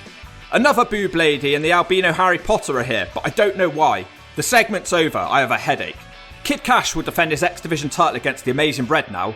This is when I decided to move back to my desk. Wait, why is there a superhero dancing in the stripper's cage? Who the hell is that? What, did they win a competition or something? It's good to see Amazing Red again, it's been a month or so at least. Red starts out with a boot to the gut and a bad looking splash in the corner. Cash sweeps his leg out but can't stamp on him as Red's too quick. They start arm dragging each other and they look pretty even. They trade off more arm drags to prove they're still even, I guess. Cash drop kicks him in the leg and he decides to ground the Amazing One. This trade-off now is incredible. Cash really has been a great X Division champion, but he has to bail to the outside. Red dives down on him from the ring. They both continue to try and throw chairs at each other, which ends with Cash winning the chair throwing contest. Cash comes back to the ring with a huge flying clothesline for a 2 count. Then during a replay, Amazing Red fights back at the Code Red. Cash isn't having it and he hits that nice fisherman suplex into a knee for a 2. Cash tries to fly again, but this time he gets stopped. Red actually superplexes him. Surprised it wasn't a Hurricanrana. Amazing Red tries a moonsault now, but Cash stops him and tries to German suplex him. Red flies through the air like a leaf in the wind. Somehow that's just a 2. Amazing Red isn't very hurt and he hits the 718 with Cash getting his foot on the ropes. Amazing Red then kicks Cash off the ring apron, but Red misses his dive. Instead he hits Trinity. Apparently Trinity saved Cash, but the camera doesn't show it. Red is still in this one. He hits a diving DDT and a standing shooting star. That's also just 2. Cash then hits the moneymaker for the win. They were extremely even, but the story here is what happened with Trinity. I believe this is the start of Kid Cash's heel turn, although he gives her a hug after the match, so we're not quite there yet. Goldilocks is now in the back trying to interview Jeff Jarrett, but AJ Styles bursts into the locker room screaming that he wants a rematch. AJ says if he doesn't give him one, he'll take it. Jarrett says he isn't taking shit. Jeff says he'll give him another shot, but on his own terms. Mike Tenay interviews America's Most Wanted now, who look like twins for some reason. They look really, really depressed and they're very subdued. Maybe their dogs died. They say they're the number 1 contenders for the tag titles, but instead of that, they're facing Gilberti and Sanders tonight. Harris says the only problem with the match tonight is that the fans at home are going to get up and leave the room. Well, at least TNA is self-aware. That match is now. I would leave the room too, but I kinda have to do this, don't I? AMW still look depressed on the way to the ring. They should roll straight through these 2 goons, but I know they won't beat Russo's boys with these. Boring tries a powerbomb, but he gets a Storm head scissors instead. They show the truth in the crowd again. Tenay says that the truth is crying. Is it any surprise that this guy is now worthless? He's gone from the champion to sitting crying in the crowd. I don't think we lost faith in him whatsoever. Gosh, bro, I think there were some family issues or something where he had to take some time off and then come back. I think it was something like that, bro. And anytime something like that happens and there's a pause in the program or there's a restart, man, you always take steps backwards and you always kill the momentum. I don't think anybody, I never lost faith in Ron Killings. I mean, I think there were some family issues or something at that time where he had to leave and then he came back, but I always thought Ron Killings was a great performer, bro. Storm levels Gilberti with the super kick and Harris comes in. He hits a bulldog and smacks Sanders one for being boring. Gifted Glenn Gilberti tries to mount a comeback but gets a Lou Fez press. Harris beats up the jobbers on his own and he throws Sanders out of the ring onto Disco. Storm also dives to the outside on top of them.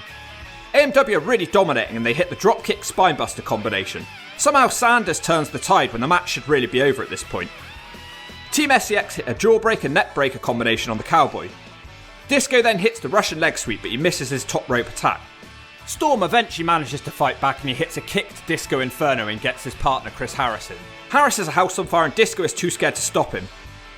The crowd are very distracted by something. Wait, what? Storm and Harris hit a spinebuster clothesline combination, but for some reason, Moondog Spot is here. That has to be one of the most random TNA appearances. This is certainly the height of random old bastards appearing on TNA. Harris has Sanders tapping out the sharpshooter, but Elix Skipper, who also loves Russo, hits him with a steel chair. Thank God Harris kicks out. Disco and Sanders both crash into each other and Harris hits the spear. Storm wants to hit a dive, but he gets shoved off by Skipper.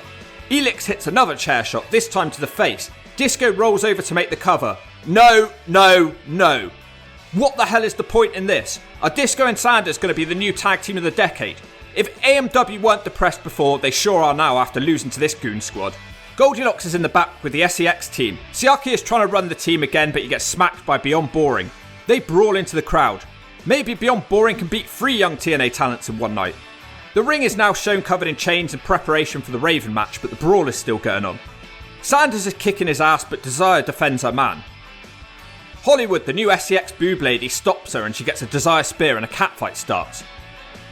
The Nazi boys play the peacekeepers here. You know you're in trouble when the Nazis are the peacekeepers.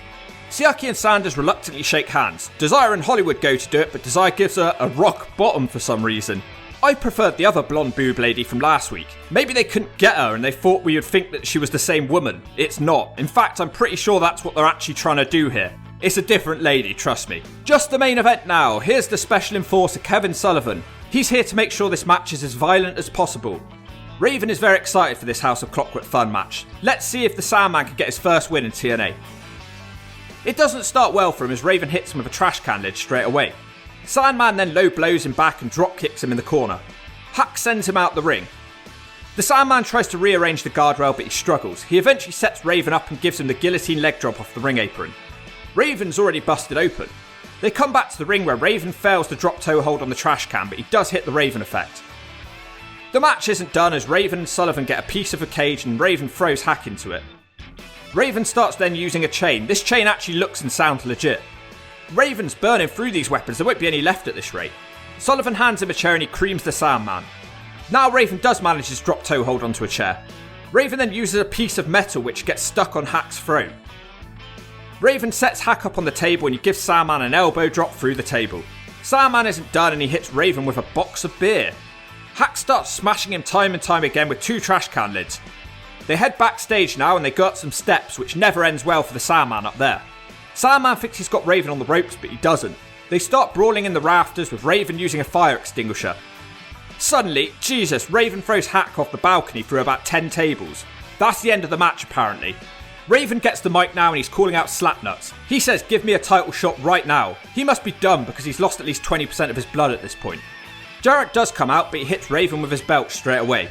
Slapnuts also smacks him with a kendo stick and a trash can lid. Jeff Jarrett is a hardcore Slapnuts tonight. AJ Styles appears and tries to hit Jeff with a chair, but Slappy dodges and he hits Raven instead. Now Brian Lawler and David Flair are in the ring. Jarrett steals Flair's burlap sack and he knocks them both down. Fake main eventer Eric Watts is also here and he hits Slappy with a baseball bat. The New Generation then triple team Slapnuts. They put the sack over his face and the deranged Brian Lawler laughs and hits a top rope leg drop.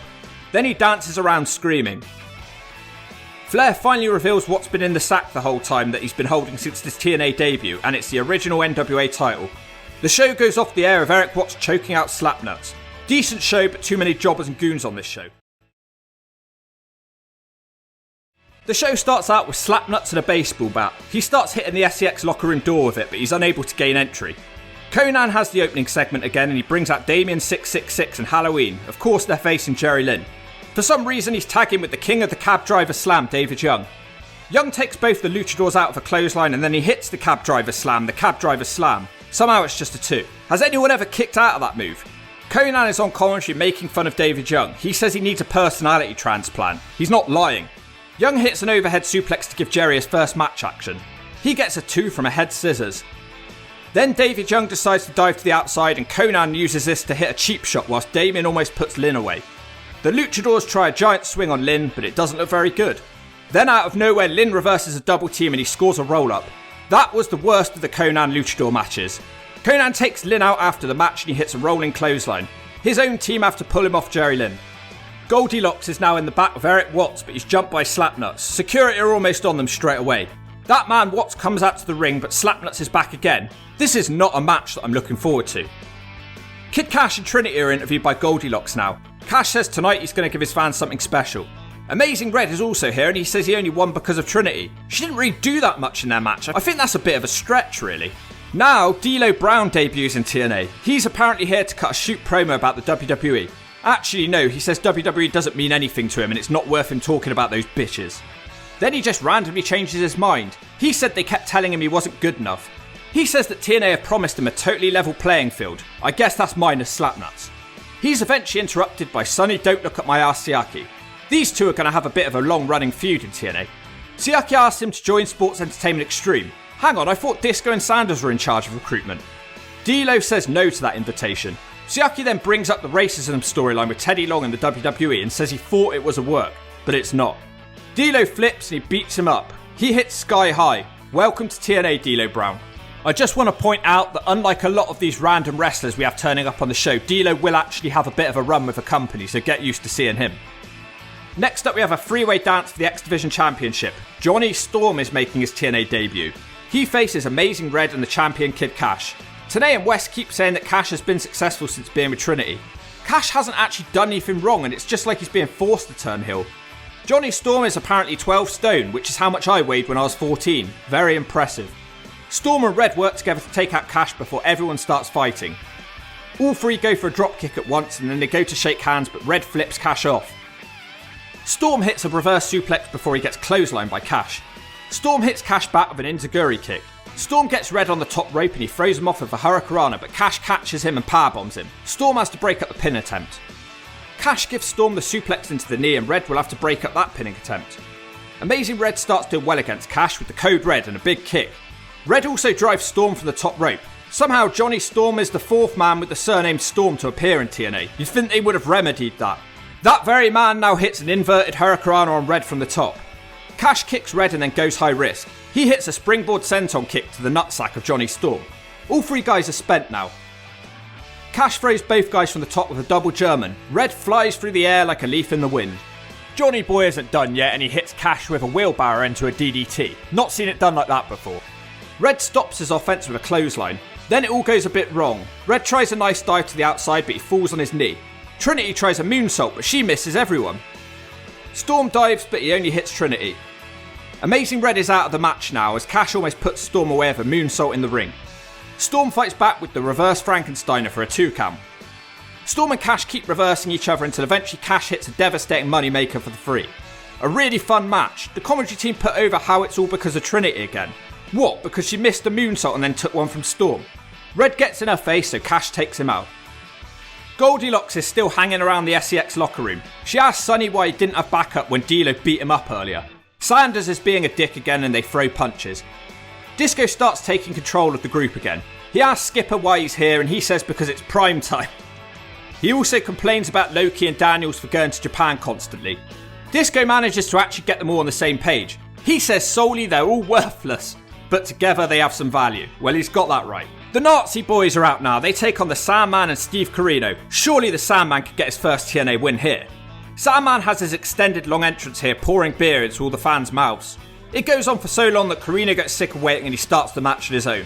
It doesn't seem to matter and he takes the Bold Boys out on his own. Wait, then the Nazis hit the H-bomb on Corino and it's over in 20 seconds. Sandman continues his losing ways in TNA. Sandman's entrance was a lot longer than the match. The Nazi boys are hitting him with a chair but Corino makes the save. They all smash each other in the face with weapons like complete idiots. The Nazis eventually win this battle too. Goldilocks interviews beyond boring Mike Sanders, but he's more interested in looking down Hollywood's bra. Disco walks up and says just because you're Kevin Nash's buddy doesn't mean a thing. He then starts insulting Hollywood and says that she's only here to put the sex in SEX and she needs to show her assets tonight. Dusty Rhodes is now out looking quite happy with himself. He calls out the new generation, Flair, Lawler and Watts, the 3 friends. Eric Watts doesn't come out of his friends though. Dusty says Jarrett is not to blame for Eric Watts not achieving anything in wrestling. He's right to be fair. He moves on to start insulting the Flair family. He calls David an asshole. He moves on to Lawler and tells him he can do some incredible stuff, but he keeps going around acting like a fool. Lawler starts taking off his jacket, but the Dream says please don't get naked in front of me. He keeps telling Lawler how good he is and his face lights up with happiness. Lawler tells him to give him 5, so Dusty says I'll give you 5 and he smacks him one. Dusty starts fighting the 2 guys on his own, but he's outmatched. Then D'Lo Brown scrambles into the ring and makes the save. Unfortunately, Eric Watts gets in the ring to keep the numbers advantage. Slapnuts ensures things are even and the NWA boys stand tall. Triple X are in the back with Goldilocks. Low-key takes this promo and says he's not worried about facing America's Most Wanted tonight for the vacant tag titles. It's a decent promo from Low-key to be fair, this match should be good. But we will have to wait for that one as beyond boring Mike Sanders is walking out to the ring. He says he's dedicating tonight's win to Vince Russo. His opponent will be Hacksaw Jim Duggan, who's making his TNA debut. This match is happening because Sanders was speaking smack about Duggan for absolutely no reason a few weeks ago. Sanders' punches have zero effect and he gets smacked down time and time again. Sanders also gets smacked about on the outside of the ring. Eventually Sanders manages to cut Hacksaw off when he tries to come into the ring. This is one of the slowest matches I've ever seen. Sanders misses a mid-rope moonsault and then he gets beaten following a clothesline. Simply terrible. NWA Impact brings you the Smack of the Week. Sponsored by all new Blonde for Men. If you're a brown-haired Potter, put some blonde in it. It makes you look hotter. Mike Sanders, he's looking for the boring plex man. He jumps off the middle rope, but he misses it. Hacksaw Jim Duggan, man, he looks like a bull in a field. He charges his titties wobbling like he needs to be milked, and he smacks Sanders down. It's like a Mexican bullfighting contest, man. That was the NWA TNA Smack of the Week, sponsored by Blonde Just for Men. Get it, got it, shove it. Gifted Glenn Gilberti is out now and he's not happy that his friend lost to Jim Duggan. Then Duggan beats them both up on his own. These 2 guys beat America's Most Wanted and that seems even more pointless now. Sanders and Gilberti eventually turn around and beat him down to end the segment. Goldilocks now has an interview with AJ Styles who sat in the Raven's Nest. He tells her to zip it a couple of times. He says he's taking a dump in Raven's Nest. Raven is provoked by this but Styles throws a chair at him and he dances around like a goon. The Nazi boys are peacekeepers once again to Raven. Who would have thought that they would continuously be the calm heads in this faction? Things improve now as we have the match for the vacant tag titles. America's Most Wanted versus Christopher Daniels and Low Key, who's with Skipper. Storm drop kicks the Warrior out the ring and we get a bit of a chaotic brawl. Storm gives Loki a hip toss on the ramp. AMW win the brawl on the outside and then they come to the ring with Harris hitting a big crossbody for a 2. They hit the drop kick into the spinebuster on Daniels and then they throw Loki into Daniels. Skipper starts distracting the referee as Daniels hits an enziguri to turn the match around. Daniels and Loki start working together on Storm as Daniels drops him on his face and Loki hits a basement dropkick. The Cowboy keeps almost getting pinned by the Triple X team. Loki eventually misses a springboard kick and gets a James Storm clothesline. He can't make the tag though as Daniels takes out Harris. Storm again keeps fighting but Loki cuts him off again. Then he does manage to make the tag and Daniels dumps in his nappy when he sees Harris. Chris Harris gives him a full Nelson slam, not seen that from him before. He also gives the Fallen Angel a running power slam. Loki has to make the save. Harris comes even closer with a powerbomb on Loki. America's Most Wanted start to get rolling and hit the death sentence on Daniels. The referee is pulled out the ring. Skipper's now in the ring attacking MW but he can't get the job done. Loki tries a cartwheel kick but he gets countered with a spinebuster. Elix Skipper starts setting up weapons around the ring. He then tries a chair shot but Storm kicks him. Daniels is tapping out to the Boston Crab but the ref is distracted. Harris hits the catatonic on Loki but again the ref is distracted. Daniels now has the tag belt but Harris takes it away from him and decides to smack him with it. Loki also nails Harris with the belt with the referee distracted and that's how this one ends. A bit disappointing, way too much interference to make this a good match. Triple X are now the tag team champions for the second time. Sonny, don't look at my ass, Siaki is in the back beating up D'Lo Brown but our Lord and Saviour Slapnuts makes the save for him. Out next it's Glenn Gilberti with Hollywood. She has a bra on saying badass. She looks like a cheap version of Deborah. Disco says he's here to take sports entertainment extreme to the next level. He says he knows the people want to see tits and ass. Hollywood will apparently be issuing an open challenge to any woman who wants to show her ass and get in the ring. Disco asks Athena if she wants to show her ass, but she doesn't seem up for it. He then calls out cage dancer Lollipop, who is used to showing her ass. She agrees to do it and makes her way to the ring. She slowly removes her stripper boots and Hollywood jumps her with a spear. They have a cat fight which is blurred out as boobs are exposed for the second episode on this channel in a row. Lollipop doesn't care that her boobs are exposed. She slowly clubs on Hollywood. Then Hollywood just rips her bra off completely and JB rushes to cover Lollipop up. TNA certainly disappointed in delivering their promise of tits, but there wasn't much ass. It's over, what am I even watching here? Slapnuts is out now for the final segment of the show. He'll be doing the running commentary for this number 1 contenders match. It will be Raven versus AJ Styles. These two have had a great roar of words, but does their wrestling live up to these words? AJ almost hits the Styles clash in the first 30 seconds and Raven has to bail from the ring. Styles drop kicks him for the ropes. AJ tries to dive off the guardrail but Raven shoves him onto his nutsack. They then come back to the ring for a second where Raven drop toe holds AJ out the ring again. Raven comes face to face with Slapnuts on commentary. Slappy tells him to worry about Styles. Raven then creams AJ with a chair whilst the ref is distracted. Styles is now busted open. I can't remember seeing him like that in TNA before. Raven's happy to wrestle in the ring now and he hits a clothesline and a running knee lift. Raven follows that by falling on top of Styles on the top rope. AJ's only method of fighting back is to jump onto Raven's back and try and put him to sleep, and both men collapse from exhaustion. AJ's now back in this match and he hits the discus clothesline with a spinning heel kick. He also hits the inverted DDT for a 2 count. Styles then tries to go high risk with a springboard but Raven nails him with a powerbomb. AJ kicks out at 2. We get another double down now of AJ hitting a super kick. When they get up, AJ's able to hit the head scissors for his own 2 count. AJ hits the Raven effect now but Raven makes the ropes. We've got a nice match going here but it's about to go wrong. AJ tries to fly onto Raven on the outside but he gets caught with a gut buster. Raven squares up to Jarrett again who decides he's had enough and he beats up Raven and Styles. Then we get a ref bump as Styles misses a drop kick.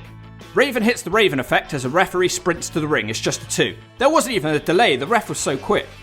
Then we get a second ref bump. AJ hits the Styles clash on Raven as the other referee wakes up but he can only get a 2. Raven now has a chair and he hits Styles just as AJ kicks him.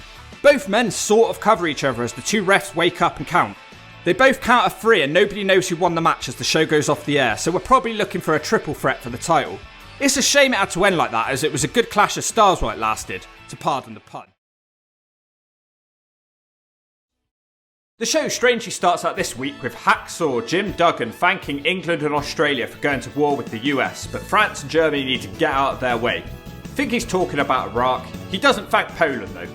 He moves on to threaten Saddam Hussein and says no matter what Saddam does, Hacksaw will continue carrying the stars and stripes. After watching this, I felt like the Hawks should have flown in and joined them. 4 members of SEX enter the ring to cut the second promo of the show. Glenn Gilberti looks like he's fresh off beating his wife. Disco calls out D'Lo Brown who rejected the offer to join SEX last week. He says they're all friends with Russo, so they should be able to get on. D'Lo comes out armed with a chair. The crowd are coming unhinged at the sight of D'Lo Brown. Sonny, don't look at my ass Siaki, apologises for what he did to D'Lo last week. D'Lo doesn't want to shake his hand though. Disco tells D'Lo that there's no glass ceiling in TNA because it's actually made of concrete. He says TNA is represented by a blonde-haired hillbilly redneck and no one else has a chance. D'Lo was promised a world title shot if he came to TNA, but Disco plants the seeds of doubt that Jarrett is playing him instead of giving him a shot. He asked D'Lo Brown to reconsider about joining the group. Then some music hits. A wild slapnuts appears. Double J, Jeff Jarrett. Jarrett says if you believe this crap Disco's saying, you might as well believe that Vince McMahon just called us asking for D'Lo to come back. D'Lo now gets a chance to talk and he says that Disco is actually starting to make sense. He starts screaming, "Where's my title shot?" at Jarrett. Jeff says it sounds like he wants a damn handout. Three friends, the new generation, now sneak attack Slapnuts. D'Lo Brown decides to help him, but he gets beaten down too. Slapnuts gets put in the ring where SEX beat him down, and then the American Dream Dusty Rhodes limps out to make the save. America's Most Wanted decide to join the brawl, I guess because they're desperate to become relevant again. The Truth is now back in the ring. We haven't seen him since he was crying in the crowd. Team NWA hold the ring and Truth hugs Jarrett. What a bitch. Game over for Truth now. Thought they had something interesting planned for him coming back. A pre-take segment now, it's Raven. He's surrounded by a bunch of junk, syringes and human filth. He tells AJ Styles he's interfering with Raven's destiny to become the World Heavyweight Champion. They'll be having a ladder match tonight for a shot at Jarrett, so that should be interesting. The first match of the night will be for the tag titles. Slash and Brian Lee will be taking on Triple X. You never know which combination of Triple X you'll be fighting as they defend the titles under Freebird rules. Triple X start out by jumping the New Church. It doesn't go well as the Church fight Skipper and Loki out of the ring. Daniels is daydreaming and he gets a big double boot out of the ring. Slash also dives down on top of them. Amazingly, Brian Lee dives down on everyone too. The Killdozer throws Loki into the crowd barrier. Slash keeps up his trend of trying to create his own brand of offense as he sprints off the steps to hit a flying clothesline. Slash then tries a powerbomb on the outside of the ring, which was reversed by Skipper. Brian Lee and Loki are in the ring now. Lee drops Loki across the ropes and he also throws him into the crowd barrier on the outside again. The numbers do eventually catch up with the New Church in the end. Skipper dodges a clothesline with his Matrix moves as Slash hits Daniels off the apron. Loki catches him from behind with a diving kick. Skipper gives him a backdrop and a corner handstand into a leg drop. We finally find out that it'll be Loki and Skipper officially in this match. Slash gets double teamed with face washes by Triple X, and he's not someone who likes to wash. Skipper's starting to dominate this match now with a top rope snap there and a leg drop. Triple X continue the double teaming as Loki dives with a knee drop on Slash whilst he's held in the air by Skipper. It's not over though as Brian Lee distracts the referee. Loki eventually makes a mistake and Slash hits a choke slam into a powerbomb for the double down. The crowd chant evil. Slash gets Brian Lee in and he hits a double clothesline and then he barks at the crowd. Lee's really impressive in this match to be fair. He gives Skipper a Death Valley driver. Then he picks up Loki and lugs him across the ring. The New Church want to hit a double team but Slash can't hit his dive. Brian Lee then says screw it and he throws Loki into the referee. This is a ref bump. Brian Lee tries to hit some Undertaker related offense but he can't because Daniels dives off the top rope with a belt shot. It's pretty stupid from him because it almost caused a spike pile driver to his own partner. Elix Skipper attempts the play of the day but Slash turns it around into a clothesline. Slash is in the ring now and he hits the Eye of the Storm on Loki but the ref is out. Skipper's back in and he hits the play of the day on Slash on top of the belt. Still no ref. Now a new one is back. Wait, he can't count because Malice is back. He completely destroys Triple X on his own with big boots and powerbombs. Loki tries to fight him off for a bit but he also gets a devastating chokeslam. Malice floors the referee so I guess this match is thrown out or it's DQ. The ref gets chokeslammed and it ends. I had no idea Malice ever returned to TNA after his initial run. NWA Impact brings you the Smack of the Week, sponsored by all new Blonde for Men. If you're a brown-haired Potter, put some blonde in it. It makes you look hotter. The little jobbers don't stand a chance. He big booting and powerbomb everyone. He looks like a young version of Psycho Sid, man. He can't be stopped. The Warrior tries to fight it off on taking craps bigger than this dude. He's turning on the ref now, man. He's throwing the ref to the floor. Who can stop this path of pain? Malice is insane. That was the NWA TNA Smack of the Week, sponsored by Blonde Just for Men. Get it? Got it? Shove it. Okay, I had to look this up because I do believe this is the last time I'll mention Malice again in TNA. I'm not sure why they're bothering bringing him back in such a high profile spot for this one-off. From what I've seen of Malice in TNA, it was a bit of a tease for an amazing main eventer we never got. He would look like an absolute beast one week and then disappear for 2 months and you forget that he existed. He was trying to get better in the ring, and he'd spend the rest of 2003 in All Japan Pro Wrestling before being found dead in his Tokyo hotel room in December 2003. Rest in peace to Jerry Chu, a scary looking dude who had a massive upside. I'm getting sidetracked, back to the Shove It show. We get an exciting interview with Mike Tenay and Eric Watts. Eric says there's no point in this interview because everybody already knows how good he is. You can hear the crowd chanting boring as he speaks. I'm not sure if they're actually watching this at the same time as us, but it would make sense. Tenay asks who's to blame for Eric Watts being held back in wrestling. He blames the Jarretts and everyone else in the wrestling business that his dad fired years ago. Tenay asks what he meant by saying Jeff will regret his past actions, but Watts says he'll reveal it in the future at some point. Tenay says that he thought he knew more than before this interview started, so it was completely pointless. In the SEX locker room, Disco Inferno is screaming at Triple X for some reason. It's not a big deal, he needed to calm down because they didn't lose the tag belts. Beyond boring, Mike Sanders is doing a Sonny Siaki impression. He keeps saying, "We've got to do it for the cess," and he keeps mocking Siaki's motivational speaking. Goldilocks, this is the ace in the hole. This must be interview time for Super Sonny Siaki for Cess and Sports Entertainment Extreme. Low key for Cess. Win some, you lose some. Elix Skipper for Cess, Vince Russo, Sports Entertainment Extreme. No pain, no gain. I'm tired of around with you. You got beat last night by Hacksaw Jim Duggan of all people. Well, now you got me involved, Sanders. Disco smacks him one and says he lost to Hacksaw Jim Duggan last week, so he can't talk. Then he turns to Hollywood and asks her what she's still doing here, you little slut. He tells her she's supposed to be the tits and asses of TNA, and he demands that she shows Athena's boobs tonight. There's been a lot of boobs on TNA lately. Another pre-taped interview now with Conan. He calls Eric Bischoff a bitch. Then he gets upset because Tenay brings up that the Luchador Invasion have lost all their matches. That very man is out now tagging up with the Juice. They'll face Jason Cross and Jerry Lynn. The Juice starts with Jerry Lynn and they shake hands, which annoys Conan. They start out completely even and they have some great chemistry together. They both almost roll each other up multiple times. The Juice eventually has enough of the pins and hits a super kick. The Juice makes a mistake though and Lynn is able to hit a total world backbreaker. Cross then makes the blind tag and he comes in with a spinning heel kick. Jason Cross is impressive as usual. He gets a 2 count from a brain buster. He tries to crossfire but completely misses it. The Juice walks around the ring looking confused. This gives Cross a chance to wake up. He almost rolls up the Juice, who gets out of it and smashes him in the face with a basement dropkick. Conan now comes in and he causes a distraction so the Juice can cheat behind the ref's back. The Luchador Invasion do a nice double team now, allowing the Juice to hit a dropkick. Cross does manage a drop toe hold on Juve and he manages to tag Lynn in. Lynn drop kicks Conan and then kicks the Juice into Conan again. Then we get a cool sort of tower spot as the Juice does a springboard sunset flip powerbomb off the ropes, not seen that one before. The ring gets cleared now as it looks like Jason Cross is going to win as he hits a drop kick on Conan and a crossfire. Not sure he caught all of that though. That's like the second or third time that's not looked great. The Juice breaks up the pin.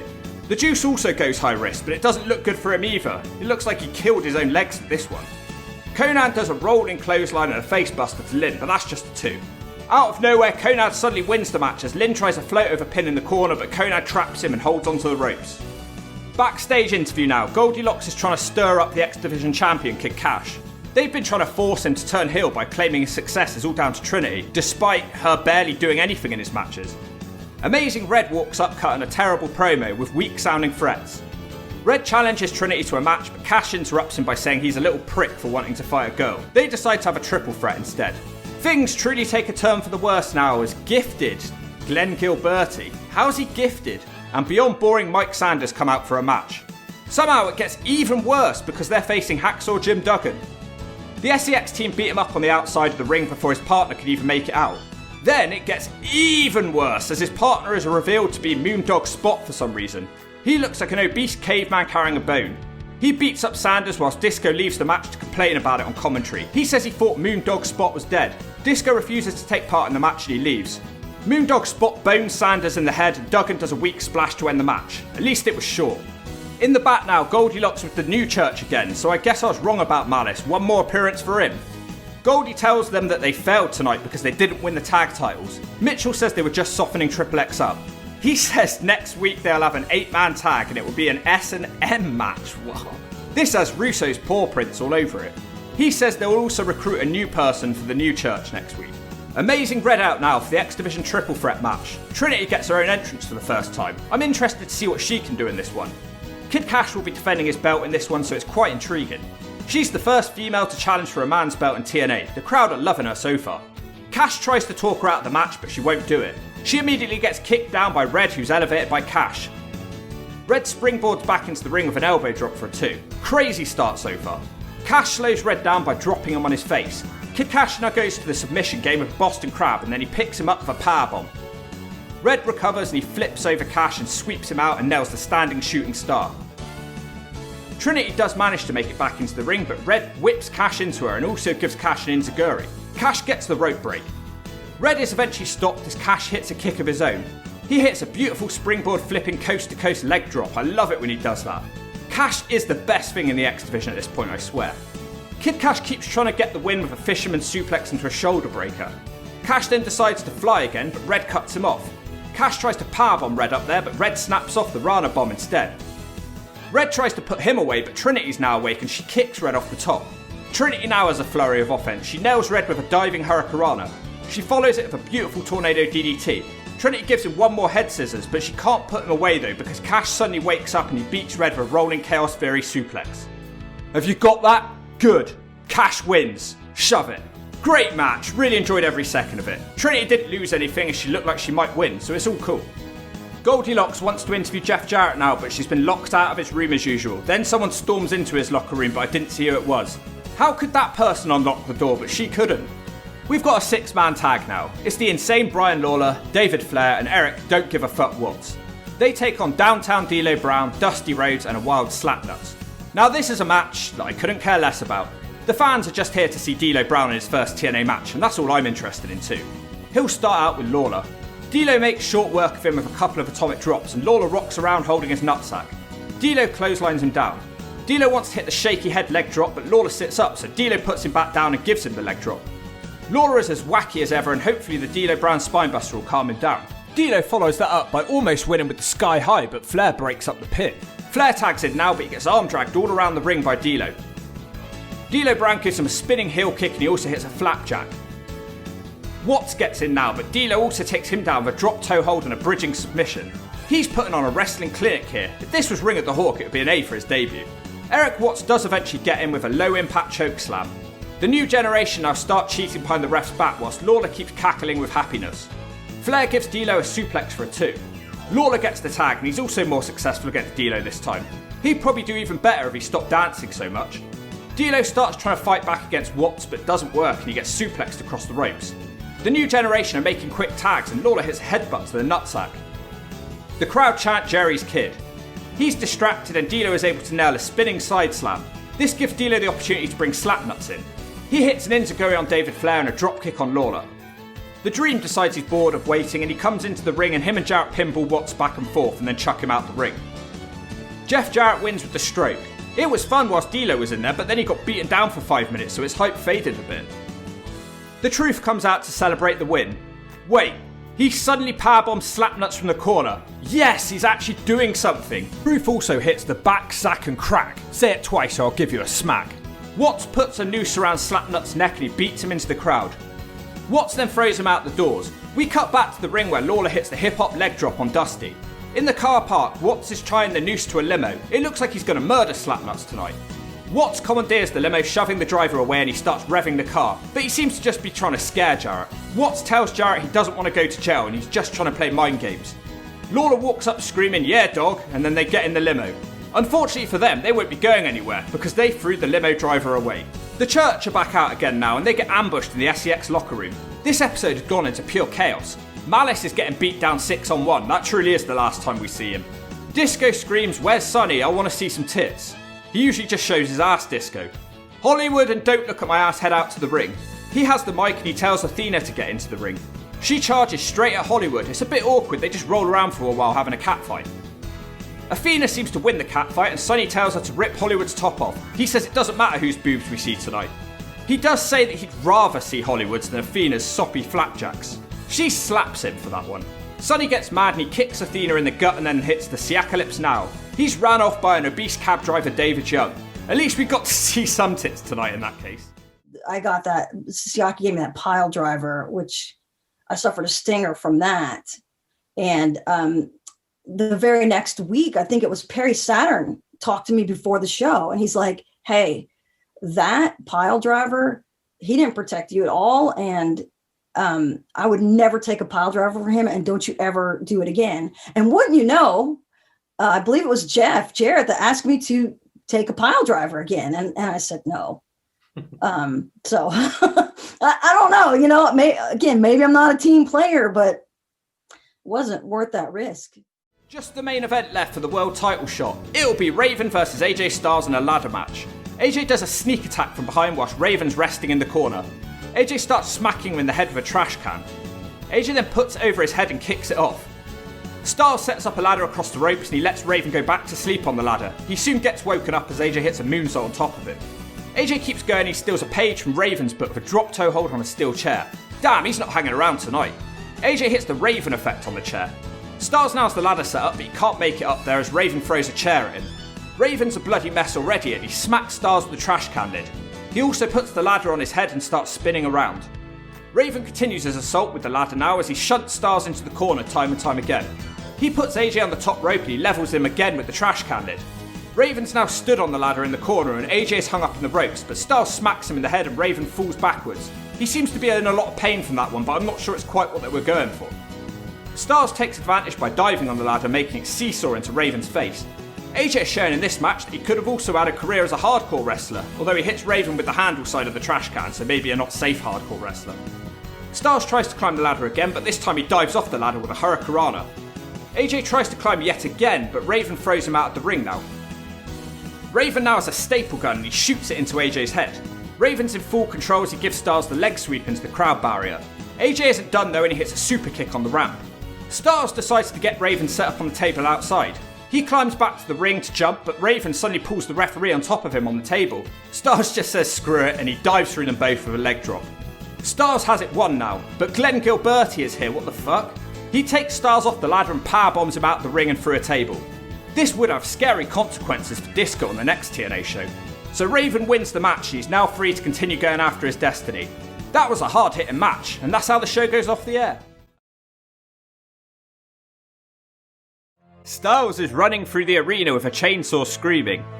He kicks down the Sports Entertainment Extreme locker room door. He starts cutting us so bad that it's good promo, mostly telling them that they suck. He tells Disco to be out in the ring in 30 minutes, then he changes it to 30 seconds. He finishes it off with a homophobic slur aimed at Disco. The whole time Christopher Daniels is in complete shock, his face is priceless. You suck! You cost me the title last week, I'll saw your freaking head off right now! You got something, especially you! You're nothing! That's the only why I want to be a part of this stupid group anyway! Freaking all of you suck! You're nothing! You're scum! You can't make any decisions on your own! You know what, without Vince Russo, you're nothing! You suck! If you're not there in 30 minutes out of the ring... 30 minutes? Or 30 seconds? You know what? No. 30 seconds. 30 seconds? I'm gonna saw your body parts off. How about that? Get out of the ring. Whoa. You the balls of this guy? Coming in here with a freaking chainsaw? What the hell does he think this is? Scarface? Disco doesn't want to fight Styles and tells Beyond Boring Mike Sanders that he'll have to do the match because he lost twice to Hacksaw Jim Duggan and he needs to prove that he's still got value. Straight into that match then, Mike Sanders sort of slingshots into the ring with a head scissors. He also throws Styles through the middle rope that did not look comfortable. AJ wakes up and dives off the ring apron and hits the inverted DDT on the outside of the ring. He gets him in the ring for a 2 count. AJ tries to do a wheelbarrow, but Sanders picks him up and hits him with a full Nelson slam. Beyond Boring tries to kick him in the face on the floor, but Styles blocks it and kips up, but Sanders kicks him again and it connects. Beyond Boring is all over Styles now. Styles has gone from threatening to cut people's body parts off with a chainsaw to getting battered by Sanders, a man who lost to Hacksaw Jim Duggan twice in 2003. Sanders hits another full Nelson slam for a 2. Beyond Boring looks like someone in their first year at high school wrestling. Sanders tries a bulldog now, but AJ Styles is back with a clothesline. He hits some more strikes, ending with a dropkick to get a 2 on Sanders. AJ's in a bad mood. Maybe he's embarrassed. He starts frantically stamping on Sanders. AJ looks for the Styles clash, but it's fought off. Both guys start reversing each other, which ends with a cross backbreaker from Sanders for a 2. AJ fights back again with a back suplex of authority. This is actually a good match, until you realise it's AJ Styles struggling to beat Mike Sanders. AJ completely drops him with a super kick and he looks for a dive, but he's shoved off by Sonny. Don't look at my ass, Siaki. He's in the ring now, but Sanders kicks him by accident. The match ends with AJ sending Sanders into Disco and rolling him up for the 3. AJ is scared to take out Disco Inferno after the match despite threatening him earlier, and then he leaves. This is the start of Disco's main event push. It's another loss for Mike Sanders. Him and Disco start pushing each other. They're calmed down by Don't Look at My Ass. The stripper cage. What's going on in the stripper cage? We haven't had our stripper roundup in a while. Well, they still suck. It's just the lollipop one, and the other one I just don't rate. It's just not good enough, unfortunately, NWA TNA. I don't know who's selecting the cage dancers, but they should be fired. Konad is out now making fun of Goldilocks singing at the start of the show. He said he wants her to sing the Mexican national anthem. Then he puts a challenge out to Jerry Lynn and says their feud ends tonight. This feud is boring, I can't wait for it to end. Konad is somehow a man who looks fat, muscly and lanky all at the same time, and he rocks a wife beater for this match. Konad does a rolling armbar and tries a nice submission, then he stops. Konad then pounds on Lynn until he bails from the ring. Lynn sends Konad into the crowd barrier and he tries a springing hurricane off the steps, but he's caught and powerbombed on the outside. Konad's all over him now. On the last episode, Konad did beat him by cheating by holding onto the ropes. Konad tries to dive, but Lynn scrambles up to stop him. Konad gives him an STO from the second rope. He tries a second rope dive, but he's stopped again. Lynn now has a chance and he hits a drop kick and a nice crucifix roll up for a 2 count. Jerry Lynn almost catches him with another pin, but he's shoved off, so he drop kicks Konad in the face. To be fair, Konan's having his best TNA match so far. He looks like he's up for this one. Konan's able to block a tornado DDT, but then he gets a normal one from Jerry Lynn.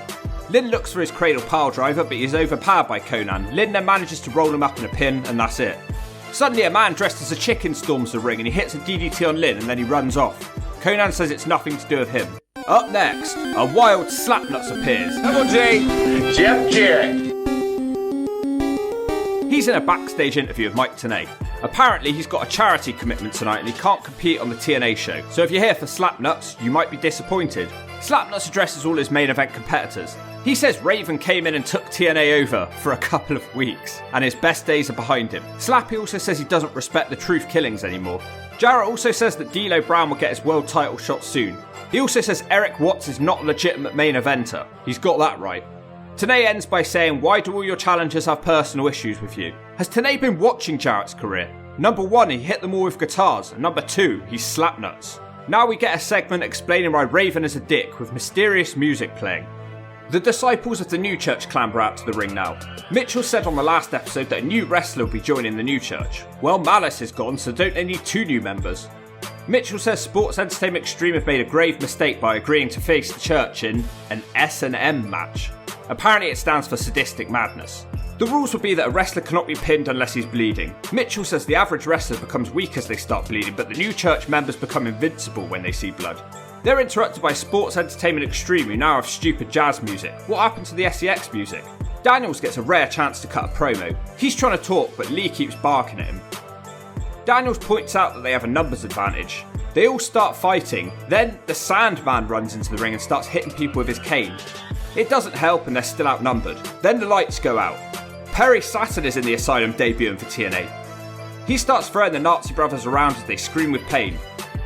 He throws Daniels out of the ring and the main event is set for tonight. So is Saturn in the New Church? I don't remember him being a member. Great debut to be fair.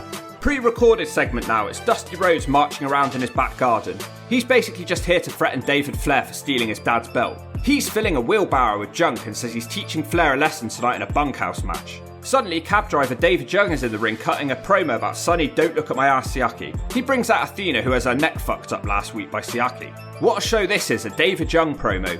So Young and Siaki have a match. Young drops Siaki and his nutsack both ways and then drops him like a bad habit. David does a flip over Siaki and then he punches him in the face. Young hits a big time crossbody from the top rope for a 2. The cabbie also hits an enziguri kick and then follows up with another kick while Siaki's on his knees. Siaki tries to mount a comeback but gets thrown overhead into the corner. Siaki's in big trouble here, he can't be losing to David Young. Young dives off the ring apron looking for a hurricanrana and Siaki catches him and swings him into the nearby steps.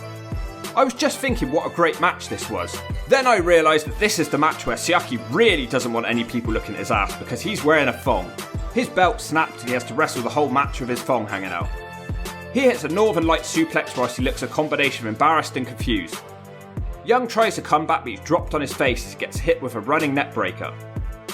Siaki's in 2 minds if he should finish the match or run away. Siaki decides to stay and fight and he almost gets Young to pass out but he can't manage it. David Young then makes it back to his feet to hit a drop kick. Then Young hits, an inverted back suplex. Siaki and Young keep reversing each other and then wham! The cab driver slam, the cab driver slam. Young doesn't bother making the cover and instead he brings Athena up to the ring apron and she slaps Siaki. She isn't done though and she kicks Siaki in the slash zone whilst Young holds him. Desire storms the ring to beat up Athena. The match is thrown out as Siaki smacks Young in the slash zone and hits the Siakalypse now. Why was this match thrown out when two people not in the match were fighting? Young is handcuffed in the corner and he's forced to watch the Siakalypse. Why does he have two finishers with such similar names? So confusing. Young dumps in his nappy of anger and it's over. Lucky Siaki didn't dump in his thong. Sonny had no clue that his entire ass was hanging out the entire time he was in the ring. He thought he was just over and the crowd was just cheering all of his moves. Because literally he walked to the door and he goes, "Who's over? Who's over?" And everybody started just dying laughing. We just fell on the floor. The generic blonde interviewer is in the back with Amazing Red. He doesn't get a chance to talk because a young, goofy Mickie James walks up and threatens Trinity. At the end of the interview, Goldilocks says, "Wait, what's your name?" And the response is, "My name is Screw You, bitch." We haven't seen Mickie James since the Lingerie Battle Royal in the really early days of TNA. The show gets worse now because the Next Generation are here to cut a promo. They're the team of a fake main eventer, the deranged Brian Lawler, and the lowest of the Flairs, a crawler.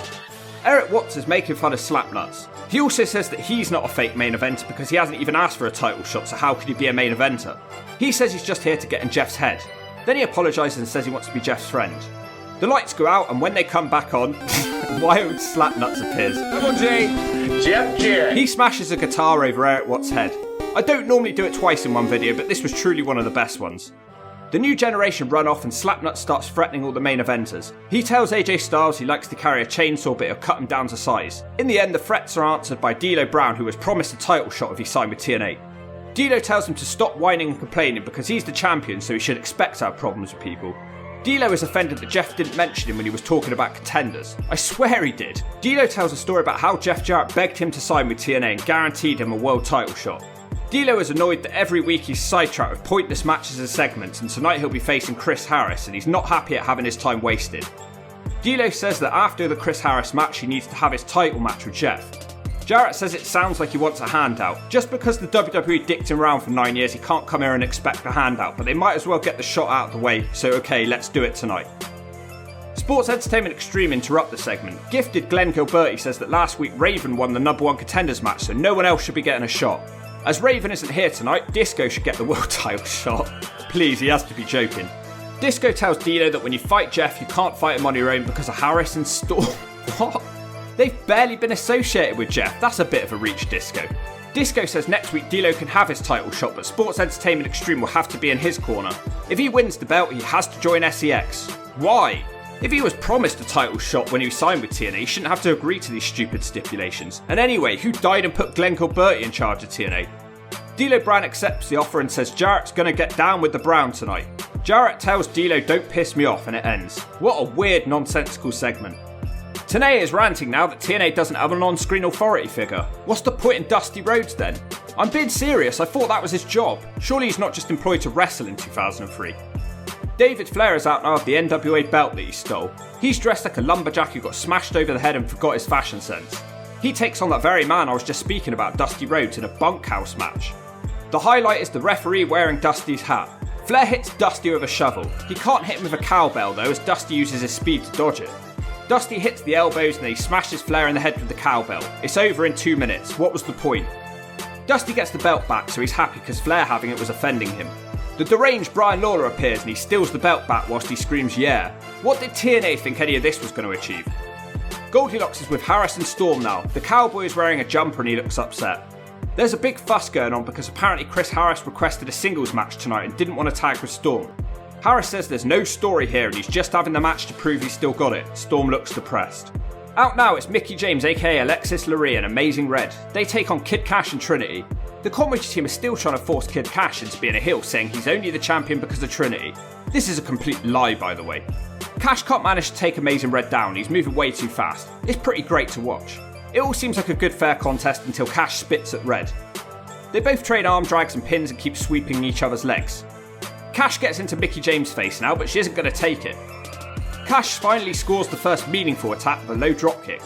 He also pokes Red in his eyelid and gives him a body press slam. Mickie is now in and she isn't afraid of Cash. Cash is afraid though and he brings Trinity in. Mickie immediately drop toe holds her. She's going to need to do more than that though, and Trinity drop kicks her. Trinity also scores a 2 count for a roll up in the corner. Trinity now does a rolling armbar, shades of Ronda Rousey. It doesn't have the same impact though. Amazing Red attacks Trinity from behind, which allows Mickie James to score a kick to her head whilst her teeth look like growing in size. Mickie suplexes her and rolls through into a pin, which is broken up by Cash. Mickie then attacks Cash. This match is getting out of control. We get a double down now from a weak double clothesline. The men are tagged back into the match and Red dives into Cash. Cash is looking livid as he tries to behead the Amazing Red.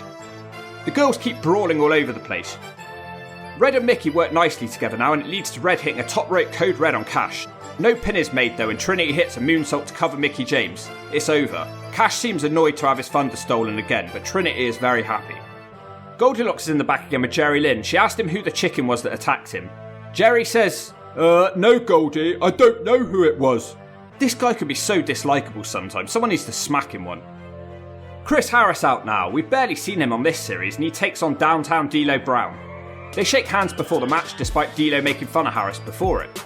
It starts okay, but it's too similar to the trade-off between Cash and Red, but slower. The crowd don't care as they shake hands again. Harris starts hitting left arm lariats and a big time vertical suplex. Chris Harris hits an atomic drop and then charges at D'Lo as the camera randomly cuts into the crowd. D'Lo hits a move, but I couldn't see what it was. How random. Harris gets the shaky head leg drop, but he's actually struggling against Harris, who fights back with a Lou Fez. Harris goes high risk now and he hits a pretty nice crossbody for a 2. Chris Harris is dominating. He reverses a side slam into a DDT. Chris Harris starts charging everywhere like a raging bull, but unfortunately there's a ref bump due to the Harris spear. D'Lo Brown hits the spinebuster, shades of Devon Dudley. He tries to do the low down, but Harris doesn't fully get out the way. Harris then goes high risk with an elbow drop, which D'Lo does completely dodge. Disco Inferno is here again. Why? He hits an RKO on Chris Harris. The ref wakes up and counts the slowest 3 ever. The story here is that D'Lo was aware of the interference, so now he's a heel. And now the crowd don't care about D'Lo, so well done TNA, great work. The only thing left is the main event. It's the Nazi twins and Christopher Daniels and Elix Skipper. They take on the New Church. Saturn doesn't come out with them, so I guess he isn't a disciple of the New Church. Probably a good thing, he already looks too much like Slash, and we don't need 2 sets of bold twins in TNA. I doubt Perry Saturn remembers a single part of this run. This match has crazy potential, and I mean good and bad. A wrestler has to be bleeding before they can be pinned, so of course like a complete moron the Sandman smashes his own head open with a beer can before the match starts. Perry Saturn starts with Elix Skipper. It's bowling shoe ugly to begin with, to quote JR. It then gets better as Saturn starts throwing everyone around with suplexes. Triple X are losing, so they start cheating, but they get overpowered by Saturn. The ref loses control of the match 2 minutes in. Because the Sandman is already bleeding, the Nazi boys keep trying to pin him. They hit a bad looking assisted powerbomb with Bulldozer Brian Lee making the save. On the outside, the Nazis kick a chair into Slash's face and he's busted open. We come back to the ring with Skipper hitting a guillotine leg drop to Saturn across the ropes. Hey, that's Sandman's gimmick. Saturn drop kicks Skipper, but then he gets leveled by Daniels. Pretty much everyone is just bleeding. Saturn hits a spine buster, but the camera quickly cuts away. Pretty annoying for his debut match. Skipper launches Saturn out the ring and dives on him with a corkscrew splash. Now Slash has a spike and Daniels joins the busted open club. Slash immediately pins him for a 2. The Nazis are back now and they give double slams to everyone. It wasn't quite the H-bomb. Skipper's really in the mood tonight and he gives Sandman a top rope leg drop. Chris Daniels hits the BME now to Slash, which he kicks out of. The match finally settles down as Daniels and Saturn compete in the ring. Daniels tries a Hurricanrana, but he gets countered with a powerbomb instead. Saturn quickly picks him up and does a back suplex into a powerbomb. Slash is now in the ring wielding a chair, but he's taken out of a title belt. Daniels hits an enziguri now and Saturn tries to hit the BME but misses. Perry Saturn super kicks him for a 2. Saturn isn't done though, and this time he hits a Death Valley driver, but the pin gets broken up. The Nazi boys pick Saturn up and crush him with the H-bomb. Randomly, the truth is here now. Wait, he's got a bold Viscera with him. What the hell, when did these two become friends? Viscera in TNA. He hits Daniels with a choke bomb. Saturn makes the cover for the 3. Officially the most difficult match to follow you could ever see. It was just like I thought it would be, crazy good and crazy bad at the same time. Siaki and Gilberti are now here to help with the beatdown of the New Church. The Nazis bring a table into the ring. Why doesn't Viscera come back to stop them? What's the point in him? Skipper and Daniels are getting ready to put Slash through a table. Then the 10 men are run off by Jeff Jarrett on his own. Would you expect anything less? D'Lo Brown is back out now and he's frantically shaking his head in Jeff Jarrett's face, so Jeff smacks him with a chair and the show ends with everybody screaming. The show starts out with Disco Inferno cutting a promo. He tells D'Lo Brown it's the biggest night of his life tonight as he's wrestling Jeff Jarrett. He asks D'Lo to join him so he can let him know what he can expect from the match tonight. D'Lo doesn't come out though. Disco continues saying what he was going to say to his face anyway. He says Jeff Jarrett isn't as great as he thinks he is. He's got that right. Disco says the only reason anybody cheers Jeff Jarrett is because they're always wrestling in his home state. Disco starts comparing it to Star Wars, saying he's Luke Skywalker getting ready to go to the dark side. He reconfirms that Sports Entertainment Extreme have D'Lo Brown's back tonight. Suddenly, Disco screams "oh shit" as AJ Styles bursts into the ring, but he doesn't have a chainsaw. AJ launches Disco all over the ringside area. AJ tries a dive now, but he gets smashed by Disco with a chair. The Inferno now wraps AJ's shirt around his head and he's completely battering him. They're putting over on commentary that this is an all-new Glenn Gilberti that they haven't seen before.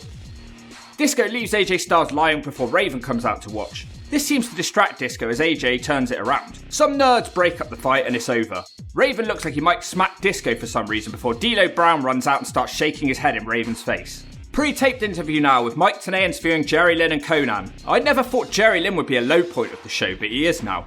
He's gone from a main eventer to a complete bore. They're still arguing about if the X Division stole the Luchador style. Jerry Lynn says that he never claimed they didn't and he doesn't know why they're even feuding. They end up by shaking hands, so I guess it's over. Goldilocks is interviewing Raven now dressed as a road warrior. She asks Raven if he thinks he'll be facing Jeff Jarrett or D'Lo for the title. This is an example of a really bad Raven promo. He's rambling and stuttering and looking confused. He starts complaining about the crowd over chanting him and distracting him. He then tries to insult the people of Nashville but struggles to come up with anything good. He just starts screaming at them. To answer Goldilocks' original question, he eventually says he doesn't care if it's Jeff Jarrett or D'Lo Brown. Raven is a man who's remembered for his promos. No one will be remembering this one though. Because I've gone through life with this knowledge, and yet, it's so hard to put into words, Goldie. The Dragon obviously called St. George a madman, but then given the Dragon's, shut up. I'm in the middle of saying something important. Would you please keep your noise to a minimum, sir? The people in Nashville are so, what's the word? They're such poor people. They're such trash. I will walk through hell if I have to. I will walk through Nashville if I have to. Quote the Raven, nevermore. The deranged Brian Lawler and the lowest of the Flares a Crawler are out now. He'll be taking on Chris Harris, who is apparently still ditching James Storm. The crowd are enjoying chanting Jerry's kid at Lawler. He hits a scoop slam and he celebrates with real enthusiasm. Lawler sort of hits an enziguri then, but it doesn't have much effect and Harris levels him. Lawler decides that he's now scared and Harris smacks him one out of the ring. The Crawler starts distracting Harris, but it doesn't seem to help. Lawler then gets his own advantage with a thumb to the eyelid. Brian Lawler doesn't get the advantage for long as he misses a dive. Harris then hits him with a top rope crossbody for a 2. Crawler trips Harris from the outside and now Lawler is well and truly on top. This isn't the best match I've ever seen. It should be over from a Harris power slam, but it isn't unfortunately. It should be over again as Harris hits DDT, but Crawler takes the ref. Then Harris hits a spear and Flair breaks up the pin. Why isn't it DQ? Brian Lawler then accidentally hits David Flair with the belt and Harris rolls him up, but he kicks out. Then they have a tug of war over the belt, ending with a Harris catatonic on the belt. Again, David Flair's on the apron stopping the pin. How's he doing that? He just got hit with a belt. Lawler hits Harris with the belt now and makes the cover for the 3. Wow, that singles run's going good for you, Harris. A shocking match that made me feel sick. After the match, Lawler hits the hip-hop leg drop and the good old cowboy doesn't bother making the save. Instead, Harris will have to make do with Dusty Rhodes. Dusty now has his little belt back, but Lawler crawls into the ring and he steals the belt back. Dusty's got the microphone now and I have no idea what he's talking about. He gets the crowd to chant Daddy's Boys at Flair and Lawler. Dusty Rhodes says he's going to round up a posse to take them out. Lawler is legendary now and he says that Dusty couldn't get posse. Lawler says that he's the present, the future and also the belt holder. Dusty challenges him to a bunkhouse match for the belt, despite neither of them actually being a champion. Lawler says he's not stupid and he saw what happened to Flair last week. If he gives Dusty a shot, it's got to be a ladder match. He said he'd pay thousands of dollars to see such a fat man try and climb a ladder. In the back, Perry Saturn is cutting a promo saying he can't understand how SCX can call themselves Extreme. Perry says they've got a new guy joining TNA tonight and they don't want James Mitchell's help anymore. Mickie James out now, 2 shows in a row, who'd have thought it? Her music is like country and Mexican somehow blended together and her teeth have grown another inch. She faces Stephanie Trinity, so this should be alright. They start shoving each other, these two don't like each other much. Trinity's all over her to begin with a nice fireman's carry takeover. When they get back to their feet, Trinity hits a flying head scissors. Mickie takes time out and then runs around the ring to get the advantage back in the ring. Mickie keeps kicking her, including a basement dropkick. Mickie now gives her a vertical suplex and floats over into a pin for a 2. Trinity tries to make a comeback, but she gets chucked out the ring. When they come back, Mickie is busy arguing with the referee and she almost pays for it with an enziguri, but Mickey's able to block it and hit one of her own. Trinity eventually does make a comeback and she hits a brutal looking spin kick. NWA Impact brings you the Smack of the Week, sponsored by all new Blonde for Men. If you're a brown-haired Potter, put some blonde in it. It makes you look hotter. Oh, man. Stephanie Trinity with a hurricane kick, man. Those big old teeth have been knocked out now. Trinity told Mickie, I'm going to do you this favor, man. It's time for some dental surgery. That was the NWA TNA Smack of the Week, sponsored by Blonde Just for Men. Get it, got it, shove it. She wants to dive on Mickie, but she's moving slowly and Mickie stops her. Mickie James looks for a suplex, but she's shoved off. Unfortunately, Trinity completely misses her moonsault. Raven now randomly appears at ringside and he sits in the corner like a creep. Kid Cash also appears. Trinity hits a roundhouse kick, then she does a standing shooting star for the 3. Fuck me, how good was Trinity in 2003? There can't have been many better women wrestlers in the world at this point, surely. Raven DDTs Trinity and he takes Mickie back to the sports entertainment locker room, so I guess she's joining them now. The story here is that Kid Cash didn't help Trinity. Goldilocks has slapnuts in the back. He's looking more and more like Boris Johnson as weeks go on. Goldie tells Jeff Jarrett that he seems to be changing on a weekly basis for the worse, but she can't name anyone who actually said it. I can't work out if he's supposed to be a good or a bad guy. I mean, he's feuding partially with Eric Watts, who's definitely not a good guy. Out now, it's the Bold Boys and Christopher Daniels, who's also bold, but he's not shady. They take on Perry Saturn and the Sandman. They have a secret partner and they reveal it to be New Jack. This is the start of an awesome run, an amazing debut with the lights going out and the cool music playing. He genuinely looks happy to be here hitting people with trash cans. This is far from New Jack's best TNA match, but it's great to see him debut. TNA has now stopped being WCW and it's now ECW. Don West said it feels like we've gone back in time. Saturn suplexes Daniels across the ring and he backdrops him. The Fallen Angel is almost done already. He does eventually manage to ram Saturn into the corner, which allows the Nazis to cheat. Daniels hits an STO and a BME, but Saturn kicks out at 2. Daniels tries to do something else, but Saturn counters it with a sit-out powerbomb. Saturn's going nuts now, he's hitting everyone. He hits a big sit-out powerbomb before the Nazis spill into the ring and the match gets out of control. Saturn is still fighting in the ring and he hits an atomic drop and a springboard dropkick. He can definitely still go. The Nazi that he's wrestling gives him a big boot to slow him down. The Nazi also hits him with a choke slam. New Jack's fighting the other Nazi in the back and he's got him on a table. He heads up a balcony, but Brian Lee randomly shoves him off and Jack crashes through the table. Brian Lee also attacks the Nazi. Back in the ring, Saturn hits a Northern Lights on the Nazi, but Daniels breaks the pin up. Slash is also here, but Saturn super kicks him and hits a Death Valley driver on the Nazi for the 3. Man, Saturn's being pushed like a main eventer. Wait, now Bart Gunn is randomly here suplexing Saturn. He also hits a powerbomb. He's wearing a sports entertainment t-shirt and I'm pretty sure the crowd have no idea who he is. Don't get too used to having him here in TNA, he won't be here long. Wow, this is the most random couple of episodes of TNA. Goldilocks is in the back having a go at Kid Cash for not saving Trinity from Raven earlier. He's finally had enough of being forced to be a heel and now he's accepting it. Cash says Trinity is trying to get herself over, but she needs to know where her place is. We get a return to normality now as Sonny, Don't Look at My Ass Siaki, makes his way out with Desire. Yet again he's facing cab driver David Young. JB and the referee say that Desire has to be handcuffed to the ropes. The camera is busy focusing on Desire when out of nowhere David Young flies off the steps with a diving head scissors. David Young tries to beat Siaki up on the outside, but he keeps missing his punches. What the hell is wrong with David Young over these episodes? He hits a powerful spear on the outside of the ring. In the ring, Young hits yet another head scissors. David Young is eventually slowed down when Siaki hits an overhead suplex into the corner. Sonny Siaki then suddenly hits a split leg moonsault. Not his safest move, he almost ended Alan Funk's career around this time with that move. This is another really hard hitting match between the two as Siaki hits a flatliner. Sonny starts trying 10 punches in the corner, but it's countered when Young hits him with a running sit-out powerbomb, shades of D'Lo Brown. Young then charges at Siaki, but he hits him with a Don't Look at My Ass Slam, Don't Look at My Ass Slam, and it's just a 2. Young then steals Siaki's finisher with the Siakalypse. This is also just a 2. David Young tries to end it again with a moonsault, which he misses. Young is still able to fight off the Siakalypse, but he gets a low dropkick. Then, Young rolls up Siaki with a cradle, and Young has just beaten Siaki cleanly. Jesus Christ. Athena appears at ringside with some handcuffs and they cuff Siaki to the ropes. David Young forces the referee to give him the key to Desire, but she slaps him. Now she's in the ring. She isn't scared of Young, but he hits her with the cab driver slam, Siaki falls over and it ends. He's now a joke. Another match now, it's primetime Elix Skipper. He takes on Ron the Truth Killings in a completely random match that nobody cares about. He seems pretty happy to be back, but what I really want to know is where's Viscera gone?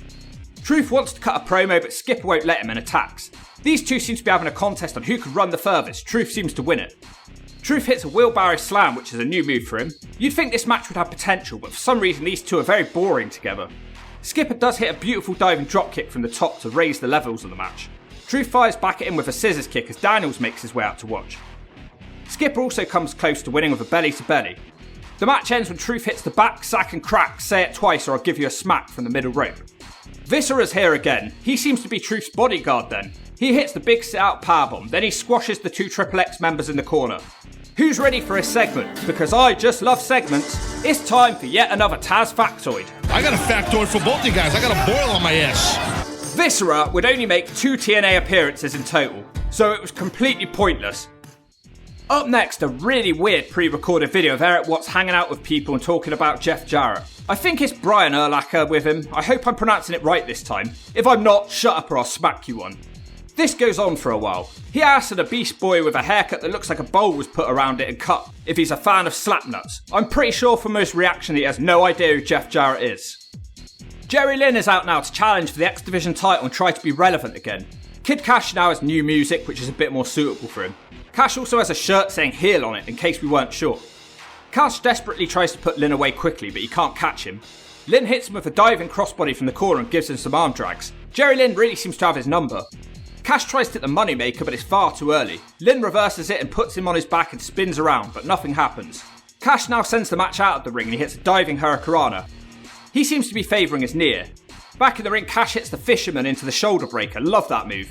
Lynn finally gets a hope spot of a total world backbreaker. Cash really struggling with his knee now. He does manage to hit a moonsault to Lynn, but the match carries on. Later on, Jerry Lynn hits a spinebuster and a middle rope leg drop, but that's not enough to end this either.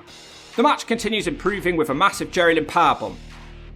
Cash attempts the moneymaker later on in the match and time again it gets reversed. It's just not happening for him here. Lynn gives him an inverted DDT which comes extremely close to ending the match. Then there's a ref bump. The Chicken Man is back now, except he's a ninja chicken. He hits a DDT on Jerry Lynn and this gives Kid Cash the win. Not as good as you would have expected this to have been. Just the main event for the Slapnuts belt now. D'Lo and Jeff actually start the match brawling in the locker room. They head out into the crowd where Jeff starts to fight back and he hits D'Lo with a chair, because every Jeff Jarrett match must have crowd brawling. They do make it to the ring where D'Lo almost gets the win from a spinebuster. D'Lo clubs Jeff from the ring apron. The crowd chant D'Lo sucks. D'Lo tries to hit Jeff with a chair but he misses and our hero fights back in a way that only Slapnuts can. He's a real anti-hero. I think they're trying to make him into Stone Cold. Jarrett wants to use the steel chair but Disco is here and he takes the chair away. The distraction is enough and D'Lo hits a DDT on the outside of the ring. I never thought I'd see a match where D'Lo Brown was the heel and Jeff Jarrett was the face. Madness. Jeff Jarrett looks like he's winning until D'Lo hits the stroke. It's just a 2 count. Slapnuts immediately hits the sky high for a 2. What is it with wrestlers stealing moves tonight? Then there's a ref bump. Disco immediately hits the RKO on Jeff Jarrett and D'Lo makes the cover. That's just a 2. Jarrett quickly heads up top and then there's another ref bump from Jeff's crossbody. Beyond boring, Mike Sanders is now here and he hits Jeff with the title belt. Again, Jeff kicks out of the pin. Oh god, it's going to be one of those sort of Jeff Jarrett matches, isn't it? We now get a double down. Raven's here, but he just sits in the corner. This distracts the referee. Beyond boring climbs back into the ring. He tries to hit a super kick, but he nails D'Lo instead. Jarrett hits the stroke for the 3, because of course. Jarrett and Raven now square off, and Raven sends his friends out the ring. Mickie James didn't get the memo though, and she stays in the ring. Jeff turns around and creams her in the head of a chair, and the show goes off the air like a mini-second later. The show starts with an arena filled with trash around the ring, and also there's a bunch of weapons. It's a 3-teamed armed asylum match pitting the Sandman and a partner versus the Disciples of the New Church. New Jack appears in the ring and he's the Sandman's partner. Also in this match are the Harris boys. They all smack each other with weapons like complete morons. New Jack has his favourite staple gun, so he's having a good time here. New Jack is on the outside now and he picks up a chair on the ring apron. He runs and dives, crashing through the barrier. Due to the bad camera angle, it looks like he dived at an invisible wrestler, but I can assure you, Slash was just off camera.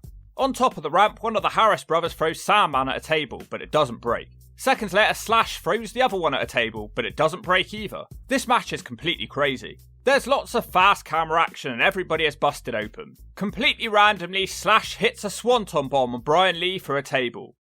Dude, I was watching the NWA TNA show the other day, man. And this dude, the Slash Man, he stole my swanton bomb finishing maneuver, man. But he didn't finish. I've warned him before not to steal my flip dive. I'm going back to Carolina, and I'm going to remind my stoner friend Shannon all about you, Slash Man. New Jack and Brian Lee are fighting by another balcony, and they start to head up the steps. Lee suddenly charges at Jack, but he's sort of back body dropped off the steps. He doesn't go through the table properly. One of the Harris boys is stabbing the Sandman with a fork. Both Harris boys double team him now as he's shoved through a table at ringside. We cut back to the balcony now where New Jack is motioning that he might die from the following actions. He drops an elbow off the balcony on Slash through the table. Back at the ring, one Harris boy boots a trash can into the Sandman, and the Harris boys also hit the H-bomb on the Sandman for the free. The Comrades team are blaming New Jack for this loss by leaving his partner alone to be double teamed. I mean, New Jack took out the Disciples on his own. Maybe the Sandman should have stayed nearer to him. Great opener though, really something that makes you sit up and pay attention. By the way, 6 matches for the Sandman and 6 losses. It's not exactly going well for Hardcore Hack. Goldilocks is in the back with Bart Gunn, who debuted last week. She tells him that he's starting out at the top of the card tonight because he's facing Perry Saturn. Not sure how that's the top of the card. D'Lo Brown bursts in looking terrified. He says he's looking for beyond boring Mike Sanders, but Disco Inferno says he's also looking for him. Chris Harris is in the locker room chilling, so it looks like he might be joining Sports Entertainment Extreme. They send him to go and find Sanders. Mike Tenay is announcing a tag team tournament now, which sounds overly complicated. Raven is seen in the back with Mickey James and Julio De Niro. They don't look happy. The craziness continues now as we go into a ladder match. It's the insane Brian Lawler. He looks like he's on more and more drugs on a weekly basis, and he takes on Dusty Rhodes in a ladder match. They're fighting over the belt that David Flair stole a few episodes ago. Lawler smashes him on the outside of a ladder and he screams at Tenay. Lawler thinks he's got him weakened, so he puts the ladder in the ring to start climbing. Lawler's struggling though because it's TNA and the ladder is partially broken. Dusty arrives back in the ring and he heaves it over. Dusty hits the elbow. He goes to get a ladder, but it's about 2 foot tall. He beats Lawler with the ladder.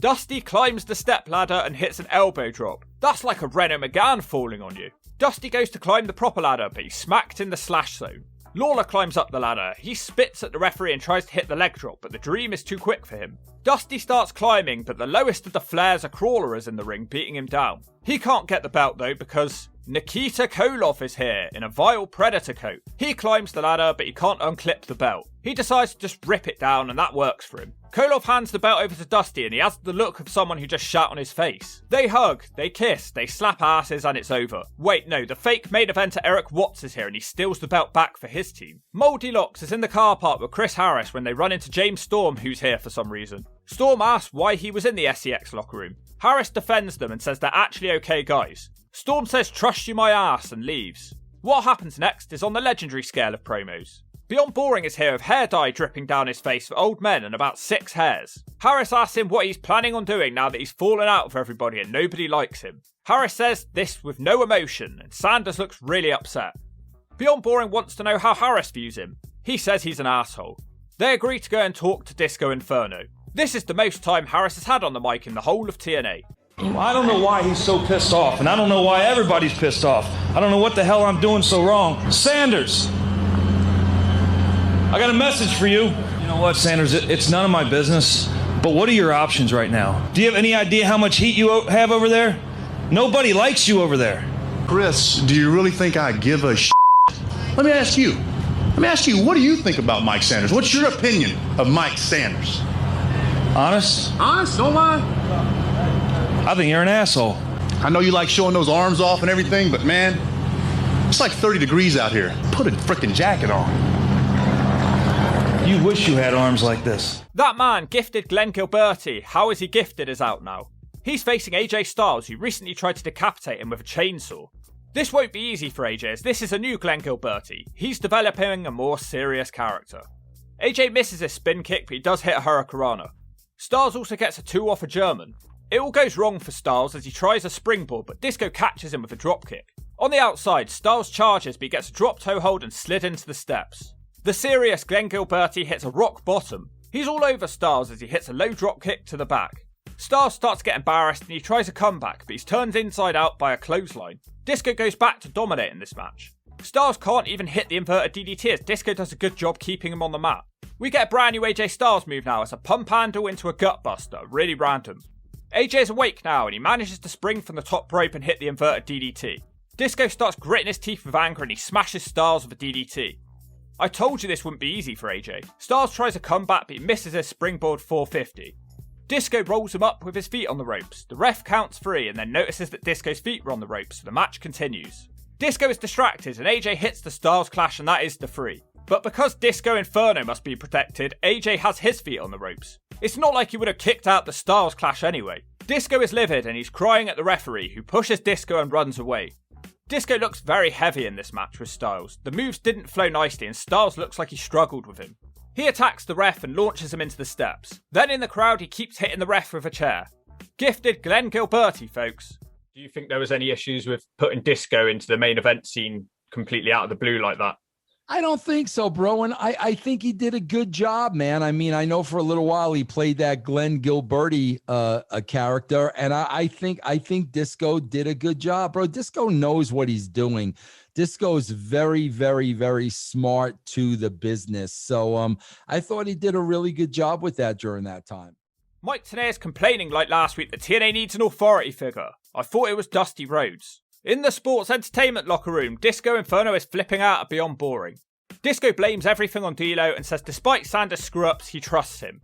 Disco tells Boring to beat down D'Lo in a match tonight and they'll have his back. Sanders, who seems to have Tourette's nowadays, says let me get my shit on.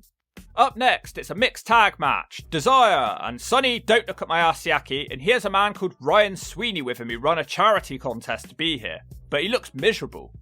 And they face Athena and the master of the cab driver slam, David Young. Great to have them back on the show. Sonny has a mic and he tells David Young that they haven't been getting on lately because Sonny is attractive whilst David is fat and ugly. The point is that this feud is between Desire and Athena. She slaps Sonny, he calls her fat and suggests that they both leave. This has potential to be really turd. Suddenly David Young is back in the ring and he hits Athena with the cab driver slam, David Young has sold his soul to the devil and joined Sports Entertainment Extreme. Oh, what a bunch of bullshit. Goldilocks is in the back with Perry Saturn. He shakes head sweat into her face.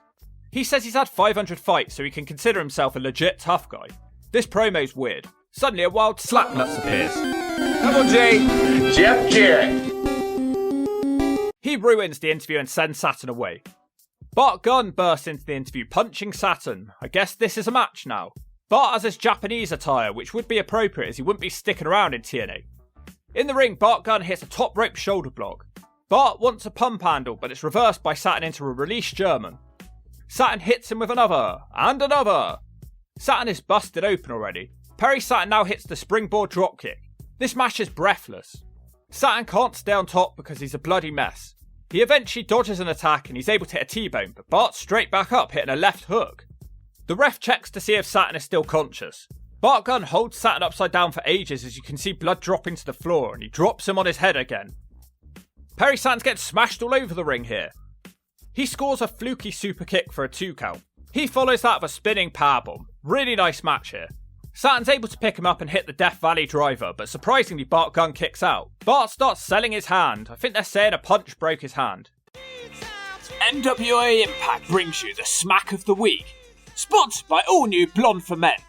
If you're a brown-haired Potter, put some blonde in it. It makes you look hotter. Man, what a match we're having. Perry Saturn stumbling back to his feet. Bart Gunn with a left hook. Wow, what a left hook from Pro.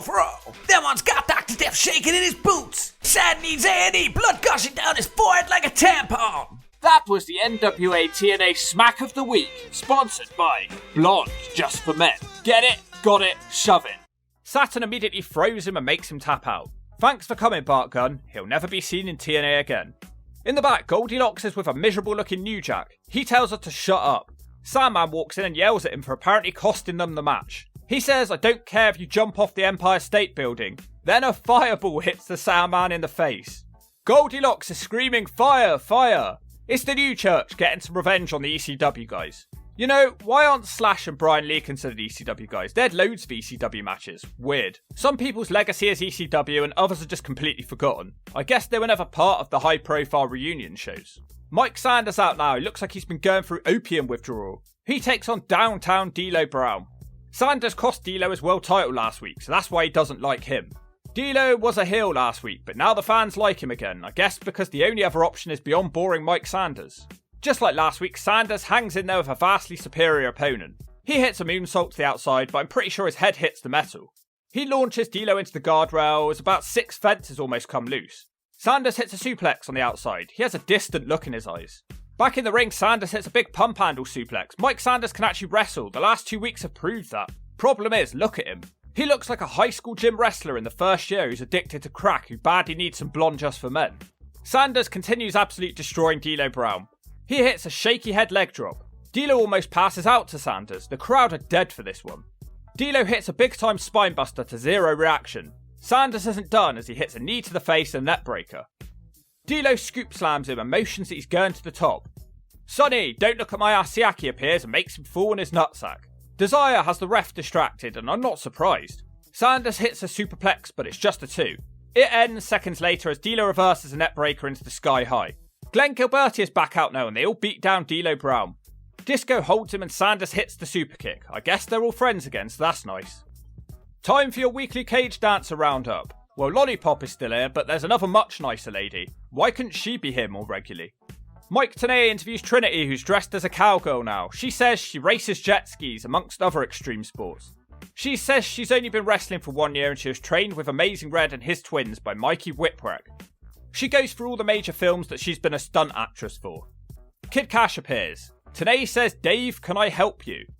He's just here to be a dick and be jealous of Trinity. Cash complains that he's been booked in a match with Raven tonight. He says she must come to the ring with him.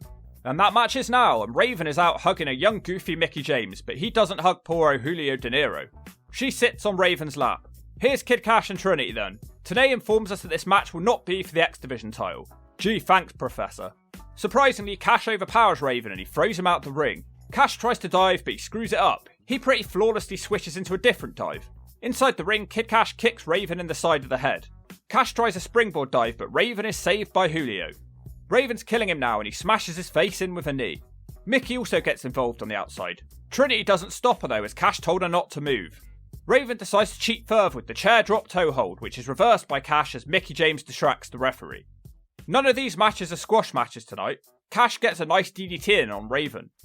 He tries a rolling something, but he's caught and hit with a powerbomb. Cash is not having his best night tonight as he slips on a springboard dive, but he just does it again anyway and hits the crossbody.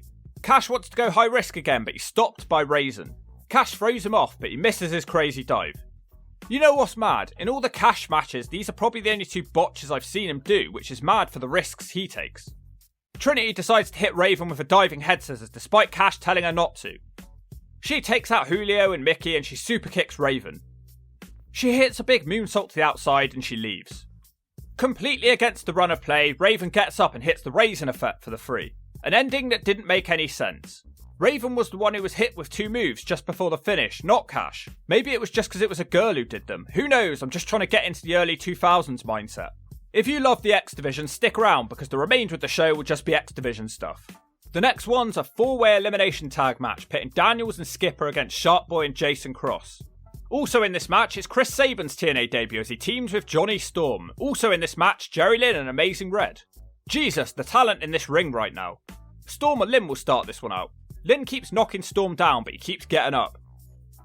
We get a really weird headstand slapping spot. Both guys tag out because they realise how stupid it was. Shark Boy and Red will fight now. They also keep reversing each other. Red ends up trying to hit a dive, but both men catch each other with a drop kick. Red hits a power slam, but I'm not sure how powerful it could have been. Daniels forces his way into the match. He immediately kicks the Shark down. Sharky bites him and brings Cross in. Cross is definitely looking good, but he tags Sabin in for his first action. He runs straight into a Skipper chop. He also runs straight into a Skipper diving clothesline. Sabin, the kid from the Midwest, manages to hit a head scissors.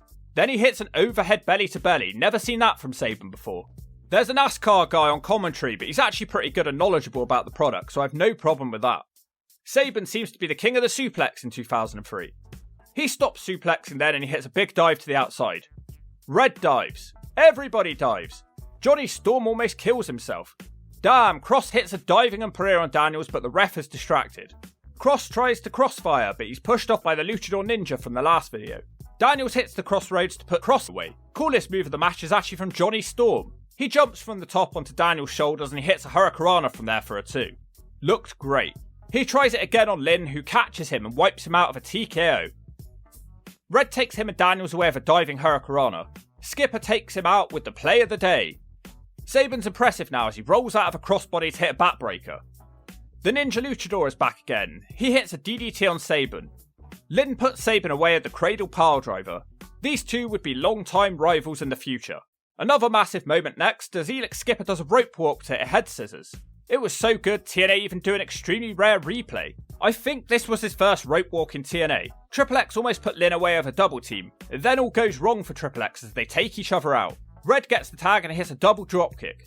He starts going nuts and kicking everyone.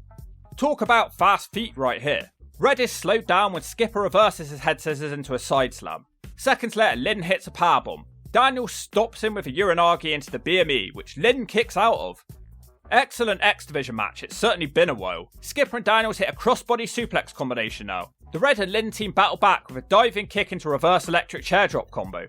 Triple X start getting desperate as Skipper grabs a belt. He misses Lynn and gets the belt kicked back in his face. Daniels looks like he's still in control as he kicks Lynn and gets a 2 count on Red.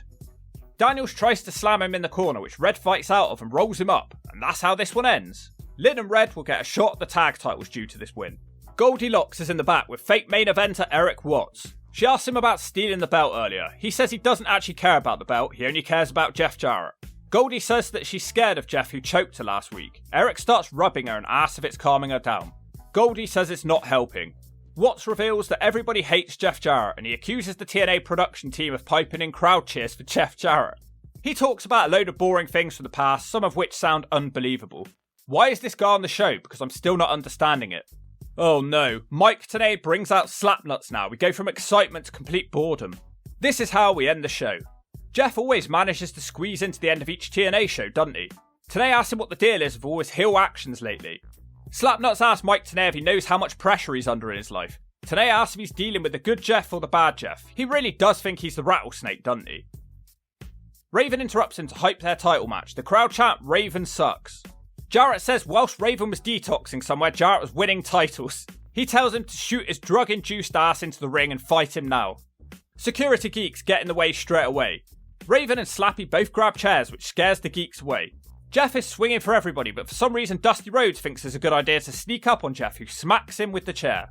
And that is the exact moment where the show ends. Okay, we start in the car park with Dusty Rhodes looking around cluelessly. I think he's lost. We cut to Raven in the darkness with Julio and Mickey. Raven says that they worship him. He acknowledges that he's still with SEX, despite hardly ever being seen with them. He says Jeff is trying to take wrestling back to the 80s. He reminds us that since his childhood it's been his destiny to win the NWA title. He also claims Jarrett is going insane due to his recent actions. Raven moves on to D'Lo Brown and says he's in trouble tonight. And that match seems to be now. It's Raven taking on downtown D'Lo Brown. D'Lo scores the first knockdown as Raven dumps in his nappy of fear. Raven scores the second knockdown and does the D'Lo head shake. Let me know in the comments, whose head shake did you prefer, Sanders or Raven? D'Lo powers him out of the ring and he drop kicks him through the ropes. D'Lo with a huge dive to the outside now. All the dives in TNA look like they almost kill the person doing the dive. Raven's in full control after that. The crowd are completely split for who they want to win. Out of nowhere, D'Lo hits a diamond cutter for a double down. D'Lo also hits a side effect. D'Lo has a wide move arsenal in TNA. He hits the lowdown, but Julio gets to the ring for super kick. The ref can only count a 2. Then there's a ref bump as D'Lo accidentally kicks him. Julio throws powder in D'Lo's face. Mickey's in the ring and D'Lo smashes her with the lowdown. Brown also hits a big side slam on Julio. Raven connects with the Raven effect for the 3. Raven's matches in TNA always seem to be the same.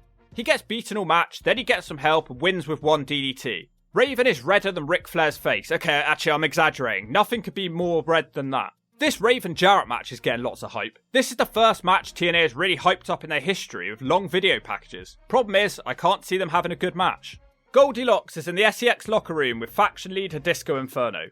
He asks if Sanders is going to win the X Division title tonight. Surely not. He's motivating all of the troops, they're loving him. Disco announces that he'll be facing AJ Styles in a street fight. He says big deal, he lost last week in a wrestling match, but in a street fight, he won't be able to do any MTV jackass flying crap. Disco tells the Harris brother to wrap a towel around his head and punch him. Disco slaps him and complains he didn't punch him hard enough. These punches seem to hype Disco up. He's out for his match now. Gifted Glenn Gilberti, how is he gifted, versus AJ Styles. We haven't had a hilarious AJ promo in months, I really miss them.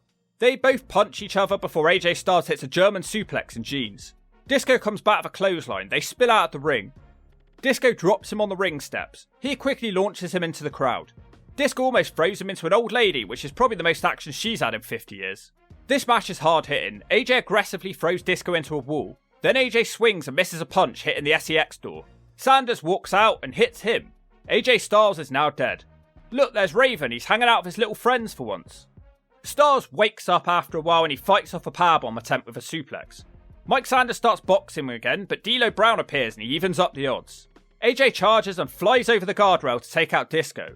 In the ring for the first time in a while, AJ hits a pump handle gutbuster. He also hits a side suplex. AJ seems to be a bit of a hybrid wrestler at this point. He does a bit of everything. Well, except hardcore, because he misses his chair shot. AJ turns it back into his match with a spinning kick. He wedges a chair into the corner and sends Disco into it face first. Styles tries to become hardcore again as he goes back to his chair. Disco blocks his next chair shot with a kick and he snaps off a stunner across the chair. Glenn Gilberti beats AJ Styles. Let that sink in. Disco Inferno is moving into the main event and he can't be stopped. Really good match actually, these opening matches are all great. Goldilocks finds Dementia Rhodes in the car park. She asks what he's doing. He's apparently looking for Slapnuts who hit him with a chair. I don't think it was Jeff's fault. Dusty was an idiot for sneaking up on him when he was surrounded by his enemies.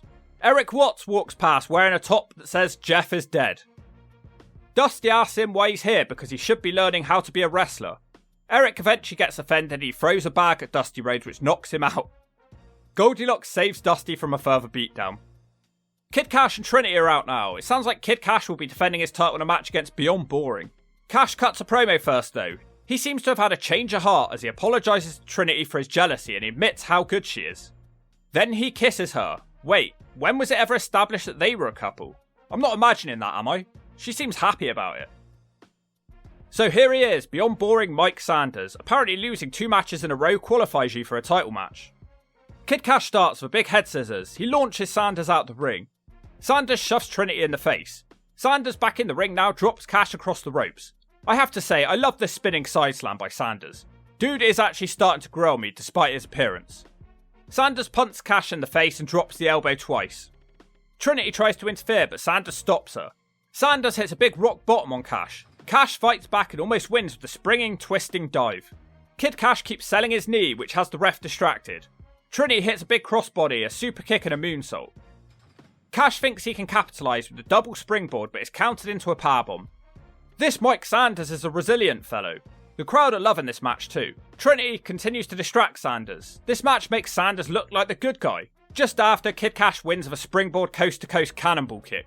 The Harris boys appear as Cash runs away. They hit Trinity with the H-bomb, so I guess Cash was just using her to get through this match. Goldilocks is in the back with the new church discussing the Bloody Massacre match next week. James insults the Sandman and the ECW guys. He doesn't like their bond and wanted them to join the new church. He says he's found a guy to beat up Perry Saturn tonight.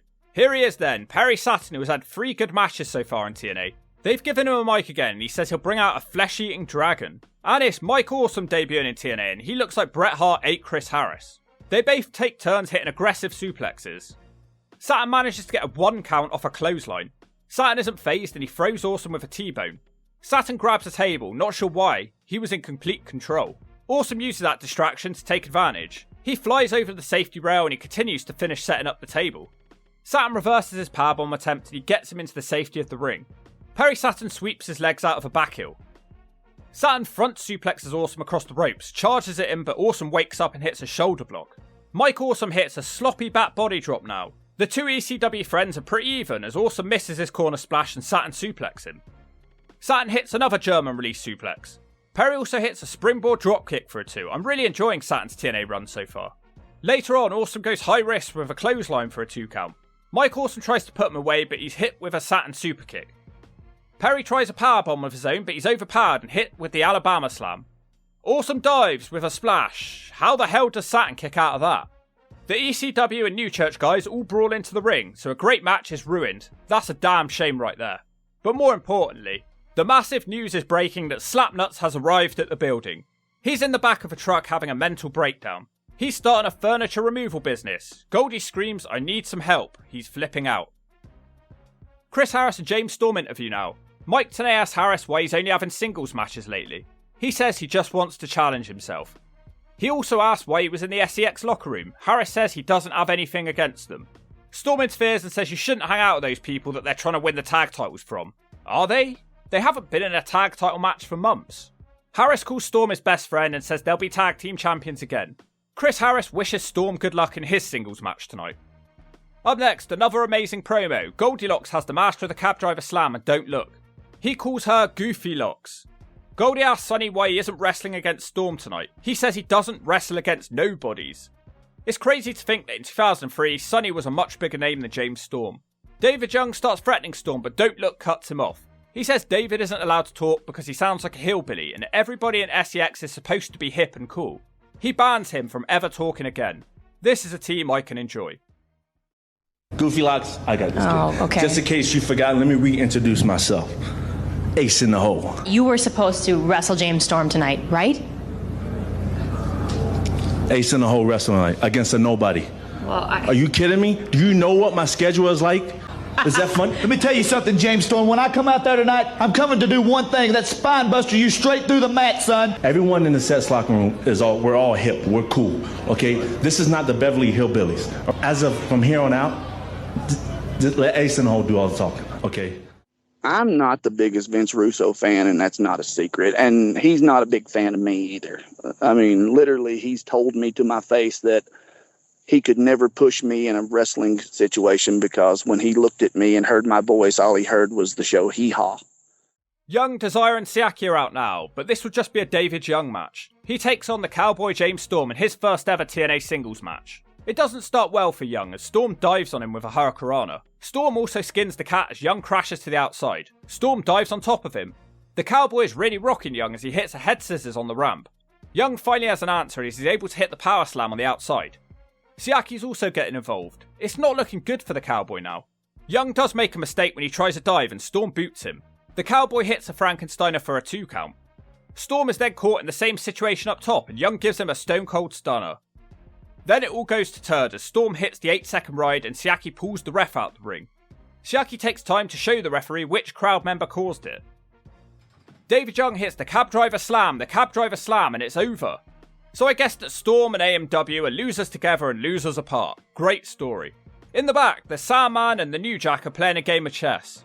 Goldie tells Sandman that she's glad he looks relaxed. New Jack keeps burping on Goldilocks. New Jack says they aren't here to win matches, they just want to hurt people. His actual job is to find the highest thing to jump off of. He certainly does that. He's interrupted by the Sandman who checks him in the chess game, which upsets New Jack as he takes his games very seriously. The New Church are out now for their match, but Mike Awesome has disappeared. They of course take on the Sandman and New Jack. Jack rushes the ring while Sandman is still in the crowd drinking. He better get a move on if he wants to avoid his 7th loss.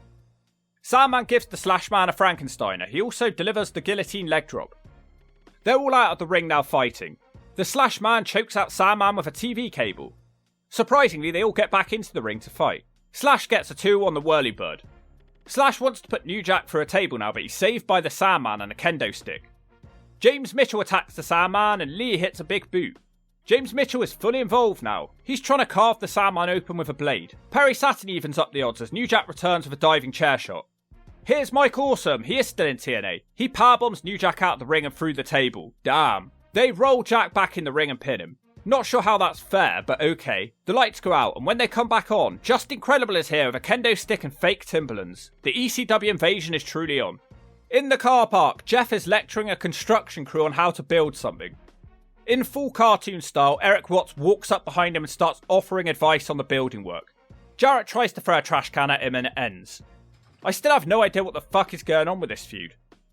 This car park is becoming an important part of the TNA show. The tag title match is up now. The champions are Triple X. Low-Key must be off in Japan at this point. They face Jerry Lynn and the amazing Red for the belts. Red has a funny little hooded cloak. Fucking Red Riding Hood right here. This should be match of the night, but maybe it'll be shite. Lynn starts out with the head scissors and a Turtle Whirl backbreaker. Daniels dumps in his nappy and tags Skipper in. Lynn tags Red Riding Hood in, and Red lands on his feet from a German suplex attempt, which annoys Elix. Red is looking confident as he hits a head scissors and a 718. Red tries a springboard, but Daniels gets the tag and he catches him from the dive. Daniels can't do anything as Red reverses that. The match breaks down now with Lynn throwing Red into a Hurricanrana. Cheating finally turns the match for the champions. Skipper gets a 2 off a corkscrew plancher into the ring. Look at the height on Skipper's jump here, it's insane, never seen a wrestler his size fly so high. He gets a 2 on a reverse suplex. Jerry Lynn finally manages some offense with a double clothesline. Red's on the attack and he hits kicks constantly. Everyone is peppered with them. Red thinks he's won for DDT, but the pin is broken up. The champions are sent to the outside. Lynn hits a springboard dive onto them. Red also has one for them. Back at the ring, Skip hits a leg drop on Red whilst Daniels holds him. He takes too long wiping sweat off himself, so Red is able to kick out. Skipper exposes Red's ginger hair, which seems to silence the crowd a bit. Red hits the code Red, but it's not enough. Triple X starts to isolate Amazing Red now. Skipper throws Red through the air as Daniels plants him with the Uranagi. Red's really struggling. Lynn has to keep saving him. Red suddenly takes them out of a cartwheel kick and another kick, and Lynn gets the tag. He hits a tornado DDT. The pin is broken up by Daniels though. Now Lynn stacks Daniels on his shoulders. Red does a springboard dive up to them and hits an insane Hurricanrana. That one doesn't end the match either though. Red goes to fly again, but the Luchador Ninja shoves him off. He takes Red out on the ramp and runs away. It looks like low key. Daniels gives Lynn the Angel's Wings. Somehow he kicks out of that. Triple X hit a double T move now, Lynn kicking out the last possible moment. Daniels looks like he's spraying blood into his nappy. Lynn looks to catapult Skippers into Daniel, who's on the top. He quickly rolls Skipper up with a float over. And Jerry Lynn and Amazing Red win the tag belts. Wasn't expecting them to do it. Fair play. Great match. Triple X are bad losers though, so they attack the new champions. For some reason, Jarrett makes the save. He clears Triple X out in seconds. Slappy is here to call out Raven and hype up their title match. Why is he wearing gardening gloves? He tells Raven to send out his son and his daughter so he can beat them up. I assume he's talking about Mickey and Julio. They don't appear, so Jarrett charges towards their locker room. He can't kick their door down as there's a lock on the door. Mickey suddenly appears, hitting him with a trash can. Jarrett no-sells it and hits her back. He also hits Julio. Jarrett's throwing chairs at anything that moves. So this is actually a match. It's a handicap, clockwork, House of Orange fun match. Mickey's looking extra greasy tonight, but she's also dangerous with a trash can lid. Jarrett is crushed with baseball bats and kendo sticks. They throw Jarrett into a metal fence in the corner. Jarrett fights back, sending Mickey into the cage. Mickey tries a poetry in motion off Julio's back, but she's caught and powerbombed into her. Slappy is in his element now, but why no guitar as a weapon choice? Jarrett sends both of his opponents upside down. Then he does a running power slam into Mickey into the cage. This causes a ref bump. Jarrett now has Mickey set up on a table. He levels Julio with a steel chair and he puts Julio on the table too. He can't put them through it though as Raven's here. He suplexes Slappy through the table on top of his friends. Julio De Niro makes the cover, and Julio De Niro has just beaten Jeff Jarrett. Monty Brown couldn't do it, but this guy can. Raven gives Jarrett the even flow as the show ends. So these two shows are going to be really heavily building around the Slapnuts vs Raven feud. So we start the show with that very man doing bad poetry whilst he sits alone in a four-cornered room staring at candles. He says he'll achieve his destiny of becoming the NWA champion. I think his mind's playing tricks on him. Mike Tenay suddenly screams, "Something's going on in the SAX locker room." We cut to the car park. It's beyond boring Mike Sanders dressed like a pirate with gifted Glenn Gilberti. Glenn says that this is Mike Sanders' new gimmick, a pirate. Sonny Don't Look at My Ass Siaki leads the rest of the crew to the building. Gilberti slaps him for some reason and the cab driver stands up for Siaki. Disco tells his crew off for being late. Out of nowhere, D'Lo Brown and AJ Styles jump Sanders and Gilberti in the car park. This has turned into an impromptu match. On commentary they talk about how AJ Styles was hospitalised by Gilberti last week, so his push continues. AJ and D'Lo do some double teaming together as D'Lo slams AJ on top of Disco. AJ gives Disco a super kick and then D'Lo crashes into him with a top rope clothesline. Disco eventually does something with a drop kick to Styles' knee. Pirate Sanders also hits a crazy dragon screw. AJ's now isolated. Shout out this leg lock by Sanders. You truly believe this has hurted AJ. D'Lo eventually gets the tag, but he gets nailed by the Sanders special for a 2 count. It barely hurts D'Lo and he gives Sanders a big wind-up slam. He nails the lowdown, but Disco Inferno breaks up the pin. D'Lo hits the sky high on Disco, but Sanders breaks that up. AJ kicks Sanders from the ring apron and D'Lo kicks Disco down. AJ's about to put Disco away, but Triple X rushed the ring and the match is thrown out. Jerry Lynn and Amazing Red also join in and rush the ring. They took the tag belts from Triple X last video. Red and Lynn kick Daniels, but more SEX troops rush the ring.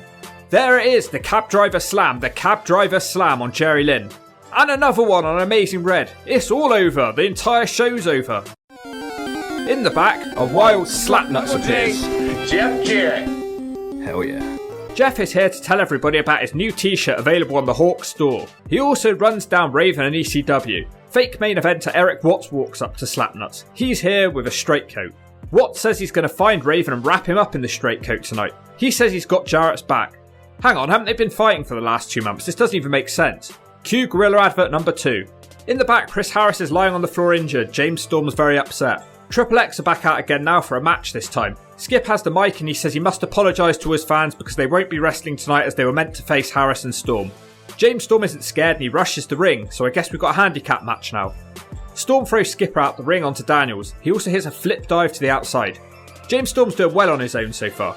Daniels eventually cheats on the outside, allowing Skipper to hit a belly to belly. Later, Elix hits an overhead belly to belly. It's announced that the winners of this match will be going for the tag titles. That doesn't really seem fair on Storm. Skipper and Daniels hit him with a nice double team, but they're too busy celebrating to do anything. Chris Harris has now joined the match. We get a double down, but Storm can't make the tag because Skipper smashes Harris from the ring apron. A bit later, Storm hits the super kick and he makes the tag, but it still doesn't count as the ref says he didn't see it. That ref needs to go to spec save as the ref could clearly see that Storm was lying at the feet of Harris. The crowd chant bullshit. Storm takes out both Triple X members with a Bulldog Famouser combination. This time the tag does count. Harris gets a 2 on a full Nelson on Skipper. Then it all goes wrong for Harris as Skipper throws him into Daniels' flatliner. Skipper also slingshots into the ring in corkscrew style, but this match is still going. Storm hits his spinny inverted DDT thing from the corner. Daniels kicks out as Gorilla adverts start kicking my ass again. Skipper tries to get back on top of a springboard, but Harris spears him in midair. Then out of nowhere, Storm stupidly distracts the referee, which allows Daniels to boot Harris in the nutsack and Skipper rolls him up for the 3. It sure feels like they don't win very often. Storm walks off and leaves his partner behind, because he's a dick. Mickie James, Raven's little follower, is searching for Slapnuts. Instead, she finds his granny. She threatens to hit the granny, but then Slapnuts jumps her from behind. He throws her into a brick wall and then throws her in the back of a pickup truck. He doesn't drive it away, so she'll probably be back. Eric Watts is now at the commentary desk asking where Raven is. My bet, he's either in a dark area at the back of the arena or the Sports Entertainment Extreme locker room. Most likely the first option. Father James Mitchell is here now to tell us about the Ultimate Sin match we're having tonight. It's going to be a match where the ring ropes are wrapped in barbed wire and not like the WCW barbed wire. He rubs an apple on the barbed wire saying it's New Jack's face. There will also be a kendo stick on a pole, and that match will be now. Slash, Brian Lee and Mike Awesome, who looks like Bret Hart ate Braden Walker, and they face Saturn, New Jack and the Sandman. This one's going to get crazy. New Jack has a knife which carves Slash open 30 seconds into the match. Now he has a fork. Slash recovers and staples a dollar bill to New Jack's head. Brian Lee's barking at the crowd like a rabid dog. Saturn's just there trying to wrestle a normal wrestling match, bless him. Awesome hits a big clothesline on Saturn whilst the other wrestlers fight around the ring. Back at the ring, Saturn kicks Awesome into the barbed wire for the first time. He also drops him gut first across the wire. Saturn climbs to get the kendo stick now, but realises no one's ready to stop him, so he waits for Brian Lee. Awesome powerbombs him from the top onto a trash can. Hack goes nuts with his stick now. His run doesn't last long because he gets a trash can thrown at him. I remember this match from my original New Jack video. This is officially a mop ringer, judging by the amount of angry comments I got on that video. Saturn does a kendo stick Russian leg sweep to Brian Lee. No one wants to make a cover. The cameraman's really struggling to keep up the action in this one. They're missing all of Saturn's wrestling manoeuvres. Mike Awesome hits a set-out powerbomb for a table on the Sandman. Straight after this, New Jack helps Saturn hit a splash on Brian Lee for a table. New Jack is now on the top rope with a chair and he creams Slash in the head. Just a 2. I come back to see New Jack being pushed off a ladder and going for a table on the outside of the ring. Slash climbs the ladder, but the lights go out. Just Incredible is here again and he fights Slash on the ladder. Saturn powerbombs Slash off the ladder and Just Incredible has the baseball bat from the ceiling. Well, he sort of does, he really struggles to get it down. And once he eventually does get it down, he dives off the ladder with a bat shot to Slash's head. Saturn makes the cover for the 3. A crazy match. We go from that to something completely different. Mike Tenay brings out Kid Cash for an interview. Tenay is angry at Kid Cash for his treatment of Trinity. She's been getting beaten up and Cash hasn't done anything to help his manager / girlfriend. Cash takes the credit for discovering Trinity. He says she doesn't have a contract at TNA, she only has a contract with him. He says he owns her, which brings the orange Trinity out to the ring. He slaps her before she can really say anything. She slaps him back, which TNA loves.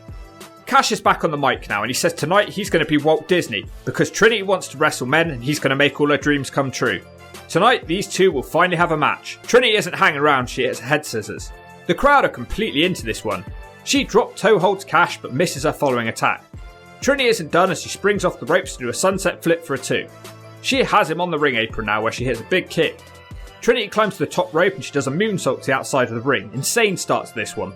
Cash turns it around on the outside, he throws her into the crowd barrier and throws a chair into her face. Cash beats her around ringside while screaming at TNA.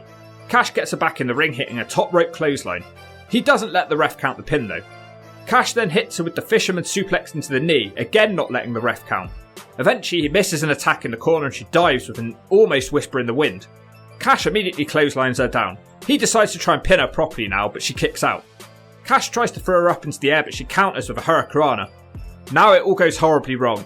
She tries to leapfrog him or something, but she can't make it. Then she tries a springboard, but slips and she takes out both Cash and the referee. The match was due to end anyway at this point because the Nazi boys come out with Sanders. They H-bomb Kid Cash and put Trinity on top for the pin. Trinity beats Kid Cash. Not quite sure where this one's heading. Goldilocks is in the back with the New Church, who are all screaming at each other. Russo comes into the shot at the last second, but I don't think he was meant to be as he's supposed to be at home with his kids, at least in storyline terms. It's your weekly X Division match now. Shark Boy. Wait, no, Slash appears behind him and gives him an inverted DDT on the ramp. Slash starts cutting a promo whilst threatening JB, but Just Incredible appears behind him with a kendo stick. Slash sends him out the ring and flip dives down on top of him. Slash then throws Credible off the ramp into a barrier. Slash is eventually slowed down when he's countered with a power slam. They get back to the ring where Slash manages to hit the Eye of the Storm. He can't hit his dive though as Credible super kicks him. Just Incredible has his stick again now. He's stopped from killing Slash as he has powder thrown in his eyes. Slash keeps hitting him with the stick as they head to the back of the building. The match is thrown out as they make it to the car park. Sandman appears with a flaming cane and he hits Slash. Hack is literally running round in circles with the fire. What drugs was he on during this segment? Eric Watts is back again. He calls out Raven, but instead of Raven he gets Julio De Niro, one of Raven's little followers. Watts makes a load of really awkward jokes that no one laughs at. He calls him the Chickenator. He also asks Julio to find Raven, but Julio doesn't want to. Watts hits a choke slam on Julio, but then he gets distracted and moments later Julio throws him into the turnbuckle. Then he hits a wacky spin kick on Eric Watts. He can't do much more because he gets buckle bombed. Mickie James is here now and she also hits Watts in the Slash zone. They want to put Watts through a table. For some reason Jeff Jarrett makes the save for Watts. Jarrett hits the stroke on Julio. He can't dive through the table because Mickie runs at Slappy with a punch. Slappy just says screw it and power bombs her through the table on top of Julio. Jarrett's really on one tonight as he stomps towards the SEX locker room. I guess he did all that because he's facing Raven later and he wanted to take his goons out. Up next is a number one contenders match for the X Division title. No, Conrad isn't in it, he's just here to do commentary. It will be the Amazing Red taking on Jerry Lynn. Despite them being tag team champions together, they still want to achieve more. Conan is annoyed because he keeps getting accused about the mystery luchador who's been interfering in TNA recently. Lynn and Red have a nice trade-off, but they struggle to land moves on each other. They decide to shake hands because they respect each other. Conan is ranting about TNA letting women wrestle matches. Lynn hits the first big move as he reverses Red's head scissors into a backbreaker. He follows up with a back suplex. Red tries to fight back with a 718 and he's clotheslined to the ring apron. Lynn wants to suplex Red back into the ring but he gets out of it. He tries a code Red which Lynn reverses, nice trade-off here. Red dropkicks Lynn in the face and that one doesn't fail. He hits a diving head scissors off the ring apron. He also hits a hurricane on the outside of the ring. Back in the ring, Red hits a spinning heel kick. Red is eventually stopped when Lynn catches his baseball slide and throws him into the crowd barrier. Moments later, out of nowhere, Red hits the code Red in the ring. Red tries to follow it with a dive but he's caught with a Jerry Lynn powerbomb. After that, Red stupidly tries a pile driver. Lynn simply picks him up and drops him on his head. Lynn now throws Red off the top rope which causes a ref bump. Red crashes into the ring pole. Ron the Truth Killings is here. He hits the back, sack and crack, say it twice or I'll give you a smack on Jerry Lynn. Conan's very happy about his actions.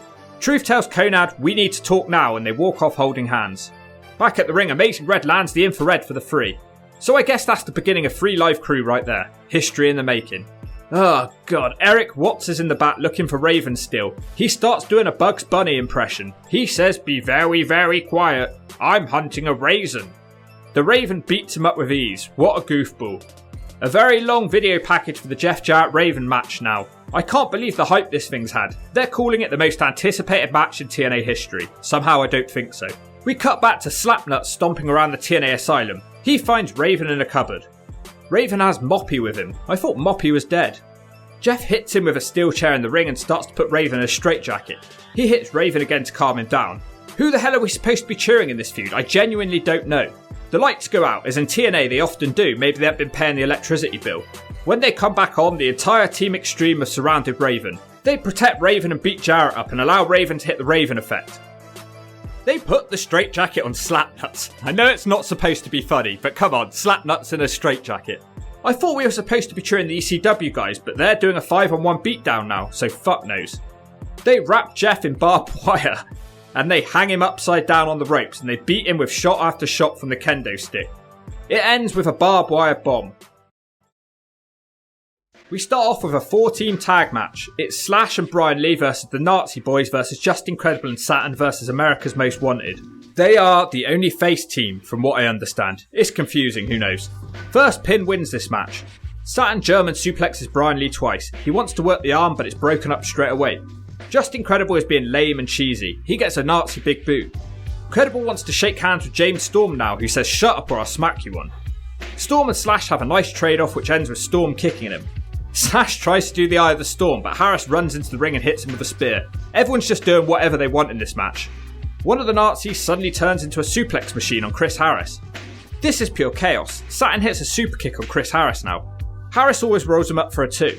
Dream Team work over Harris for a while now. Credible keeps calling him a piece of shit and slapping him, but it's a bad move as the super kick doesn't connect and Harris hits a DDT. Cowboy's back in now and he goes crazy and takes everyone out. James Storm's really been overshadowing his partner recently. Storm hits a kick to the back of Saturn's head, but the pin's broken up. The Harris brothers now hit a H-bomb on Slash, but this pin's broken up. AMW hit a double team of their own now, but again the pin's broken up. Storm hits his spinny inverted DDT, but the ref's dragged out the ring. AMW want to hit the death sentence, but a Nazi kicks the 2 AMW members together, which allows Saturn to hit the Death Valley driver for the 3. Nice opener. In the back, Goldilocks is in the SEX locker room. She's interviewing gifted Glenn Gilberti. How is he gifted? She tells him what an amazing job he's been doing leading the SEX boys. Despite that, it seems that Raven has defected to the ECW team. Disco calls ECW a bunch of drug addicts from a bingo hall and says tonight he's going to find out where Raven's loyalties lie. Disco says no matter what, the title is coming back to SEX tonight. Did they ever have it? In the back, Jerry Lynn's complaining about his career, saying he's tired of being the good guy. He says that will change tonight. Christopher Daniels saunters out to the ring now. His music breaks halfway through and he enters to silence. His opponent is the brand new Jerry Lynn. Daniels has a mic and he's making fun of the new Jerry Lynn. Daniels says Triple X is an X Division dream team and he asks if Lynn and Red will defend the tag titles next week against all 3 members of Triple X. Lynn's a complete idiot and agrees under the condition that if he beats Daniels tonight they can defend the tag titles against 1 member of Triple X next week. I bet Lynn's losing this one. Daniels tries to drag Lynn out the ring with his legs but he holds on, drop kicks Daniels in the back of the head. He also hits a dive on the outside. Lynn continues dominating with a diving head scissors. Daniels gets straight up, but he's hit with a Lynn turtle whirl. Daniels switches the match back to his favour with a slam and a standing moonsault. Daniels is really enjoying himself. He hits a hair grab takedown and an enziguri kick. Daniels now hits a slingshot leg drop for a 2 count. So much for the new Jerry Lynn. Lynn eventually manages a drop kick. He spears Daniels down and punches him, which prompts Don West to say that this is a Jerry Lynn he's never seen before. Lynn hits a bridging German for a 2 now. Daniels stops Lynn again with a back heel trip. Now Daniels throws Lynn from the top rope. Apparently he's calling that move the fall from grace. Daniels tries his BME but misses. He does land on his feet though, but he runs straight into a Jerry Lynn TKO for a 2. And now, finally, we get to see the new and improved Jerry Lynn. He smacks Daniels in the nutsack and rolls him up for the 3. The Hawk never said he was a smart bird. In the SEX locker room, Disco and Saturn are face to face. Disco says he thinks the ECW guys are trash and are bad for business. New Jack says he's a convicted felon. Sandman says the ECW team want to bat Raven tonight, but they can't get hold of him. SEX say they can't get hold of him either, but they'll find him first. This is so stupid. Out now, it's the 2 best friends in the world, Sonny Don't Look at My Asiaki and the master of the cab driver slam, David Young. They'll face AJ Styles and D'Lo Brown. Wow, all 4 of these guys have been doing nothing. They need a storyline or something. D'Lo's quickly become just another guy in TNA. AJ has a pre-recorded promo and says he doesn't care who wins the heavyweight title tonight. This match has some potential. AJ starts with a nice leg sweep. He's outspeeding Siaki and gives him a German. Don't Look at My Ass gets frustrated and tags in the cab driver. It doesn't go any better for him and AJ gives him a backdrop. D'Lo makes the blind tag just as AJ hits a dropkick on Young. Then D'Lo flies into the ring with a clothesline. Brown slams David Young. AJ then gets the tag and he does a Frankenstein on his own partner to land on Young. That's so stupid. AJ does a nice roll up from the corner now. Siaki gets the tag but he's immediately hit with an AJ dropkick. Desire slaps AJ on the outside. He tries to springboard into the inverted DDT but it doesn't go well. The match is finally turned when Young clothesline Styles from the outside. David Young's in now and he hits a big power slam. Siaki gets the tag and he does a half Nelson into an overhead suplex. I like that one, nice. D'Lo has to break up that pin. Styles eventually slips out of a David Young suplex and he hits a net breaker. AJ still can't get the tag though as Siaki takes D'Lo Brown. Styles gets another chance later on after hitting a DDT and D'Lo gets the tag. D'Lo kicks Siaki down but he can't overpower David Young though, who hits him with the cab driver slam. AJ breaks the pin up. Styles quickly hits a Pele kick on Siaki as Young takes out Styles. Out of nowhere, Styles and D'Lo hit a sky-high net breaker combination. Nice, but Siaki breaks that pin up. Styles hits the shooting stars press to the outside on David Young. It should be over as D'Lo hits a spinebuster on Siaki, but Desire distracts him. Siaki stupidly crashes into her and David Young is distracted, tending to the only woman he's ever known. Beautifully, D'Lo Brown sends Siaki straight into the Styles clash. Then D'Lo dives from the top rope with the lowdown for the free. Love that match, knew it would be a good one. Pre-tape D'Lo Brown now. He says whoever wins the title tonight, their ass will be down with the Brown. Now we get Mike Tenay sitting down with Conrad and Ron Killings. He asks them what they're up to. Truth looks really sickly here, I'm not sure what happened to him. Truth reminds us that he's a former NWA title holder and the first black champion. I wouldn't blame you if you've forgotten that one. Truth says he's got a lot in common with Conrad. They move on to talk about racism in wrestling. Conrad says there's no black commentators in wrestling. Tenay says, what about Jonathan Coachman? Conan says, I said black man. They tell Mike Tenay to check if he still has his wallet and then the interview ends. We have a new cage dancer debuting tonight, but she looks like a koala.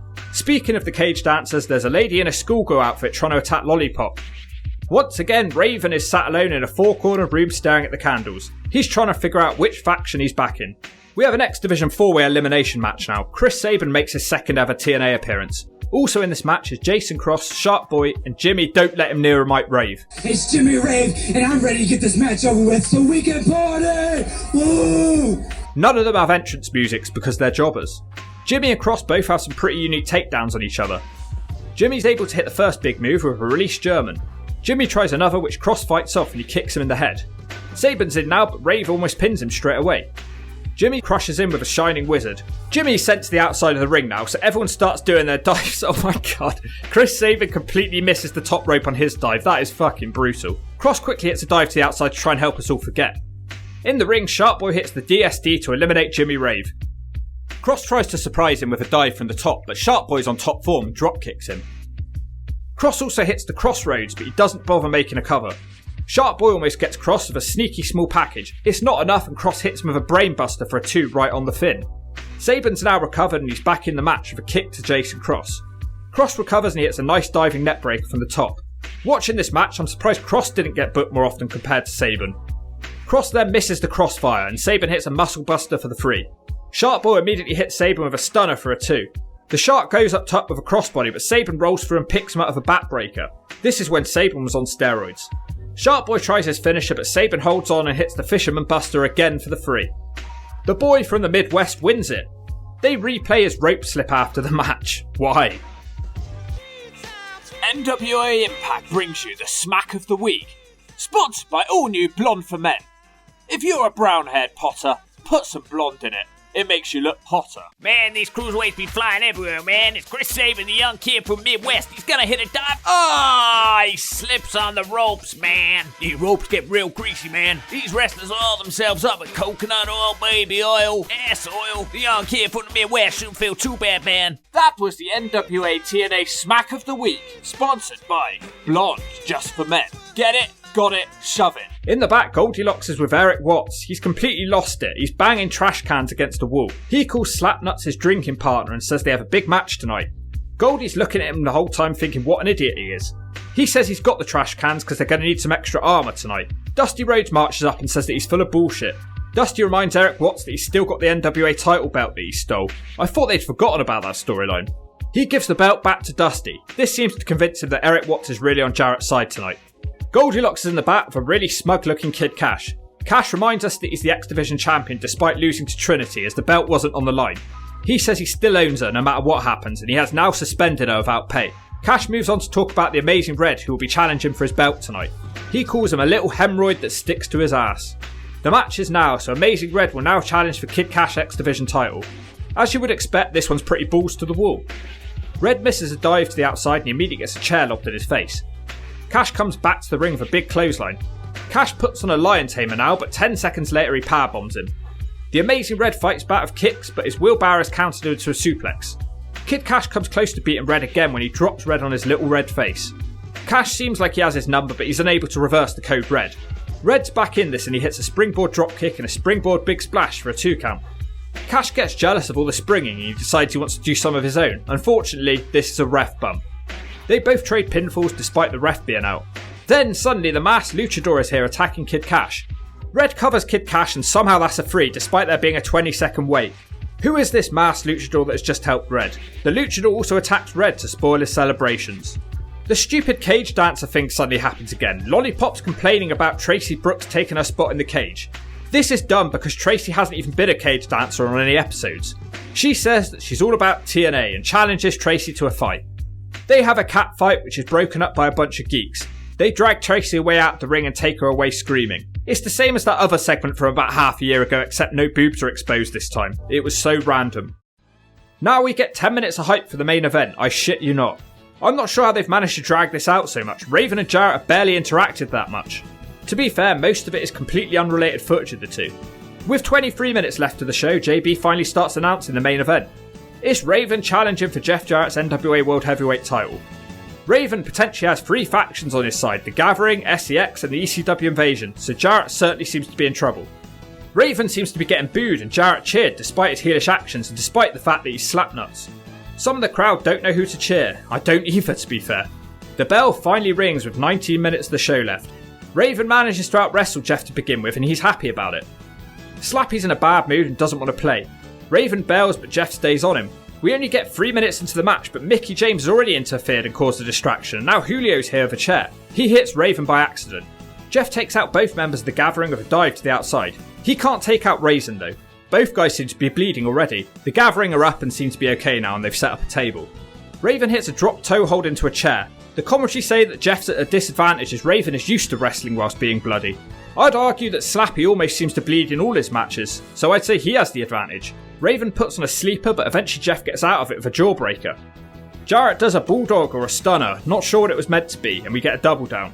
Jarrett makes the most of it when they get up and hits an enziguri. Jarrett then comes close to winning with a catapult into the corner for a 2.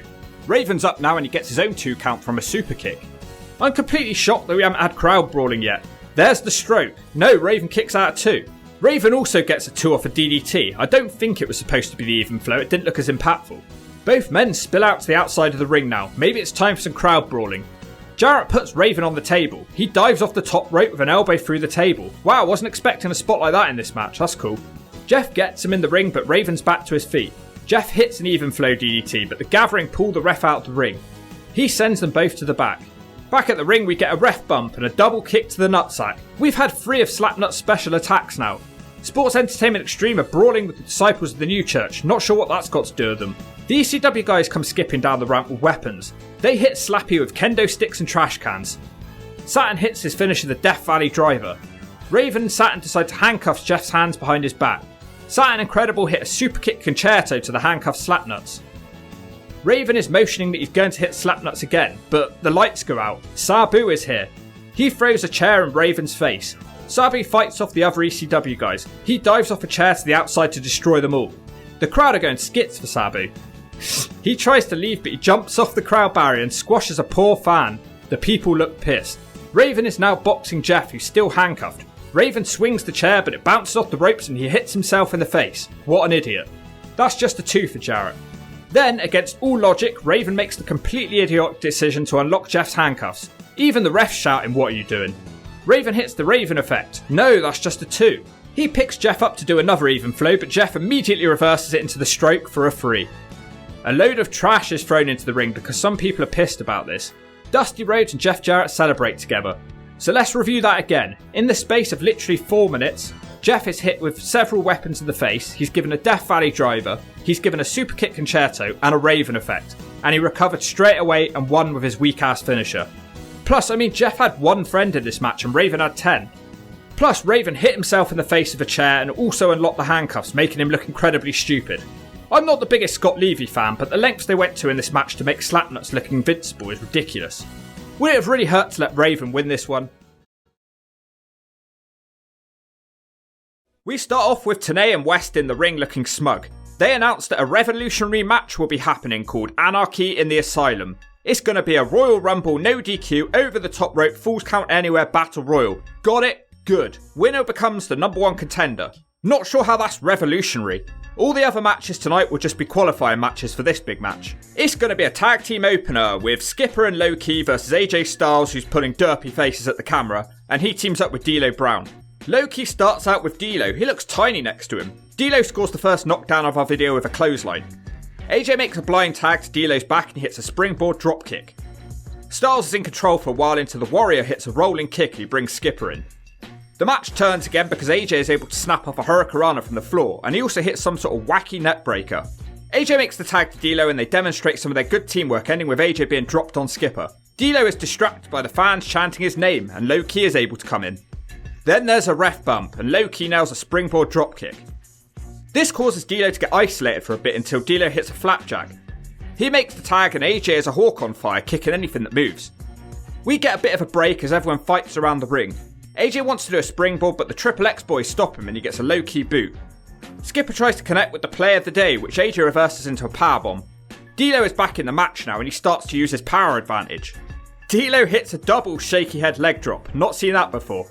Skipper's taken out of the ring by D'Lo.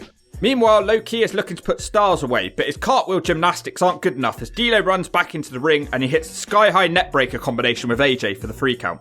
In the back, Goldilocks is with gifted Glenn Gilberti. How is he gifted? She tells him that he's in the main event and it's the biggest match of his career. He tells the rest of the sports entertainment team that tonight it's all about Disco because he needs to bring the title back to their locker room. He tells Mike Sanders how proud of him he is, and Beyond Boring looks really happy with that compliment. Disco says it's time to beat some people up and the Glenn Gilberti show starts now. The camera cuts back to the TNA locker room where Glenn Gilberti smashes a door down and a wild Slapnuts appears on crutches. Double J, Jeff Jarrett. Disco beats Jarrett up in the hallway with the crutches. The fight spills out into the car park. You know, TNA really love filming out there at this point. It was like when you unlocked a new arena in a video game. Some random jobbers watch on as Disco starts using a chair. Some security geeks pull Disco away eventually. The next match will be a 3-way match, but first, New Jack has a microphone. He screams, "Cut that shit music off."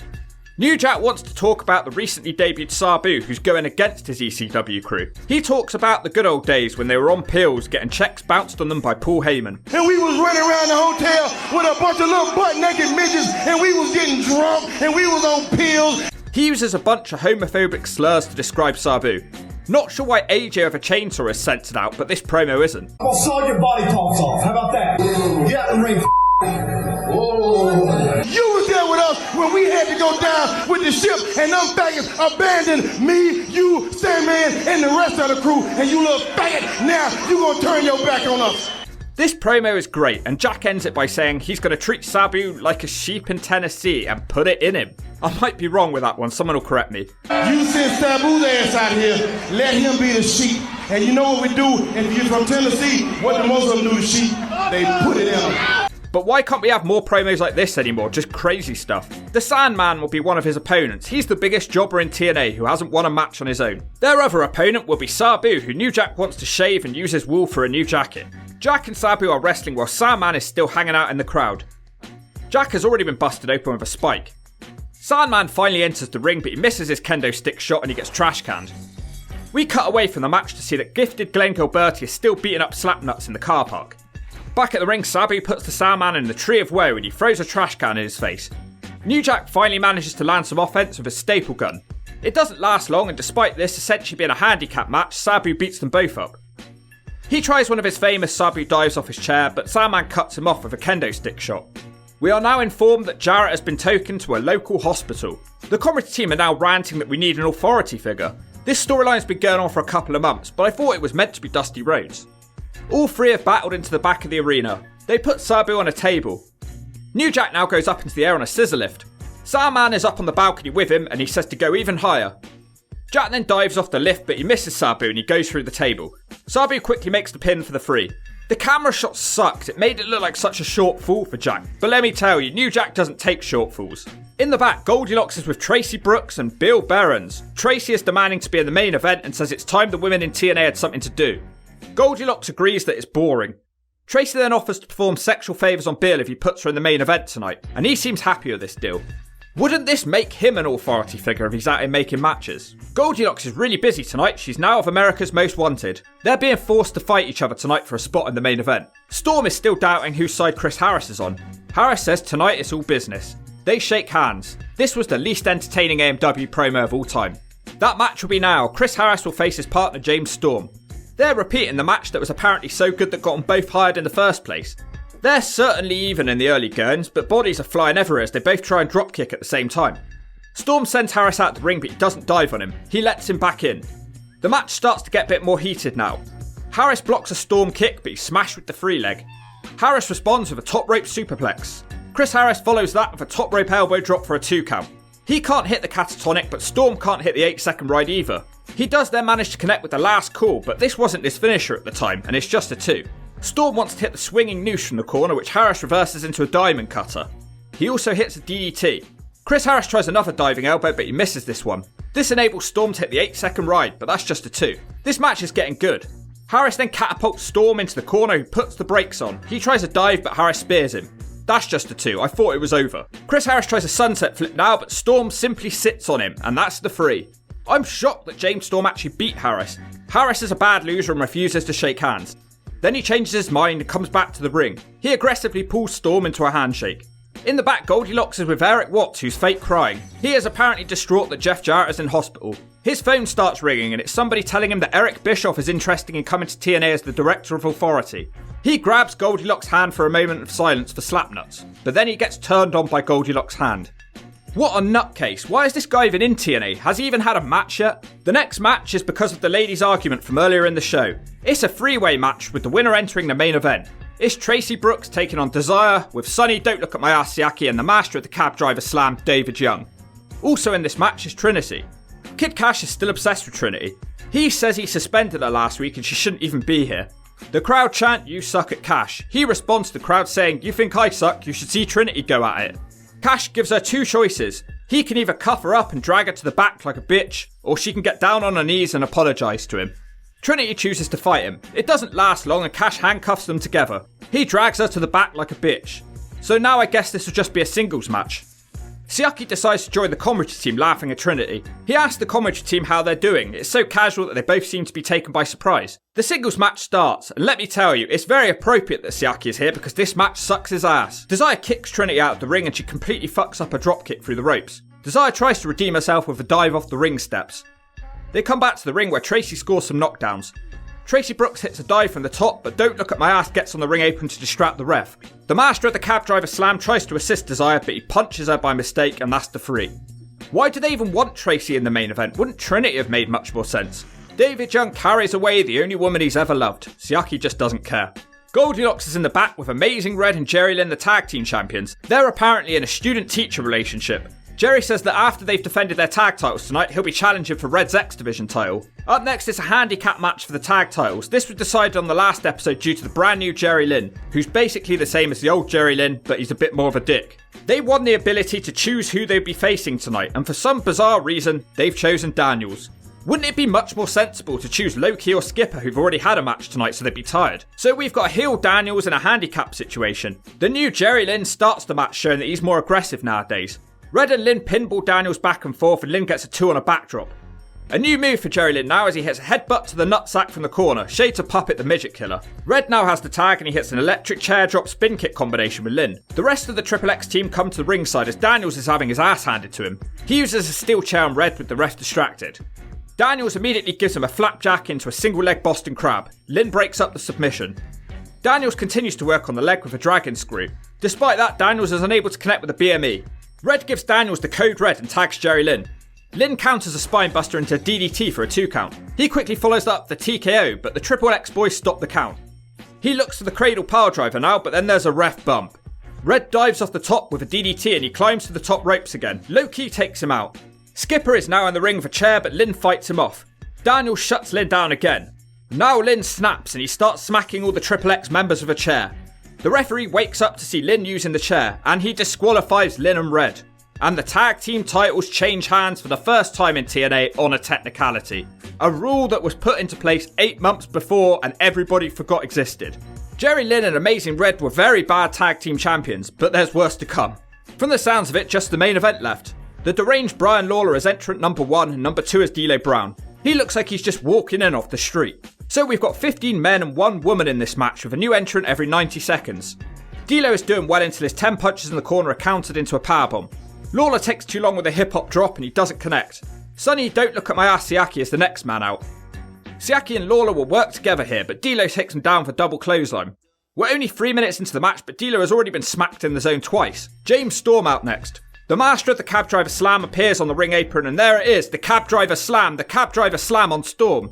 Chris Harris also interferes in the match and tries to save Storm, but he knocks his own partner and Storm has now been eliminated. These two need to figure out if they're friends or enemies. Kid Cash is the next man out. He also wants to beat up D'Lo and he hits a head scissors. So now we have a 3-on-1 as D'Lo is smacked in the zone for a 3rd time tonight. Kid Cash gives D'Lo a crossbody. All 3 guys try to pin him at once, but he kicks out. Everyone decides to start fighting each other. Up next, randomly entering the match, is Rick Steiner. He hasn't been in TNA since the very first episode. He cripples Kid Cash with a suplex. He gives Siaki a cab driver slam and then he eliminates Siaki from the match. He also has a chance to eliminate Lawler, but for some reason he pulls him back into the ring. Out next, it's the man who looks like Bret Hart ate Braden Walker with a table. At least he was well-mannered enough to sit at the table when he eats. Guys are breaking up pins, no idea why. I don't think anybody knows the rules of this one, and neither do I. Steiner gives Awesome a German suplex. Former Road Rash character Justin Credible is out now. The crowd are loving Rick Steiner. Credible and Awesome are fighting on the outside. Killings is out now. Nobody's fallen faster in TNA history. He gives D'Lo a scissors kick before Steiner boots him over. Steiner and D'Lo seem to have some sort of alliance going in this one. D'Lo gets smacked in the zone for the 4th time. Killings gets suplexed by Steiner. He's dominating this one. Credible does a back body drop on the outside to Awesome, but he doesn't get the free. Tracy Brooks enters now, but she immediately is attacked by Cage Dancer Lollipop. For some reason, Kid Cash breaks it up and he throws Tracy into the ring. Steiner looks really confused and he doesn't want to hit Tracy. He doesn't like women beaters and he buckle bombs Kid Cash. Everyone looks so confused. Cash then gets straight back up and he hits the Moneymaker for the 3. Will somebody please tell me what the point was in entering her into this match as she did nothing? Saturn's music now hits, but a masked luchador appears and he throws out and eliminates Kid Cash. Out to the ring next, it's the gifted Glenn Gilberti. How's he gifted? Disco goes straight for Steiner for some reason. How funny would it be if he just threw him straight out? The Nazi twins stand up for their leader and they eliminate Steiner and the Truth. Disco and the Nazi brothers control in the ring, but Konad enters the ring and takes the twins out of rolling clotheslines. They all fight out into the crowd, but Konad and Disco are still in this thing. The twins try to chokeslam Konad through a table, but it doesn't work. They do it again and it breaks. Disco makes the pin and Konad's out. Yay, Buff Bagwell is back in TNA. We haven't seen him since he lost to the Rainbow Express.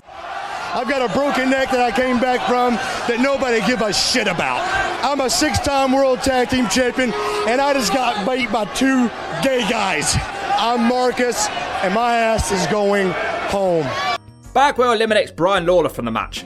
Bagwell is then eliminated by Gilberti. How times change. Awesome hits a big top rope splash on Credible for a 2. AJ Styles joins the match, but more interestingly, Beyond Boring interferes and he kicks Awesome out the ring and through a table. D'Lo Brown's been in this one since the start. He hits a big side slam on Credible. He retaliates with a super kick on D'Lo. The very last person to enter is Sabu. He throws Credible out straight away. AJ and D'Lo want to work together, but unfortunately AJ dropkicks his own partner and D'Lo has been eliminated. Sabu takes Saturn out with a springboard DDT. Then he fucks up. He takes Saturn out to the ring with a head scissors, but he also takes himself out. This wasn't actually meant to happen, and the commentary team say that Sabu is not actually eliminated as it was his own momentum that eliminated himself. That literally makes no sense, but whatever. Sabu is still in this and we're down to the final 3.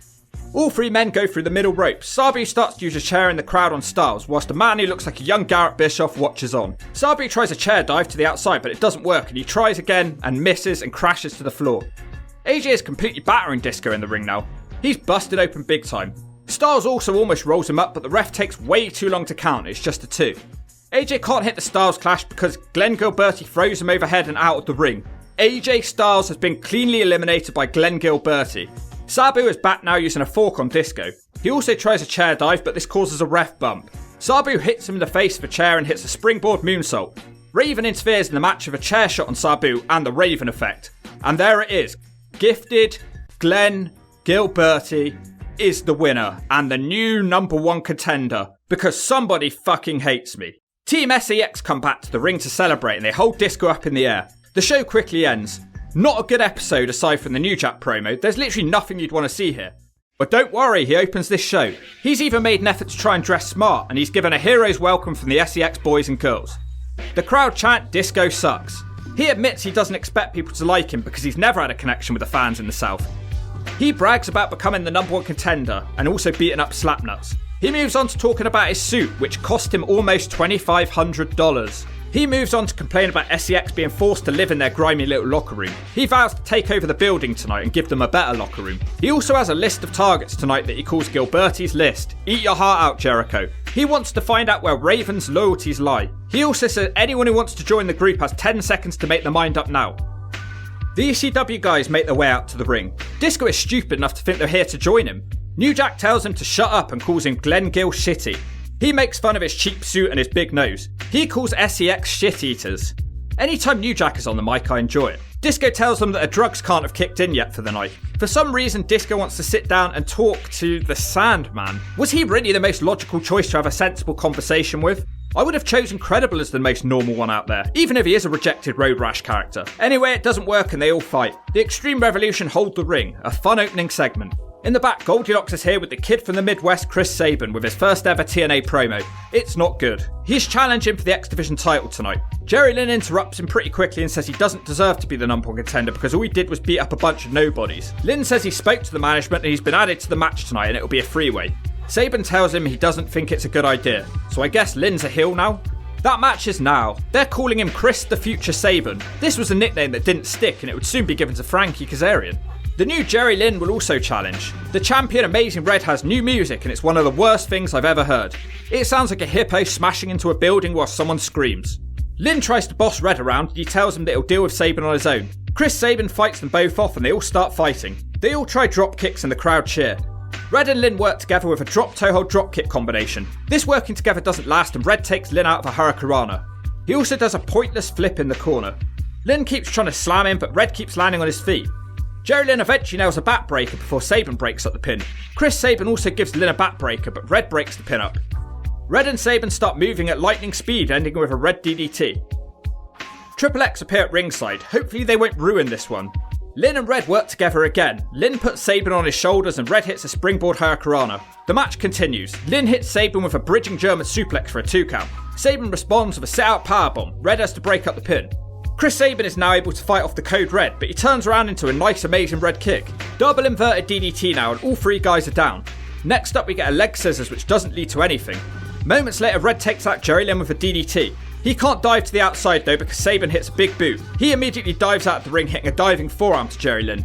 Now Red is able to hit a huge flip dive. Everyone is down on the outside. They make their way back to the ring where Sabin catches Red in midair but he can't connect with anything.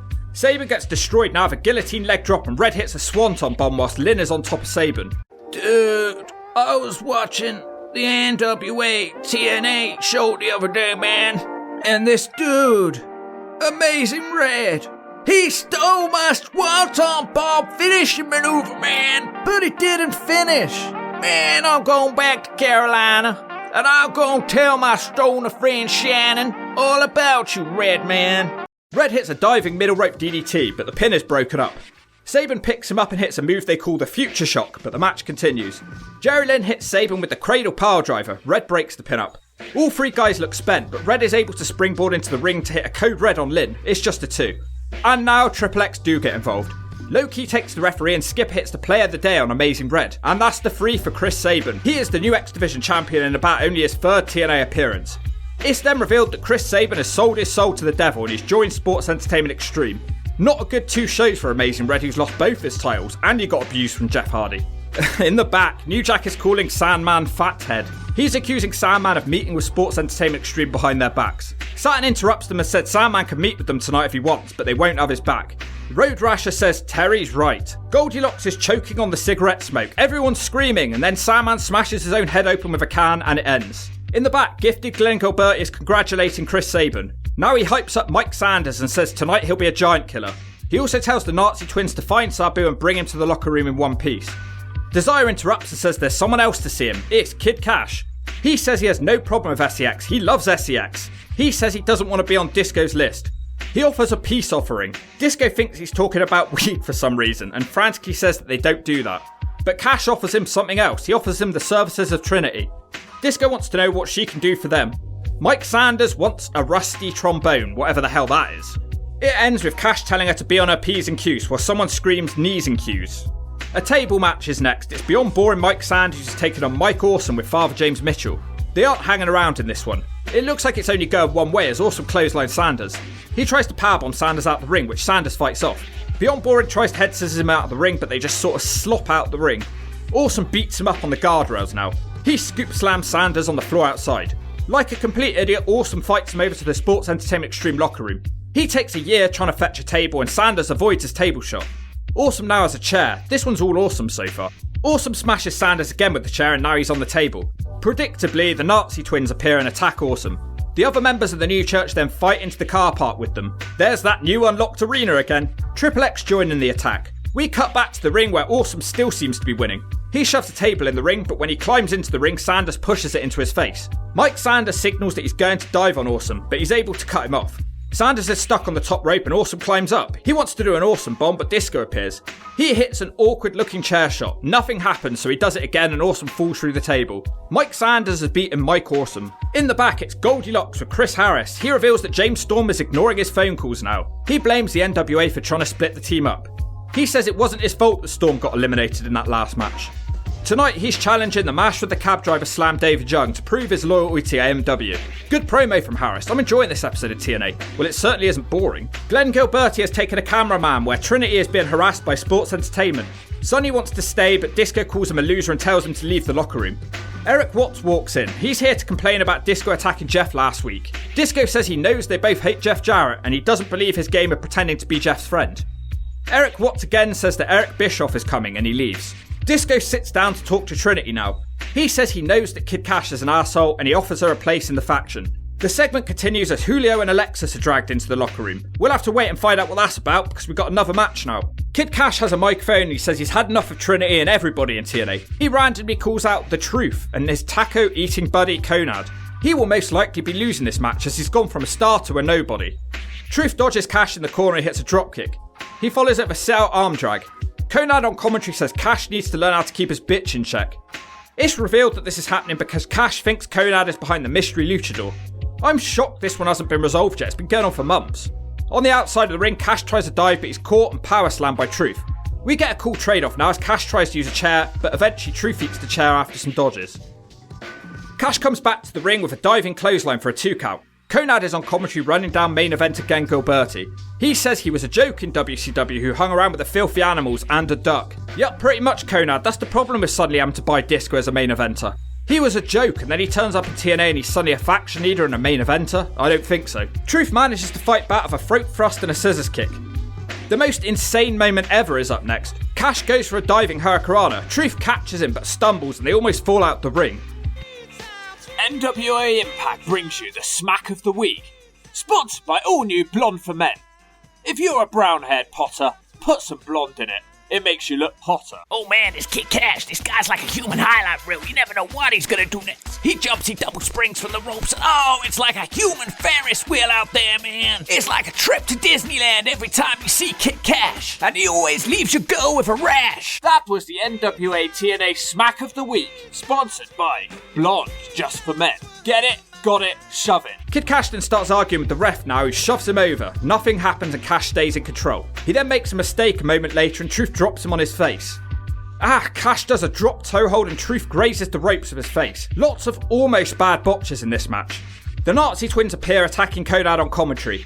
The Truth doesn't notice that's happening and he hits the splits into the kicks.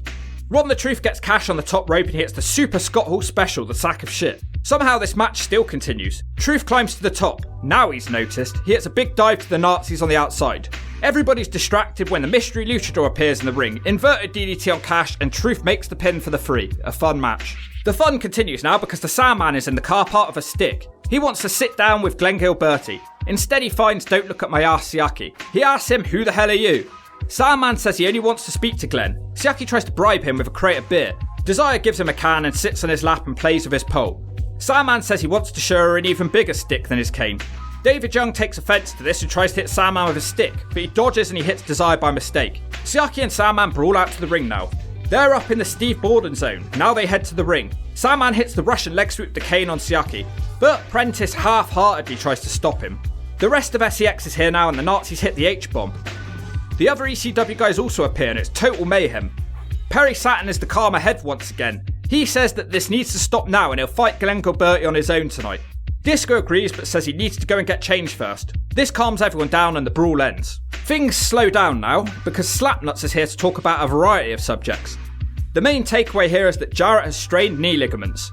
Unfortunately, he won't be stripped of his world title like any normal injured wrestler would be. Slapnuts lives by his own rules.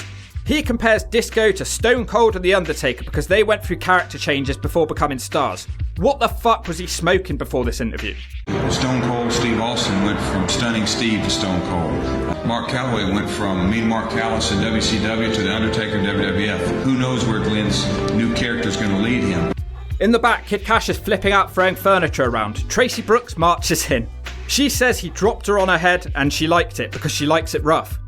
She offers him a massage and she busts out some cream and puts her hand in his pants. I'm not sure what this cream was, but it burns his dick and then she beats him up. This might be the funniest TNA episode of all time. The master of the cab driver slam, David Young, is out now and he'll face Chris Harris. Young looks miserable. Harris shows good fire. He completely batters the cabbie. A nice series of moves now and Harris sends Young out the ring. Nothing really happens. They come back to the ring with Harris hitting a diving crossbody.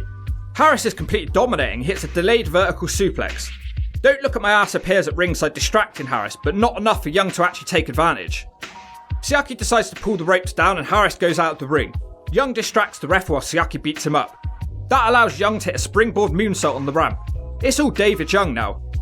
Chris Harris eventually manages a diving clothesline. He also hits a DDT, but Siaki is still getting involved. Harris plants Young again with a full Nelson slam for a 2 count. Now David Young hits a 3/4 net breaker. I find myself becoming more and more impressed with the cabbie. Then there's almost a ref bump, and when Young turns around he gets a spear. The ref is distracted and Siaki gets to the ring and hits the Siakalypse. Young is slow to make the cover and it's just a 2 count. Siaki climbs in the ring with a chair and shoves it between the turnbuckles. Storm rushes out and he kicks Siaki out of the ring and he batters him away. Stupidly, Storm fights towards the SEX locker room and to the surprise of absolutely nobody, the door opens and they all come out and beat Storm up. When will these NWA guys learn not to go over there? The referee has ADD and he's distracted again, so Young throws Harris into a chair. That's just a 2. Young tries a second rope moonsault but he misses it, and there it is, the catatonic for the 3. No cab driver slam for Young tonight, which is disappointing. Harris realises his partner is missing. He finds him as a bloody beaten mess coughing up blood by the SEX door. Despite being right next to the door, he does nothing to retaliate. Disco addresses Julio and Mickey now. He tells them that Raven doesn't care about them and he wants them to join SEX. He tells them to watch his back tonight. And all 3 are out to the ring now. He'll be facing Perry Saturn, who comes out to the ring on his own like a complete moron. Saturn beats the shit out of him for a while and hits a double arm overhead suplex. The ref has to drag Saturn off, which gives Disco an opening. His offense doesn't affect Saturn for long and Saturn flattens him. Perry drops him across the ropes, nutsack first, and he tries a springboard and they both sort of slop together. Think it was supposed to be a dropkick. Mickey attacks Saturn, so he throws her into the guardrail. Julio beats Saturn up and the referee sends them both away. Back in the ring, Disco starts hitting low drop kicks. He's zoned in on Perry Saturn's knee. Disco's very happy with his work. He hits the Russian leg sweep, but he misses his second rope dive. Saturn throws him with 2 Germans and then he decides he doesn't want to hang around in this match and nails a sit-out suplex. Gilberti looks for a stunner, but Saturn shoves him off for a ref bump. The Gathering return, but Saturn fights them off with ease, hitting more suplexes. He picks Mickey up and simply smashes her to the mat. Disco uses the distraction to hit a diamond cutter, which is just a 2 count. Saturn gets up and gets a 2 on a backslide. Disco then hits a stunner for the 3. Well, it took a lot of interference, which is about the only way I could buy this match happening. Not an amazing match at all. In the back, Goldie with the super team D'Lo Brown and AJ Styles. D'Lo warns the SEX team to leave them alone tonight. He says the TNA Asylum is his home, He asks AJ what he thinks. AJ says he didn't turn down a WWE contract for nothing. He says he doesn't like SEX because they're a bunch of boring nobodies. AJ seems to have a short memory because he previously tried to join that group when Russo was in charge, just the main event to go. Triple X will be defending their tag team titles against Styles and D'Lo Brown, who are undefeated as a team. Triple X will be represented by Daniels and Skipper tonight. They both get back body dropped straight away. D'Lo and AJ with some nice teamwork now with a side slam leg drop combination on Skipper. It doesn't go better for Daniels and he gets a D'Lo kick. Double hip toss from the super team now, and D'Lo drops Styles on Daniels for another 2. Skipper's about to interfere, but Styles quickly baseball slides him. Daniels takes advantage of that distraction. Low-Ki also gets involved. Back in the ring, Daniels with a nice back heel trip on Styles. AJ is dropped on the ropes and Skipper does a rope walk hurricanrana. He isn't hanging around and gets a 2 on a corkscrew splash. Elix and Daniels show their own double team moves off now. After Styles is cut off for a long time, he's able to hit a powerbomb and he brings D'Lo in. He hits a big side slam on Daniels, but Skipper breaks up the pin. D'Lo isn't done, he hits a suplex into a cutter. The super team want the sky-high neckbreaker combination now, but Styles is taken out for the outside, D'Lo's hit with an STO. Low-Ki continues cheating on the outside of the ring. Daniels has the Koji clutch on and Styles eventually makes it back to the ring to break the submission up. Christopher Daniels is unsuccessful with the Angel's wings and D'Lo brings AJ in. He kicks the heads off all his opponents and the Pele kick sends Daniels out of the ring. Low-Ki picks him up, but AJ quickly dives on them. Skipper also ends up on the outside of the ring and D'Lo hits a top rope crossbody on Skipper. That looked like a heavy dive to catch.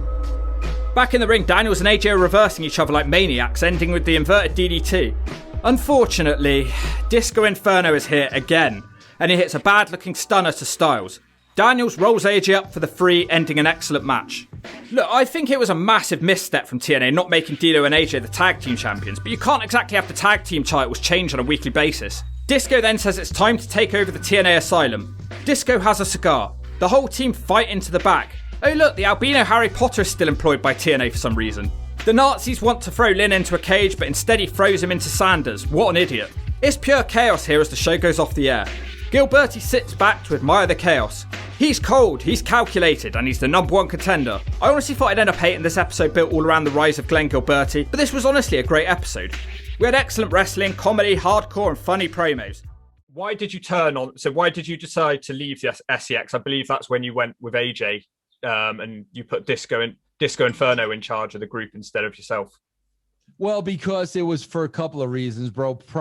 Number one being that I knew this was not going to go the way I had creatively thought. I knew it wasn't. I knew Jeff was starting to get cold feet a little bit. And bro, every time that happens, it's going to turn right back into a wrestling company, man. So I knew that was happening. And I also knew, AJ needed some help. And AJ was a great kid, and I loved AJ on a personal level. And if there was anything I could have done at that point to help him, I was going to do it. We start with a scrolling piece of text in front of a space background for some reason. It informs us that 2 tournaments have been mandated for tonight. In the car park, Raven is sat on top of a lorry complaining that he didn't win the world title. He says no one jerks off in Nashville without Jarrett being on their fist. And just like that, a wild slapnuts appears on a lorry. Jeff Jarrett. Jarrett beats up Raven and then it ends. Off to the opening match. It's going to be a 4-way elimination match. Jason Cross will face off with Pepsi Punk, who we haven't seen in a while. Kid Romeo, who's also returning, we haven't seen him in ages. And the last man is Paul London, who now has Kid Cash's old music. This opening 4-way is typical old school TNA. You never know quite who's going to turn up. Romeo flips them all off, so they all beat him up. Jason Cross hits a brainbuster, and then there's almost a roll-up.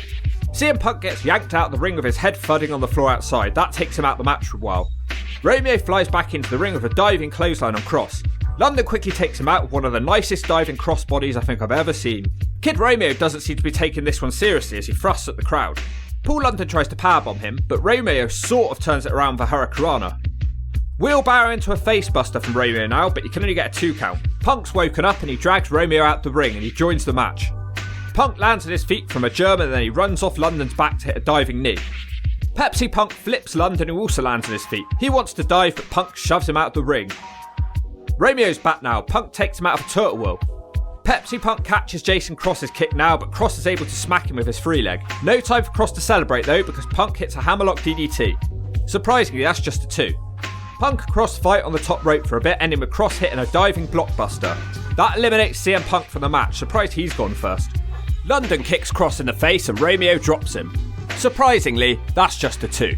Kid Romeo clotheslines London out of the ring and he stays in control of the match. Kid Romeo suddenly dives out of the ring on London.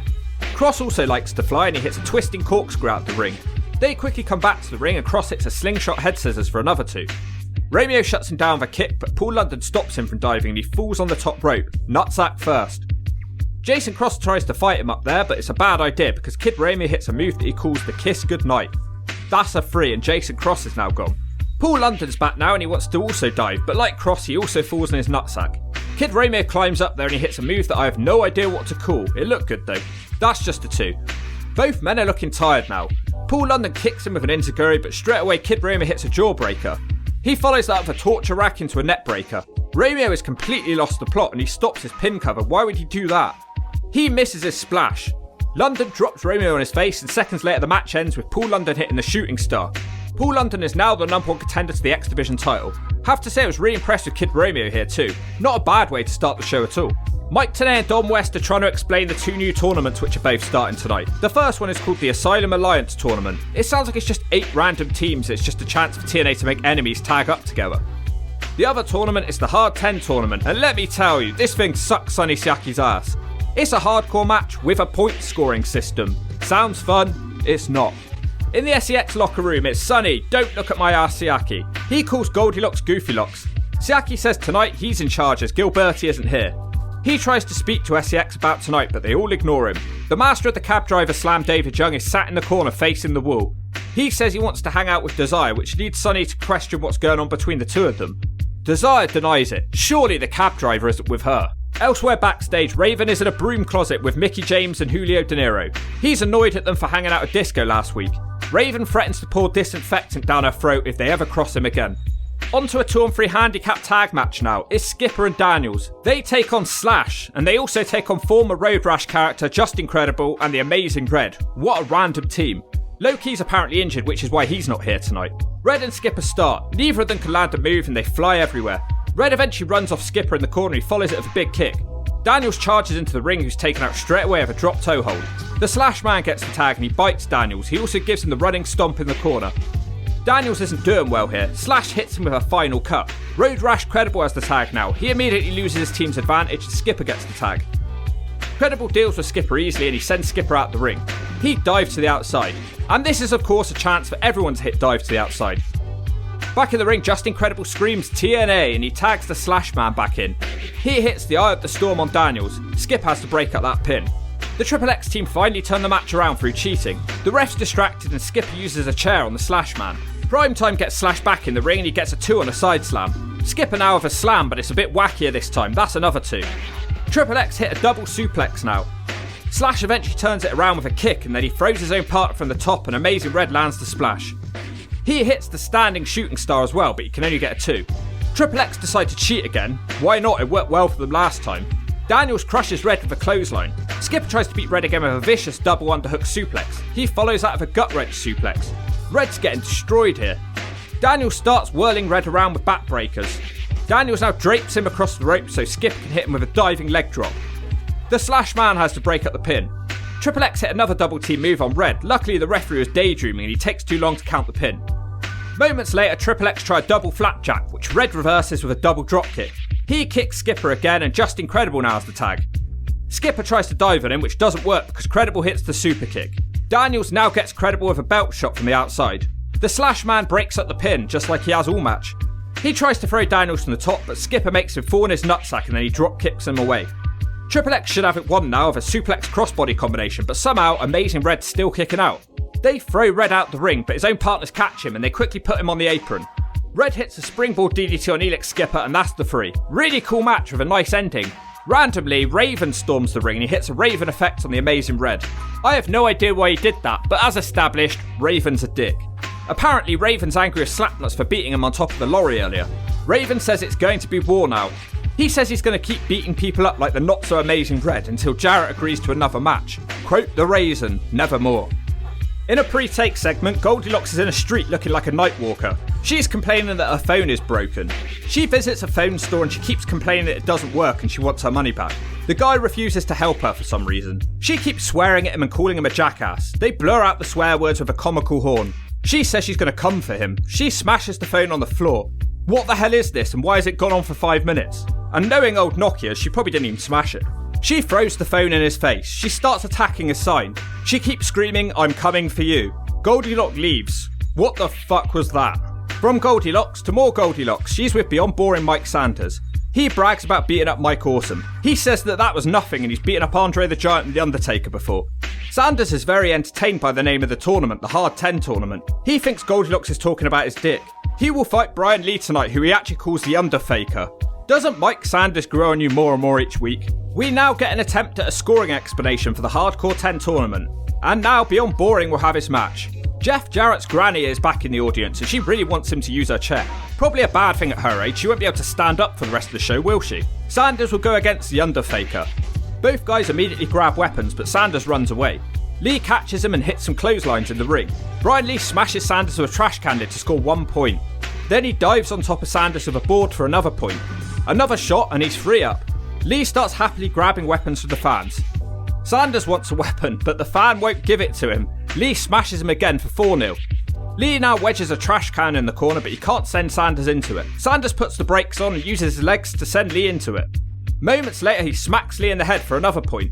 Sanders immediately scores another 2 points now. Now Sanders sends Lee out the ring and Sanders dives on him with a lid shot. Mike Sanders sets Lee up on the table. If he sends him through it, he'll score 5 points. Unfortunately, Sanders can't hit his dive as Lee smashes him in the face. It's 5-all. Brian Lee hits him in the head twice. Why doesn't he keep hitting him and this match would be over? Instead, Brian Lee goes and gets a table, which is a lot more hassle, and he puts it in the ring. He hits Sanders again and has Sanders on the table. Lee misses his dive and crashes through the table. Apparently, Sanders wins 5 points because Lee was stupid enough to fall through the table. What a dumb match.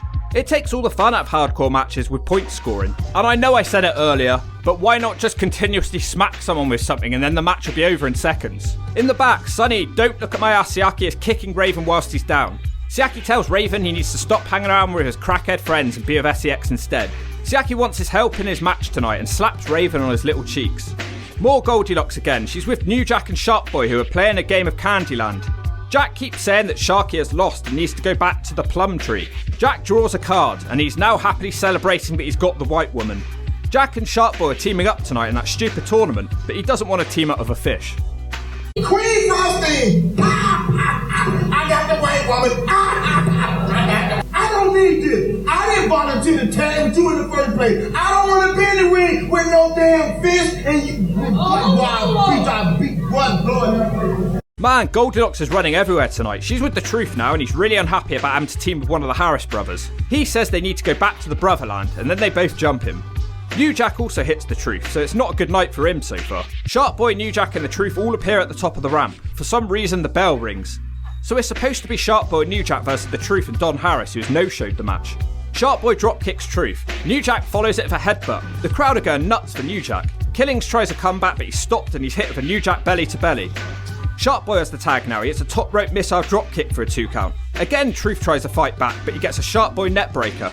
Sharky tries to dive, but he falls on his nutsack. Ron the Truth hits him with a middle rope sack of shit, the Scott Hall special, and that's a 2 count. New Jack cheats from the outside to keep his team on top. The Harris twins both make an appearance, and they hit a H-bomb on New Jack. They can't hit one to the Truth though, and he takes them out. In all that commotion, Shark Boy tries another dive, but he's caught and power slammed by the Truth, and that's the 3. How the hell was that not a DQ? Both of the twins attack New Jack first. So now the Truth and Don Harris advance in this stupid little tournament. They are tag team partners who don't get on. In a poorly lit corridor somewhere, Raven and the Sandman are talking about their past. Raven asks Sandman if he's ever screwed him before. Sandman responds by saying, "Yes, you screwed my wife and took my kid." Raven says he's not actually going to help Siaki tonight and he's setting him up. Sandman tells him to drink a beer to prove that they're friends. Raven does it and the Sandman says, "Alright then, we're on," and he canes Raven in the head to say thank you. I have no idea. In the back, it's Kid Cash and Trinity who are being forced to team up tonight. Cash is very annoyed about this. He moves on to insult Tracy Brooks. He calls her a bull rubber, which makes Goldilocks laugh. There's definitely some truth in that somewhere. He also says he'll take out Trinity if she gets in his way. Eric Watts is here talking about Eric Bischoff again. Goldilocks points out that he's already employed by the WWE. Eric Watts doesn't respond and tells Goldilocks that she left her shoes under his bed. She loses composure and it ends. Out now is the master of the cab driver slam, David Young, with Desire. He'll be tagging up with the bull licker Tracy Brooks.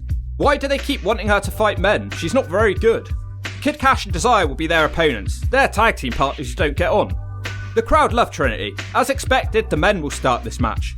The Comrades team aren't really interested in this one. They're busy talking about the pointless World Wrestling All-Stars. Kid Cash gets the first pin with a springboard sunset flip.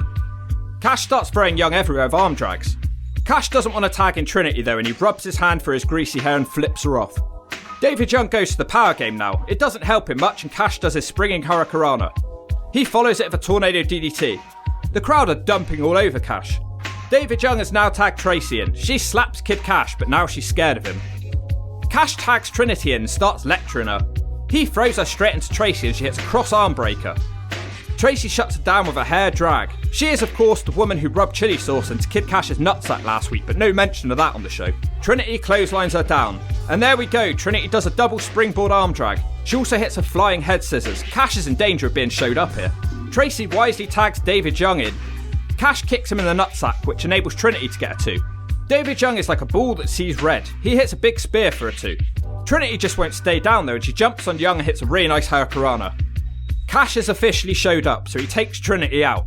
Cash starts beating up Tracy. He hits a slingshot suplex as the cab driver just watches on. Not sure why he's being a dick to her, they don't have issues. A voice from Doctor Who starts playing over the PA system. It's the mystery luchador on the Titantron. He vows to reveal himself to Cash next week. As Cash turns around, he's smashed by a Tracy chair shot. And there it is, the cab driver slam, the cab driver slam. It's over. Everything's over. This whole video's over. No, it's not really, don't turn it off. David Young is the winner. In the back, D'Lo Brown is dumping on the WWE. He says he can say what he wants on TNA. He vows to go after Jeff Jarrett. AJ Styles tells him to calm down because they've got a match next. Back at the ring, Raven is also calling out Jeff Jarrett. He tells him he's running out of time and then he hits a Raven effect on Jeremy Borash. Can't recall seeing Borash take many moves over the years. This episode's crazy. The crowd are very happy with Raven's work. And by the way, what the hell is Athena wearing? She looks like she fell into a pool of lemon juice. Or piss. You pick. Mike Tenay is screaming for the albino Harry Potter to come out and do the ring announcing in place of JB. He's no longer using blonde just for men. He sounds really nervous. He announces the America's Most Wanted team. They will take on D'Lo Brown and AJ Styles. Well, I mean, you can't go wrong with these 4 together. AJ Styles and the Cowboy will start this one. They have a really sweet trade-off. It's great seeing 2 of my all-time favourites together. These 2 never really had a feud throughout TNA history, did they? Never noticed that before, that just jogged me there. D'Lo and Harris are both in now. Harris takes him out of a flying clothesline. D'Lo retaliates with a suplex into a stunner. He slams Harris and brings AJ in by hip-tossing him onto Harris. AJ now hits a beautiful dropkick. Storm makes a blind tag, but it couldn't have been that blind because Styles saw it. Storm finally manages to land a move on Styles. He hits a super kick as AJ tries to dive on him. Chris Harris is back in now with a back body drop. Storm takes some cheap shots from the outside, so I guess AMW are working his heels for the first time ever. James Storm now with a net breaker and a kick which gets him a 2 count. AMW are absolutely destroying Styles with their teamwork. Styles eventually reverses a Harris slam into a pin for a 2 count. D'Lo finally gets the tag after a very long time. He beats them both up on his own. There it is, the shaky head leg drop on Storm. Storm manages to respond with a hangman's noose on D'Lo. Styles breaks up the pin and he crushes Storm with a back suplex. Then it all goes a bit wrong. AJ tries his springboard inverted DDT, but Harris isn't in the correct place. He rushes to get into place and it turns into a spear. Don't think it was meant to be. Storm tries an enziguri, but his kick is thrown into his own partner. It should be over as AJ Styles hits the Styles Clash, but Team SEX are invading the ring. It's a really stupid ending to this one, I'm afraid, as the referee watches D'Lo Brown get snapped on the ropes by Skipper and he falls into a James Storm pin. A match that wasn't as great as I expected it to be, unfortunately. Why don't these refs care about people interfering from the outside? Sometimes they do, sometimes they don't. They better perk their game up or I'll cut their throat. You know what? I knew something was missing from the show. A pre-recording with Disco Inferno wearing a Manure t-shirt is aired now. He's determined to bring back sports entertainment to wrestling. He says if it was up to him, he'd erase the name NWA from TNA. He starts making fun of Raven for doing so many stupid things despite his high IQ. He says Raven's not as smart as he used to be due to his drug problems. He finishes up by saying that Jeff Jarrett doesn't have as much star power as the gifted Glenn Gilberti. How is he gifted? Okay, just the main event left. It's a Clockwork Orange House of Fun match. Raven makes his way out, but don't look at his ass. The real don't look at my ass is here now. Strangely doesn't have any of his friends with him. He will take on the Sandman, who is apparently thinking about Raven 24/7. Raven is the referee for this one from the sounds of it. Not sure what kind of ref he's going to be, he hates both of these guys. Sandman's entrance is really, really long. He sprays beer all over some little kids. Can you imagine if that happened in 2022? I miss the times when you didn't have to worry about how people would react to things. The ring is now filled with trash, but Sandman is still drinking. Siaki gets tired of his entrance and he smashes Sandman with a trash can. We're finally in the ring and it doesn't go well for Siaki. He's thrown face first into a fence. Hack grinds Siaki's face on the cage as Raven sits stoned in the corner. Sandman wastes the next 2 minutes collecting steel chairs from the crowd. You'll see why that's a waste later. Siaki's out of it, but he luckily manages to send Sandman into the cage. He hits a contrash toe with the lids. Siaki sets up a lid on the Sandman's nutsack and he hits it with a pole. Hack rolls around on the floor like a dog chasing its tail. More nut-related offense from Siaki now. He moves on to smack Sandman in the face a couple more times. Sandman responds with a chair to the gut. The second shot makes Siaki do a front flip for some reason. Siaki is placed in the Tree of Woe and Sandman drop kicks a trash can and a chair into his face. Siaki now has the kendo stick. He hits Hack not once, not twice, but thrice, and it sure wasn't nice. Sonny wants to make the pin, but Raven just stares into space. Siaki starts yelling at Raven, so Sandman rolls him up, but Raven won't count that pin either. This match could go on for a while at this rate. Siaki hits a low drop kick which sends Sandman straight into the chair. Later, Sandman sets a fence up across the chest. He tries to set Siaki up on it, but the whole structure collapses. Hack says screw it and tries a swanton bomb, but he misses it. Dude, you know, I was watching the NWA TNA thing the other day, man. And this dude, the Sandman, he stole my swanton bomb finishing maneuver, man. But he missed it. Dude, I'm going back to Carolina. And I'm gonna tell my stoner friend Shannon all about you, Sandman. After a couple more weapon shots, Sandman hits the White Russian. Raven decides to start counting the pin, but then he changes his mind. He DDTs both the Sandman and Siaki. ECW and SEX factions both start fighting in the ring and the match is thrown out. Raven storms off to the car park in search of Jeff Jarrett. He's jumped by the amazing Red in street clothes. Red fights him back to the ring. He looks like more of a crackhead than Raven does here, and that's saying something. Red hits him with a big DDT. He wants to dive, but Julio De Niro saves Raven. Red's still fighting back. He hits the Code Red in jeans. Mickey tries to jump Red, but he sweeps her legs out and she crashes headfirst into Julio's nutsack. Red gets Raven set up on the table. The crowd are going berserk for Red. Red hits a swanton bomb to Raven, but the table, it doesn't break. That's a damn shame. You could feel the energy come out of the crowd. It was starting to feel like a real star-making performance for Red. Red just says screw it and does it again, and this time it works. What a random but cool ending seeing Red feud with Raven. The show starts in the car park, TNA's favourite filming location at this time. Disco Inferno is telling off Mickey James and Julio De Niro for backing Raven and not SEX last week. We start with one of those crazy X Division openers. It's the team of Pepsi, Punk and Jason Cross. They face D'Lo Brown and AJ Styles. I've seen this match before and it's a good one. Straight away, Cross hits D'Lo out of the ring and hits a twisting corkscrew senton. Punk and Styles don't want to be outdone, and Styles hits a super kick over the crowd barrier, but his dive over the rail is countered with a Punk drop kick. We come into the ring now where Styles tries his inverted DDT, but he can't manage it because Punk hits him with a Shining Wizard. Jason Cross throws Styles with a Dragon Suplex and gets a 2. Punk and Cross won't stop double teaming AJ Styles. AJ's getting absolutely battered in there and he's smashed as Punk now hits a Hammerlock DDT. Cross keeps the pressure on Styles with a Jumping Unpredator. Styles suddenly snaps and he starts smacking Cross like a maniac and then turns Cross inside out of a clothesline. D'Lo has the tag for the first time now. Nice suplex into a cutter from D'Lo. Now D'Lo and Styles hit a sky-high neckbreaker combination. They aren't done though as AJ Styles throws a springing Cross into the D'Lo powerbomb. Styles and D'Lo hit stereo dives landing at the same time, and that's how this match ends. Amazing opener, it was just a little on the short side, but I enjoyed every second of it. D'Lo Brown cuts a promo now saying what an amazing tag team they are, but he's only really interested in going for the heavyweight title. D'Lo explains that TNA are dicking them both around. He says they've been put in the opening match tonight against jobbers like CM Punk and Jason Cross. D'Lo says that Slapnuts is the only person with the sort of stroke around her who could derail their careers. He compares Jarrett to Triple H by calling him the Game. This causes the crowd to chant Triple J. AJ agrees with what D'Lo has been saying and they agree that this tag team has to end. They shake hands, they hug, they kiss, they smell each other's haircuts, and that's the end of a great tag team.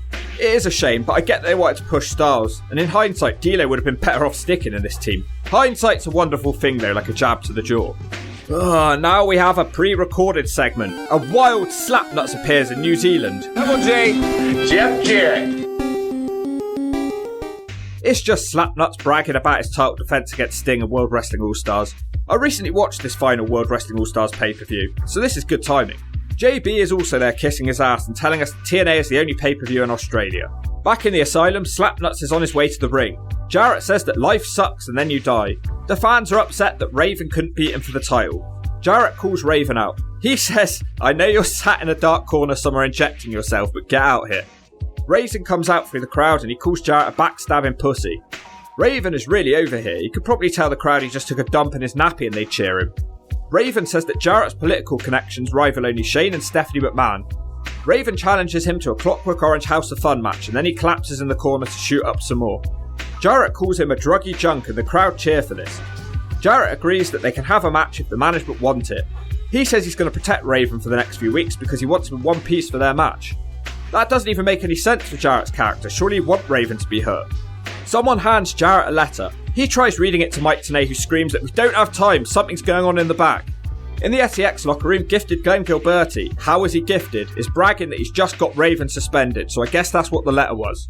Why did they give it to Jarrett rather than Raven? That makes zero sense. Imagine if you were getting fired from work and HR handed the letter to your biggest office enemy. Disco says he's going to beat Raven up tonight. I thought he was suspended. Sonny, don't look at my ass, Siaki is repeating everything that Disco says. Disco accuses Siaki of being made to look stupid by drug addict Raven last week. He says Siaki is on his own tonight and he needs to prove himself. He congratulates Mike Sanders for winning last week. Ex-cabbie David Young says he has a match. Disco says he couldn't care what David Young's doing. So harsh. He asked the Harris twins to go and find Chris Harris, who isn't a Harris twin surprisingly.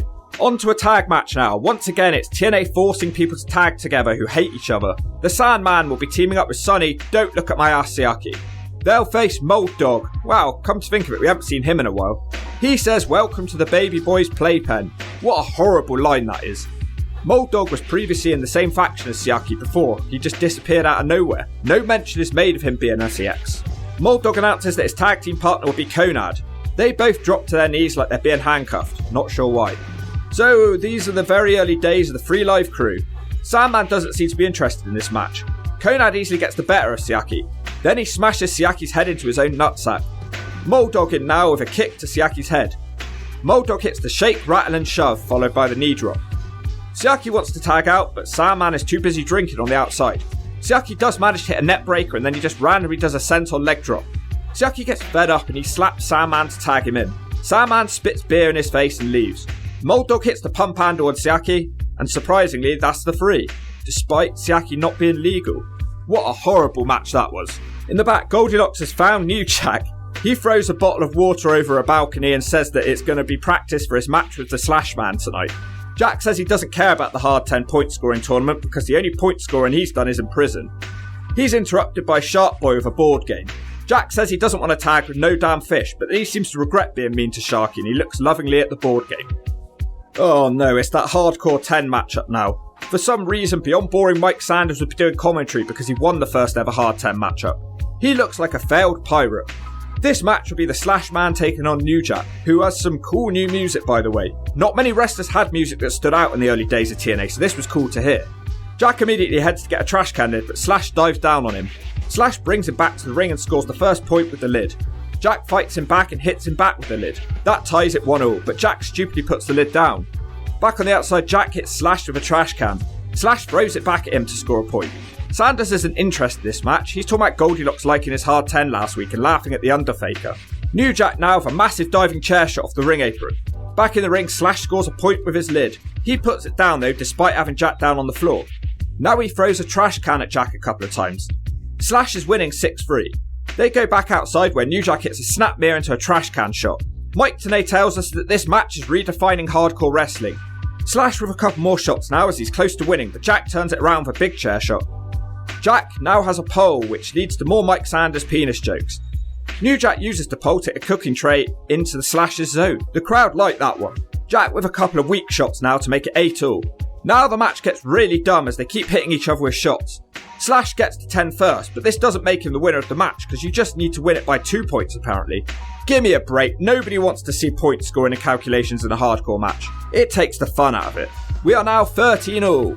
A fan throws New Jack a chair. Just hit Slash twice, you idiot, and it's over. Instead they fight on the top rope. It ends with New Jack throwing Slash off the top and through the table. Jack looks annoyed, he knows this was a stupid match. It absolutely was a weird match. It's been a while since I've seen it, but yeah, that was kind of, because you had to be careful, you really had to be careful in that. Not as far as like getting hurt, but getting the number up too high or too low or whatever. So yeah, but you know what? It's kind of fun every now and then to do something like that. That's not just your regular match or a hardcore match. It's a decent concept. Heck, that's not a bad idea. You know what I mean? And so, yeah, it was fun, challenging. I guess I would say it was a little challenging to pull it off. I think we did a good job. Pre-recorded interview of Mike Tenay and Triple X. He congratulates them on winning back the tag belts. Skipper brags about being the first ever WCW Cruiserweight Tag Champion. Not sure that one's something to be proud of. They both talk about all their time spent wrestling in Japan. Tenay moves on to browbeating them about their association with Sports Entertainment Extreme. Daniels isn't happy about this. Tenay is now screaming that something's going on in the car park. It's the Harris twins drinking a beer. The Truth walks past, which leads to Conrad and Truth jumping them. It's revealed that they've hit them with water bottles and socks. Oh no, now Goldilocks is doing an interview with... there's something seriously wrong with these SATs. They literally have zero personality. Are they twins? They cut a bad promo talking over each other and arguing. They watched footage of their cousin Amazing Red putting Raven through a table last week. By the way, he's not on either of these shows, so what was the point? They say they are the best, but they're wrong. Eric Watts takes Goldilocks away. Why is he still on this show? Has he even had a match yet? Triple X out to the ring now for a match, and they'll take on the SATs. Triple X jump them straight away. They hit double drop kicks on one SAT. Chris Daniels hits knees into an STO now. He seems extra confident tonight. Skipper's in now and he hits a double suplex with Daniels. The bigger SAT hits a crossbody block out the corner. A pin is attempted, but Skipper matrixes out of it and kicks the SAT. The SAT almost gets lucky now with a couple of pins, but he's unable to tag out. Skipper hits him with an interesting throw. Chris Daniels hits knees into a Uranagi and he follows it with the BME best moonsault ever. They can't put the SAT away though.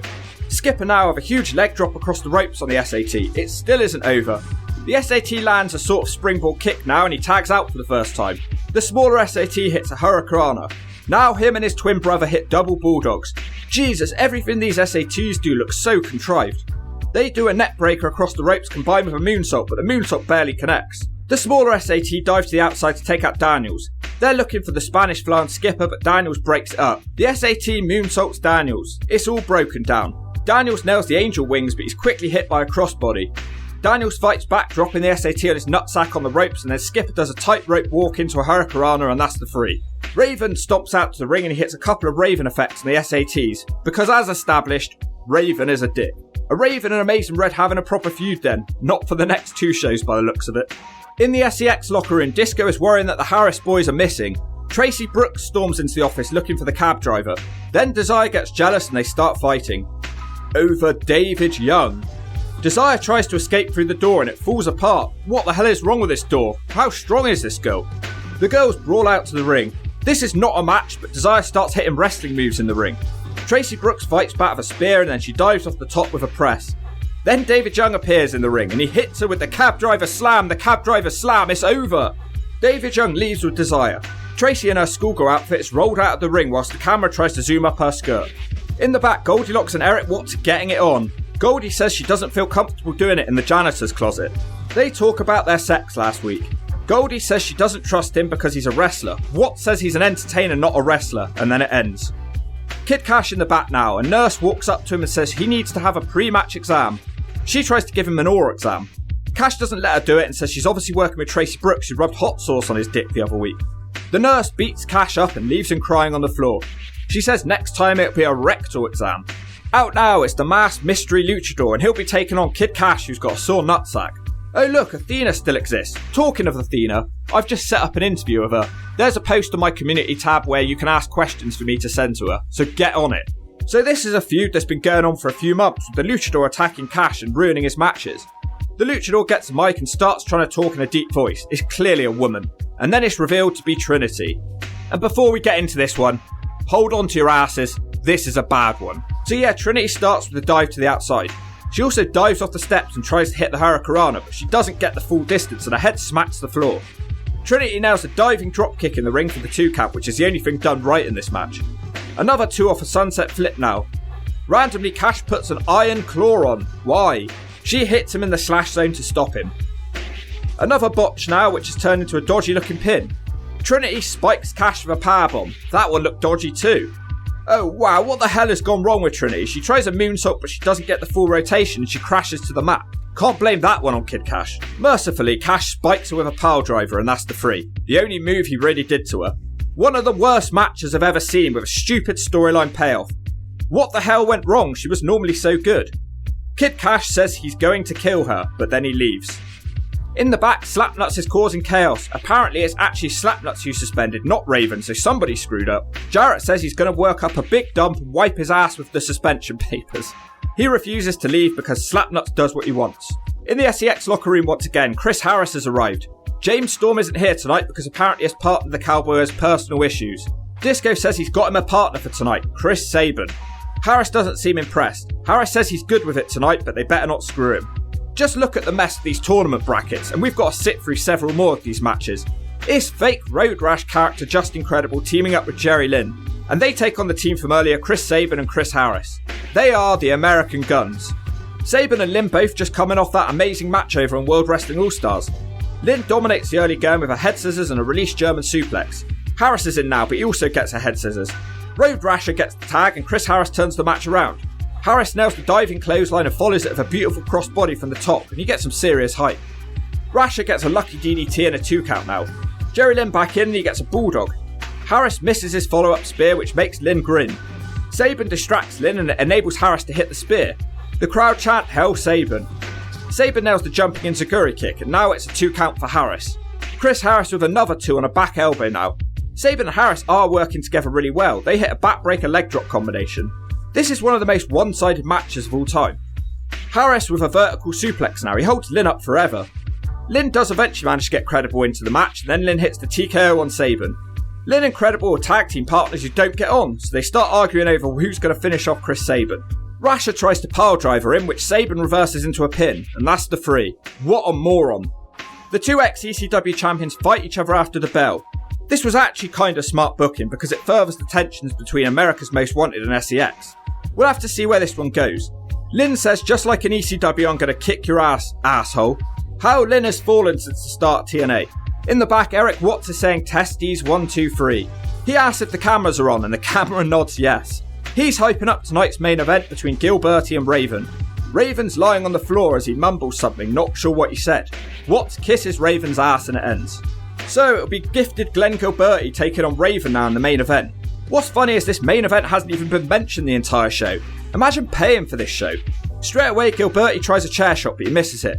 Raven throws him into a fence. We have crowd brawling in this epic main event. Raven hits the suplex on the outside to Gilberti. Now Raven with a chair guillotine. Our epic hero Glenn Gilberti is still alive though. We come back to the ring and Gilberti's offense looks so incredibly weak.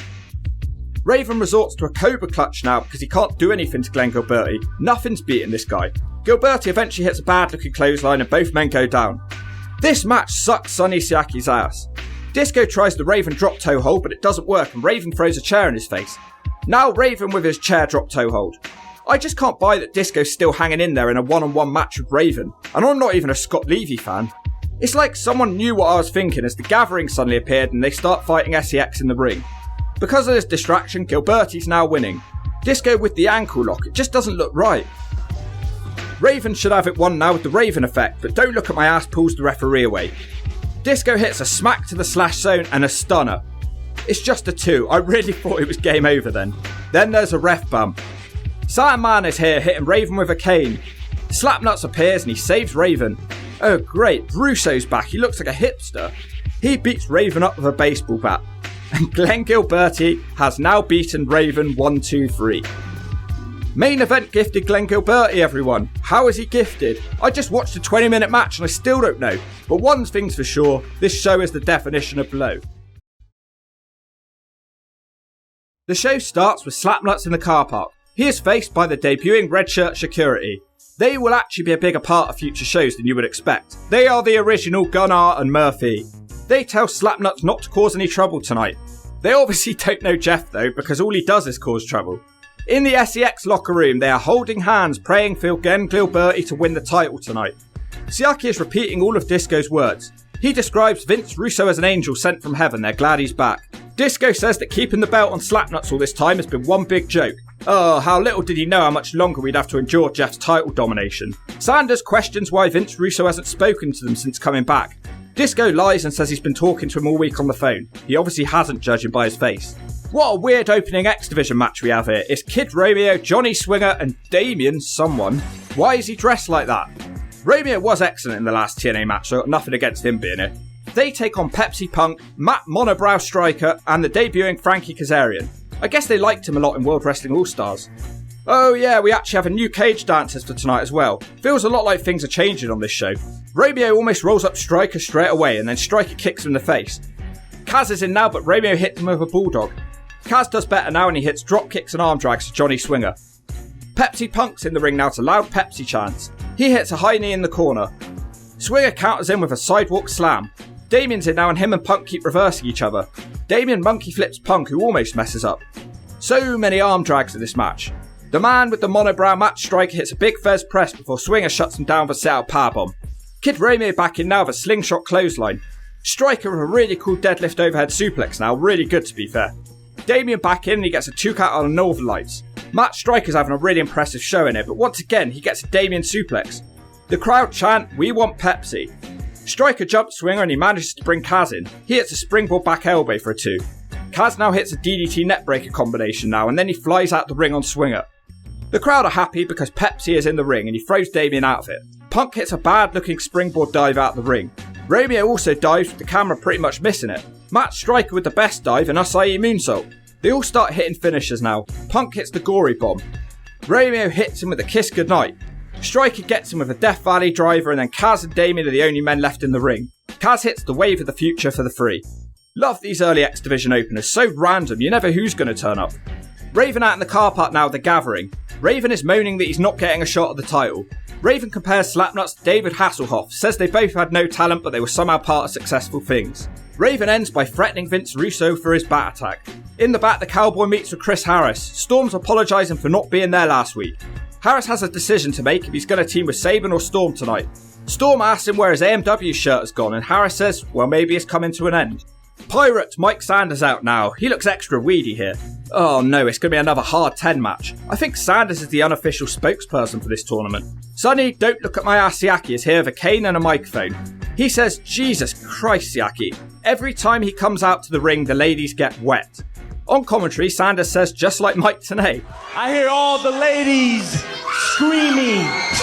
They're screaming, they love him, Mike. Getting all wet between the legs. Woo-hoo! Just like you, Mike. Yelling and telling me to take my clothes off. Siaki says he's tired of being only wanted for his looks because he's the baddest son of a bitch in wrestling. No more cocky Siaki, just ace in your face. He moves on to insulting the Sandman who appears on the ramp.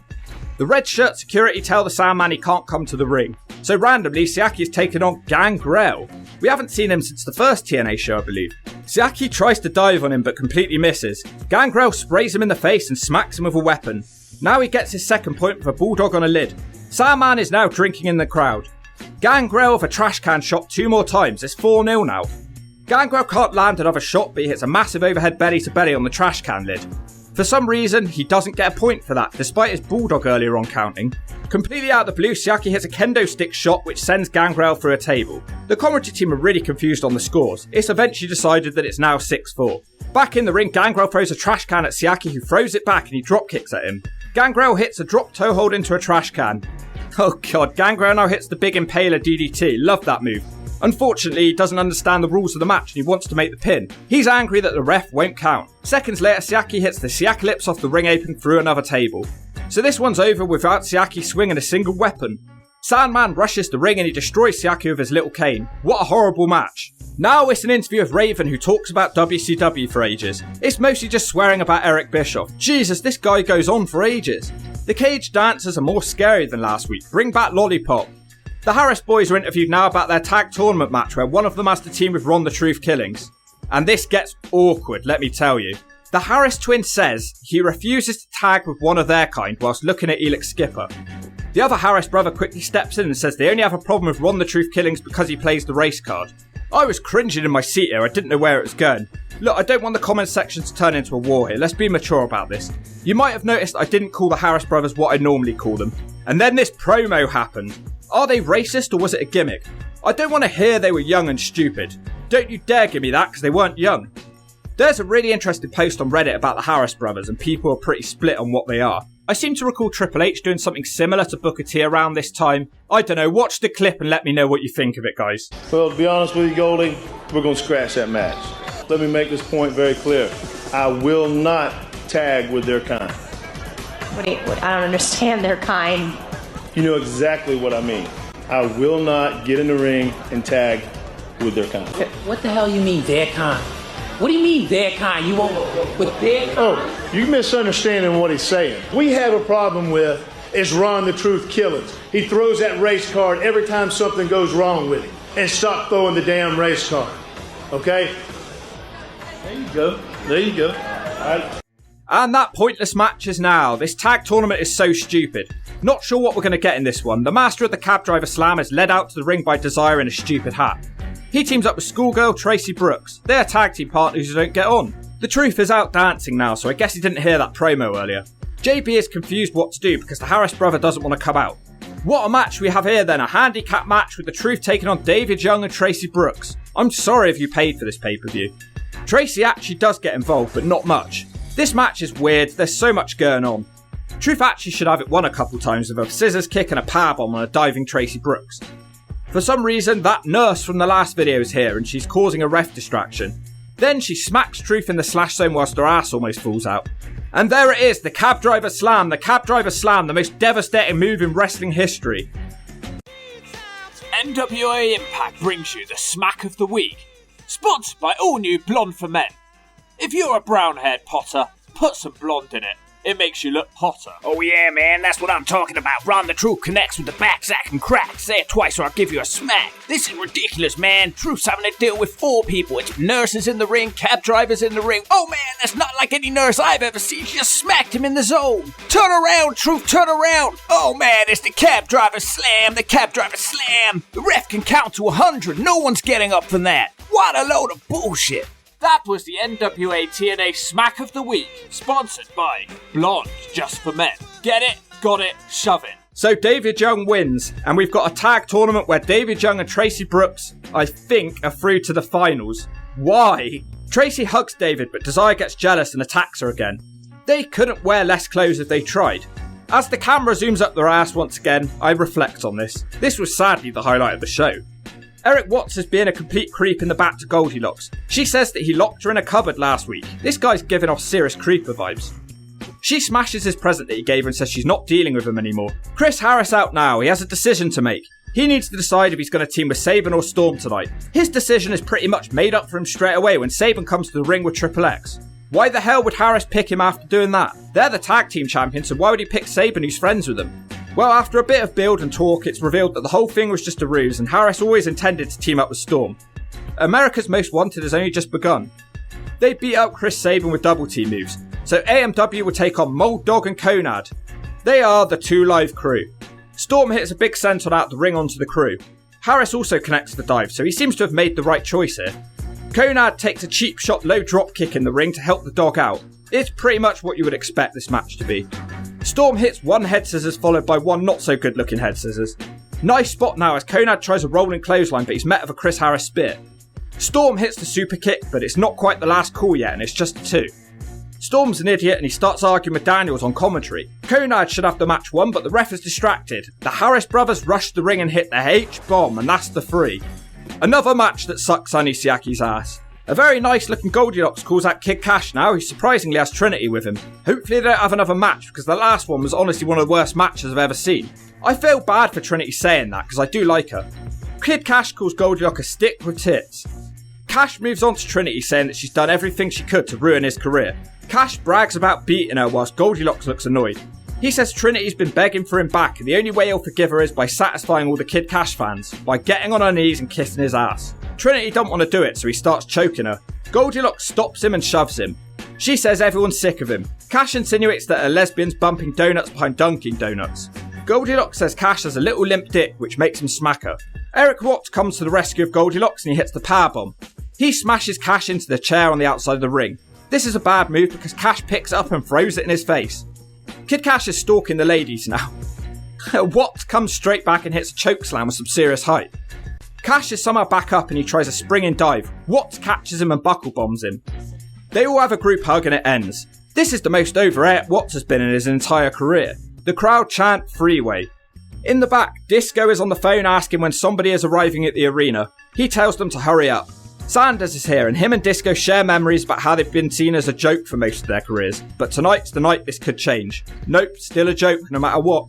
D'Lo Brown and AJ Styles in the back. AJ Styles is telling Goldilocks to zip it.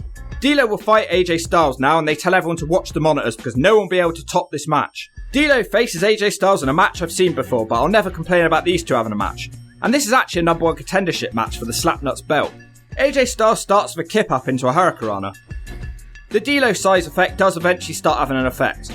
Just like the last match, AJ flips and starts smacking D'Lo like a madman. AJ counters the side slam, but D'Lo immediately counters him back with a dropkick. One thing D'Lo can't counter is the AJ inverted DDT. AJ then tries the Styles Clash, but it's too early and he gets floored. Now D'Lo with a crazy acai moonsault for a 2 count. Who would have known D'Lo could do that? Styles retaliates with a springboard dropkick, which sends D'Lo out the ring. AJ isn't able to properly connect with his dive out the ring and D'Lo suplexes him overhead onto the ramp. Jesus, D'Lo hits the lowdown off the top rope to the outside. I think I read somewhere that this was the most painful bump that D'Lo took in his career. Although I might be wrong because I think he does a similar thing for a table on the outside later. Raven turns up, who as established is a dick. Back in the ring, AJ connects with his Pele kick. People keep telling me off my pronunciation on that one. He tries a second rope dive but he's caught with a D'Lo Brown cutter. That's just a 2. What a match here. D'Lo hits the sky high from the middle rope and it should be over, but Raven takes the referee. Raven, who is a dick, smacks D'Lo with the chair. Styles nails the springboard 450, but this one still isn't over. AJ does win it now though with the Styles Clash on the chair. AJ can't celebrate though because Raven has the chair again. Raven thinks he's the number one contender, but he lost to Disco Inferno last week, so how could he be? So that's how this one ends. AJ's now the number one contender. So once again, we have to watch a Glenn Gilberti main event. Slapnuts has a new Titantron, which is really long and drawn out. It shows all the places he's going to sell fake gold to in the future. Why is he walking down a train track like an episode of The Walking Dead? In a completely boring match, Mike Sanders gets involved and hits a super kick on the outside. In a 15-minute match, the whole roster come out to watch because this is apparently such a great important match. Anyway, no one really cares and it ends in a completely dumb way. Ref bump, and then Vince Russo's back. He hits Disco Inferno with a baseball bat. Jarrett hits the stroke for game over. Thanks for coming, main eventer Glenn Gilberti. Shut the door on the way out and don't let it hit you too hard. We start with Raven and the Gathering in some sort of trailer park. It looks so far from the WWE at this point. Raven swears he's going to be the NWA champion, as usual. We've got a triple threat for that belt tonight. Raven doesn't even deserve to be in the match though, he only got in it because he kept throwing a tantrum. Julio starts cutting a promo on D'Lo Brown before that very man jumps him, so I guess we're going straight into that match now. They fight into the ring. For some reason the crowd are chanting for Julio and booing D'Lo. Out of nowhere, D'Lo runs up to the top rope and snaps off a Frankensteiner. Mickey tries to jump him, but D'Lo catches her. Julio saves her and then he sort of kicks D'Lo out of the ring. He didn't connect properly, it looks like bird turd. More fighting on the outside of the ring.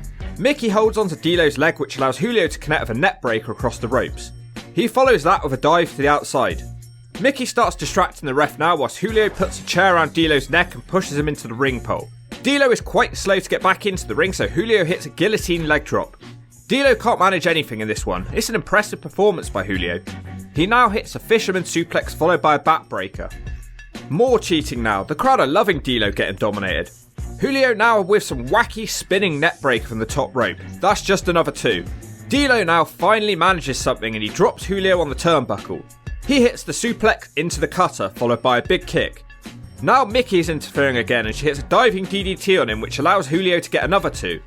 Then completely out of nowhere, D'Lo hits the sky high, and that's the 3 for some reason. A very unconvincing win for D'Lo. I'm surprised he got booed after hitting that low down to the outside of the ring last week. But let's be honest, he's directionless and he's kind of boring at this point. Funny botch from Don West now, he's talking about Paul London, and he says he isn't here because he's in London.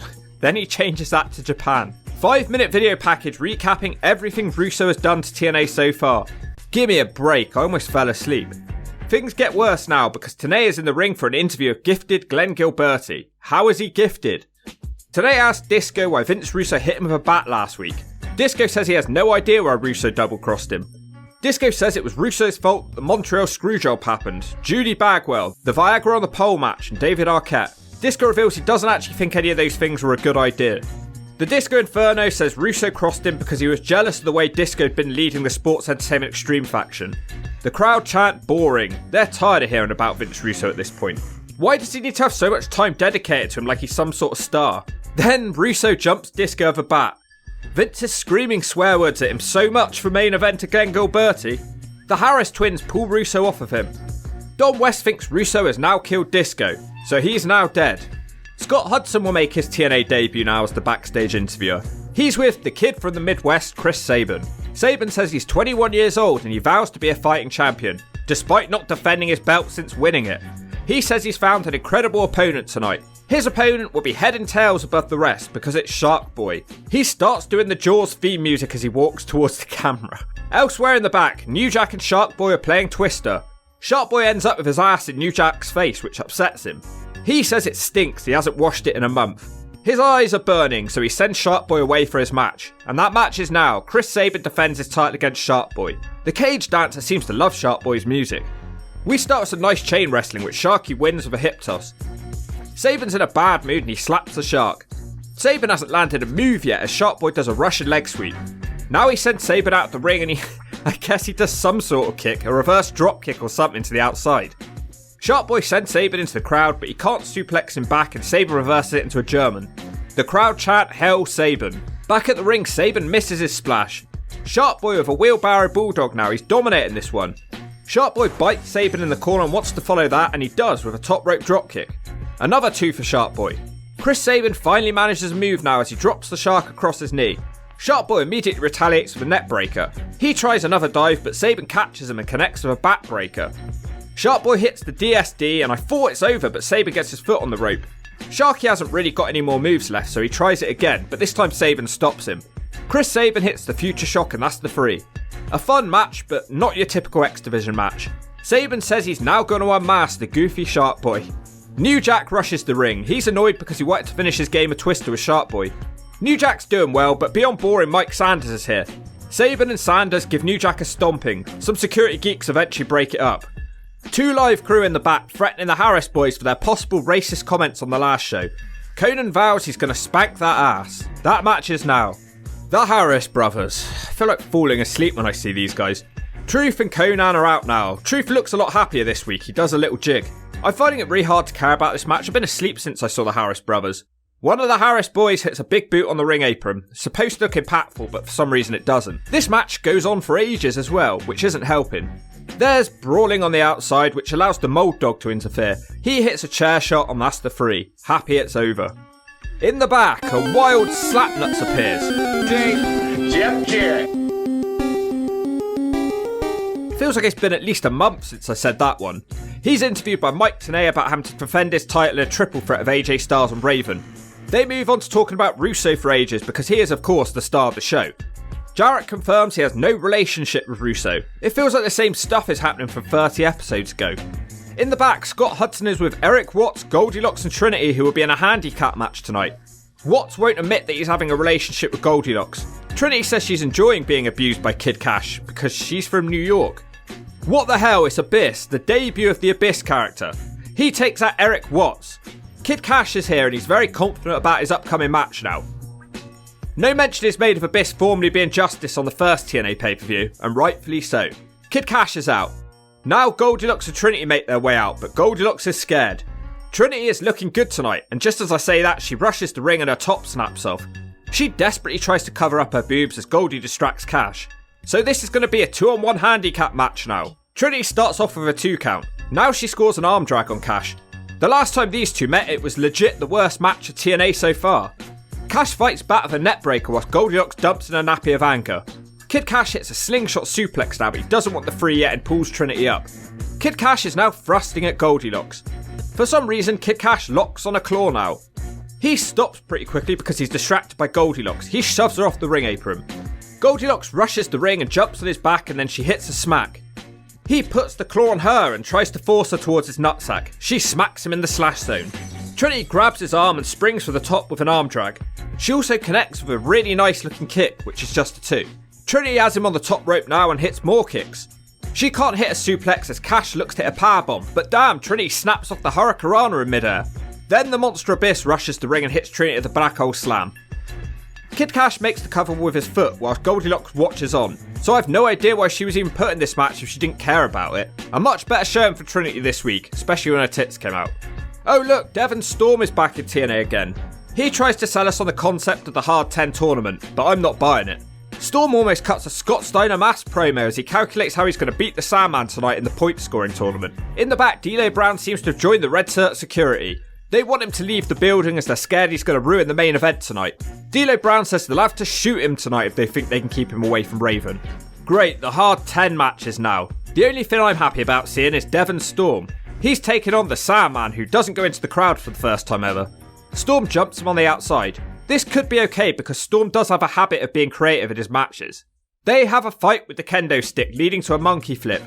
Now 3 quick kendo stick shots for Devon Storm. Sandman then shows him how it's done and he floors him with just 1 shot. He hits another 3 as the score is now 4-3 Sandman. For some reason, Sonny, don't look at my ass Siaki is here now with a shopping cart full of weapons. Devon Storm hits a splash into the ring followed by a moonsault. Unfortunately, he's forgotten the rules of this match. He tries to make the pin. Storm manages to bring the score to 4-all. Now he sits Sandman on a chair on the outside and he hits a splash from the ring. Storm is really disappointed to learn that this doesn't score him a single point, so it was a complete waste of time. He hits a chair shot in anger. Storm has now retrieved a ladder from the crowd. He hits a trash can lid shot and throws Sandman into the ladder. He tries it again and Sandman reverses it into a ladder suplex. There's massive confusion over what constitutes a weapon shot. Sandman hits a bulldog on the ladder, but then it all goes wrong for the Sandman as he misses the Swanton Bomb. Dude, I was watching the NWA TNA show the other day, man, and this dude, the Sandman, he stole my Swanton Bomb finishing maneuver, man, but he missed it. Man, I've warned you before, Sandman, so now I'm going back to Carolina. And I'm gonna tell my stoner friend Shannon that I'm really unhappy with you, man. Storm with the Northern Light suplex onto the chair. Siaki starts getting involved because he doesn't like the Sandman. Sandman throws him into a fence to get rid of him and he throws Storm on top of him. Sandman now has Storm set up on a table across the ring barrier. The Sandman dives from the top of the ladder with a Swanton Bomb that left Jeff Hardy dumping in his nappy. And the Sandman is the winner of the match and he advances in this stupid tournament. Why does Siaki look like he's just come from a swimming pool? He attacks the Sandman and sprays beer all over him. Up next, a really long, boring, pre-recorded segment. Jerry Lynn and fake Road Rash character are interviewed. They have nothing interesting to say. They're trying to force them into an argument because of their ECW history. Jerry Lynn whines that Paul Heyman still owes him money and blames Credible for having Heyman's ear. They fight and some security geeks break it up. Tracy Brooks is interviewed now and she reminds us that the stupid tag tournament is still running. Tracy claims David Young can't please a woman, and neither could Scott Hudson. Triple X come out now wearing some medium-sized suits. They're on commentary, and America's Most Wanted will take on Tracy Brooks and the master of the cab driver slam, David Young. He's now entering to Sonny Siaki's theme music because he's not important enough to have music of his own. Daniels on commentary talks about Loki's injury. He says he can't wait till he comes back. Daniels says he's supporting David Young tonight, and so should you. Storm throws Young out the ring and then he sort of throws Tracy out of the ring on top of him. Storm tries to run off Chris Harris's back to dive, but he slips. Storm and Harris look really confused and annoyed. Back in the ring now, Harris hits a vertical suplex on David Young. AMW are double teaming Young now as if they need an advantage in this match. AMW don't want to hit Tracy though, instead they grab her and throw her into Young's face, vagina first. Elix Skipper decides to interfere and he takes out AMW. Tracy Brooks connects with the pie in the sky. David Young hits a superplex to James Storm. Moments later, Tracy crashes headfirst into Young's nutsack. They want a spanker now, but Storm can't manage that. AMW tried to hit the death sentence, but Triple X stopped that. Instead, Harris dived to the outside to take out the Triple X boys.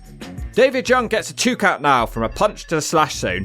The crowd chant that was free. David Young then randomly tries a springboard, but as he flies through the air, Chris Harris connects for spear and that's the free.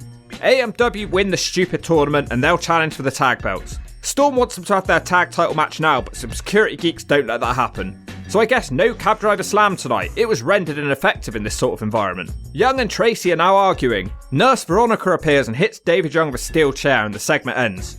Scott Hudson in the back asks Styles about his chances tonight. He says last time he faced Jarrett, he was a kid. But hanging around with D'Lo has filled his void, and I guess D'Lo has turned him into a man. What a weird promo.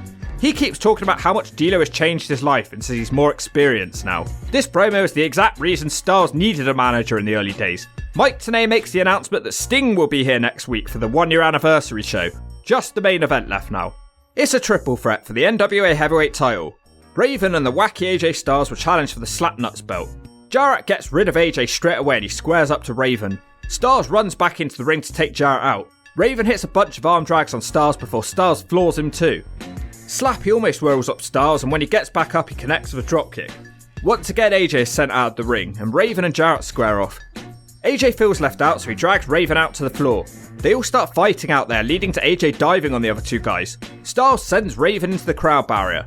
For some reason the commentary team go nuts. It really didn't look that good. AJ misses his dive from the steps, then Raven does one of his own on Slapnuts. This match is breathless. We're back in the ring now where Raven catapults AJ into Jarrett in the corner. This leads to a Slapnuts powerbomb. Jeff tries the Enziguri which he misses and Raven puts on an STF. It's broken up by Styles. AJ gets a 2 count now off the inverted DDT. Jarrett with an early stroke attempt which doesn't work. Raven also tries the Raven effect but he can't manage it because Styles uses a steel chair. Jarrett and Styles now work together for a bit. Drop toe hold from Jarrett into the AJ senton. AJ now have a springboard hurricanrana. Slapnuts breaks up that pin and AJ gives him a derpy look. Jeff almost gets the win now if AJ has to break that up. The two best friends use a double submission hold on Raven. Then AJ wants to dive but Raven switches out of the hold at the last second leading to AJ hitting Jeff instead with the leg drop. The match finally takes a breather for the first time as all 3 men are spent. Raven eventually gets back up and hits the super kick on Jarrett and a couple of running knee lifts. Raven has his chair and uses the drop toe hold to slam Slappy's head into the chair. He does the same thing to Styles but he can't get the free. More finisher reversals until Raven hits the Raven effect. He can't get the free because Shane Douglas makes his TNA debut. He pulls Raven out of the ring. Douglas takes Raven to the back of the arena and beats him down, so I assume he's not coming back. Back in the ring, AJ hits Jarrett the title belt. Why did the ref need to be distracted for that? They've been using weapons all match. AJ wants to go high risk and he hits the frog splash, but Jeff kicks out the pin. AJ's going nuts now, but Jarrett wakes up and he catches AJ and gives him an Alabama slam. Just a 2. It's now Jeff's turn to get caught and Styles powerbombs him. AJ now turns a pinning attempt into the Styles Clash attempt, but Jarrett is still reversing things. Then there's a ref bump as Jeff hits another Alabama slam. I wonder how many ref bumps there have been in Jeff Jarrett matches over the years. A springboard 450 doesn't work for AJ as Jeff gets his knees up. Oh no, Russo's here with a guitar. He smacks Jeff with it, which actually gets a really loud positive reaction from the fans. AJ immediately hits the Styles Clash for the free. And that's it, Shove It Squad. That's how AJ Styles wins his first world title, because of Vince Russo. Russo is the main character and he flips off Jarrett, he flips off the crowd and he flips off everyone. As Russo hugs Styles, they look a bit like father and son. Jarrett has a mic and he demands his rematch for next week. The crowd chant no. After a consultation with Russo, AJ says, "Who do you think you're talking to?" AJ says he's the champ and he has 30 days to give him a rematch. He'll check his schedule and get back to Jeff. Instead, next week, Styles and a mystery partner will take on Slapnuts and the Stinger Steve Borden. Jarrett ends the show saying he's going to shove the bat where the sun don't shine. A pretty bad show with a cool moment of Styles winning his first world title. Just such a great athlete, bro. He was phenomenal. I mean, and he still is to this day. But he was so young and was so great for his age and had so much potential. At that time, bro, the promo was really his weakness. He hadn't really developed mic skills yet at that point, and we were trying to develop those mic skills, and that's why they put him with me. But man, bro, like a very, very, very special athlete, man. The 50th anniversary will start with a 6-man tag. Sonny, Don't Look at My Ass Siaki, the master of the cab driver slam, David Young, and a Harris twin. and they'll take on D'Lo Brown, the Sandman, and Kazarian. What a random match. TNA has a new entrance ramp. Kaz takes out Siaki with a springboard, he follows that with a running neckbreaker for a 2. D'Lo's now in, Siaki uppercuts him and tags out. The Harris boy hits a big side slam on D'Lo. David Young's in now and he gets a leg drop from Kaz. Kaz now hits a back to the future with a bridging pin. It's a nice move, but it doesn't get the 3. And there it is, the cab driver slam, it's over. No, it's not actually, D'Lo breaks up the pin. While Sandman smokes in the crowd, Siaki hits a Northern Light suplex and a T-bone suplex for a 2. Kaz now reverses his pump handle into a pump kick, very appropriate. D'Lo's a house on fire and he almost beats David Young with a wind-up slam. Kaz hits the wave of the future followed by a D'Lo frog splash with a nice mid-air adjustment. That's the 3. David Young's not had a big effect on these 2 shows. Sandman celebrates with the others despite not doing anything all match. The SEX guys are bad losers so they jump them. The rest of the group join in the attack as Siaki uses the kendo stick. Then Slapnuts and Sting storm out. Sting kills the SEX guys with bats. He points the bat at David Young who says F that, but he turns into a Slapnuts guitar shot. I enjoyed that opener. Mike Tenay announces that TNA now has a Spanish announce team. Wouldn't it have been hilarious if it was those 2 twins? Sadly not, it's just Conad. From that to a Vince Russo promo. He's looking smug and has long curly hair. He asks the crowd if they like his new hairstyle because it costs more than their trailers. Mike Tenay looks like a wet teabag. Russo says he's been away spending his time being a dad at home, but then his little girl told him to go back to TNA to look after the hillbillies. That's a pretty poor explanation for why he's come back. I mean, if you think about it, he left in the first place because he was heartbroken that his children thought he was a bad dad. So why is that no longer an issue? Russo spends the next few minutes making fun of Southerners. He says the crowd have treated Jeff Jarrett like a used condom. I'm not sure they're ever fully behind him, no matter how hard he tried. Vince says he's going to stand side by side with AJ Styles. He says he's better than Shawn Michaels, Bret Hart and Sting, and he brings the champion out. AJ immediately screams at the crowd to zip it. I love this catchphrase. AJ says he's not like the people in the crowd because they can't even get a job. He says they're all on food stamps and date their sisters. Russo says he's taking the champ to New York. Mike Tenay starts telling AJ off. He says he's been brainwashed by Russo. Mike Tenay looks like he's going to hit AJ.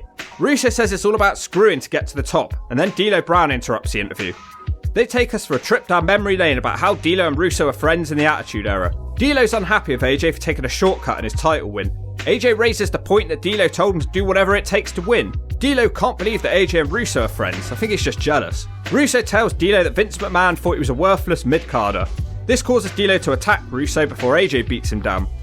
Raven rushes the ring now. He should be after Shane Douglas, not AJ. Speak of the devil, he's here now and he hits the belly to belly. The crowd chant triple threat and that ends that segment. Goldilocks is here with Tracy and Nurse Veronica. Goldie tells them she supports what they're trying to do, whatever that is. Tracy says women are no longer able to compete with the men. The Nurse reveals they're a tag team that's called Bitch Slap. I'm sure this is doing a lot for women's wrestling. Eric Watts is being mysterious. This guy's so worthless. Oh my god, what is this? A really weird segment. Julio sitting in front of a moving gate. I think someone's locked in behind him. Him and Mickey say they're tired of running. How many drugs did they take?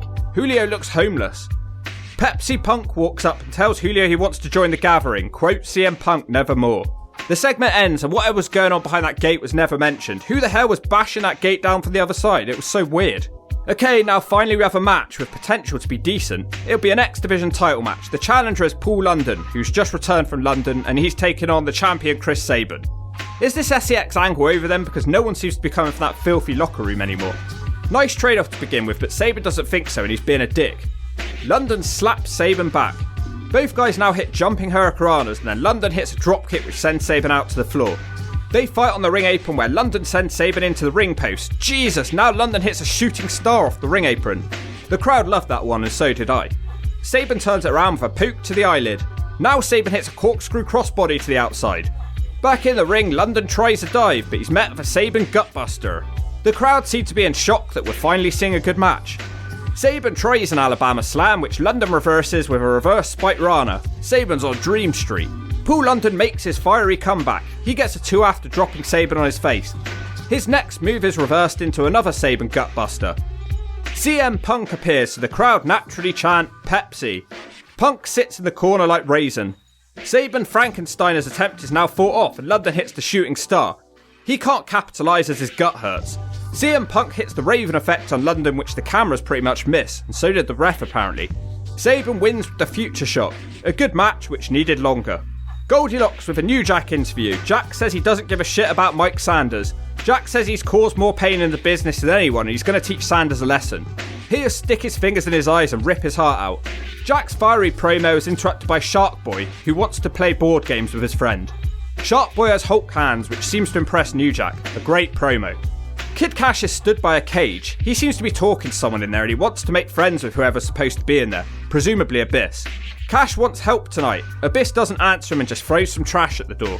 Hard 10 semi-final match now. Beyond boring Mike Sanders, who hides behind the new set and he'll take on New Jack. Sanders jumps him on the ramp with a trash can. Sanders has a bulletproof vest on. For some reason, the first shot counted despite the bell ringing after the shot. In the ring, New Jack hits his own trash can lid shot. The crowd are really into this match. Sanders retaliates with 3 shots on the outside. Jack then crashes into a trash can on the outside and Sanders hits him again. He's got a 6-1 lead. Now New Jack dives with a chair shot off the apron but completely misses. Sanders wasn't even in the camera shot, which makes it look like New Jack was diving at nothing. Sanders makes it 7-1. Jack then realises he's getting embarrassed, so he does 1 shot of a cooking sheet. Why doesn't he hit him a bunch of times to catch up? New Jack hits a pole into Sanders' slash zone. Shark Boy is at ringside in the crowd with the Hulk hands. Jack hits another shot to make it 7-4. Now New Jack headbutts a trash can lid into the slash zone, 7-5. Jack has Sanders set up on a table. He's ready to dive, but Shark Boy stops him with his Hulk hands. The crowd chant, use it. Jack looks around at the crowd. Now he starts flexing with the Hulk hands. The crowd are going nuts. Sanders is recovering and getting onto the apron, so New Jack punches him with the Hulk hand and Sanders goes through the table. Love this match. New Jack's great here, amazing ending, and the crowd are really into that one. We get a package about all the stunt work that Trinity does when she's not wrestling. She says she loves pain. We go from that to shots of her on a beach in a bikini bending over. I don't think it's classed as stunt work. She says her main goal is to be the #1 female wrestler and bikini model. Fake Road Rash character Just Incredible up next. God, so many flashbacks on his show. I reckon it's eaten up a combined 20 minutes of all these packages. He takes on Jerry Lynn, who makes the fat girls grin. They start with a lot of heat. The fans chant EC dub.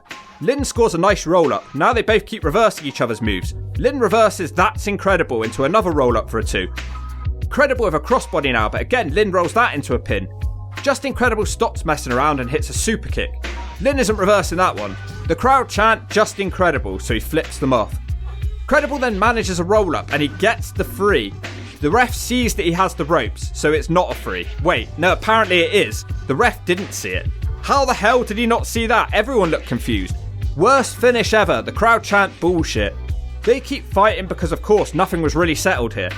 And this is one match that I'm not particularly keen on seeing again. 2 jobbers in bandanas try to drag Credible away. Who are these guys? They keep brawling, but Tenay says we've got a pre-recorded interview which is more important. Mold Dog conducts an interview now with the rest of the crew. Road Dogg tells Truth he must be proud of being the first black NWA champion, but more importantly, why do you like fried chicken so much? He turns his attention to Konad and he's pretending to be Mike Tenay, knowing about luchadors.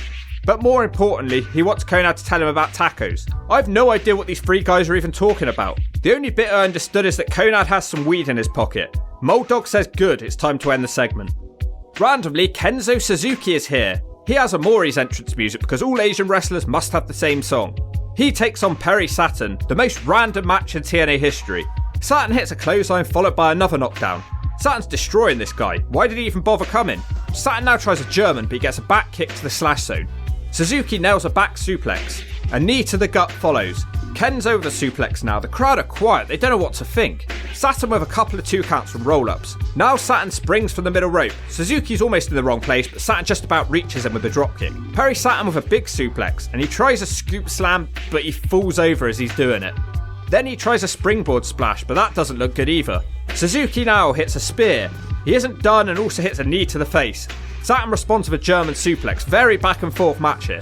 Now Perry Saturn sends Suzuki running and he connects with a spine buster. He then nails the top rope elbow drop and he tries to make the cover, but Road Rasher is back and he hits Saturn in the head with a cane. The match is thrown out. An interesting match, but a bit botchy. Why would Credible hit Saturn with the cane? Doesn't make any sense. Goldilocks is with Styles in the back. She says she can't believe the decision he made when he sided with Russo. AJ has a mystery partner tonight, and AJ says he isn't worried because Vince has his best interests at heart. Now we've got a tag title match, another match which is potentially good. America's Most Wanted will challenge for the tag titles, which are held by Daniels and Skipper. but they all start fighting in the back instead. Triple X seem to get the best of this one. Oh look, it's Low-Ki, he's back, he feels like a while since we've seen him. He has a dislocated shoulder, so he shouldn't be a factor. James Storm hits a kick for the first 2 count. Skipper responds by throwing Storm into Daniel's STO. Storm's getting destroyed. Skipper now hits him with an overhead belly to belly. Now they hit him with a suplex splash combination. Harris decides to make the save for his partner with a diving double clothesline and a full Nelson slam to Daniels. The ref says he's not the legal man and sends him away.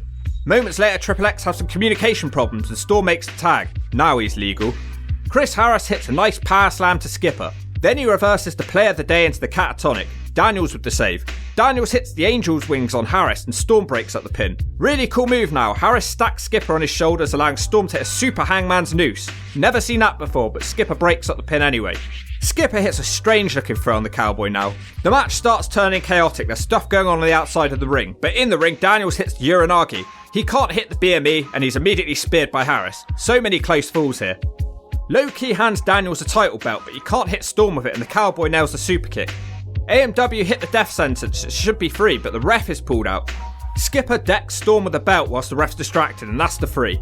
Man, how many times have Triple X beaten AMW? Surely no more shots for these guys. Good match, shame about the finish. Mike Tenay interviews Jarrett now. It goes on for ages and watching paint dry would be more fun. Then it gets really good. It cuts to the ring where Eric Watts says, well, enough of that boring interview. The crowd cheer and laugh. At least they're self-aware. Watts keeps calling himself Mr. Explosion for some reason. Is this a sex joke or is he wrestling a lot on TNA Explosion? Who knows? Who cares? He reveals he's here to do an interview and he calls out the mighty midget Kid Cash. Cash is taping his fists on the way to the ring. Watts keeps making short jokes. Cash has little man syndrome and this makes him get really mad. Watts asks him why he keeps beating up on women. Cash says it isn't a secret in Nashville and it makes him get goosebumps. Watts doesn't seem to like it and he smacks Cash one. He goes to hit a choke slam, but on the big screen, Goldilocks is locked in a cage of abyss. Eric Watts rushes backstage and tries to kick the lock off. Cash jumps him, which knocks open the SEX locker room door, and the master of the cab driver slam is in his panties. It ends before anything really happens. Chris Harris is back now, complaining about Triple X. He says next week they're going to have another match, but this time in a steel cage for the belts. This will be the first ever TNA cage match. Just the main event left. AJ Styles will team with a mystery partner. The mystery partner, for some reason, is Sean Waltman. AJ seems confused by this choice. Waltman doesn't emerge for a minute or two. I don't think we've seen him since he wrestled a match against AJ Styles whilst high. They take on Slapnuts and the Stinger Steve Borden. Sting doesn't even get his own entrance. Sting's first US televised match in 2 years and you'd think they'd care more about it. AJ Styles and Waltman crash together. I'm shocked how little fanfare there is for Sting, this is crazy. Sting now throws AJ backwards, but AJ lands on his feet. AJ then tries a drop kick but he misses and Sting almost puts on the Scorpion. Sting carries on by hitting a dive to AJ out the ring. Russo's on commentary as if we haven't heard enough from him already. Waltman looks so weird in a tracksuit. Jarrett sort of powerbombs him and he puts on a figure 4. Styles breaks that up by hitting a springboard leg drop to Jarrett. AJ Styles is now in full control of Slapnuts. AJ hits the drop kick and he's very proud of it. After a long time, Sting gets the tag and he hits a bunch of Stinger splashes. He tries the Scorpion, but that doesn't last because Pac hits him in the head with a bat. Styles now has the Deathlock on, but Borden shoots Styles off. Sting now hits a stereo Death Drop DDT combination, but he's too tired to make the pin and he has to tag Slapnuts in. Jeff hits drop kicks on his 2 opponents. Russo starts causing a distraction and the match starts breaking down, and it was never exactly solid in the first place. AJ tries a super kick which causes a ref bump. Jarrett with the stroke, but no ref. Russo hits Jeff in the face with the bat. Raisin's here now and he wants to DDT Styles, but Shane Douglas stops him. Once again they brawl away from the ring. Styles tries a flying something, but he's kicked in the slash zone, and once again Jarrett connects with the stroke. When the ref breaks up, AJ is able to kick out. Sting has killed Pac on the outside of a chair. Jarrett now with a super stroker from the top, and this time that is the free. What a horrible match, so much going on and the new champion didn't exactly look strong. They hit Russo in the gut with the bat and then it ends with Raven, Jeff Jarrett and Sting celebrating in the ring like 3 best friends. Bit of a better show for the 50th episode, but Jesus man, the finishes are so bad in TNA.